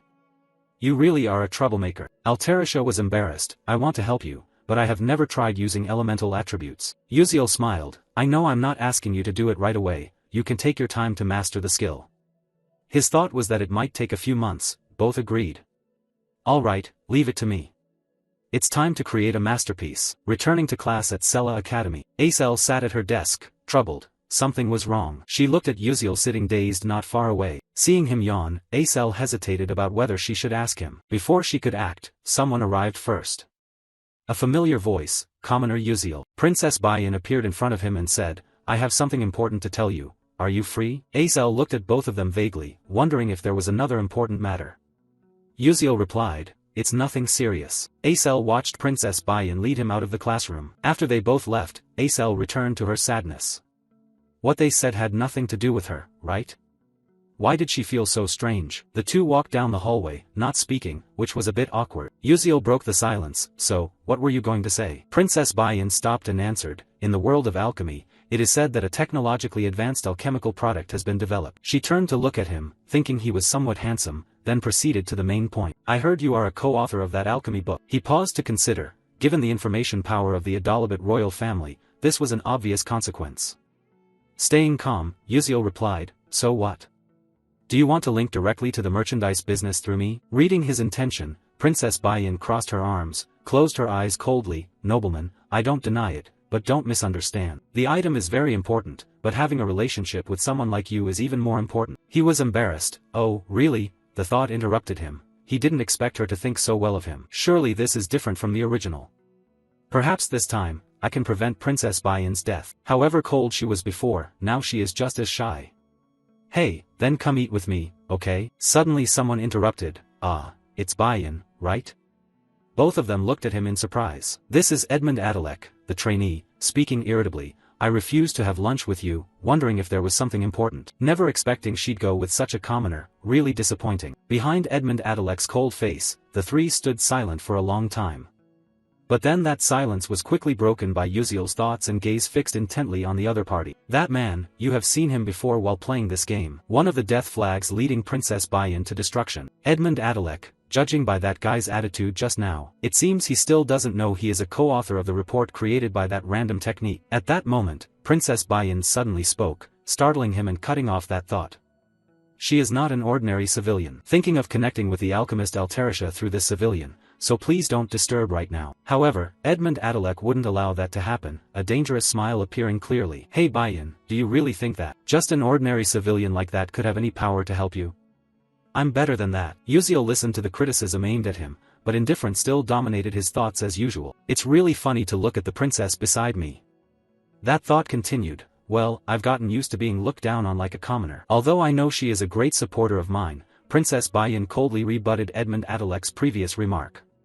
Exactly what does senior mean by that? Seeing the princess looking somewhat displeased, Uziel didn't want things to go too far, and immediately interrupted their conversation with his own words. Alright, let's just pretend we never discussed the item exchange. Princess Bayan suddenly spun around to look at him. What? Meanwhile, Edmund Adalek was very pleased with this. That's right, the commoner knows his place. But before leaving, Uziel unexpectedly brought up another important matter. By the way, regarding the item business, I will certainly tell them that Duke Adalek bluntly refused to supply the kingdom of Adalabit. At that moment, Edmund Adalek's face went cold and stern, but a dangerous smile remained. Hey, it seems like you're a bit too arrogant. Do you know what happens when a first-year trainee dares to challenge a third-year trainee? Uziel replied coldly right away, so what? That's none of my concern. Worried about his direct confrontation, Princess Bayan found herself in a somewhat awkward position. As a commoner, he also knew that the hierarchy system in Stella was very strict. Moreover, he was famously the most influential among the third-year students. What was he thinking when he spoke such words? Ignoring both of them here, Uziel turned and left. Then I'll take my leave first. The gazes of the two locked onto his back, after which contempt was clearly visible on Edmund Adalek's face. How could a first-year student not know just how terrifying his seniors were? It seemed I needed to make this guy's school life a bit more enjoyable. Seeing that all his efforts had come back to zero, Bayan clearly showed a look of sadness and loss. Meanwhile, Uziel had stepped out onto the academy's main courtyard. As he walked, he carried a private sorrow. Sorry, Bayan, but if that person hadn't been pulled down, you would never have had a happy ending. Whether she inherited the throne or Duke Adalek fell, in the end death would still come. That was inevitable. His footsteps suddenly halted. His gaze flicked sharply to one side. At least he wouldn't let Bayan bow before that guy. His eyes then shifted straight toward the students moving away, specifically Bayan, who was hiding in a corner of the wall. Truly helpless, Princess Bayan could only tap her forehead. Should I just throw away everything related to this princess's honor? The reason Edmund Adalek keeps interfering with her is very clear. Perhaps he wants her to never stand firm on her own 2 feet, so that she has no choice but to depend on him. Feeling even more helpless when she was all alone there, looking back at her clenched hand, the previous sadness deepened. She had missed a good opportunity. Was she really incapable of doing anything on her own? At that moment, Princess Bayan's eyes suddenly widened as if realizing something. Wait a minute. The figure and voice from before surged back into her mind once again. I will definitely tell them that Duke Adalek flatly refused to supply the kingdom of Adalabit. Thinking back, as a commoner, why would he say that? Normally, he shouldn't attract such attention, but instead he directly provoked her, giving her a very strange feeling about this. Cut to night, in some rooms of the academy. Uziel appeared, holding something in hand, opened a gift box, smiling and said, "Great, it arrived safely." A 3-compartment box was revealed before eyes, a bracelet, necklace, and ring with simple patterns. Though they didn't look like accessories, their integration capability was very remarkable. Sat there watching them for a long time. Uziel pondered deeply. Altarisha's original artifact had arrived sooner than he expected. He added another question. Now, what is this used for? An information panel appeared immediately. The necklace has a protective shield ranging from low to medium level. Description: activating the protective shield covers the entire body when worn. Effects: agility plus 11%. Defense plus 14%, mana plus 1%. Special function, body shield grade 1, 125 BP, damage absorption rate plus 3%. Looking at the necklace in his hand, Uziel showed clear delight. Oh, this is even better than I expected. The remaining ring in his hand also displayed new information. Unknown dagger ring, intermediate level. Description: upon use, the ring transforms into a dagger hilt and creates a new mana dagger. Effects: agility plus 14%, perception plus 9%. Special function: magic dagger level 3, duration 5 minutes. The final item among the 3 detailed artifacts is a shield bracelet, low to medium level. Description: when activated, it becomes a forearm protecting bracelet. Effects: strength plus 7%, defense plus 9%, mana plus 2%. Special function: shield level 1, 1000 BP. He offered a compliment to the bracelet item. That's truly Altarisha, she can already create intermediate level items. Clenching his fist, a new smile appeared. I need to test this immediately in real combat to send feedback to Altarisha, and I had already informed Dr. Hulse Corden. Now that all preparations are complete, it's time for me to crush Duke Adalek. A few days later, the second exam was approaching. This exam was divided into 2 parts, practical and theoretical. In the practical part, the combat magic test would be scored differently depending on the type of magic cast. For example, lightning magic was scored based on maximum voltage and the number of chains linked. Wind magic was scored according to the force of the explosion generated. Ice magic was evaluated by maximum coldness and coverage range. For healing magic, light brightness and other special attributes offered many factors to consider, but the most anticipated remained the fire attribute. Who else but Princess Bayan? Watching everyone continuously display their abilities, Uziel couldn't help but be amazed. Indeed, the main characters operated on a completely different level. Then, before him, an instructor looked back and spoke. Uziel, your turn. Uziel's foot stepped onto the testing area. The person in charge signaled to prepare to start, using exactly one of their abilities. From where he stood, Uziel blinked forward toward the pillars and a slightly large red button on top. He easily moved to the pillars and pressed the red button. Especially, his focus and the absence of any unnecessary movements made each button press effortless. From the perspective of evaluating the situation, the supervisors couldn't help but be surprised by his practice. Every time they saw it, it was an unbelievably vivid imagination. There was no delay during the blink execution, and he immediately oriented and performed it precisely. Truly astonishing. Uziel stopped, and the announcer's voice rang out. Uziel's test was over. Still there alone, staring blankly in one direction, he immersed himself in new thoughts. With this, I can consider that I have completed part of the practical combat. I can't use magic, so the rest is basically lost.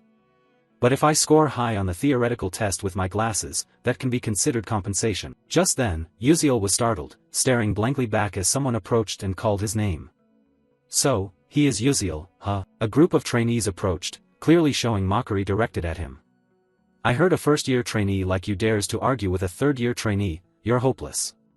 Oh my, if I were a freshman, I couldn't even imagine that happening. Seeing the group naturally coming to cause trouble, Uziel narrowed his eyes slightly, thinking to himself, so it's starting now, it must be Edmund's group, right? True to expectations, one guy stepped forward and spoke directly. Oh, look at this kid, daring to glare at us like that. That guy's face then looked drained of blood, with no intention of closing his eyes. In response to those words, Uziel remained calm, thinking to himself, I figured as much. But despite that, signs of discomfort were clearly visible on his face. He felt a bit annoyed having to take a beating from these kids. Still keeping that intense expression, Uziel silently watched the person who came looking for trouble, allowing himself to intimidate further. He then smiled perfectly. Huh, look at this kid, I told you to lower your head. Uziel calmly listened to the other insulting him a bit too much. This damn kid is even more insolent than I thought. You're just a civilian, and I heard you don't even have parents, right? If you don't want to die, then kneel down fast, you bastard. Just at that moment, the senior from class 52 passing by noticed the commotion here. Since I looked over anyway, I thought a bit more, what's going on, is there a fight? The distance wasn't far, so Diane quickly realized that those guys were from Senior Edmund's group. But above all, she noticed that he was there too, huh? Isn't that the freshman we met at Martivis Cemetery? I heard his name is Uziel, right? After thinking that, I just crossed my arms and shouted, what are you guys doing over there? As he stepped closer, he looked at Diane and said, can't you see? I'm disciplining the juniors, don't interfere.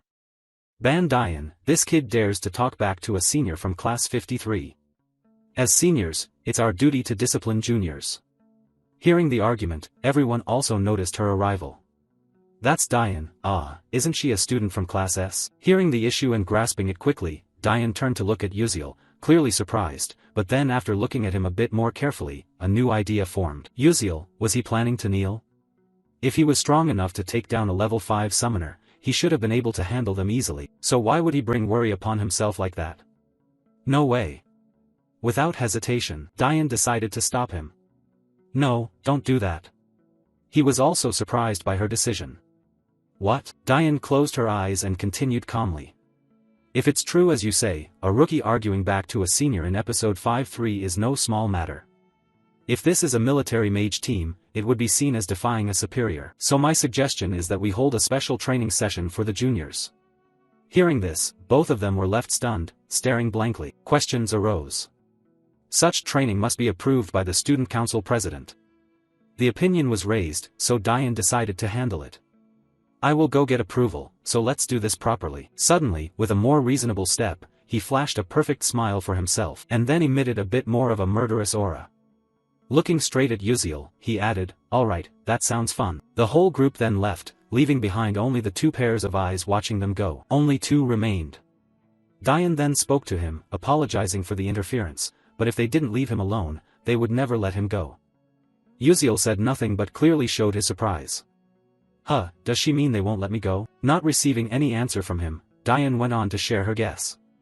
You plan to seize the moment of humiliation to strike back hard, right?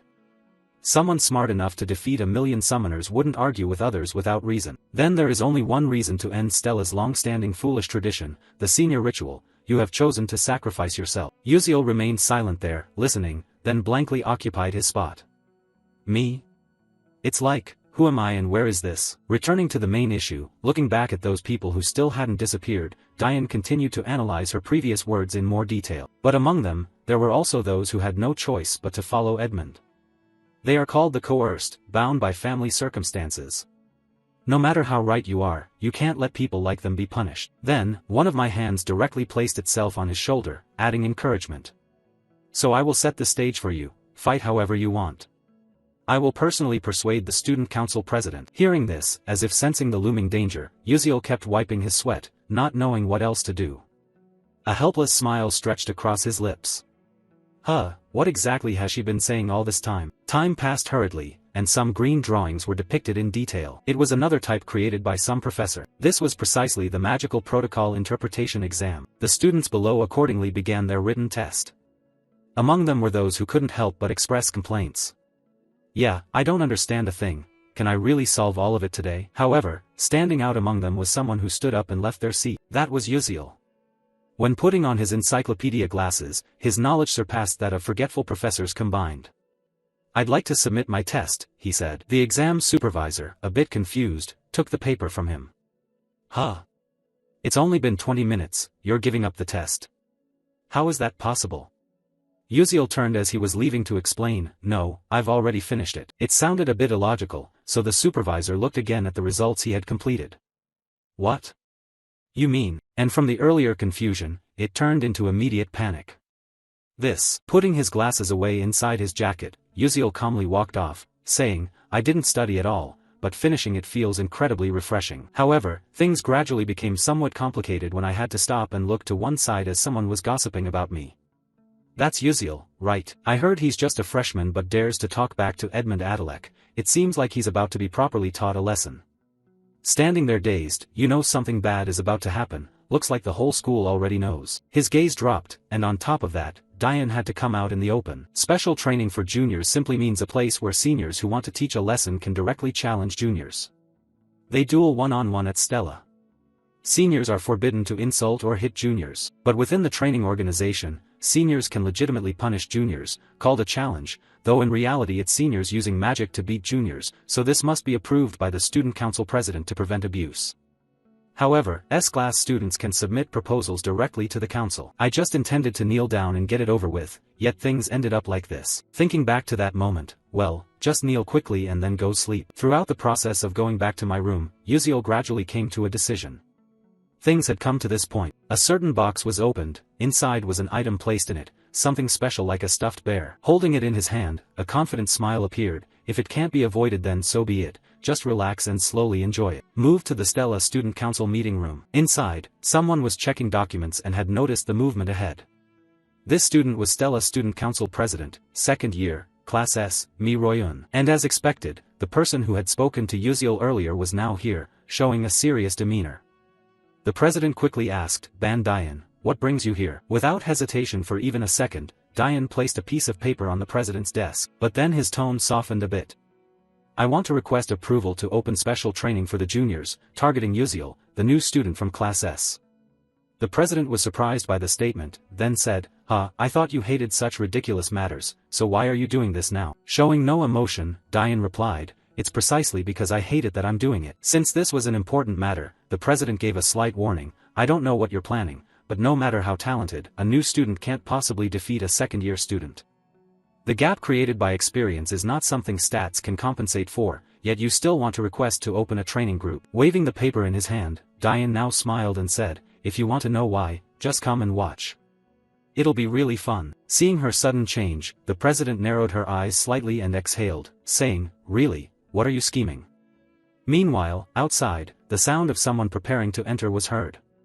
Oh, student Mi Royun. The figure of the person in charge of checking earlier, Yuziel, was holding a paper as he entered this room.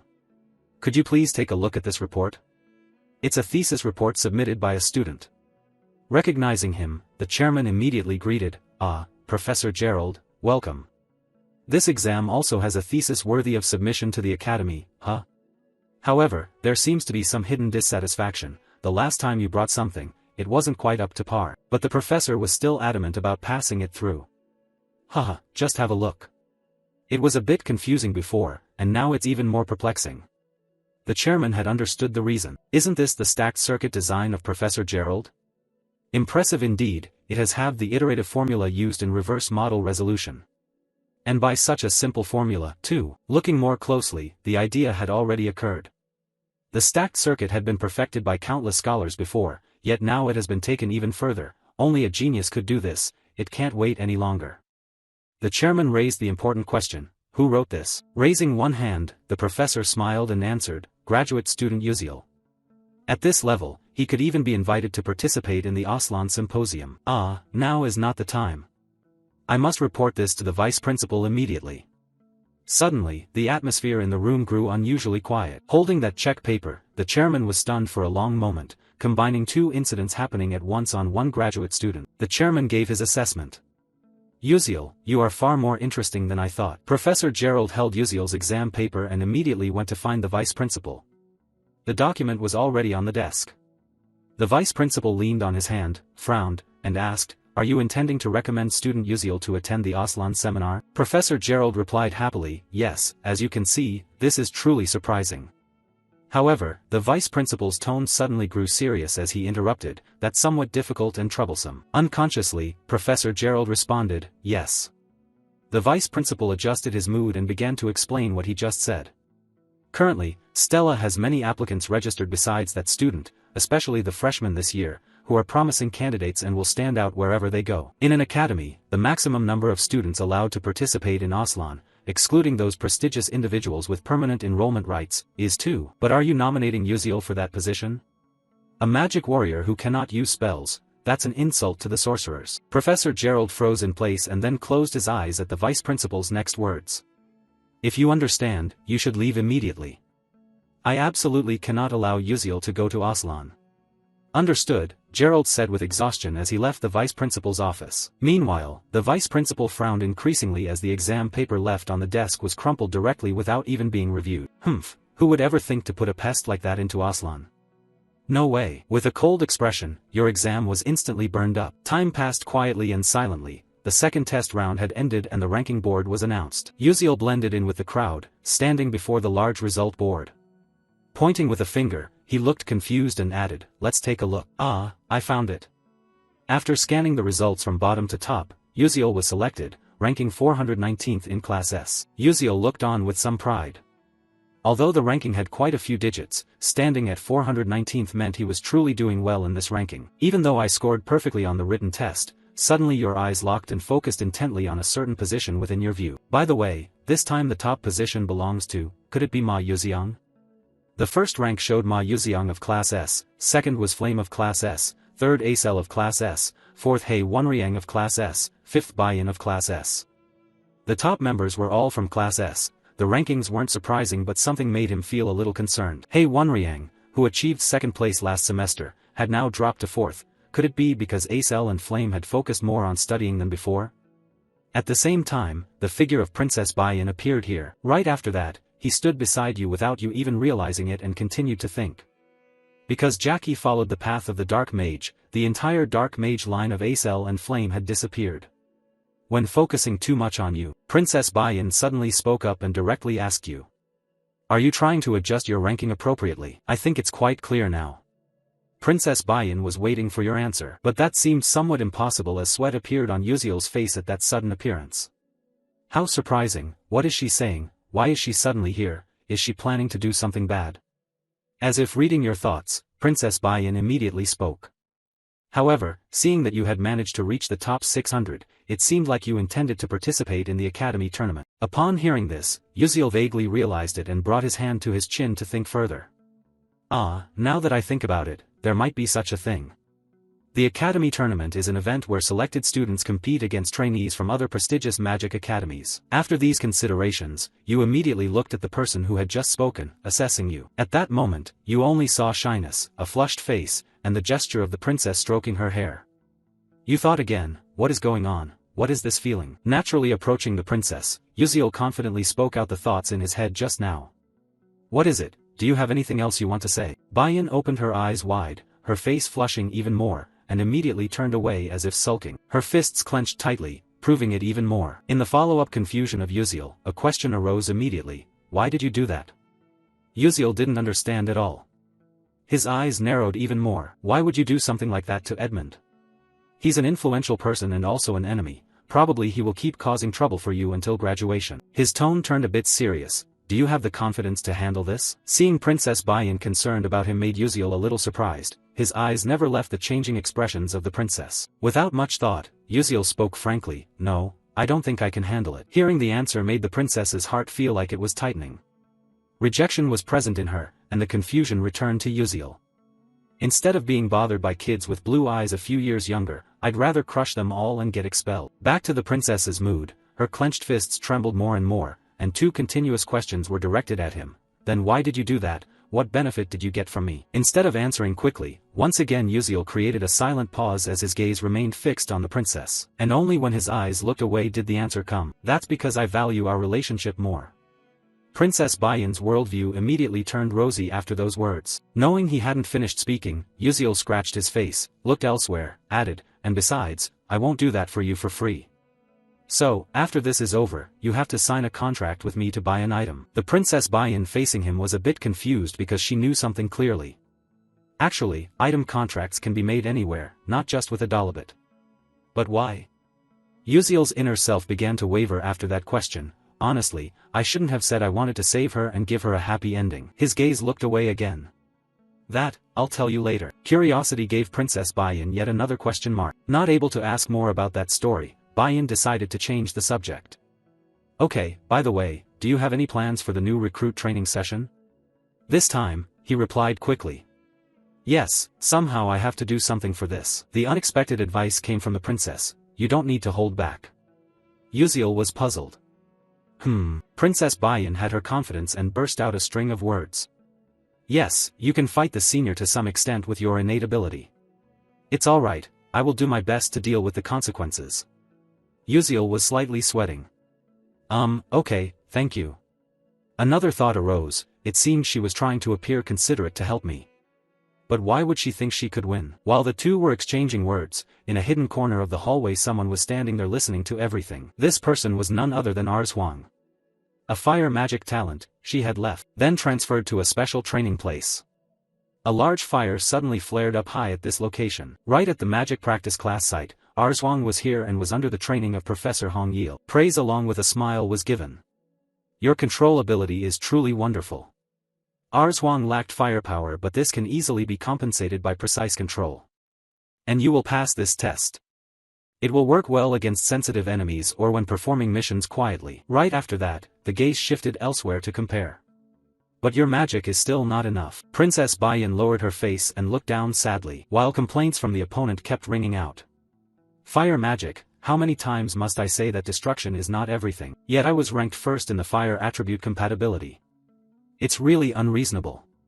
Now I'll try once more. Arswang glanced at those criticisms, and a hint of dissatisfaction began to show on her face. The magical flames were continuously created and blazing. The training dummies in front were increasingly engulfed by the flames. Arswang kept practicing her specialty in fire magic. However, the dissatisfaction had not left her expression. This time I lost again. If it comes to effort, I did not lose. So why is it like this? She let go of her magic staff. Looking at the destruction she caused ahead, Arswang still couldn't understand why she couldn't win. Back with Acel, she now heard the chatter of a few students nearby. Thinking back, isn't it today? I'm talking about the sparring matches between first and second years, shall we go watch together? Acel had a private thought about the matter. Could it be something involving Yuziel? Meanwhile, she had missed the chance to talk to Yuziel when Princess Bayan took him away earlier. A sadness marked her very own face, but that didn't matter much to her. She still had to go to class. So Acel quietly walked alone to another place. However, deep inside, she was struggling with a serious hesitation. Then stopping at some place, Acel smiled faintly and regained her spirit. Ah, I finally made it here. Acel glanced at the person standing beside her who was talking to her. Ah, you came here too, said a girl with brown hair and bright green eyes, smiling. There are rumors that Yuziel likes you. This girl is Harolyn, a first-year student in Class B. Her friend did not hesitate to sit next to her, smiling even more brightly and teasing a bit. Actually, you two aren't secretly dating, right? That's why you came here, isn't it? Acel was shy before. Hearing these words, her face flushed red. It's not like that at all. She even showed hesitation in her words from the start. Yuziel and I don't have anything. She couldn't say it out loud. Harolyn next to her had a new thought about Acel while her smile remained.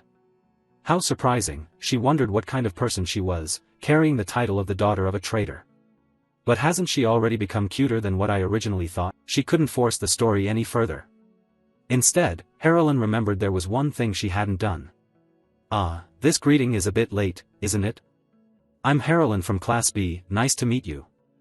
Acel replied blankly, yes, nice to meet you too. Just then, someone's loud exclamation caught both of their attention as they looked to one side.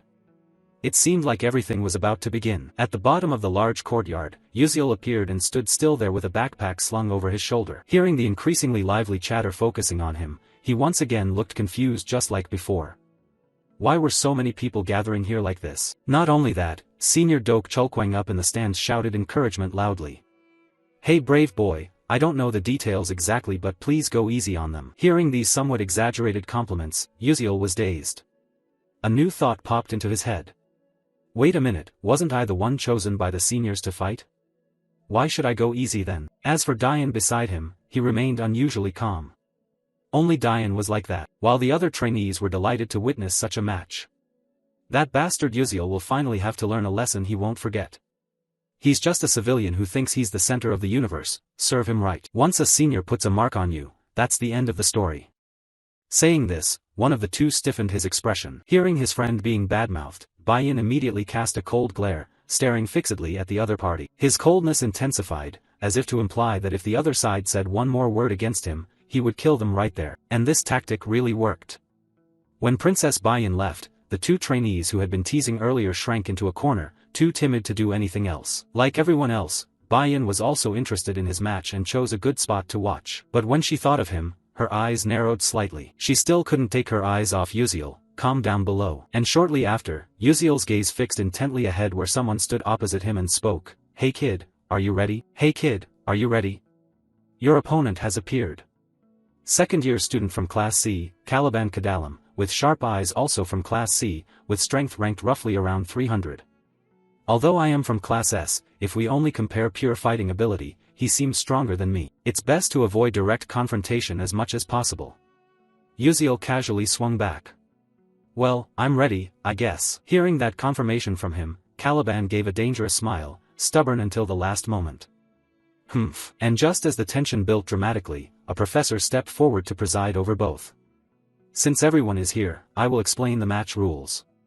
This duel will last at least 15 minutes. It will continue until one of you falls.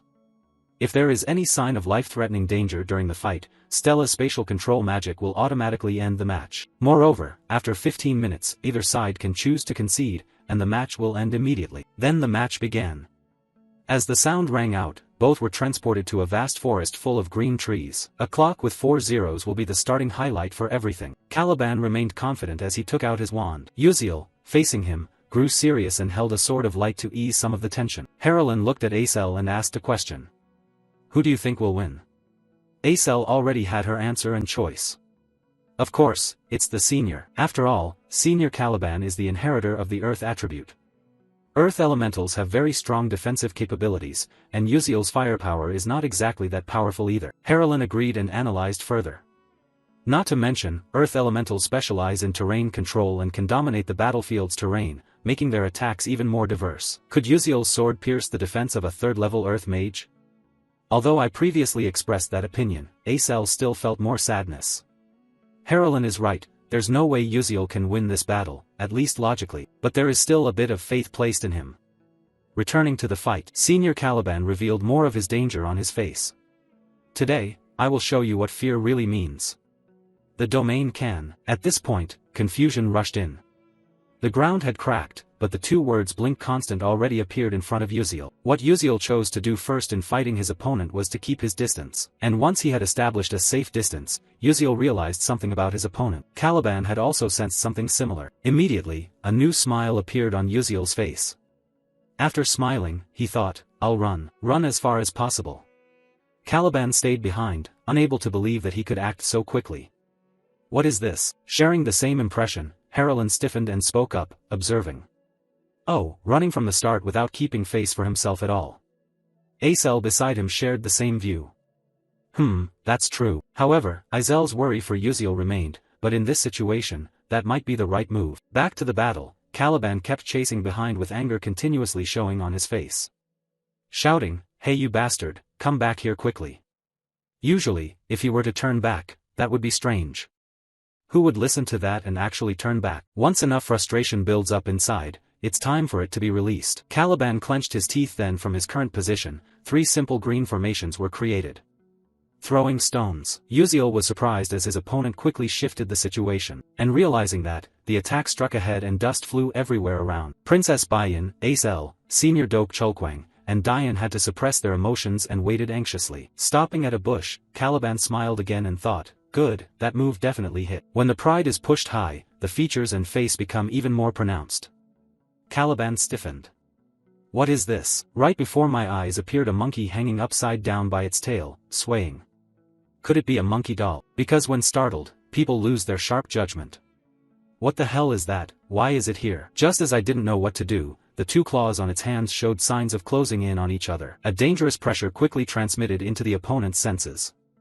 Boom! A burst of light exploded, forcing him to raise his hands in defense. True to his earth mage nature, a greenish light enveloped Caliban's entire body. He stood unmoving, but an uneasy feeling grew stronger. I almost died there. Luckily I matched my body's weight to the Earth's gravity. But that no longer mattered when his senses detected a strange change. An earth blade had formed right behind him, and just as Caliban predicted, the sound of wind tearing through the air, Uziel appeared at that spot and swung a strike with his blade of light. A crackling sound rang out, but unfortunately the sword couldn't cut through it. Caliban turned back with a smug smile, raising his wand high, die. The earth barrier he'd created shattered in an instant, replaced by the energy of a new explosion forming. Caliban was sure this time he couldn't miss again. But the slap of reality would slowly change his view. Right where the explosion formed, nothing appeared there, not even strange interlaced traces, nothing at all. Caliban scanned the area. Hey rookie, is that all you know how to do, run? Are those knightly ideals just empty words? The humiliation updated again when he stepped on something odd. Oh my god. His body reacted strangely. What had been as heavy as a lump of earth was suddenly lifted, floating. Why is my body so stiff? Off balance, he staggered to one side and his gaze fixed forward. Hidden in the bushes at a distance, Uziel watched everything intently. A smile that boosted his confidence. But when it caught Caliban's eye it felt like a provocation. That kid, he's smiling? Pouring every ounce of strength into his magic, Caliban bent down and gritted his teeth. Earth gravity. His wand pointed once toward where Uziel had been, but the boy had vanished. Annoyed, furious, livid, Caliban had to scout around to find him again. This infuriating brat wants to play peekaboo? Come out now. Whether by choice of angle or not, something strange like a tennis ball flew in from afar. Sensing it, Caliban dodged and sliced it in half with his wand, cut the cheap tricks out. From the cleaved ball came a slightly intense flash of light. Instead of an explosive bomb, it turned out to be a smoke bomb. And just like that, Caliban was temporarily blinded. Tears ran down his face. The game was over. But no, Caliban was still there, just a bit disheveled. Ugh, is this some kind of CS gas grenade? Though not seriously injured, Caliban's attention accidentally hit a bell lying and swinging on the ground that he hadn't noticed before. And as it had to, that light was revealed for everyone to see. Instead of affecting only Caliban fighting, it now affected all the onlookers outside. Harlan wondered, "What is that?" Acel squinted and replied, "It looks like a flashing device that temporarily blocks vision and sound." From the tear gas to the dazzling attack, this senior seems completely disoriented. Princess Hong Baiyan stood to the side, pursing her lips with her own judgment. It's over. Now if someone can approach slowly and deliver the finishing blow, that civilian will be the victor. Suddenly something changed that made the princess's eyes widen downward. What now? Below, Baek Yuziel nonchalantly produced more round pellets, ready to throw. The first one hit the side of his face, distorting it painfully as a sharp pain spread. The rest couldn't be wasted either. Baek Yuziel kept using his blink skill to redirect the attacks. From another vantage, Senior Dok Cholkwang and Senior Dian voiced their suspicions. Another CS gas shot this time? It seems like just a bit of simple smoke mixed in. What should I say now? The strikes from Baek Yuziel aren't exactly lethal. Well, he's managed to inflict light wounds on the opponent.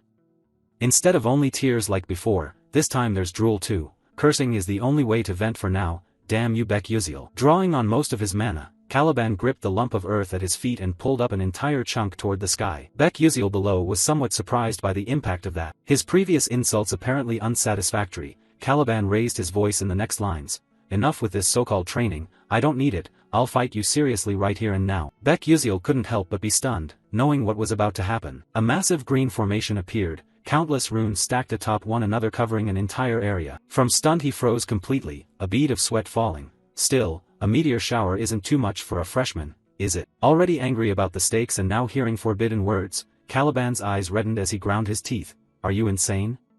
I don't know about others, but you shouldn't say that. Both Dok Cholkwang and Dian agreed with those words. Fair enough. When words couldn't change anything, small sharp stone pillars began to emerge from the formation. The slow countdown started. 1447, 1449. Caliban's wand-bearing arm rose straight up, preparing to strike. As his arm came down and pointed forward, adding more force as he shouted, "Die," the timer kept running. 1455. The dense meteor shower overhead inched ever closer to Baek Yuziel. Time reached 1457 and he still stood there without any sign of preparing to move. Not only that, Baek Yuziel seemed sleep-deprived and his eyelids drooped. Time ticked slowly. 1458, 1459, and the crucial moment arrived. 1500 hours. A smile spread at the corner of his mouth. Just as the earth pillars were only a few spans away, Baek Yuziel raised his hand high and declared, "I give up." Rather than saying it would stop before him, one could say all magic halted under Stella's influence. The entire plaza suddenly fell into an odd silence, because everyone couldn't believe he would speak those words at that exact crucial moment, and the one who seemed most pitiful at that moment was Caliban. From the start he alone had taken hit after hit, dizzy, eyes burning, coughing and hacking. One bout of anger after another. After a while he finally managed to steady himself. The announcement sounded, "Training duel over." Both returned to the real world and stood facing each other. Freshman of Class S, Baek Yuziel, has forfeited, therefore the winner is second-year Caliban of Class C. Caliban still couldn't believe it. Is it really over? Contrary to that expression, Baek Yuziel felt a lightness in his body. I survived after all. Pity for him as he stood there listening to the rest of the announcement. The special training match ends here. His body trembled in its natural way. And then a powerless, steel-like howl echoed across the entire plaza. The match was over, just as most students had predicted. The second-year student won. As they stepped outside, the chatter grew lively. Wow, did you see that second year's face? He looked like he was furious, like ready to snap. If I were him, I'd start throwing punches regardless of the match outcome. You're right, the freshman apparently beat the second year. This affected Stella's students as they analyzed that fighting style. But what exactly were those things Baek Yuziel used? Could they be items developed this time around? Baek Yuziel did very well, but my attention was completely drawn to those tools instead. Senior Dian was swept up in those remarks as well. Could it really be that he liked using magical tools? While ordinary alchemists fight by leveraging terrain features, Baek Yuziel had planned the placement of his magical tools from start to finish thanks to his superior mobility.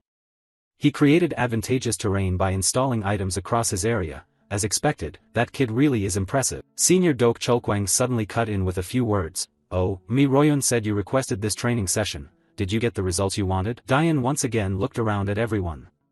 The result I wanted, yeah. Now second years won't so easily pick on first years, and sometimes even second years can lose to a freshman. Amid some murmurs from other students, I'm in a bad mood, I can't stand seeing that arrogant freshman humiliated, what a shame, same here.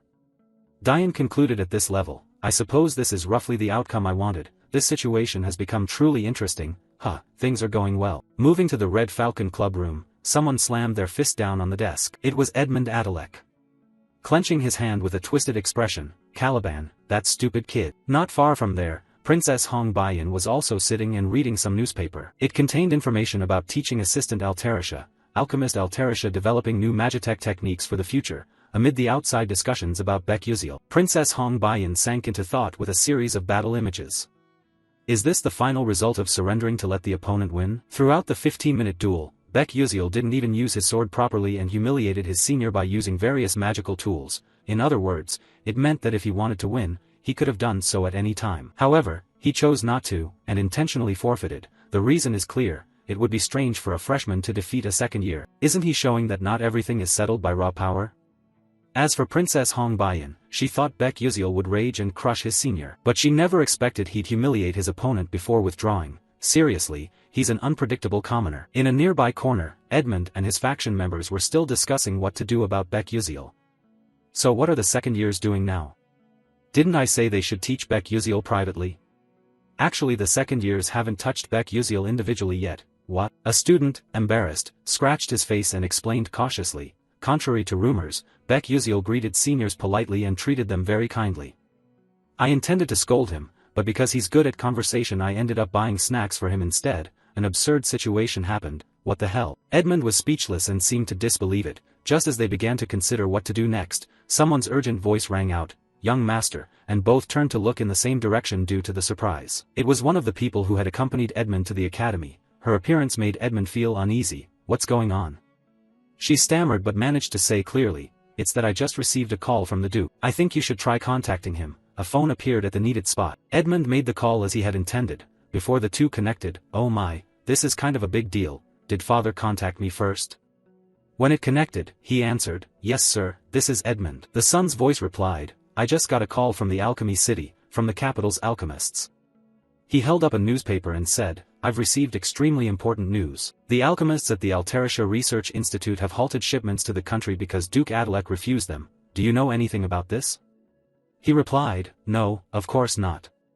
How could you say that to the Altarisha School of Alchemists?" Though Edmund denied it, the reality was repeated by his father. "But it's true," a co-author of the Delta Enhancement Technique said so himself. In an instant Edmund fell silent. Something strange immediately formed in his mind. A co-author? It didn't take long before he became utterly alarmed.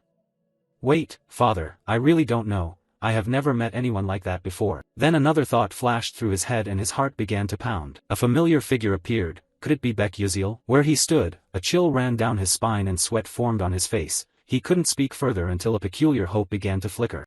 One issue," he said bluntly to his father. "Still, it's absurd to refuse the kingdom of Adalabit. Father, you know how much influence we have over the Alchemy Guild, right?" Not letting his son continue, the man interrupted in a cold tone. "This is a scientific and technological revolution. It's a brand new technology that never existed before, the ability to create objects equivalent to ancient artifacts.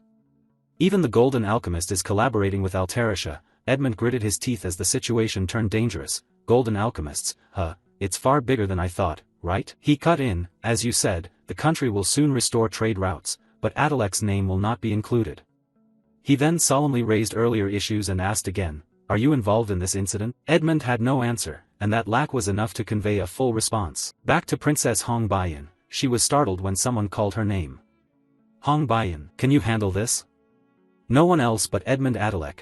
Confusion showed on her face and Princess Hong Baiyan replied, "Yes sir." With no other choice, Edmund had to rely on Princess Hong Baiyan. "Could you arrange a meeting with Baek Yuziel?" Princess Hong Baiyan couldn't believe Edmund himself had said the name she found disgusting and hateful. After a moment's thought she narrowed her eyes and said, "Yes, I'll do it." To the southern continent, the Hall Plains, the lower moon plain, a stunning scene came into view for everyone. A girl with long red hair was looking out over the vast expanse ahead. That was Jeliel. Without expression, Jeliel said to herself, land prices are rising. At that moment another figure trembled toward her and dropped to his knees. Lady Jeliel, please, I beg you. Just this once, have mercy. Above his head appeared a strange number 3 plaque. Jeliel, the info panel shows a special number 3. A new knowledge update. The value score for all things has been reached. This feature allows one to view any living being, person, animal, or object as a numeric value. The lowest value is 0 and the highest is 100. She sat down near him, but he only had a 3, the value equivalent to a street stone. Then she addressed him, see? Why are you ruined like this? I warned you not to expand into useless businesses. However, he ground his teeth with a different thought, lying, this business was supposed to succeed, and she was the one who ruined everything, but it seemed beyond saving now. Bury him, yes, that voice rang out as the clearest expression of utter despair. The guards rushed in and dragged him away amid his screams. Ah. Please spare me, Lady Jeliel, Lady Jeliel. Jeliel cast one last look at him. When those sounds faded, she broke into a peculiar, satisfied smile. However, it quickly vanished and she returned to her usual demeanor. Ah, how boring, kids these days really have no willpower. Just as that thought formed, a familiar voice rang out, Jeliel, are you there? Hearing the call, Jeliel beamed with flushed cheeks. The voice was different from the earlier introduction. The arrival of this person was, unexpectedly, a question mark. And the special person could only be Melian, chairman of the Nebula Company. My dear daughter, have you been well? Jeliel stepped forward and hugged Melian. Father, was your trip enjoyable? Her cheeks flushed even more. How did the deal go? Was everything okay? Seeing the girl's smile, he cheerfully replied that it was still in progress. This time the Alterisha alchemy faction developed a new item by combining special magical techniques. There's a video of a real battle using the co-developed alchemical item. Would you like to see it? The smile remained on her face. Jeliel answered, that would be wonderful, though a thought tugged at her mind. Honestly, I wish I had more time to talk with father, but she couldn't say that to him. So, shall we go to my room? Yes. Entering the new room, a purplish orb emitted a brilliant light. I'll give a brief intro before the video. He's a first year at Stella Academy and he fought a second year using that item. Jeliel showed mild surprise at her father's introduction, an alchemical co-author, and he's only a first year? Jeliel began to feel a curious interest in him. What kind of boy would he be? When the screen played, Jeliel snapped out of her own surprise. Huh? Beck Uziel's image appeared clearly, yet through that screen, like her father, he also had a question mark panel. How strange, why can't I read his value? This has never happened before. Even the Emperor of the Scalvan Empire, the King of Adalabit, I've seen them all show values. There are 2 cases where the value of things can't be measured. She looked at her father more intently. More precisely, that small question mark panel. One is when the subject is a loved one. Then she sneaked another glance at the screen showing Beck Uziel. The other is when a value is hidden to the point of being immeasurable. Knowing her father hadn't said the name yet, Jeliel asked, Father, what's this person's name? He smiled and answered his daughter, his name is Beck Uziel. Remember it well, who knows, you might meet him someday, you can't displease your father, and if he said so, of course you'll remember. Just to change the subject a bit, also, Father, before you leave, would you like to play a game of soul chess with me? Maybe? Tapping her fingers on her hand, Jeliel shook off her thoughts about Beck Uziel. Does he have a value that I can't measure? Add a cold face, Beck Uziel. I will remember that name. Back at Stella Academy, more precisely the person someone had been secretly thinking of not long ago, Beck Uziel held a glass and was seriously drinking something dark. On the other side, Edmund Adalek showed clear embarrassment, awkwardness, and stammering. He couldn't let time slip away in silence. Beck Uziel spoke first as he set the glass down. I've finished my coffee. If you have nothing to say, I'll be going. Edmund couldn't believe how decisive and blunt he was. Oh, wait, hold on. Not daring to look at him, Edmund said, I regret what happened before, that was my fault. I deeply regret and have reflected for underestimating you because you're a commoner, so please forget the things I said before and take back the words you said, can you? He remained indifferent as the other spoke, his expression fixed. A deeper thought formed and he interpreted it. Whatever, sorry or anything else doesn't really matter, but to avoid Princess Hong Baiyin's tragic end as much as possible, I need to remove Edmund's political power to make that happen. Edmund was taken aback when Beck's voice turned oddly cold. I don't want to do that for you. Right now it would be better to raise the stakes, so what should I do? Let's see. Beck Uziel put his hand into his coat. What if we do it like this? A paper with writing on it was produced. It wasn't an ordinary sheet but a magic paper, a mysterious page on which anything can be miraculously created by drawing.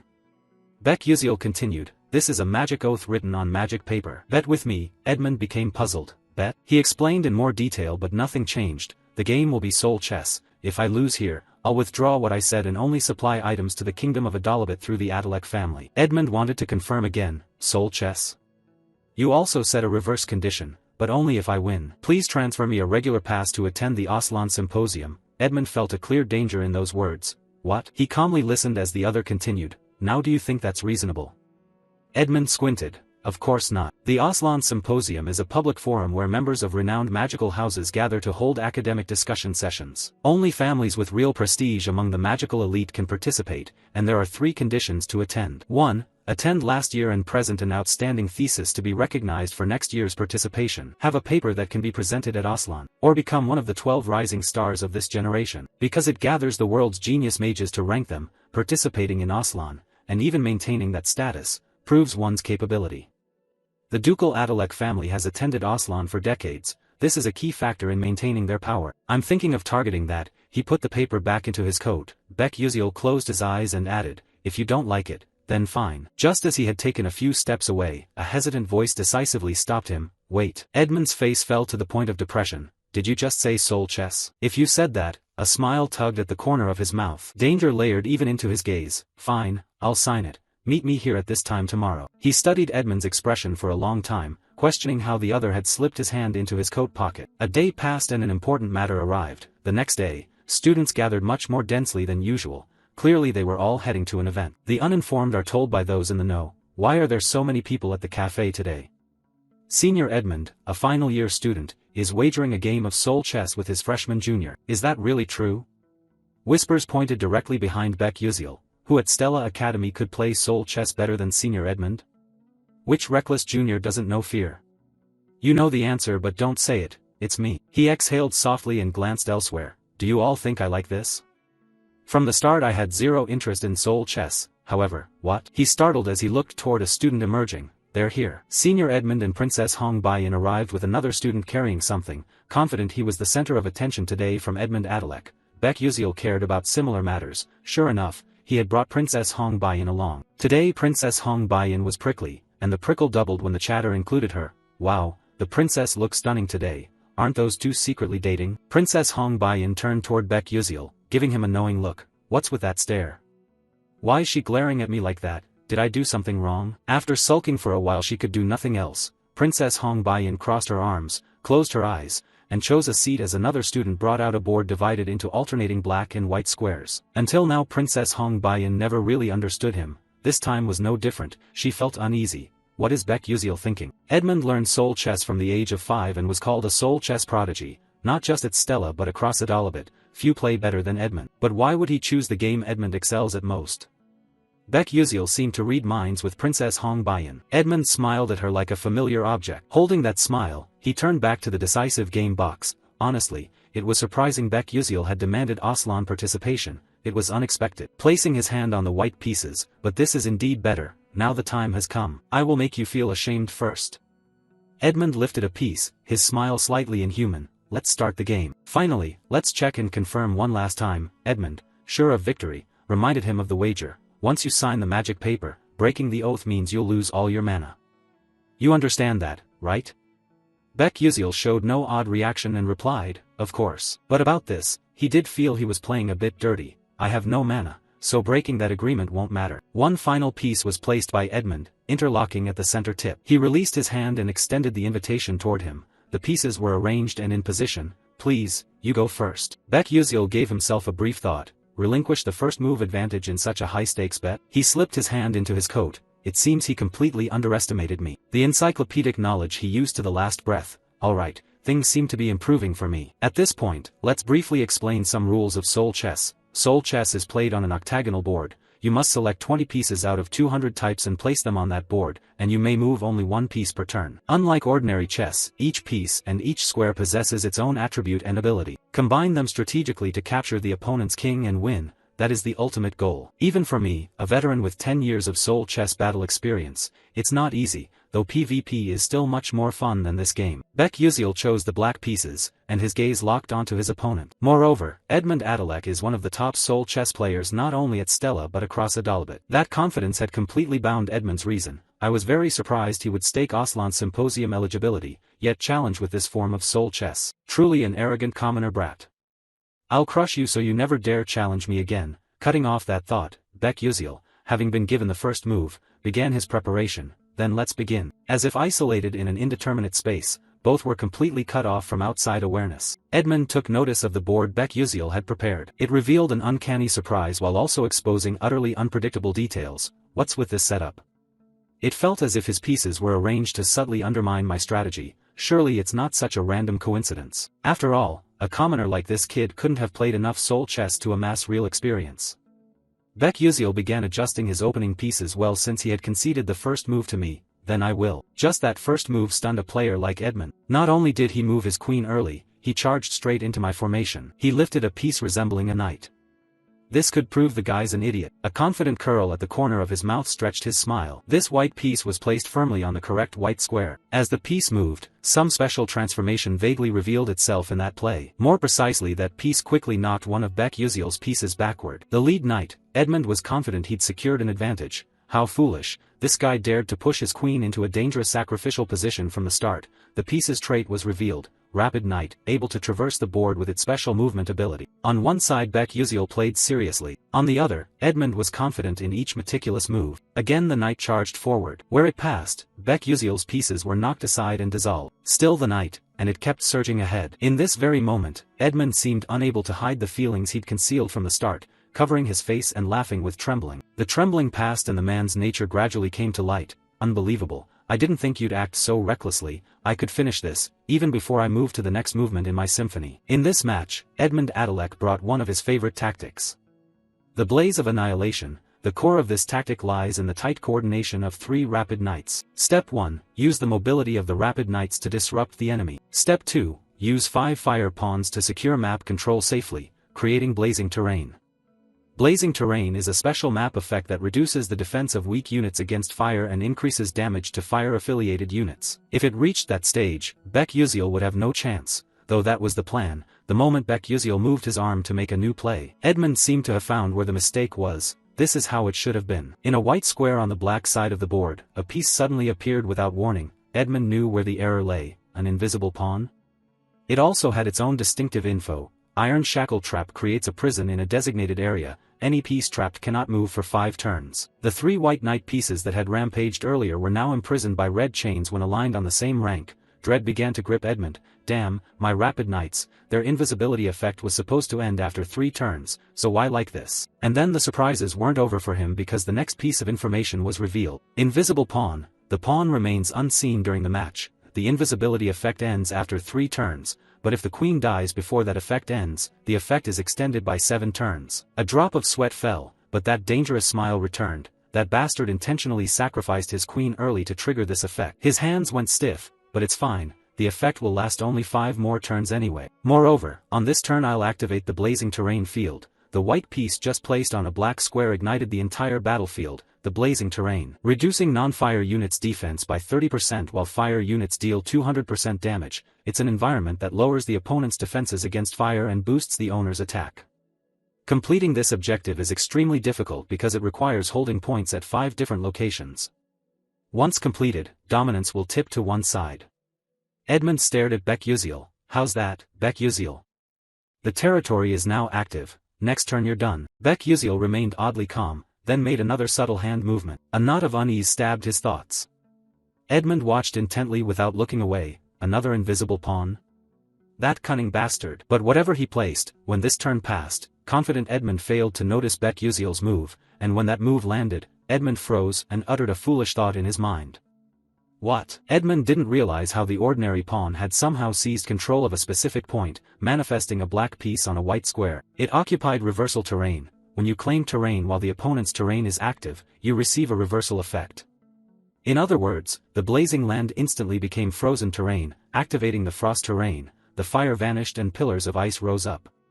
Edmund gradually lost the control he thought he had. With the reversal effect, ice element damage increases by 200%. The hidden condition for reversal was met, gaining an extra attack turn, 2 actions, 2 simple pieces, 3 knights, and 1 environment neutralized. Edmund tried to reassure himself with his earlier arrogance.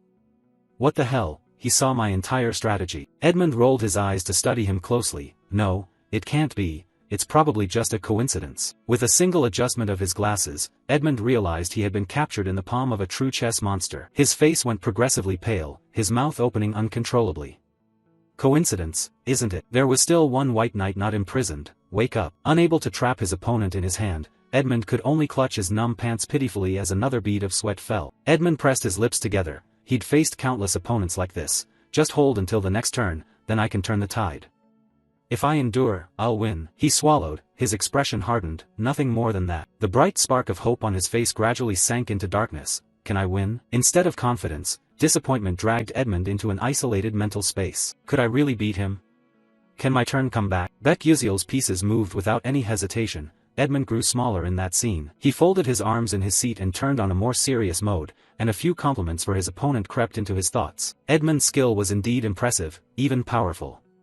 In this world, defeating Edmund in Soul Chess has always been one of the toughest challenges. But after 10 years, crazed veteran players emerged. This guy truly is insane. A veteran who'd played thousands of games with Edmund finally wrote a perfect strategy. No longer hiding it, Beck-Uziel broke into a bright smile, and that strategy was stored right in these glasses. In other words, I'm playing Soul Chess with an entire encyclopedia of detailed instructions in hand. The next black piece chosen to be placed on a black square differed from the characteristics of the pieces I knew. Bishop of Thunder, unleashing a lightning strike that deals 200% damage to enemies who are frozen. If frozen targets are linked together, the attack becomes spreading lightning, and a lightning-shaped slit appears under the piece's miter. The yellow of the lightning and its streaks of energy gradually converged. The blue of the ice and snow covering the field completely shifted into the yellow of the lightning bolts. Edmund stood frozen in despair, watching that rapid transformation. One move, and the entire white side vanished. Now only the black pieces remained. Ha ha ha, the earlier coldness had changed. Edmund swallowed his bitterness and had to accept a truth he uttered himself.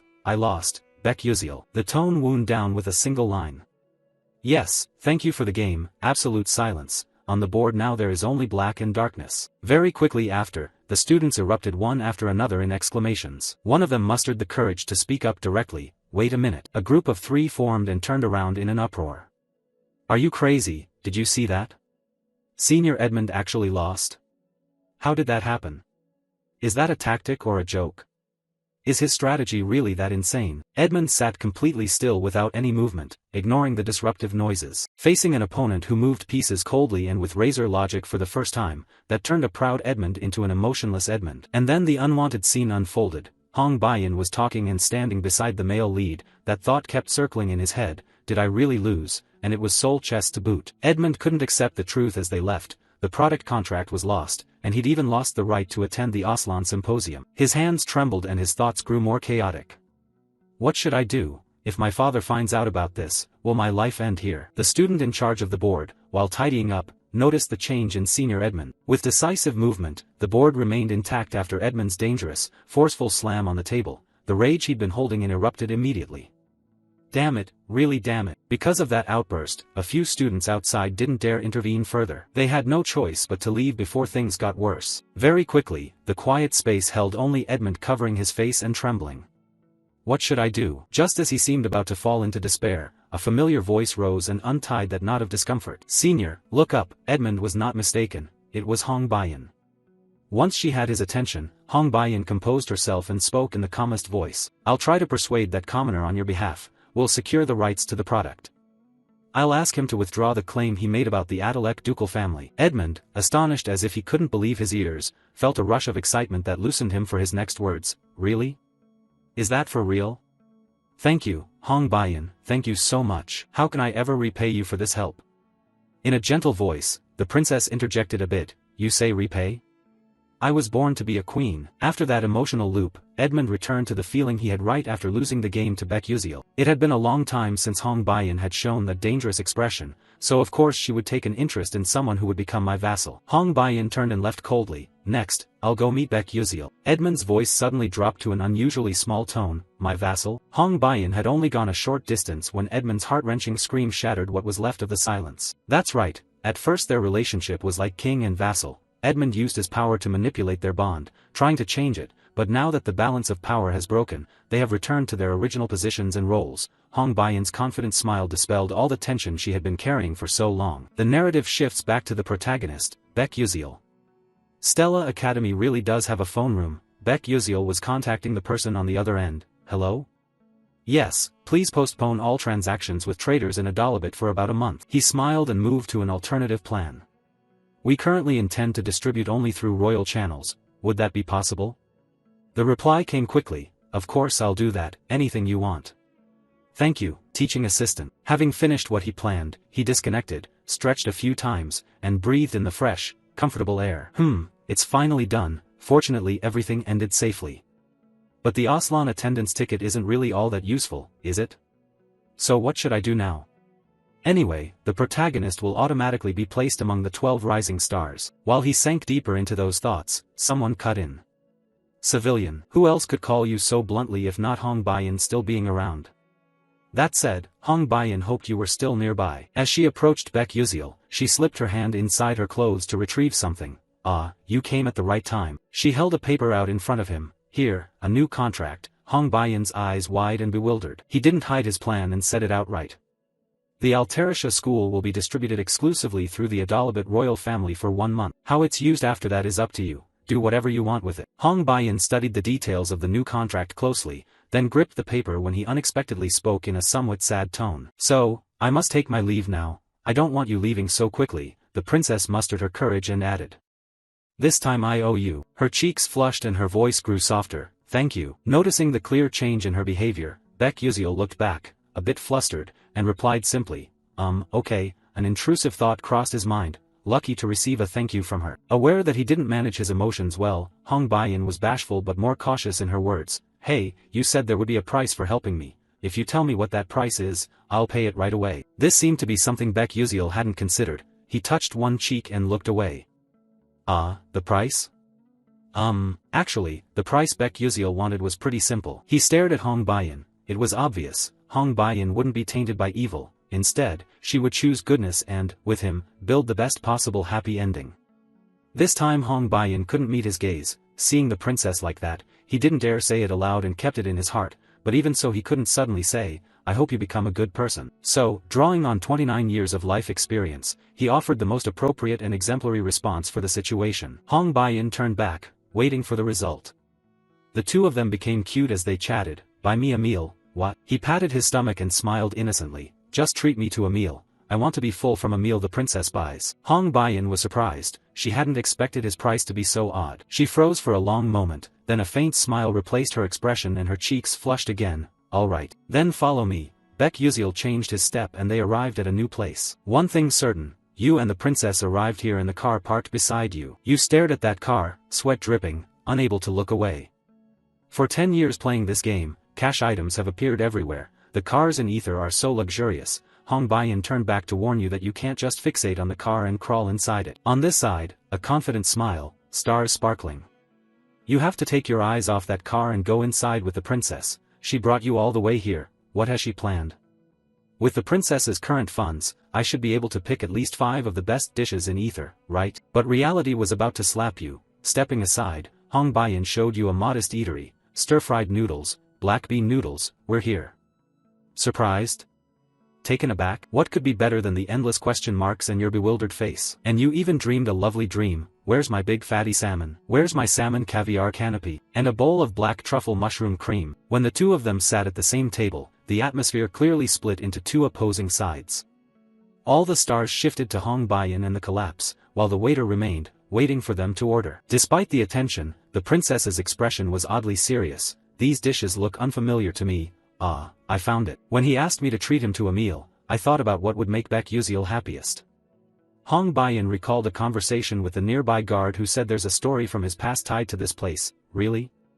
Expensive food means nothing to Baek Yuziel. From the past I happened to glimpse, I learned which dish he treasured most. Confidence in himself, pointed to one direction on the menu. One item, please zoom in closer, that's black bean noodles. But over there, Baek Yuziel calmly raised his hand to order something different from what the princess expected. Give me 3 bowls of jampong and an order of crispy fried pork tangsuyuk. Huh? Hong Baiyin was flustered. His round eyes asked, what's wrong, can't I order 3 bowls? Hong Baiyin stammered, no, that's not the issue. This time Hong Baiyin forced herself to rethink.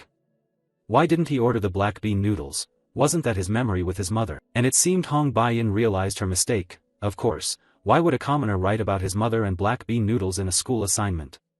He hasn't overcome his past, he still feels remorse about it. Because he couldn't repay his mother's kindness he didn't understand as a child. The waiter brought the requested dishes. The food arrived. Thank you. Hong Baiyin bowed her head and gradually felt ashamed for bringing him to a place like this. For him, black bean noodles weren't a nostalgic memory, they were a symbol of regret.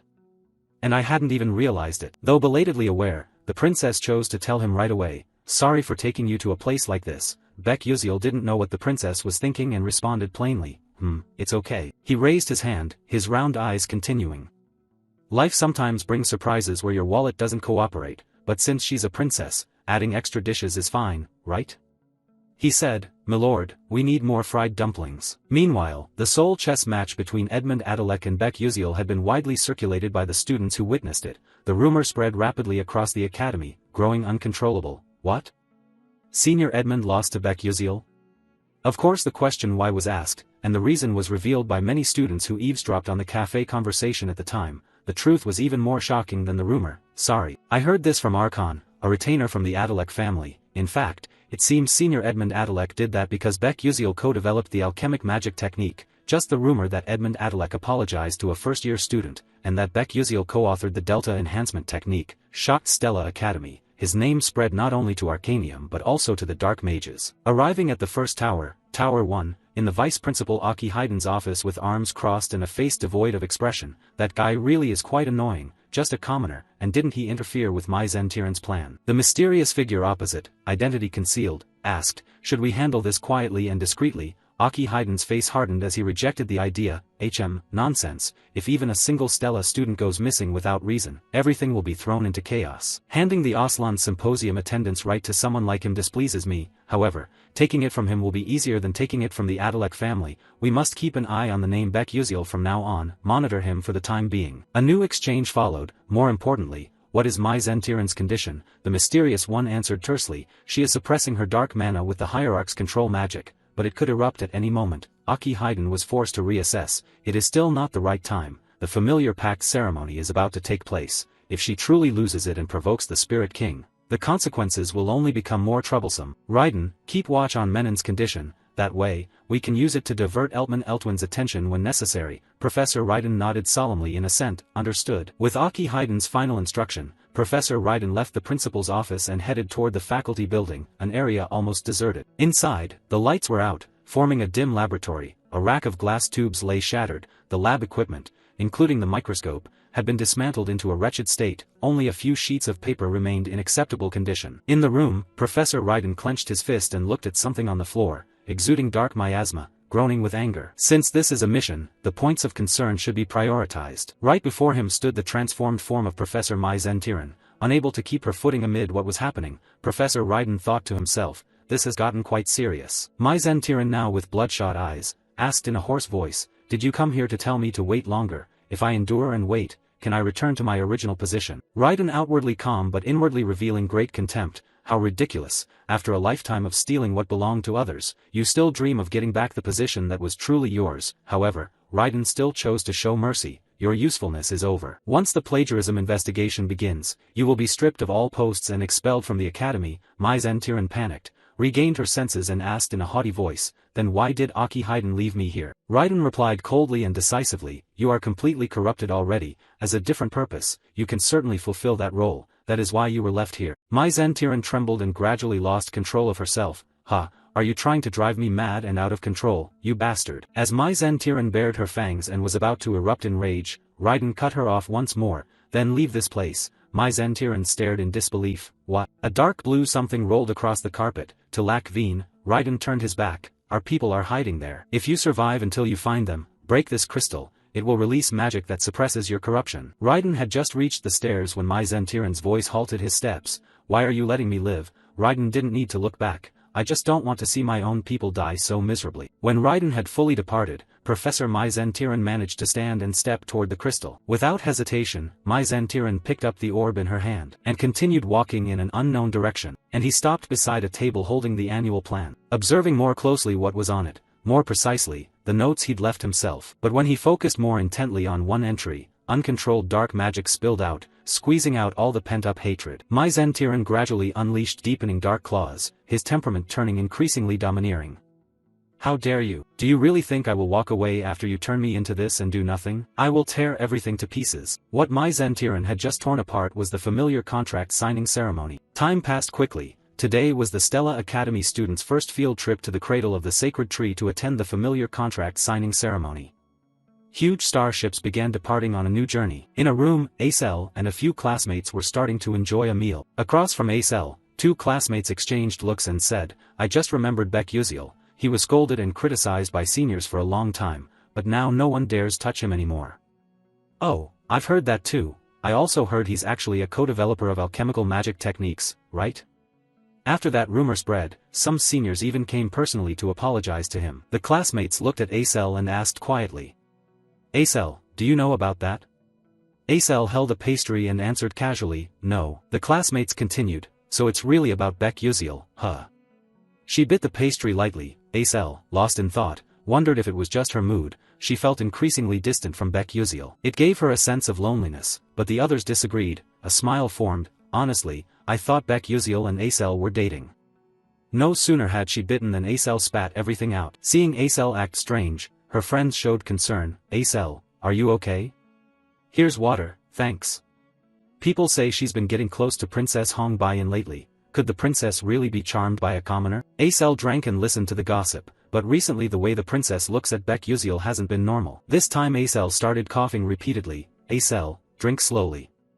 Nearby, Flame had noticed Acel. Acel was the focus of the other students' attention. Flame paused but was thinking about something, then decided to continue on his way, though the attention couldn't entirely let him go. Acel seemed well matched with his friends. Normally he'd be here alone arguing with Hong Baiyan by now. Something had changed in a place he didn't understand. Are these all effects of Baek Yuziel? Call him and he'll show up. Been looking for you forever. Hey, can I ask you a favor? Flame was startled by his sudden appearance. "Ah, you scared me. Who expected you'd show up like this?" In that exact mood Flame asked, "What's up?" He produced something with a blank expression. "Pick me a flower from here, the Hanbarem flower, the wind flower." Flame paused to ask, "Hanbarem?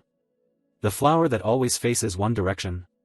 Do you think I'm a vending machine for flowers?" Though he said that and thought so, Flame's hand reached toward the soil box the boy held out. After a moment, Flame's magic activated, a jade green light highlighting a spot. Quickly, a shimmering white five-petaled flower bloomed in the box. Baek Yuziel smiled, eyes narrowed, having gotten what he wanted, "Thanks."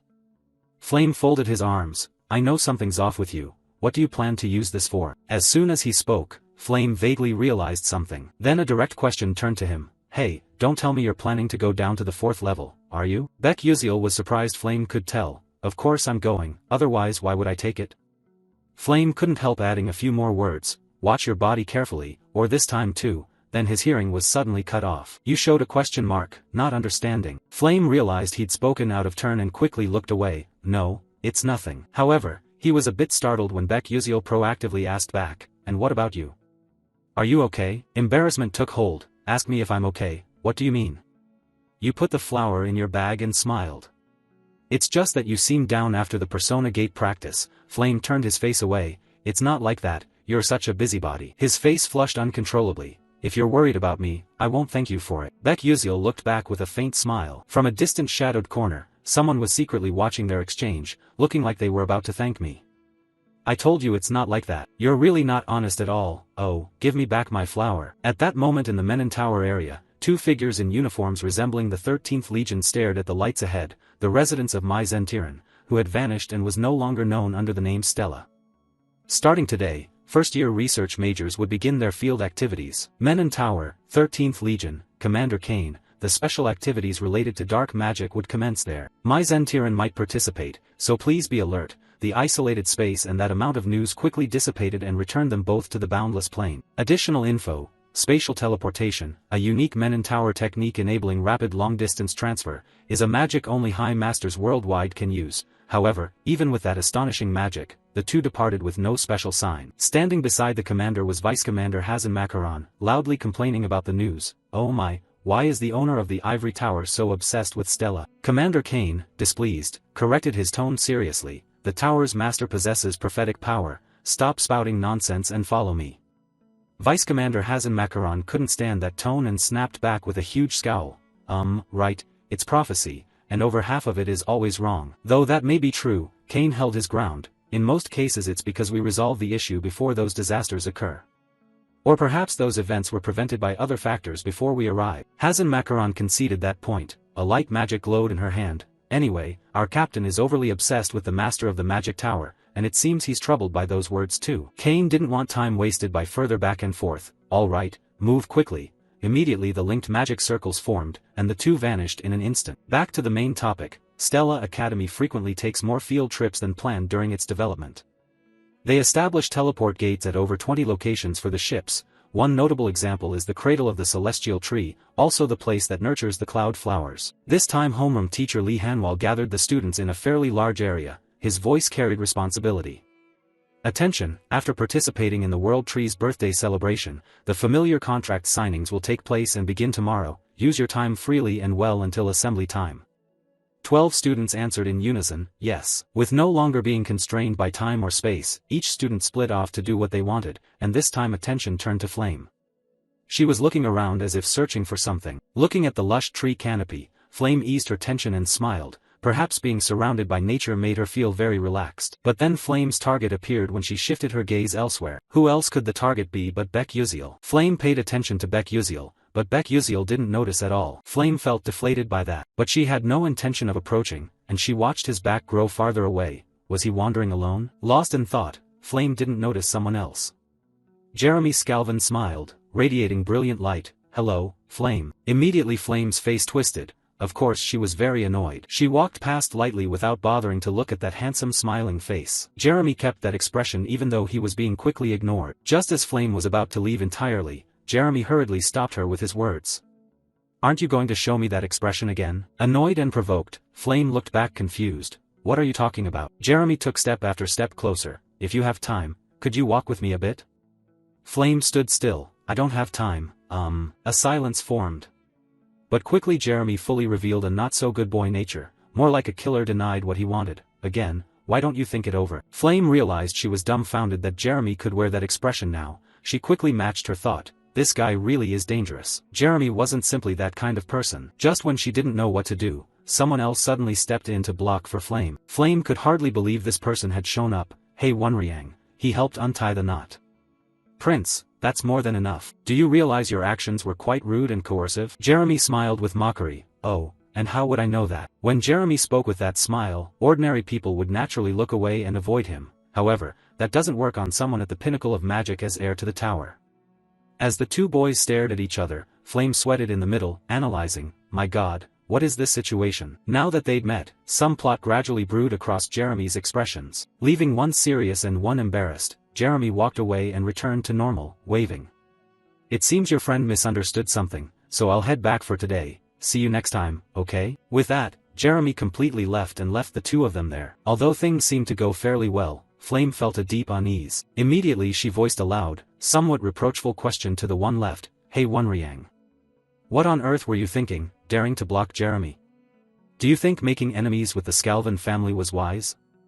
Hey Wonriang seemed unconcerned by the criticism. Flame, you're the one who needs to be careful. The prince is very dangerous.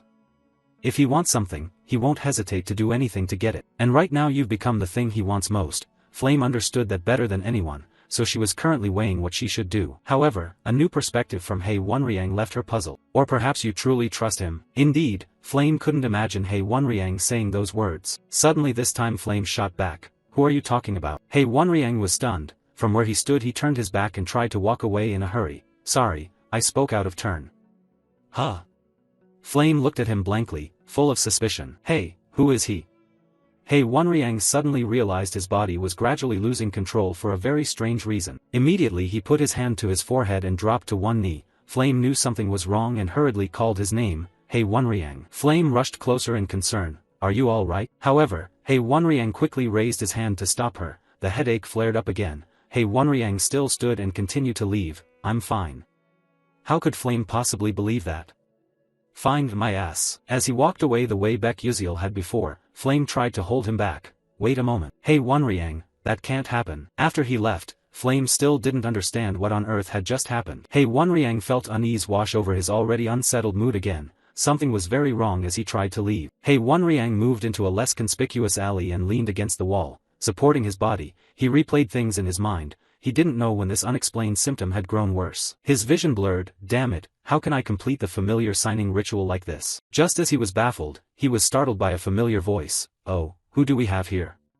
Although He Wonriang had only heard that voice a few times during their encounters. As he slowly turned his head, he confirmed who it was. Professor Mai Zentiran. Half his face hidden by a black cloak, his appearance swallowed by shadow, Professor Mai Zentiran stepped closer with surprising calm. I've been wondering where my seed ended up. Turns out there's a seed right here. Perfect timing. I didn't expect the level of intrusion to have progressed this far.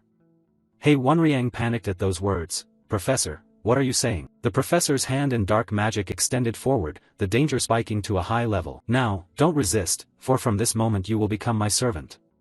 He Wonriang, do you understand the situation you've fallen into? He tried to force himself to wake up. Don't come near. He Wonriang's consciousness grew progressively darker. Fragments of memory standing beside him and talking with flames surfaced. They kept filling that memory. However, they gradually diminished and merged into the darkness. What remained at the end was a photo of Flame waving goodbye. In the kingdom of the elf people, where a magnificent and grand castle hides amid lush, poetic forests. Inside the castle, an aide approached a large door. He knocked to report to the king. It was Orenya, the king's aide. He respectfully reported, Your Majesty, if you do not appear at this year's natal festival, the Council of Elders will seize on that pretext to cause trouble. Inside, Elf King Katsirin stood leaning against the door. Orenya continued anxiously, they will surely intend to seize control of the entrance to the sacred grove. Katsirin, the elf king with long white hair and authoritative golden eyes, frowned slightly, the burden of a king weighing on her slender shoulders. She replied calmly, I know, I will go out soon, you may withdraw. Orenya could only obey. When alone, Katsirin's expression sagged,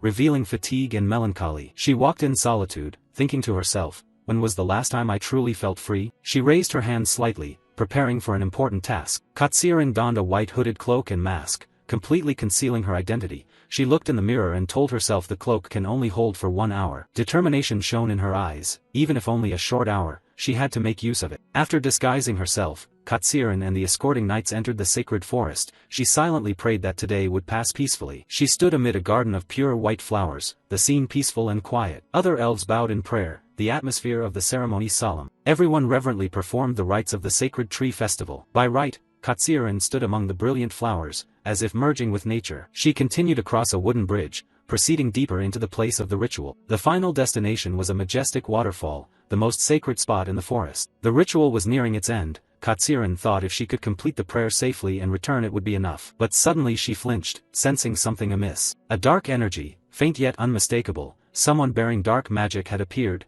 Katsirin's golden eyes flashed in the gloom. Katsirin realized immediately, a dangerous dark mage has infiltrated this holy land. She glanced at her knights, including Orenya, but none of them seemed to notice. She understood that only she could sense this dark power. By decree the elf king must remain silent throughout the festival, but she could not stand idly by while a dark mage defiled this sacred place. Katsirin clenched her hands, her gaze steady. She resolved inwardly, there is no other way. Katsirin affirmed, I will have to deal with this myself. Meanwhile, in another scene, Flame was rushing off somewhere. She panted and thought, I followed He Wonriang because he looked strange, but Flame anxiously looked around. Where did he go so fast? Suddenly she found He Wonriang. He stood in a dark corner, motionless. Flame froze at the sight of He Wonriang. He was enveloped by a dark aura, his eyes completely obscured. She gasped his name, He Wonriang. Flame immediately sensed the terrifying energy radiating from him. This dark energy, don't tell me. He Wonriang looked up, his eyes had turned pitch black. Flame realized in horror, a dark mage? However, Flame quickly calmed herself. She noticed his corruption by dark magic was not complete yet. If I act now, I can bring him back. Thinking that, she spoke up, trying to reassure him, calm down, He Wonriang, the emotions you're feeling right now aren't yours. Flame continued to persuade, you hate losing, don't let the darkness win. But He Wonriang remained silent. He Wonriang slowly stepped toward Flame, without a single reply. He came very close, pressing up against her with a terrifyingly blank expression. Flame was truly frightened, sweat beginning to pour down. He Wonriang's soulless eyes stared at her, without any emotion. He Wonriang suddenly spoke in a cold voice, why, are you avoiding me?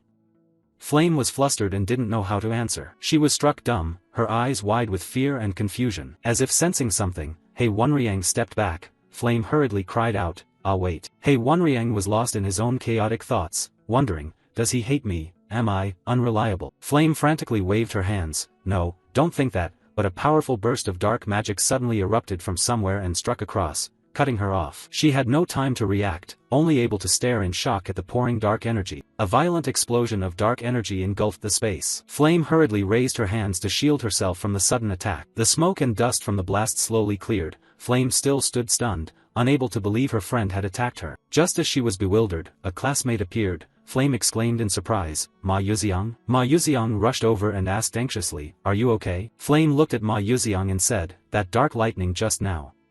But Ma Yuxiang brushed it off with a smile, "Sorry, please forget it." Ma Yuxiang's expression turned serious. He looked at He Wenriang immersed in dark magic and asked Flame, "Still, why didn't you fight back? You almost died." Flame explained, "I tried to resolve it by talking." Ma Yuxiang asked in surprise, "By talking?" He couldn't believe her explanation, but remained silent. Flame drifted into her own thoughts. She recalled that in the original story, Acel purified countless dark mages with mere words. That person was dubbed the Penitent Saint. Flame had believed she could do the same. "So I thought maybe I could bring He Wenriang back too." But reality was far harsher. She despairingly thought, "But perhaps, my power can't save anyone." The image of Jackie dead in the past haunted her. Ma Yuxiang cut into her thoughts, "I don't know what your plan is, but first you have to fight." He asked with trusting eyes, "You can do it, right?" Those words awakened Flame. The despair on Flame's face vanished, replaced by resolve. She declared loudly, "Yes, I can," and summoned a magic staff. Her eyes shone with steely determination. "This time, I won't let anyone die like Jackie." Flame raised her staff high, gathering all her will and strength, shouting, "I will definitely save you, He Wenriang." Flame and her teammate, Ma Yuxiang, stood side by side in the academy garden, preparing for a battle. Their opponent, He Wenriang, was also emanating a menacing dark energy from his hand. Without a hint of hesitation, Ma Yuxiang began channeling magic, green lightning flashing from his sword. Meanwhile, Flame readied herself as well. She slammed her staff hard into the ground, preparing to support her teammate. Ma Yuxiang charged in first. He leaped above He Wenriang's head. He unleashed a powerful technique, concentrating a large amount of thunder mana into his weapon. The technique, Earth Whip, was cast. From above, countless vine whips streaked down to strike He Wenriang. But He Wenriang calmly looked up without a trace of fear. A large explosion erupted as Ma Yuxiang's technique collided with the ground, kicking up a thick cloud of dust. He Wenriang swiftly dodged and sprang into the air to counterattack, which made Ma Yuxiang a little surprised. He Wenriang launched a strike of dark arts. Razor-sharp currents of shadow energy flew toward Ma Yuxiang. Right after, he continued to rush in to attack, leaving Ma Yuxiang astonished at this recklessness. Seeing her teammate in trouble, Flame stepped in. Her eyes gleamed gold. She began chanting a support spell. She used Binding Light. A blazing beam shot straight out and wrapped around He Wenriang, locking his movements tight. He Wenriang was bound by Flame's magic, creating a perfect opening for Ma Yuxiang to finish the fight. Flame held the line, her eyes full of resolve, focused on maintaining the binding spell. While the enemy was being held back, Ma Yuxiang dashed in from behind, preparing to unleash a fire element attack. His fist erupted in fierce flames, his face lit with determination. Ma Yuxiang delivered a devastating fire punch, blasting He Wenriang far away. After the perfect combo, Ma Yuxiang and Flame stood side by side, the smoke and dust from the explosion slowly clearing. He Wenriang collapsed to the ground, seemingly completely defeated. Flame let out a sigh of relief, thinking she could speak again, but Ma Yuxiang coldly said, "It's not over yet." Flame was shocked and confused. She turned back to ask, "What do you mean?" but froze before she could finish. Her eyes widened, reflecting the horrifying image of an unthinkable transformation. From the body of the just-defeated He Wenriang, a swirl of black aura rose, turning him into a demonic entity with horns and bluish-white hair. Flame went rigid, crying out in terror, "He Wenriang?" Flame realized the situation was dire. He Wenriang's corruption was rapidly worsening. She quickly warned Ma Yuxiang of the danger and told him to fall back. Immediately, the demonic He Wenriang lunged at Ma Yuxiang, his bluish-white hair bristling, sharp horns and razor claws swinging to seize Ma Yuxiang's head. Witnessing this made Ma Yuxiang's pupils flare wide in shock at the terrifying speed. Then He Wenriang hurled him with such force that Ma Yuxiang's entire body slammed into the back,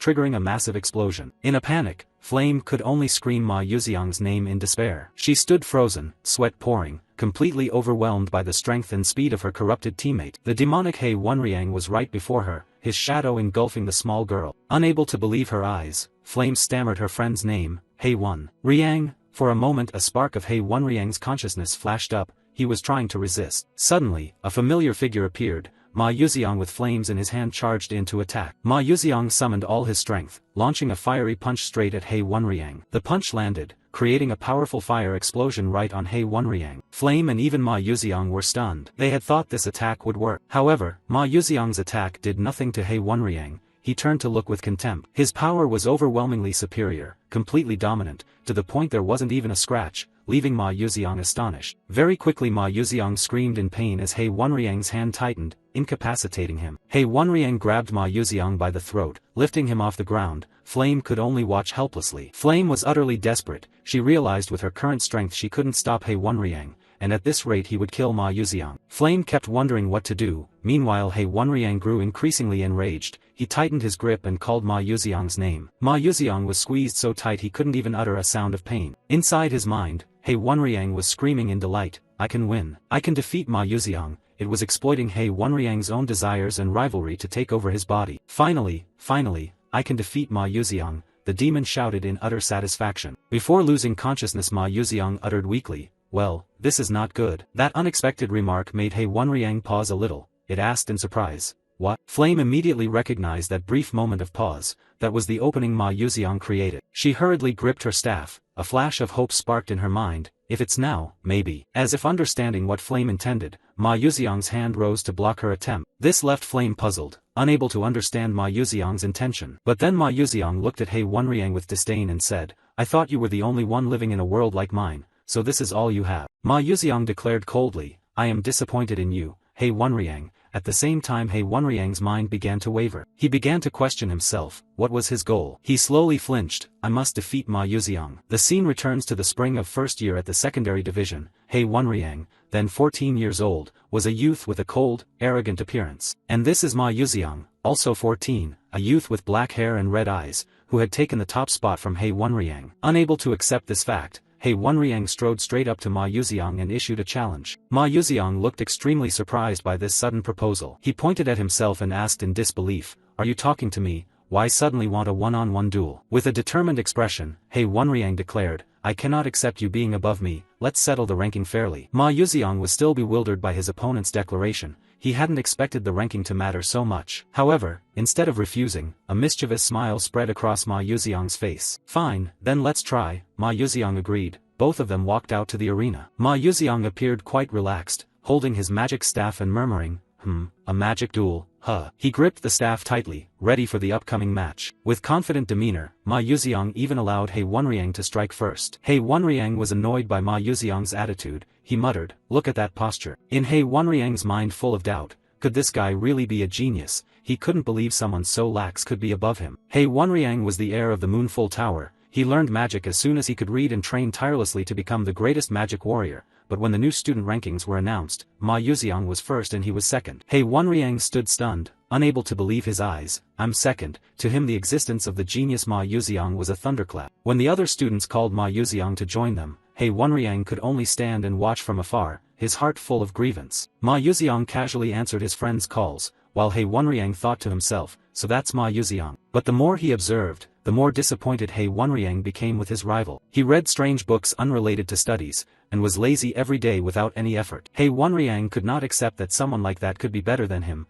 He vowed to prove his efforts were not in vain. But the result was disastrous. With a crisp clang He Wonryang's staff snapped and flew onto the grass. He Wonryang stood frozen in the arena. He was completely defeated by the opponent he once despised. He Wonryang was stunned, his face dotted with sweat. He couldn't believe this outcome. Did I really lose to him? He Wonryang looked at Ma Yuxiang, who still stood firm with his staff in hand, unscathed. Ma Yuxiang merely glanced at his opponent indifferently, as if this victory was nothing to worry about. Contrasting He Wonryang's shock, Ma Yuxiang appeared innocently surprised. I won. By the way, one-on-one magic duels are fun." Ma Yuxiang's indifferent attitude poured salt into the wound, making He Wonryang clench his fist in anger. Ma Yuxiang even stepped closer, patted his shoulder and smiled brightly. "That was fun thanks to you, let's duel again next time." Belittled by his opponent, He Wonryang's pride was deeply wounded. He could only fall silent and stare at the ground. He clenched his fist, trembling with rage. "Why did I lose?" Standing alone on the ruined arena, He Wonryang sank into despair. He couldn't understand why he lost to someone who didn't study or work hard. Is this what they call a genius? But then he picked up his broken staff, his eyes flashing with determination. "No, this time it's just that I haven't trained enough. If I try harder, I can win." From that day, He Wonryang threw himself into training like a madman, training until he nearly collapsed. But no matter how hard he tried, the result didn't change. He Wenriang failed once again at the hands of Ma Yuxiang. The more he fought, the more he lost, which was absurd. After analyzing all of Ma Yuxiang's magic, he challenged him again but still couldn't believe the truth that the gap between them was so large. After another defeat, Ma Yuxiang reached out his hand, offering to help He Wenriang up. And with that same radiant smile, he said, "This time was more fun than the last, let's duel again next time." He Wenriang looked at the hand before him, his emotions in turmoil. Humiliation and a will for revenge intertwined in his eyes. Finally, he grasped Ma Yuxiang's hand. He Wenriang declared firmly, "Next time, I will definitely win." Ma Yuxiang just laughed and replied, I'll be looking forward to it." Although he had to admit Ma Yuxiang was a genius, He Wenriang did not give up. To prove the time and effort he had spent, he promised himself that one day he would defeat Ma Yuxiang. And now, the scene returns to the brutal present. He Wenriang in his blackened state was choking Ma Yuxiang. "This time, I can win. I thought so." Suddenly, Ma Yuxiang blocked He Wenriang's hand and taunted, "Is that all, getting drunk on the power of dark magic and losing yourself like this? I'm disappointed in you, He Wenriang." He Wenriang roared, madness seeming to have clouded him. "I trained hard just to face you." Ma Yuxiang only sneered. "Trained, you say?" "Do you remember?" Ma Yuxiang recalled a memory from the past, about a fierce battle during a practice in the dungeon. It turned out that the two of them had once been evenly matched rivals in the past. Ma Yuxiang admitted, "That really shocked me. It turned out I was more competitive than I thought. After that, I trained properly for the first time. I always waited for a challenge from you again." Ma Yuxiang continued to provoke, "You've never beaten me even once. This is your chance. So, kill me." He Wenriang's red eyes flashed with inner conflict. Would he accept this offer to get the victory he had longed for? Ma Yuxiang curled his lips in a savage smile, touching his chin. "Use that power to drive it through my heart and enjoy your victory. And regret that this is our final match." Ma Yuxiang's provocation stunned He Wenriang. For a moment, the demonic light in He Wenriang's eyes suddenly went out, returning to their clear gray. He had found himself again. Flame also watched the two of them with extreme tension. Ma Yuxiang's gaze was steady as he looked at his friend who was gradually returning. The hand that had been gripping Ma Yuxiang's throat slowly released. He Wenriang declared loudly, "I won't kill you. Winning this way would deny all the effort I've put in." Flame rejoiced inwardly. Thank God, He Wenriang's emotions have almost returned to normal. She believed she could save He Wenriang, but at that moment, a powerful green magic surge suddenly struck, attacking all three of them. He Wenriang screamed in pain as the surge of magic struck him. Ma Yuxiang was not spared either. He and He Wenriang were both knocked away at the same time. Flame was also affected by this tremendous power. She wondered, what is this energy? A gentle voice sounded, "Oh my." From within the light, a mysterious figure appeared. The footsteps drew nearer. A woman in elegant attire was approaching. Golden earrings glittered on the ears of the mysterious woman. A tall woman with reddish-brown hair, wearing glasses and holding a spear appeared. A voice rang out, asking her, "You are Mai Zen Tyran, aren't you?" Hazen Macaron gently held the wand standing there, invisibly creating a great pressure that kept Flame from moving and forced her to kneel. Slightly annoyed, Flame squinting vaguely realized exactly who the opponent was. I saw that character in the original novel." The identity of the mysterious woman was finally revealed. It was Hazen Macaron, Vice Commander of Destruction Squad 13, which meant. At the same time, the sound of another person's footsteps approached. Hazen turned and complained with her usual dazed manner. After all, the prophecy was completely wrong, wasn't it? The captain tightened his cold fist and walked on, his expression unchanged. Only his words changed. Kane spoke, "Stop the nonsense, Hazen." "And this is Kane, Commander of Destruction Squad 13. He had long black hair and a sharp gaze, radiating a very strong and decisive aura. Flame also recognized the presence of that man here. Kane looked down at Ma Yuxiang and the blackened He Wenriang kneeling on the ground. It seemed the squad's target was one of the two of them. Without saying more, Kane silently used a talisman to detect a special dark fluctuation. Hazen's gravity illusion was perfect, merely that restrained movement. Kane commented on the opponent. The faint fluctuation waves were so real it was surprising they could emit such power. Hazen confirmed, "Indeed. What do you intend to do?" After confirming the target, Kane hesitated not at all. His hand tightened on his weapon. A stream of blue mana began to activate. Not giving the opponent a chance, Kane ordered an immediate execution. The target Kane aimed at was the blackened He Wenriang. Just having regained some consciousness, He Wenriang along with Ma Yuxiang and Flame fell into an awkward situation. Rather, they were surprised by that decisiveness. Hazen seemed to disagree with the captain's hasty decision. She thought they should observe more. But Kane immediately retorted that if this entity were allowed to erupt it would become a disaster. Kane reaffirmed his decision firmly, that killing the target now was completely correct. Kane's conduct was not wrong.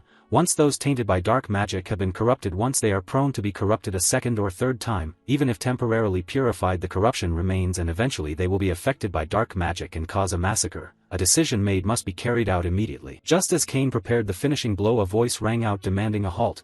Hazen Macaron was surprised and turned to see who had dared intervene. Unexpectedly it was Ma Yuxiang. While speaking, he had gathered his remaining strength to stand up. Hazen recognized Ma Yuxiang, the top scholar of Stella Academy. She was quite impressed by his ability. However, the smile on Hazen's face quickly changed to a dangerous expression. It seemed she had another plan. Ma Yuxiang felt a greater pressure begin to crash down upon his body. Just as Ma Yuxiang tried to lift himself, Hazen snapped her fingers and caused him to collapse once more. Hazen coldly ordered Ma Yuxiang to stay down, warning him not to interfere with her affairs, her eyes now full of cruelty. Hazen's sudden and vicious attack left Ma Yuxiang no time to react. He staggered and sank to the ground, struggling to endure. Although the situation was better because no overlapping gravity acted on them, Flame still could not feel any more at ease. Seeing Ma Yuxiang's condition, Flame worried, her face contorted showing extreme tension. Flame muttered, although recent events differed greatly from what she knew in the original novel, one thing she was sure of was that the magic Ma Yuxiang had just used was dark magic. She recognized the latent danger. If Ma Yuxiang continued like this and exhausted his blue mana,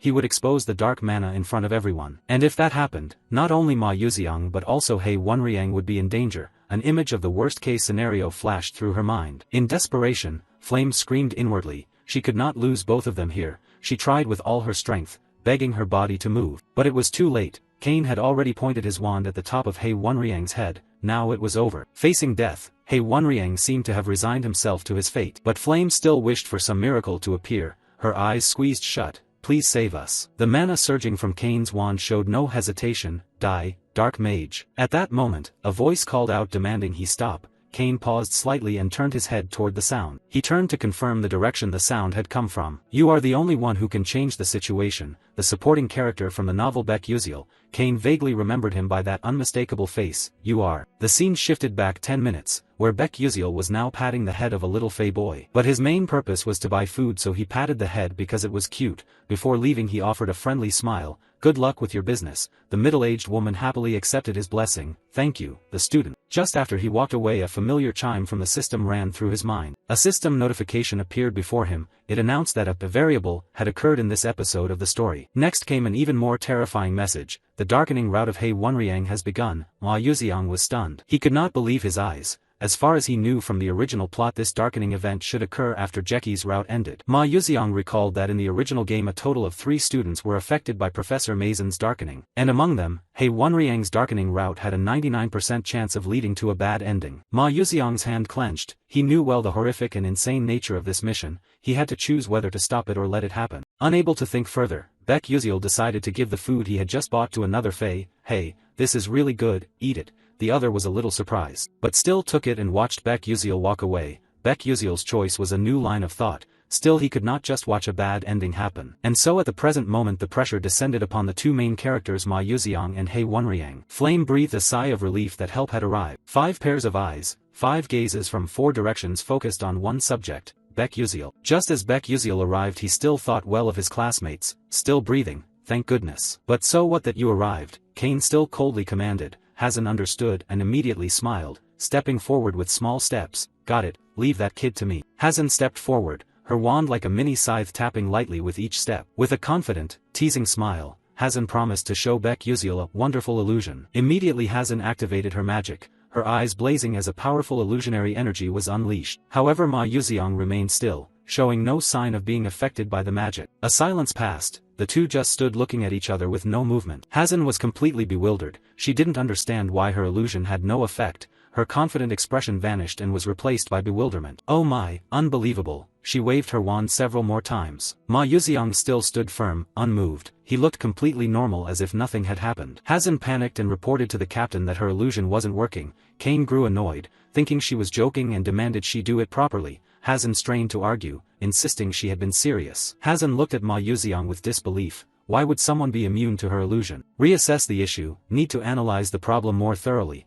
The basic illusion magic is to disrupt the opponent's mana. Hazen recalled how the magic worked. She only needed to scramble the opponent's mana and make them feel crushed by gravity. But for some reason this kid gave her the impression he had not a drop of mana in his body. Attacking him was like trying to lock a slime's joints, utterly useless. This shocked Hazen greatly. her magic was at least level 5, a very high tier. Hazen stared at Baek Yuziel, her head full of questions. What kind of ability did this kid have that could completely nullify her magic? After a series of changes that had no effect on Baek Yuziel, Hazen forced herself to get serious again. Her magic was at least level 5. What exactly can that child do? Because that illusion was completely nullified, she had no choice but to withdraw. Just then, Kane ordered Hazen, "Stand down, Vice Commander." He exuded the bearing of a commander. Kane demanded Baek Yuziel reveal his true identity. Baek Yuziel calmly answered he was a first-year student in the combat magic department at Stella Academy. However, Kane did not want to hear that known story. No, he meant tell your real name. Baek Yuziel was flustered, insisting he really came from Stella Academy.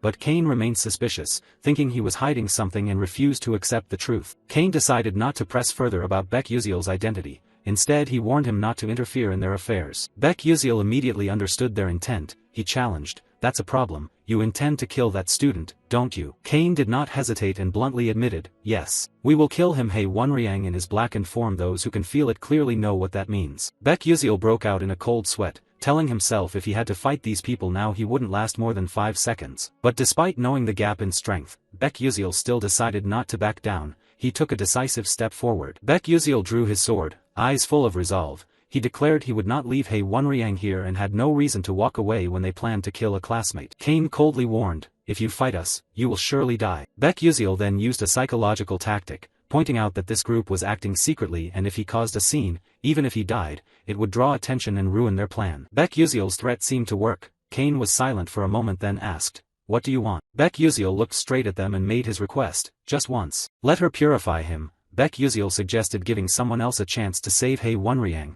Kane listened intently to his words, then looked toward the blackened Hei Wonriang in the distance, appearing doubtful of Baek Yuziel's proposal. He dismissed it. "It's useless. No matter how much dark magic you purge, the emotions won't return." But Baek Yuziel insisted, "One time is enough." His friend's magic might even restore the emotions to their original state. Flame quietly looked at Baek Yuziel, sweat trickling down. But above all she doubted the words, "Can I help Hei Wonriang return to his original state?" Flame not only doubted the words but also doubted herself. Kane probed, "And if you fail?" Baek Yuziel replied without hesitation, "I will withdraw cleanly." Kane narrowed his eyes, silently considering Baek Yuziel's determination and firm promise. To Kane it wasn't a bad proposal, at least they didn't need to make trouble with someone who could overcome Hazen's illusion magic. Finally he agreed, "Fine," but not forgetting to threaten he would kill Baek Yuziel painfully if he broke his promise. Then he ordered Hazen to the illusion. Hazen appeared skeptical of the commander's decision, but he coldly replied that if Baek Yuziel lied they could kill him then. It's not too late. Hearing this, Hazen relented. She sighed and tapped her staff on the ground,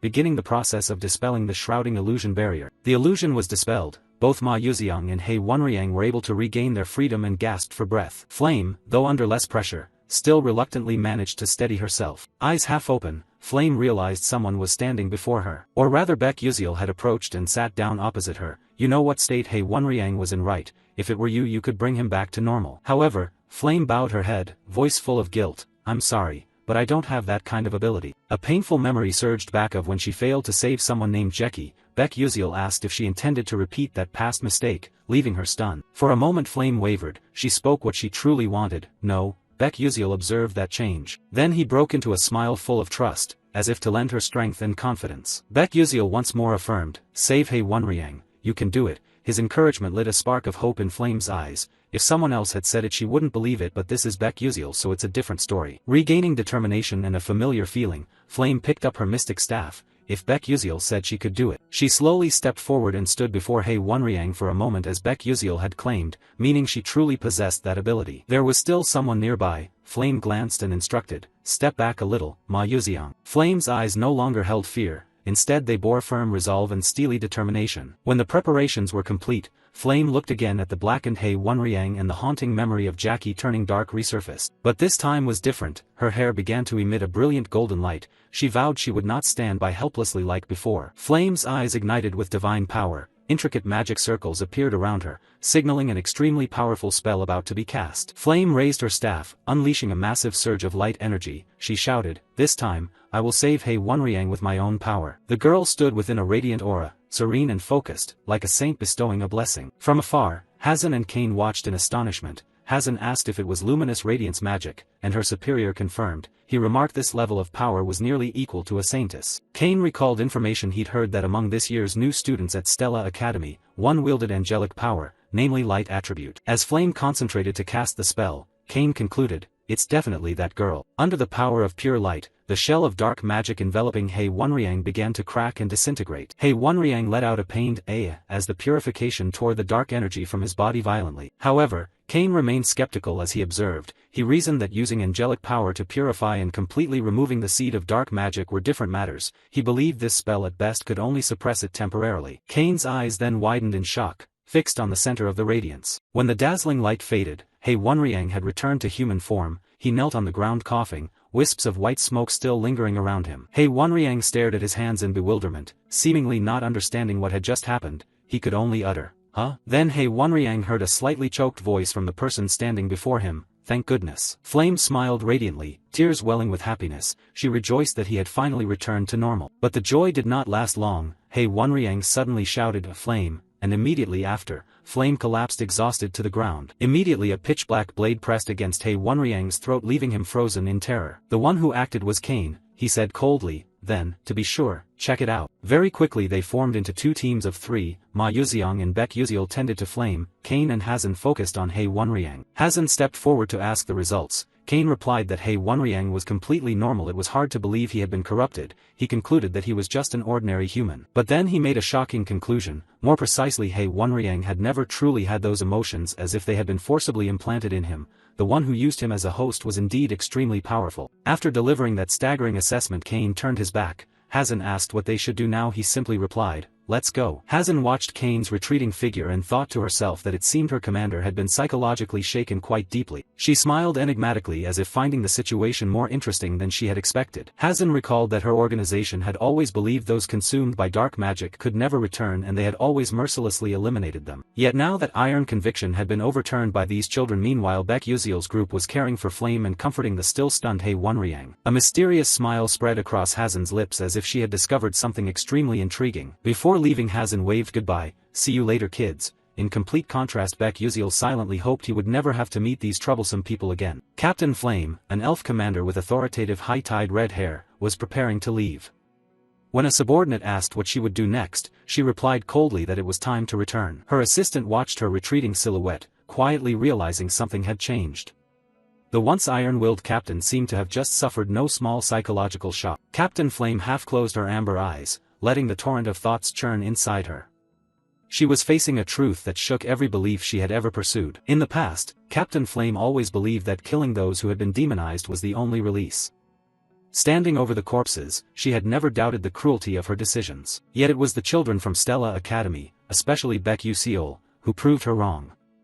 They refused to give up and truly saved those she had written off as beyond help. A fleeting smile appeared, gentle and full of meaning. Perhaps the stubbornness that had lived in the captain for so long finally had a crack through which the light of hope could slip. Putting aside her thoughts, Captain Flame bade the students farewell. Though grateful inside, she still offered a bitter parting in her own style, hoping she would never have to face those troublesome kids again. Night fell over the elf forest, bringing an unusual stillness. But beneath that peaceful surface, another great mystery was gradually revealing itself. Soft footsteps echoed on the paved path.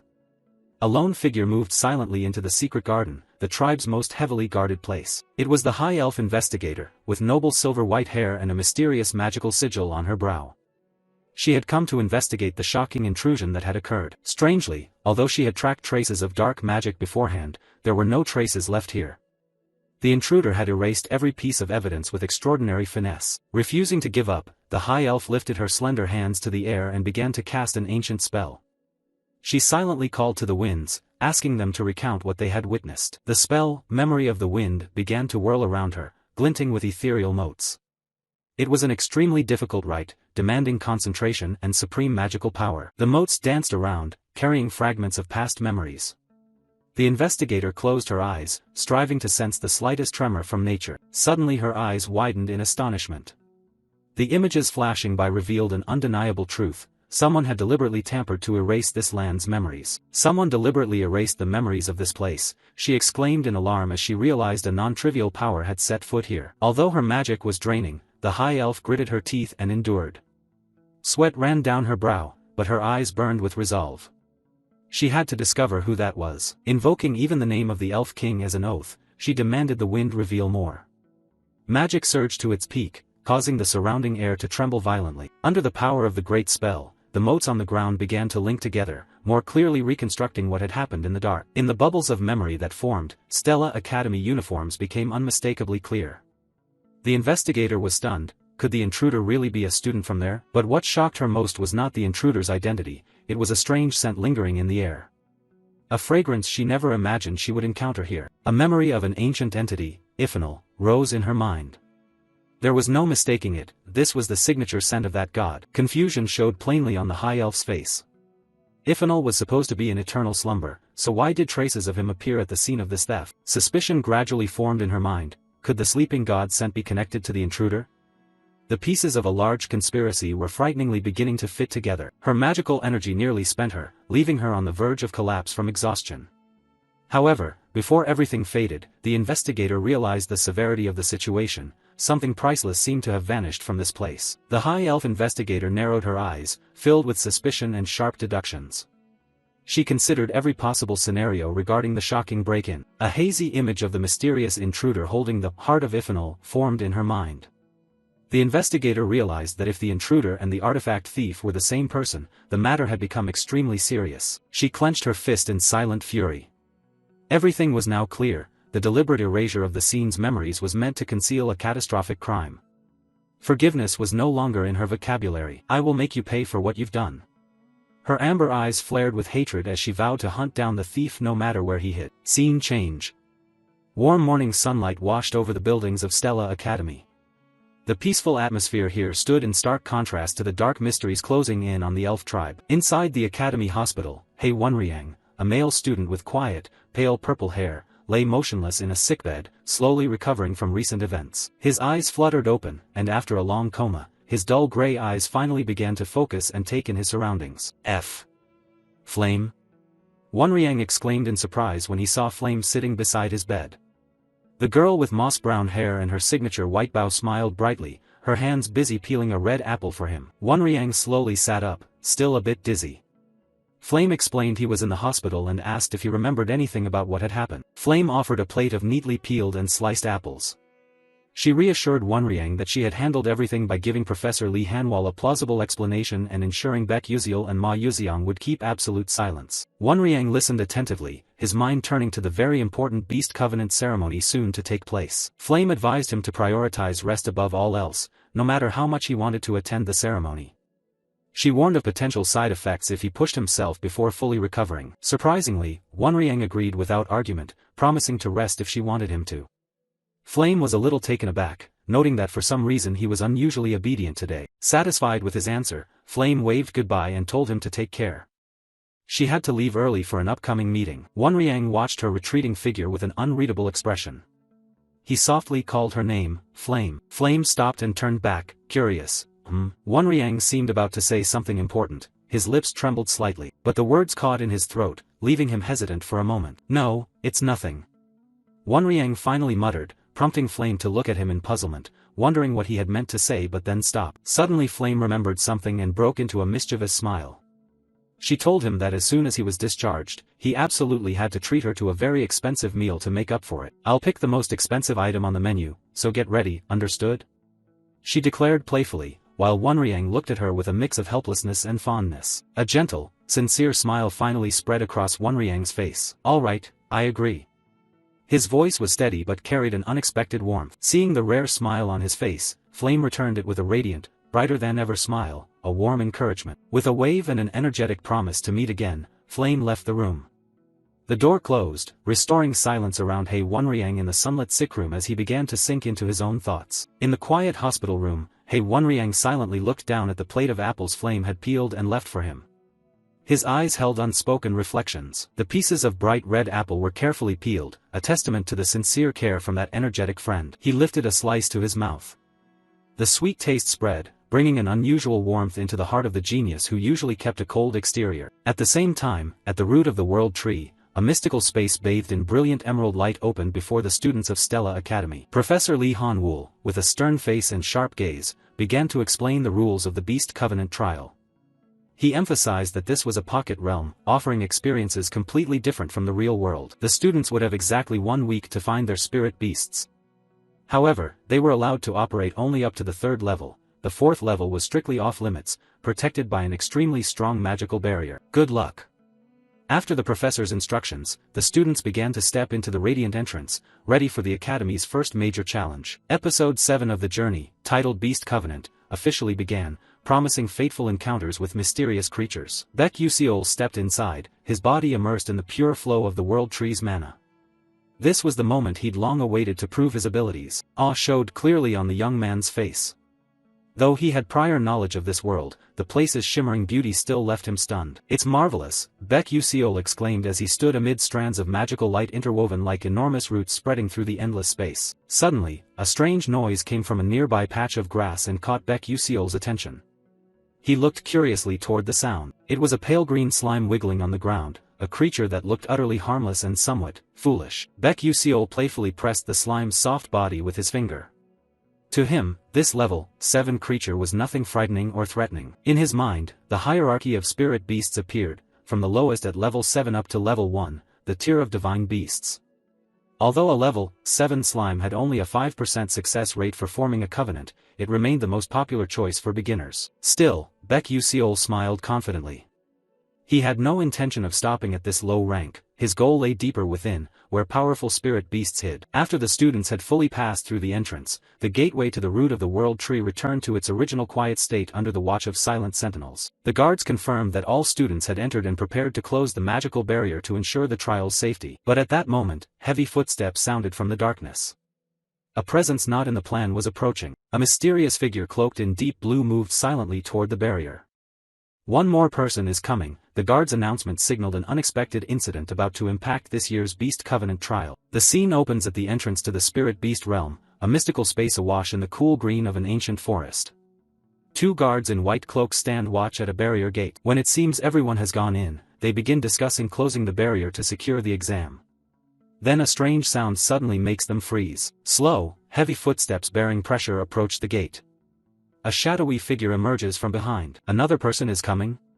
A mysterious figure in a deep green cloak materializes through the forest mist. But she is not a contestant. In an instant, a hand with jet-black claws saturated with malevolence lunges forward and clamps around the poor guard's throat. With no wasted noise, the ruthless attacker ends the guard on the spot. Blood sprays into the air, shattering the peaceful atmosphere. The guard collapses without time for a last word.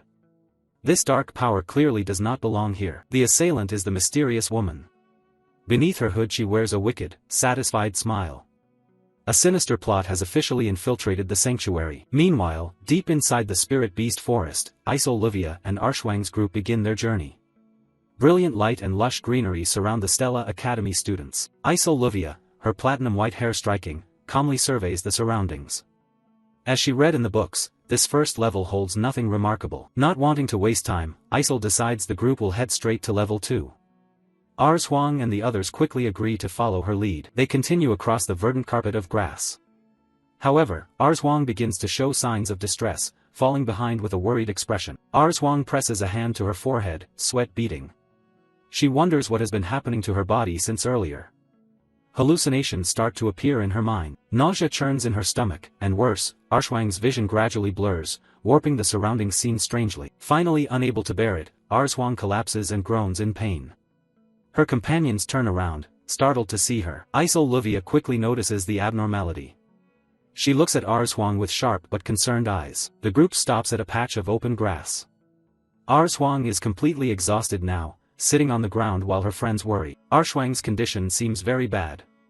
She was fine just a moment ago. How did things deteriorate so quickly? Isol assesses that with low affinity to spirit beasts, even a little energy from the forest can drain the body. She suggests the group rest here for a while. Although Arzhuang tries to force herself up so as not to burden the others, Isol uses a firm tone to stop her, insisting she rest as directed. Better to rest now than collapse at a crucial moment from pushing too hard. Isol's coldness is actually meant to ensure the group's safety. Arzhuang lowers her head in silence. Even Isol says it, she has no reason to be stubborn anymore. Sadness shows on her face. She sits alone beneath a great tree, amid the green expanse she long dreamed of conquering. Her soft reply dissolves into the void. Even after resting, her discomfort doesn't ease. Arswang feels her chest tighten, breathless to the point of suffocation, while her mind spirals into chaotic turmoil. She clenches her robe, eyes squeezed shut in pain and bitterness. She waited for this day too long, expected too much, and now only collapse remains. In the darkness of despair, distant old sounds suddenly echo back in her mind. In her delirium, past praises suddenly flooded Arswang's mind. What an extraordinary talent. You'll surely become a great archmage. She wondered, was this a childhood memory or just a distant dream? Arswang, you're a once-in-a-century fire prodigy. Those accolades had once been her pride, a promise of a brilliant future where she'd command flames like her own hands and stand unrivaled even at the prestigious Stella Academy. The image of little Arswang, innocent with bright red eyes full of hope, rose before her. Back then, the world seemed within her grasp, and nothing could stop the steps of a genius. Really? Pure joy lit her small face. She had believed in that bright destiny so completely. But that beautiful dream was abruptly cut by a cold warning, that is, unless you carry that thing. The unfinished phrase hung like a haunting ghost, jolting Arswang back to reality. Arswang looked around in shock. The dream had felt so real. Isol urged the group to move on, and Arswang hurriedly replied to hide her embarrassment. A friend in the group anxiously asked if Arswang was really okay. She forced a smile and insisted she could continue the journey. Arswang walked over the green sward, trying to brush away negative thoughts. She had to focus. This exam was her chance to prove she was still that genius. The group advanced to the forest's second tier.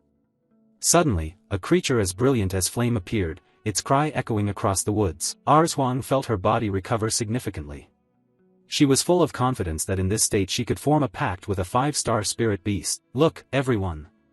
Cheers rose as they spotted the presence of a rare creature straight ahead. It was a red deer with resplendent antlers, a spirit beast embodying the majestic, commanding power of fire. Arswang recalled the books. If one formed a pact with this deer, a mage's understanding of the fire element would increase greatly.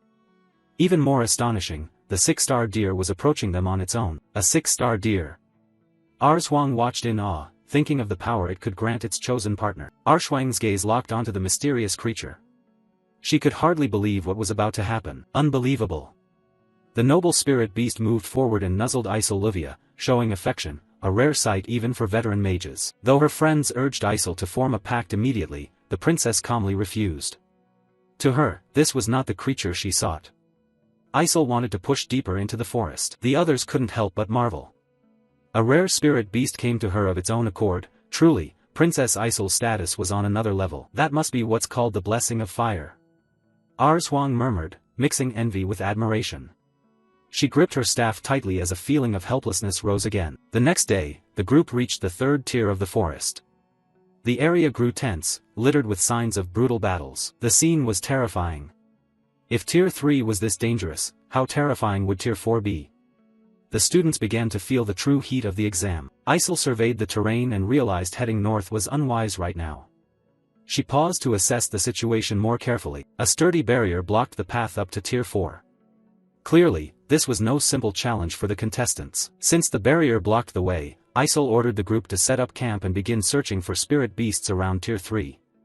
Everyone quickly dispersed, each hoping to find a suitable companion. Arswang quietly walked deeper into the jungle alone, to the lairs of powerful 5-star spirit beasts.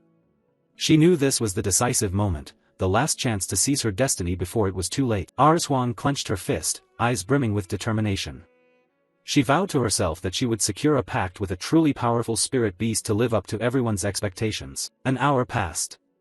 Deep in the dense forest, Arswang kept searching tirelessly, but the spirit beasts all seemed to deliberately avoid her whenever they glimpsed her from afar. The next 2 hours brought no improvement. A small creature would appear and then hurriedly fly away the moment Arswang tried to call. The forest silence began to make her uneasy. Am I imagining it? It feels like every spirit beast is purposely avoiding me as soon as they see me. A vague fear started to creep into Arswang's mind. Just then, laughter and chatter from other candidates drifted in from afar. They were excitedly boasting about forming pacts with 6-star spirit beasts. Their words felt like salt rubbed into Arswang's wounds. Arswang bit her lip, trying to suppress the rising jealousy and disappointment. Why was everything going smoothly for everyone else but her? Something was clearly wrong. Don't rush, we still have plenty of time. Arswang reassured herself with hollow words. She didn't want to admit she was slipping into despair. I'll do it too, I definitely will. Suddenly, Huang froze. Through the underbrush, she spotted a familiar silhouette near the pond ahead. It was a silver-maned wolf quietly drinking at the water's edge. Its majestic beauty immediately captured her attention. Isn't that a 5-star spirit beast, a silver-maned wolf? Huang held her breath, her heart pounding. This was the opportunity she'd been waiting for. So far, almost no first year at Stella had instantly formed a pact with a 5-star spirit beast. If she succeeded here, everyone would have to acknowledge her talent. Huang tightened her grip on her staff, ready for the decisive moment. She stepped forward gently, trying not to make any sound that might startle the wolf. Every step Huang took was full of hope. Hello there. Huang extended her small hand as sincerely as she could. Would you like to form a pact with me? She looked at the wolf with eyes shining with expectation. The wolf stopped drinking and began to sniff Huang's hand. The air fell into an uncanny silence. Huang held her breath, waiting for a positive response. But instead of friendliness, the wolf's eyes flared a maddened yellow. A menacing growl rolled out. Huang screamed and toppled to the ground as her cry rang through the woods. What? Why? Huang stared in shock as the once gentle creature went berserk before her. A crushing sense of rejection and loathing engulfed her. The dark corruption phenomenon was unfolding before her eyes. Crimson streaks of murderous energy appeared across the wolf's body. Huang trembled in despair, wondering why even the spirit beasts hated her enough to turn into monsters. Death hovered close, and the pride of a prodigy lay in ashes.